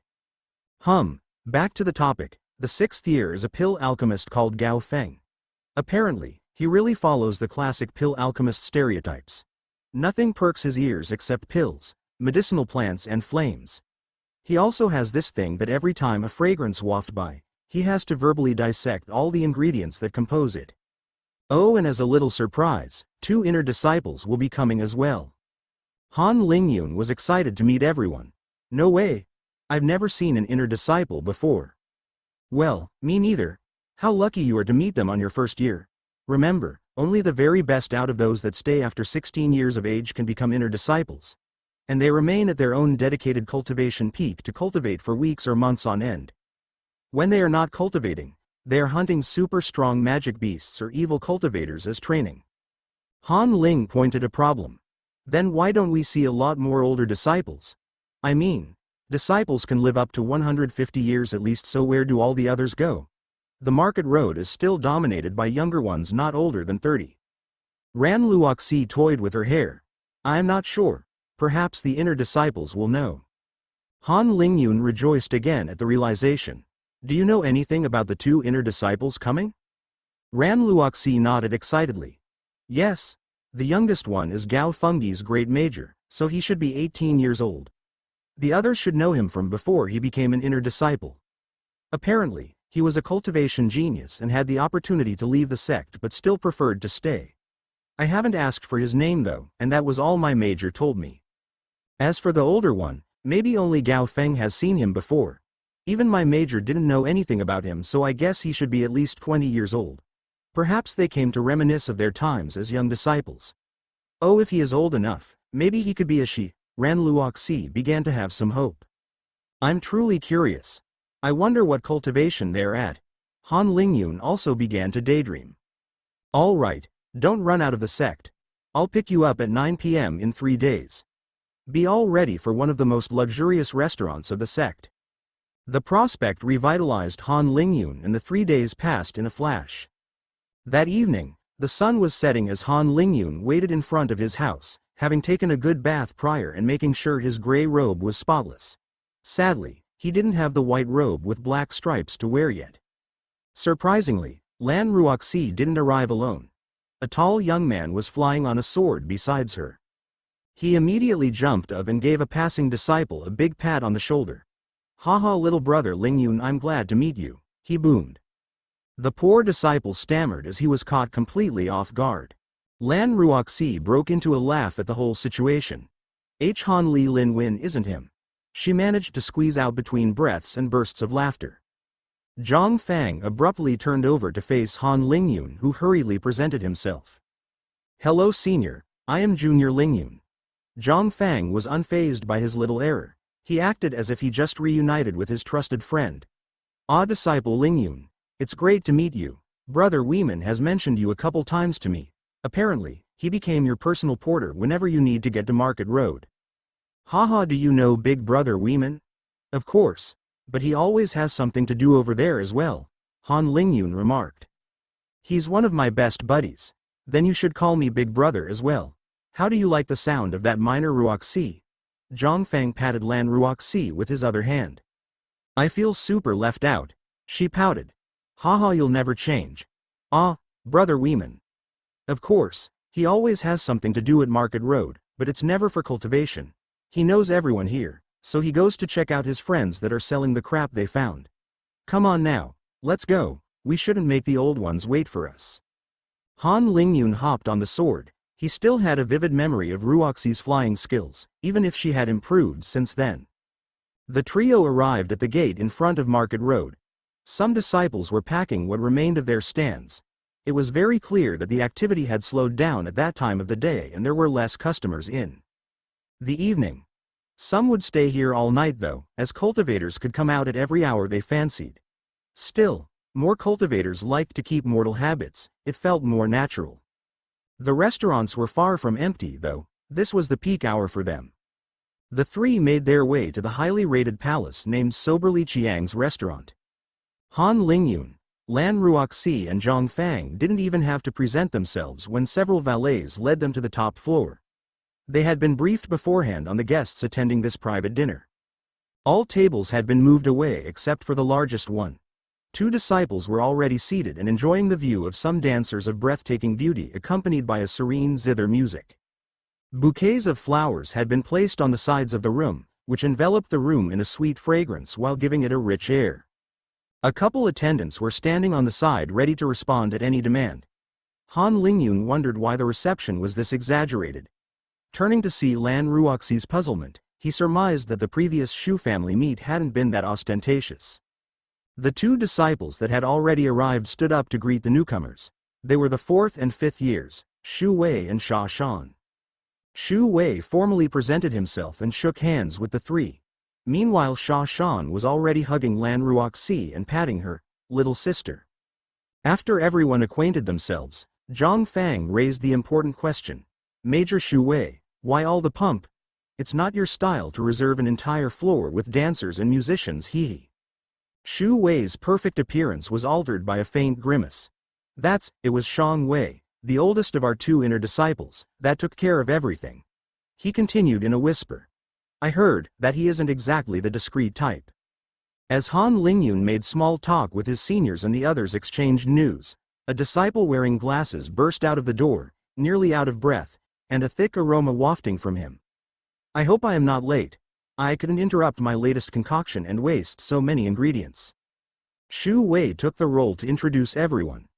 Grand Major Gao Feng, you are not late. Here on my right is Lan Ruoxi, my Grand Minor, which you haven't met last year, and Han Lingyun here is my Great Grand Minor.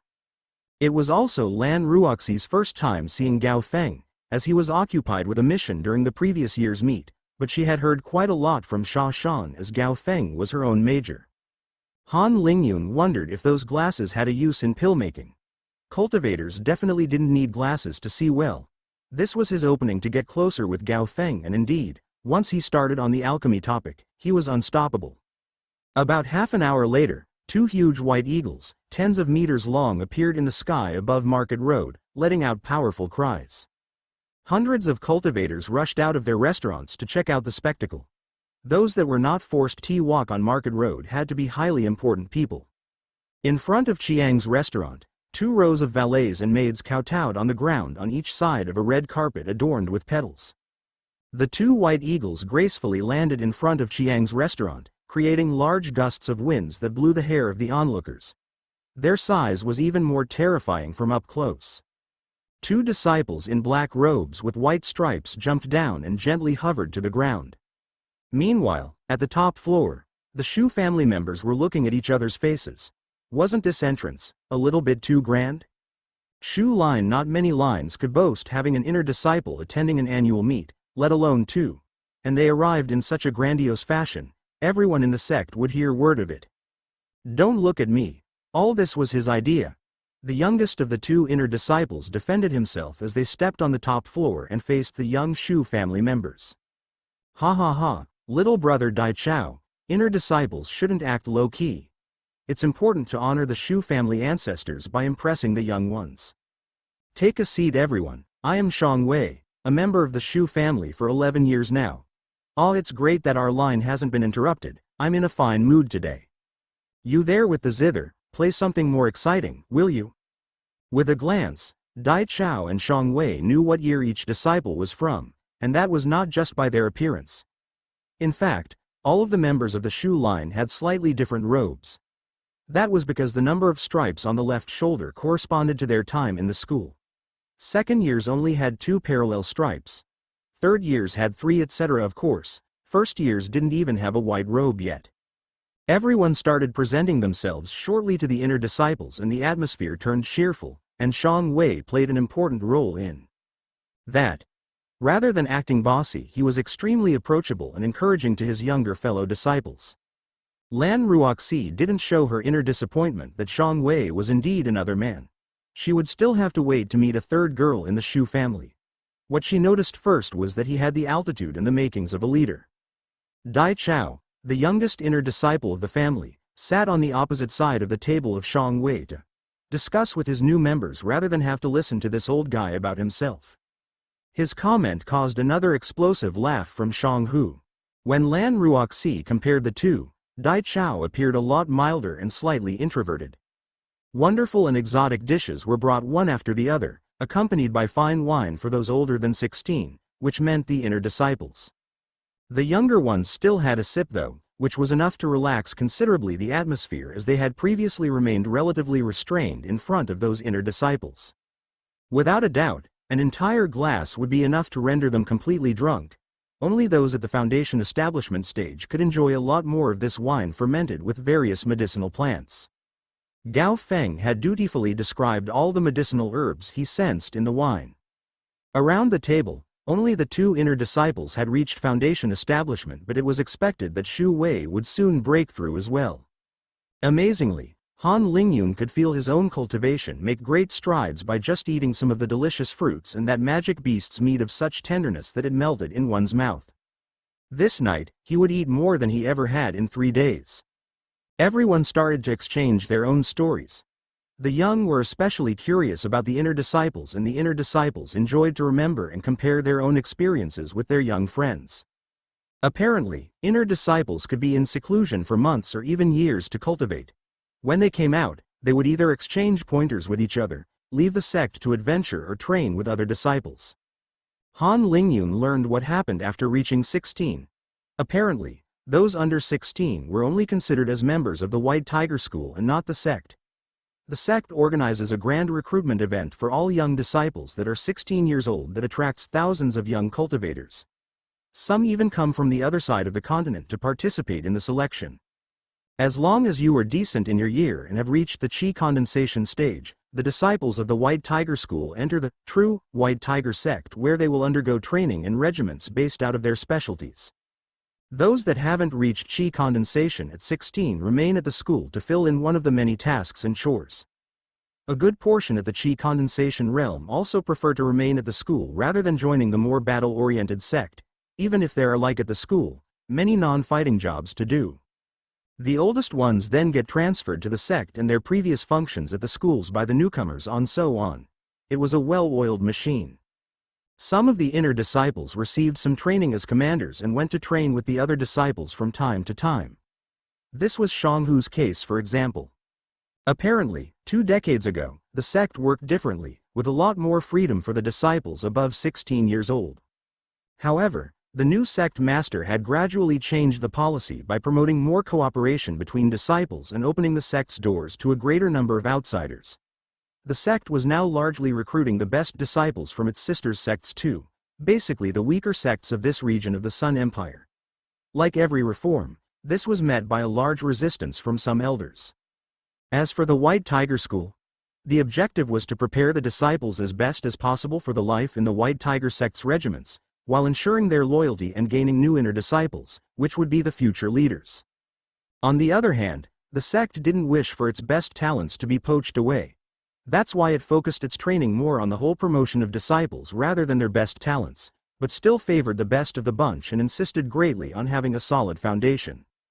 Han Lingyun also asked if Captain LaCroix that looked so young was an inner disciple in disguise, considering that she was already at the core formation realm. Dai Chao explained to him that he shouldn't trust a cultivator's external appearance to determine their age. Captain LaCroix was most likely an elder older than 50 that kept her youthful appearance because she broke through to the core formation when she was still quite young. Later that night, as the discussion moved on, under Shang Hu and his elder's interest, Han Lingyun had to recount his year's gang wars. Everyone had a good laugh when he recounted his deeds of leaving those disciples naked. He learned that these types of events happened nearly every year, but rarely did it degrade to a disciple war, especially this early in the school year. The confrontation had been exacerbated by the conflict between Wei Muchen and Yu Dao, their egos, and willingness to have a group of followers. But some years had been even more terrible. Sha Shan had it the worst at the table. In her first year, up to 5 groups had decided they couldn't tolerate each other, with different camps, owning different strategic sites. One had control of the mission hall, one had control of the exchange hall, one of the amphitheaters, one of the forests, the rivers, the dining hall. When the elders finally stepped in, some disciples continued to fight with death matches. It truly had been a dark year. On the other hand, Shu Wei's year didn't have much conflict. The highest-ranked new disciples had been heavily warned by their seniors at the beginning of the year and had then started to administer and control the disciples together. Either way, at the end of the first year, the sect would step in and ban disciple fights besides arena combats. Conflicts between 10-years-olds shouldn't cause irreversible enmities, but prolonged tensions other the whole 6 years at the school might. This laissez-faire for first years also served 2 other purposes: teach a lesson to the disciples, and uncover every disciple's true nature. This second part was probably the main reason why the school's decision-makers put in place such a tradition. Han Lingyun learned a ton of other things from the discussions with his seniors. Gao Feng informed him that in the second half of the year, he would have classes introducing the noble arts, as Gao Feng put it. These noble arts were the intellectual professions: forging, alchemy, and array building. He would gain the white robes at the end of the first semester, after having killed one magical beast in a promotion excursion. Han Lingyun also learned that after the second and fourth years, there was a disciple competition with all the other sects of the Sun Alliance. Another big event to look forward to. Shang Hu caught everyone's attention again when he described the level of the sect leader and the sect's protectors. They were at the cultivation level above core foundation. It was named the nascent soul realm, and those cultivators could live up to 500 years. Some have been in the sect nearly since its foundation. Han Lingyun was even more shocked when he learned that he should have already met a nascent soul cultivator. There were 3 stationed at White Tiger School. One at Market Road, one near the Inner Disciples Caves, and one at the library right next to the first year's village. Han Lingyun vaguely remembered a middle-aged man introducing them to the library. Well, apparently, he was a 300-years-old nascent soul cultivator. After another sip of wine, the discussion moved more toward disciple gossip. Because of Lan Ruoxi, Han Lingyun recounted how he had won a couple hundred Ps with a bet against an elder. The true gain was a lot higher and his relationship with Elder Wen more substantial, but Han Lingyun didn't mention any of that. Zhang Fang had the funniest stories of all. It was incredible how he managed to experience so much in 3 years. Everyone had a great time and a good laugh. The older ones were thrilled to see that their Shu legacy was faring well. The younger ones marveled at their elders' experiences. They all had 4th-grade talent and could relate well with each other's doings. Lan Ruoxi raised another topic to the inner disciples. "Oh, I always wondered. Do you know how old is our Shu family? Does it date back to the sect foundation?" Shang Hu put his glass down and let the silent fall on the table for dramatic effect. Finding the history of a family is quite hard, as it is only passed by word of mouth from generation to generation of disciple. You see, it is more of a school tradition and isn't really continued when disciples enter the true sect. Dai Chao and I just had a sudden urge to reminisce about the past. That's why we joined for that meal, but we are the exceptions. These many new generations with only access to direct testimony from a 6-year gap makes going back in time more difficult. Well, when at your age, I heard from my elders at the time that the Shu family was more than 300 years old. However, not too long ago, I was very lucky to be able to get closer to the truth. Everyone perked up. Shang Hu, with the disciple full attention, continued his story. Last year, I met an elder that was in the Shu family line when he first entered the school, and that was 150 years ago. He was very surprised to learn that the Shu family hadn't become discontinued to this day. At the time, he entered the sect at the 315th rank. Back in the day, word was that the line dated from 30 years prior, originating from a low-ranked disciple that took pride in his rat-like face. Wow, so our family does date back from long ago. If it's only 180 years old, it's far from what the rumors said though. The beginning didn't sound very glorious. I hoped we were older. All expressed their thoughts on this news. The rule of accepting 800 disciples per year was very quickly used at the White Tiger School, and the family line tradition could be traced back to its foundation. Every time a first year died, his line would stop. Because then 2 low-ranked disciples share a common major, one of the 2 would branch out to name his own line. This is why the lines are not fixed to a rank but accept disciples of higher and higher rank as long as the line lives on, and when higher-ranked newcomers don't survive the year. I don't think that any line dates back from the sect foundation, Shang Hu continued. Only 15 lines could be older than the Shu family, and the absolute oldest one should be the line that welcomed the first ranked at the entry. But you know, every now and then, even the one arriving at rank 1 dies before reaching second year. And all lines that don't date back from the school foundation were started by low-ranked newcomers. So, you should be proud of our more than 180 ancestors that all managed to consecutively pass on the torch in second year. Cheers. Tai's Han Lingyun woke up the next day with a severe headache.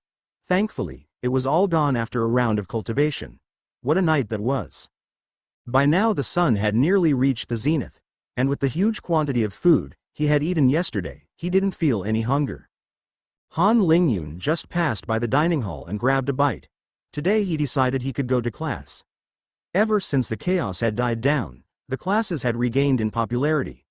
They also focused less on loyalty to the sect and moved on to other more tangible subjects. There was still the usual song and war cry at the end of class though. Han Lingyun surmised that some disciples only came in class for that moment. Today, Teacher Xian was back to the stage. Ever since the first month, Teacher Xian had stepped back to leave the classes for more specialized teachers in different fields. Survival classes, defense and fleeing classes, classes for different weapons, questions and answers classes on cultivation and martial arts, morality classes. There have also been some more zealous teachers during the dark period.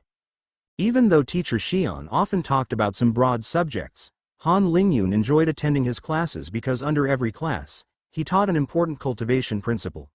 Sometimes he introduced his idea formally, other times he would recount anecdotes that depicted some pattern in the cultivation world. Today Teacher Xian started with a question. Why is there a separation between mortals and cultivators? I mean, if cultivators wanted to live with mortals, nobody could prevent them from doing so.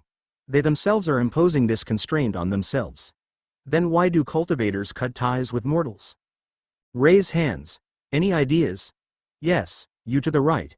A disciple stood up, maybe to not accidentally harm mortals? It's not a bad guess, but that would only be a secondary reason. Remember, cultivators are selfish.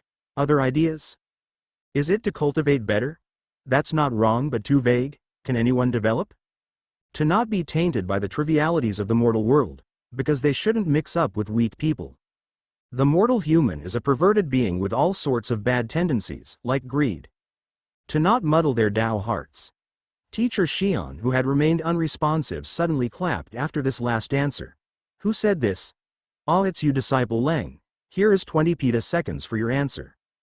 Indeed, that's number one reason. It is a lot harder for cultivators to keep a firm Tao heart when surrounded by mortals. Cultivators and mortals don't live on the same time scale. Mortals are active every day and use all their free time for enjoyments.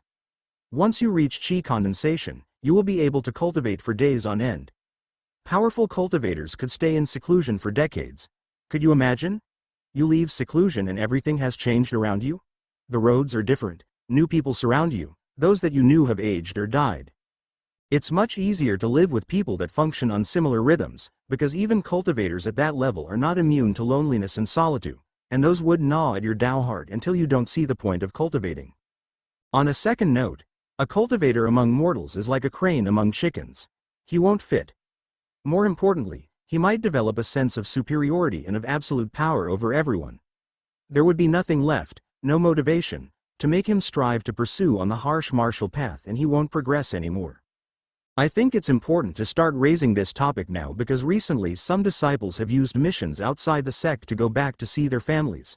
Now there is nothing wrong with that. I actually encourage these actions. But you need to keep in mind that you and your mortal families are now on two different paths. If you cultivate well, at some point your parents will have passed away, your brother and sisters, their children, your children if they are mortals and their own children too, all would have passed away. Now two possibilities are before you. Some find this process unbearable and cut ties with their mortal childhoods. Those cultivators often follow a path of distancing oneself from one's emotions. The other path is to see this loss as a trial. Some even embrace the pain, the solitude of losing your family and use these experiences to their advantage. Both paths are valid and depend on the individual. The goal is to avoid losing one's martial heart or worse, getting a heart demon. A heart demon is like a virus of the spirit. Once you get one, it will spread to your spirit and alter your mind, encroaching over time. If not resolved or cured, a heart demon can lead a cultivator to madness or chi deviation. On the second level, mortality is a baptism. It is common for powerful cultivators to descend to the mortal world to experience the mortal life as a tempering exercise. Now in the Sun Empire, the Sun Alliance has decided to enforce the rule that mortals and cultivators should remain separate. This also follows a very practical reason. Conflicts between cultivators near mortal cities could have devastating consequences, and the mortal world is the one providing us with children with spiritual roots. In addition, the second practical reason is that this makes it easier to single out demonic cultivators that use human sacrifices to cultivate, but that's not an important issue around here. However, it's also best if mortals have a very distant impression of cultivators. Those that don't have spirit roots can sometimes attempt insane acts to try to cultivate and harm their own people. Coming back to you lot. You should have heard the phrase around, to cut one's mortal ties. If you understood what I explained, this doesn't mean ignoring one's family or something, but you need to be conscious of the distance separating you and them from now on. In general, the ideal cultivator should not pursue mortal pleasures like wealth and women. Or men if you are a girl, hee. Most cultivators that tread that path of desires lose their Tao heart and fall victim to those desires. The sect doesn't advocate for the privation of all desires either. At this stage of our cultivation journey, we are still humans and a total privation is more prone to leading to heart demons. Everything is a question of balance. That is why it is important that you take a moment to think about your true nature and your philosophy. A cultivator shouldn't lie to himself but should cultivate his heart as much as his powers, or he will one day, sooner than later, be stuck at a bottleneck. Don't try to convince yourself that your mind is a lush forest when you are in arid land. However, even an arid land can start planting some resilient plants, and make small steps to cultivate your mind well. Cultivators evolve with time, and your young years is when your characters and mindset evolve the most. Don't just rely on others to shape your mindset, cultivate your own. That's it for today. Han Lingyun had gained a lot of food for thought on that day. He looked back at himself. His mindset was mainly focused on rationality, but he was far from being devoid of emotions. Sometimes he even wished his emotions didn't influence him that much. He didn't want to become a perfectly rational being though, or he wouldn't be different from a computer. What about his parents? He couldn't fathom abandoning them. He also wanted to pass more time with his loving parents. It was strange thinking about this when he was still so young, but he understood well the fatality of the mortal blood. He even personally experienced it once already. Perhaps when they grew older, he would take a pause in his cultivation and stay with them. Han Lingyun also thought about his reincarnation. The idea that his parents' soul might not disappear was a great comfort to him. However, he couldn't hope to find them again in their next life. They would be different people already. Even himself, with his old memories still intact, wasn't the same as James from his previous life. Then, he would only love them as best as he can for this life and bury them when the time came. They will remain one of his anchors to the ground when facing the terrifying immensity of the universe. He needed goals. Those would serve as lighthouses on his cultivation path. Goal 1. Short term, reach chi condensation before the end of the first year. Goal 2. Medium term, become an array master and research the laws guiding chi and runes. Goal 3. Long term, reach immortality and explore the universe freely. These goals should serve as guiding lines for his actions, and he decided to continue having goals like this to achieve. As long as he didn't lose sight of them, his Tao heart would be intact and he would be able to find an equilibrium between emotions and rationality. Emotions are desirable as long as they don't affect the three goals. Before moving on, Han Lingyun thought back to his goals and added another one. Goal 0. Survive. Surviving should take priority all the time, especially to emotions. That would be one of his bottom lines. Han Lingyun's first new resolution concerned the bone-eating flower. After experiencing the excruciating pain of the clear liquid, he had decided to eat the bone-eating flower before reaching the bone-strengthening stage, 4th level, in order to lower the pain. However, that would make his 4th level longer to complete and go to a contrary direction than his goal 1. So, Han Lingyun firmed himself to take the bone-eating flower after the 4th stage to save time. He would be buying more hibernating oil to try to compensate. With his new framework in mind, Han Lingyun dived back to cultivation with a renewed enthusiasm. His two friends weren't back, but it didn't bother him as much now. Rite of passage weeks passed by and the days started to shorten again. The disciples had now been in the sect for 6 months, half a year. Han Lingyun and some 4th grade talents had reached the bone forging stage, the 4th step of body strengthening. By now, the speed difference had become apparent even for disciples of the same talent. Han Lingyun's cultivation had sped up quite substantially. This was due to the combination of several factors. The impact off his rainbow pills, the lack of distractions with the dark times having passed, and a healthy mindset. By now, he had also taken his 3rd rainbow pill too. He really started to notice the effects stacking up at each new stage. The 3rd grade talents were now mostly at the 3rd stage of body strengthening as well, and the 2nd grade talents now lagged behind at the 2nd stage. But out of all the disciples, in cultivation Wang Yimo was fastest, and she was the only one yet that had reached the marrow strengthening level, the 5th and last level of body strengthening. Han Lingyun's rank hadn't budged in the last months. There was no incentive to fight inside one bracket anyway. Only the 11th place has been heavily contested by disciples of the 3rd bracket. Today all the disciples had been summoned at the plaza. No long missions had been issued in the last week and any absent disciple has been brought back. This was the test and ceremony to obtain the white robe with black stripes, and everyone had to be there. A huge boat like flying treasure landed vertically. It made Han Lingyun think of a blimp but with no gas. The 781 remaining disciples boarded the ship and they took off to the site of the test. That imposing flying structure was in no way slow and the scenery was constantly changing underneath their feet. They passed mountains, rivers and vast forests before arriving at the destination. After several hours of travel, the blimp landed near a mountain covered by a dense forest that didn't seem to present any remarkable features. Well, if you forget the giant array formation faintly shimmering around the mountain. Han Lingyun followed the line of disciple as they entered the formation. The mission seemed simple: kill a magic beast and reach the mountain peak. As Han Lingyun continued to follow the line by walking forward, he suddenly turned around as he realized that he was alone, stunning him for a couple of seconds. That should be the formation's doing. How magical. Did it trick my sense or what? Anyway, let's focus, the trial has begun. Han Lingyun walked through the dense vegetation up the slope and started to channel his blackbird art to be prepared for a fast situation change. Suddenly a 4-meter-tall bear leapt out from the darkness. Han Lingyun's eyes flashed a dangerous light. He didn't dodge but went straight for its head and impaled his jaw and brain with one clean strike. But Han Lingyun realized he had nowhere to dodge as the huge bear crashed down on him.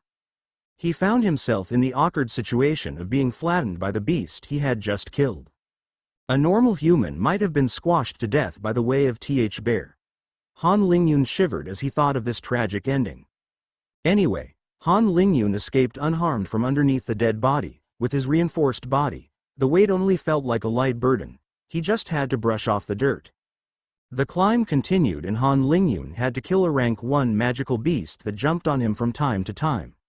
He wondered if the trial had different levels for different disciples because he didn't believe the average disciple could reach the top if that wasn't the case. The beasts he had to face were not so trivial. The trees became sparser and the bushes became less numerous when all of a sudden, a large black cat tried to bite Han Lingyun's neck. A last-minute reflex saved him and he tucked before trying to strike back the small-sized beast. Han Lingyun's attack only hit empty air as the cat was long gone, its silhouette already assimilated back in the surrounding trees. How could he be this fast? Is it some type of magic beast specialized in speed or something? Han Lingyun felt quite troubled. If not for his enhanced reflexes and last-minute reactions, he really could have died miserably right there in that unknown place. Han Lingyun focused his sense and looked around but couldn't find any traces of the beast, even with his improved eyes that saw clearly in the many shades. The environment provided it with many places to launch surprise attacks. Han Lingyun felt his thread in his purse but ultimately didn't take it out. This would be his personal test and his black bird art would be enough. As Han Lingyun was going to concentrate to find his right mood, he had to jump forward to avoid another attack that scratched his back. This time he managed to see the approximate location of where the nimble figure had landed. Han Lingyun focused on his blackbird art and entered a semi-trance state. Silence. Death. Volatility. A long wait started as neither the cat nor Han Lingyun budged. It was a silent contest of who would be the first to become impatient and make a move. Han Lingyun feigned searching at a different zone and turned around. The cat's muscles, that were tensed to an incredible degree, suddenly contracted and relaxed as the cat jumped with the speed of an arrow. The energy accumulated through this speed doubled and its sharp claws would easily pierce this defenseless neck. Whoosh! A small bird abruptly changing its trajectory, a scythe announcing its verdict. The black cat was cut in two. Han Lingyun stood immobile, a short sword in the air, still at his original place, crouching and facing the top of the mountain. His muscles relaxed and he glanced at the ugly corpse. When he faced back toward the peak of the mountain, he noticed that a couple meters ahead, there were no trees left, as if the forest had just opened itself to reveal a clear path. Han Lingyun walked forward and arrived at the peak, where Captain LaCroix was waiting on a small worn-down altar, a white robe in her left hand and a sword in her right hand. Han Lingyun knew very well what he was meant to do, as all the disciples had been required to learn the steps of the ceremony he was about to undergo. He kowtowed on the altar towards Captain LaCroix and proclaimed, "I, Han Lingyun, vow to never betray the White Tiger sect." Captain LaCroix then poked Han Lingyun's finger with her sword and a drop of blood landed on the altar. She solemnly announced, "Han Lingyun, like the White Tiger you have climbed the Yesho mountain and have slayed those barring your path. Han Lingyun, like your ancestors you have spilled blood for the White Tiger's cause. Disciple Han Lingyun, you may rise. Wear this robe. Wear the White Tiger in your heart and the White Tiger will protect you." Han Lingyun carefully put on the white robe with the back stripes on. Even though he wasn't that impressed by the whole ceremony, he couldn't help but feel pride at this instant. Pride at his first accomplishments, of the first steps of his dreamed martial path, and even pride for wearing the white robe that generations of valiant cultivators wore, generations that tirelessly trained in a mad bid to defy the heavens. Captain LaCroix shook his hand and a warm smile unhinged her serious face. "Welcome to the White Tiger sect. You can now walk back down to the ship. Don't worry, there won't be any trouble on the way back." Han Lingyun smiled and calmly followed the instructions. It was an impressive ceremony nonetheless, and Han Lingyun understood well how it could influence disciples to become loyal sect followers and make others stay at the sect when a greater opportunity was available. First, create some violent emotions by having the disciples fight for their lives, then the symbolism of the ritual, with the blood and all, it was very well thought out. Han Lingyun mostly felt it was a fun experience though, that's all. This wouldn't be enough to brainwash him into staying to the sect, when his goals brought him far away. Han Lingyun arrived at the ship with his new robes. Shen Lin, Yang Haoyu and hundreds of disciples were already there. Everyone was quite dashing in that new look, and many held their heads so high they could strain their neck.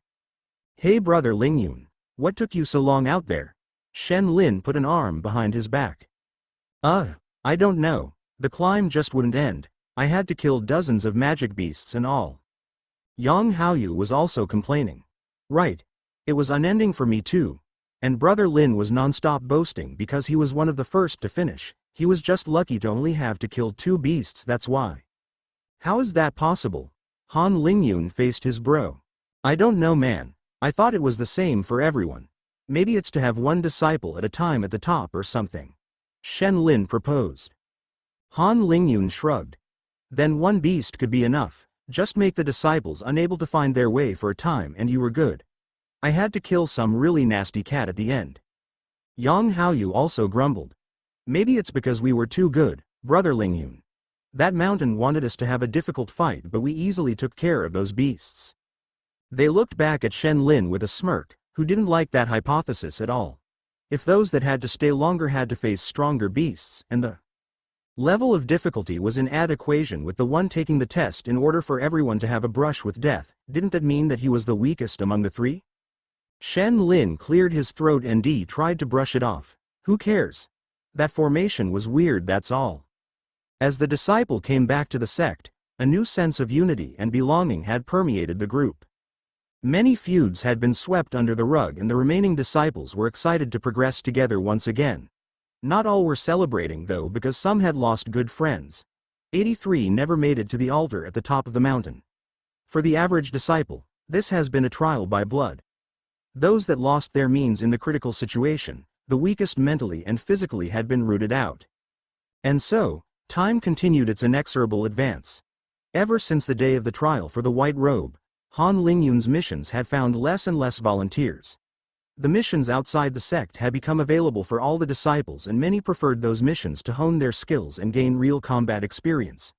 Not only was the payout higher, they craved for more adventure after the boost of confidence their new robes had provided them. Han Lingyun had to increase the rewards he posted. His monthly earnings had thus dropped to less than 10,000 petaseconds. He had also given Chong Xin bribes in form of treasure swords and pills to cement their relationship further and make sure he would not be tempted by speaking behind his back. With all the benefits he had received, he was now as implicated as Han Lingyun. After some considerations, Han Lingyun hadn't involved anyone else in their business to minimize risks. Being too greedy wasn't a good thing. All in all, Han Lingyun was glad to continue with his comfortable rhythm. But on that day, he received a visit that threatened to shake up his schedule and plans. Request, Miss Yimo. Please enter, how may I help you? Wang Yimo made her way into Han Lingyun's little house. I'm not bothering you, right? No, not at all, please have a seat. Han Lingyun was growing curious. Wang Yimo took a moment to organize her thoughts and started. I was thinking of changing scenery lately. I chose a hunting mission for a town near the coast. Normally it should be for 5 disciples, but I was allowed to take it on my own. Still, I was wondering if you were interested in taking this mission with me. Han Lingyun scratched his chin. It would be a lie if he said he wasn't interested. Wang Yimo was quite powerful plus a cool girl to get along with, once you get to know her, and they shared some common interests. Since the first outing outside the sect, they had crossed paths at night and paused to appreciate the skies twice. Plus, she would definitely not be a burden during the mission. How long would the mission last? Han Lingyun looked into Wang Yimo's eyes. It should be 3 weeks. The trip there is 1 week on a flying treasure. Han Lingyun lowered his gaze. I'm very interested in taking on a mission with you, but the time is too long. You see, I want to reach chi condensation as fast as possible. Not following my plans would be going against my principles. Plus, I'm not too keen on taking missions before reaching chi condensation. There should be a lot more interesting possibilities at that realm. She smiled faintly, a hint of disappointment flashing through her eyes. Aren't you worried that our strength will grow too far apart to be taking a mission together? Han Lingyun faced her again with a grin. Are you worried that I won't be able to catch up to you? That won't be a problem. Don't underestimate me because of my 4th grade talent, Miss Yimo. Wang Yimo chuckled. All right, you reassured me here. Still, I don't want to go alone for 3 weeks. So who do you recommend I ask to accompany me? Han Lingyun felt relieved. How about Liao Junzhen or Qin Mei? Both seem easy to get around. Wang Yimo feigned hesitation. It's a possibility. But why not Qin Tengfi, Lian or even Yu Dao? Han Lingyun nearly gagged at the mention of Yu Dao, which made Wang Yimou let out a rare laugh. As Han Lingyun thought more deeply about her propositions, he realized that he didn't really enjoy the idea of Wang Yimou passing 3 weeks alone with a guy, which was quite peculiar. Still, for some reason, it bothered him a lot less when he thought of Li Yin. Han Lingyun had always pictured this guy as a young monk.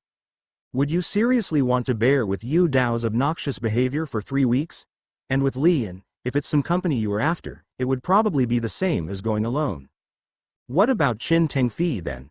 He has great spear techniques, is quite focused on cultivation and is rather handsome, she teased. Han Lingyun became a bit embarrassed. Miss Yimou, choose who you like, I cannot decide for you. However, you should be making friends if you want to be less alone, and the easier way to make friends if you are a girl is with other girls, because it can always become more complicated with others. She chuckled. So that's why. Thank you for correcting my mistake, disciple, Lingyun. What about you then, is it more complicated? Han Lingyun leaned back. What do you think? I think it's all right. Wang Yimou smiled without uttering another word, then after a prolonged pause, she stood up. Okay then, I think I have taken enough of your time, disciple Lingyun. She headed gracefully for the door. Miss Yimou. She stopped in front of the door and turned her head around. Yes? Thank you for presenting me with this duo mission. When I reach qi condensation, I promise that I'll accompany you on a mission, Han Lingyun proclaimed. You welcome. Hi. She left the house with the wind. As Han Lingyun sat back down, he thought to himself, she is indeed quite cute and surprisingly bold, but I can't lose sight of my objectives. Cultivation comes first, and I won't be sacrificing cultivation for short-term amusements. A cultivator can live for really long times, so there is no need to rush things anyway. And I had already planned to take some missions at the Qi condensation realm, so these arrangements don't alter my plans. Qi condensation was the true barrier between mortals and cultivators. Body-strengthening cultivators had superhuman strength but weren't capable of anything that seemed supernatural in the eyes of mortals. At the Qi condensation realm, however, the capacity to control Qi outside of one's body to some extent changes everything. Cultivators can fly with the right treasures, project attacks, and use true magic treasures. Those with runes inscribed and that need Qi expenditure to be activated. This multiplies Qi condensation cultivators' power and versatility manyfold. Being able to wield Qi would make an ordinary man turn into a phoenix in a single leap. Cultivators from no background, with poor resources, insufficient talent, or a degraded cultivation manual would never be able to take that decisive step. The crises being averted, Han Lingyun went back to his diligent cultivation. In the blink of an eye, the days had shortened and autumn came. Wang Yimou didn't train with the first years anymore as she had reached the Qi condensation realm. She still came back to the first year's village to see Qin Mei from time to time though. Wei Munchen had also reached the Qi condensation realm before the next ranking competition, which made him sigh in relief, as otherwise his first rank would be questioned by others. He couldn't afford to lose out to Wang Yimou in terms of cultivation speed. Han Lingyun was now at the marrow strengthening stage. His diligent cultivation coupled with his great comprehension capability was already paying off, and he had become the fastest 4th grade talent in cultivation other time. He appreciated the fresh air as he walked to the plaza, where Lei Weiman and Zhang Fang were joking around, waiting for him. Come here, little brother. Zhang Fang waved. When are you going to reach Qi condensation? You will be able to come visit us then. Lei Weiman gave his usual slap in the back. It always warmed Han Lingyun's heart to have such big brothers. It should be in a bit more than a month if there are no accidents. Han Lingyun responded. Why so grave, is there a problem? That's great. Zhang Fang noticed Han Lingyun's ambivalent mood. He continued to chat as they flew to Market Road. Well, today I'm not going to Market Road for fun but to suffer. I'll be consuming a bone-eating flower. Have you heard of it? Zhang Fang shook his head. Lei Weiman on the other hand had an idea. All right, Zhou Yuan had taken one when he was at body strengthening. It's some expensive stuff though, it seems our little brother has been rolling on those peas. They laughed. Lei Weiman continued. However, not to scare you little brother, but I heard that Zhou Yuan had been in an ugly state for some time, and he is known as the tough kind. Han Lingyun acquiesced. After using clear liquid, he had a good understanding what the painful warnings signified. He didn't admit it, but the previous experience had actually given him nightmares. He had a repeated dream where birds would peck at his eyes and gauge them out. Therefore, Han Lingyun firmed his heart and decided it was even more important to triumph over his demons. I'll still do it. Not only will this increase my defense and survivability, it's also a step to work on my excessive pain aversion, too high for my own good in the cultivation world. We'll support you, little brother, whatever the pain, you'll get out of it stronger. Are you ready for it? Elder Wen asked with a hint of concern. Han Lingyun looked at the 15 glasses of hibernating oil placed around the glowing ghost white flower. This time, Elder Gugwai hadn't accepted immediately Han Lingyun's purchase. He wanted to know where Han Lingyun had obtained all those peas. He never had repeat customers in general, as even the very rare first-year disciples favored by elders received materials directly from their benefactors. Han Lingyun nearly lost a nerve at this point. He decided to not say anything and presented the situation to Elder Wen, who gladly came to the cub's den to vouch for him. Elder Wen really didn't care how Han Lingyun got his peas as long as Han Lingyun wouldn't put his life needlessly at risk for peas. The two elders didn't talk for long. In fact, as soon as Elder Wen appeared, Elder Gugwai had already planned to not raise any further questions. Elder Wen's status had skyrocketed since the last Adara Ray meet, and he had joined the ranks of the truly influential elders of the sect, those with a true chance to reach the nascent soul realm. As they left, Elder Wen reminded his colleague that he never came today and that only he had heard of Han Lingyun among the elders.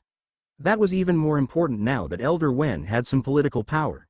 In exchange, he could advertise his store to the best new-coming disciples and their teachers. Back to Han Lingyun facing the bone-eating flower. He glanced at Elder Wen, nodded and took one glass of hibernation oil. The sensation was very unnatural. It felt like some sort of viscous coating was applied to his mouth, throat and insides. Han Lingyun felt like he was drinking liquid paint fraught with chemicals. The taste was even more atrocious than the texture. Han Lingyun drank another glass of hibernating oil to be sure. He now felt the urge to puke. With a focused mind, he reined it in and threw the bone-eating flower in his mouth. Willpower. At first nothing happened, but Han Lingyun could feel the volcano about to erupt. He didn't waste time and hurriedly drank a cup of hibernating oil after another. Drinking those was gag-worthy, but Han Lingyun knew it was the lesser evil. In fact, at this point, he was already not thinking straight anymore. His movements became sluggish and his thoughts slowed down. No, another cup. Han Lingyun managed somehow to gobble up another mouthful of hibernating oil. Another one. He was already crying, and snot fell down his body. He felt like a rusted robot with alarms ringing everywhere in his body simultaneously. A strong sense of disgust was emerging, as if his own body was inadequate. What a prison! With trembling hands, Han Lingyun shoved a final glass of hibernating oil down his throat. Not only would the hibernating oil alleviate the pain somewhat, it would also speed up his recovery and all around fluidify the process. That oil seemed to wake up whenever in contact with anything related to the bone-eating flower. The interactions were very subtle and quite remarkable. Those were not Han Lingyun's thoughts at that moment though, if he still had any. Sweating profusely on the ground, blood intermittently oozing from his pores, muscles twitching uncontrollably, Han Lingyun would faint and wake up over and over because of the pain. It was unbearable to be conscious, making him lose focus, but the horrendous pain would jolt him back up to awareness every time. Why couldn't it just be over? Quadruple AR, I'll make it through. Han Lingyun couldn't even scream or speak. He was too lost for that. He remembered the helplessness of his last life when his body abandoned him due to the illness. He wasn't controlling anything again, a victim of his own body, a prisoner begging for freedom. I'm not helpless this time. The pain of the body was also a pain of the spirit. The constant battering had two possible issues: to break the aspiring blade or to forge a sword through the tempering. In his mind, Han Lingyun was fighting like a rabid dog. He had already broken once in his last life, so he forbid himself to give up once again. He couldn't afford to. Not Againn. Elder Wen, accompanied by his aide, a youth with a calm temperament, took good care of the sleeping boy.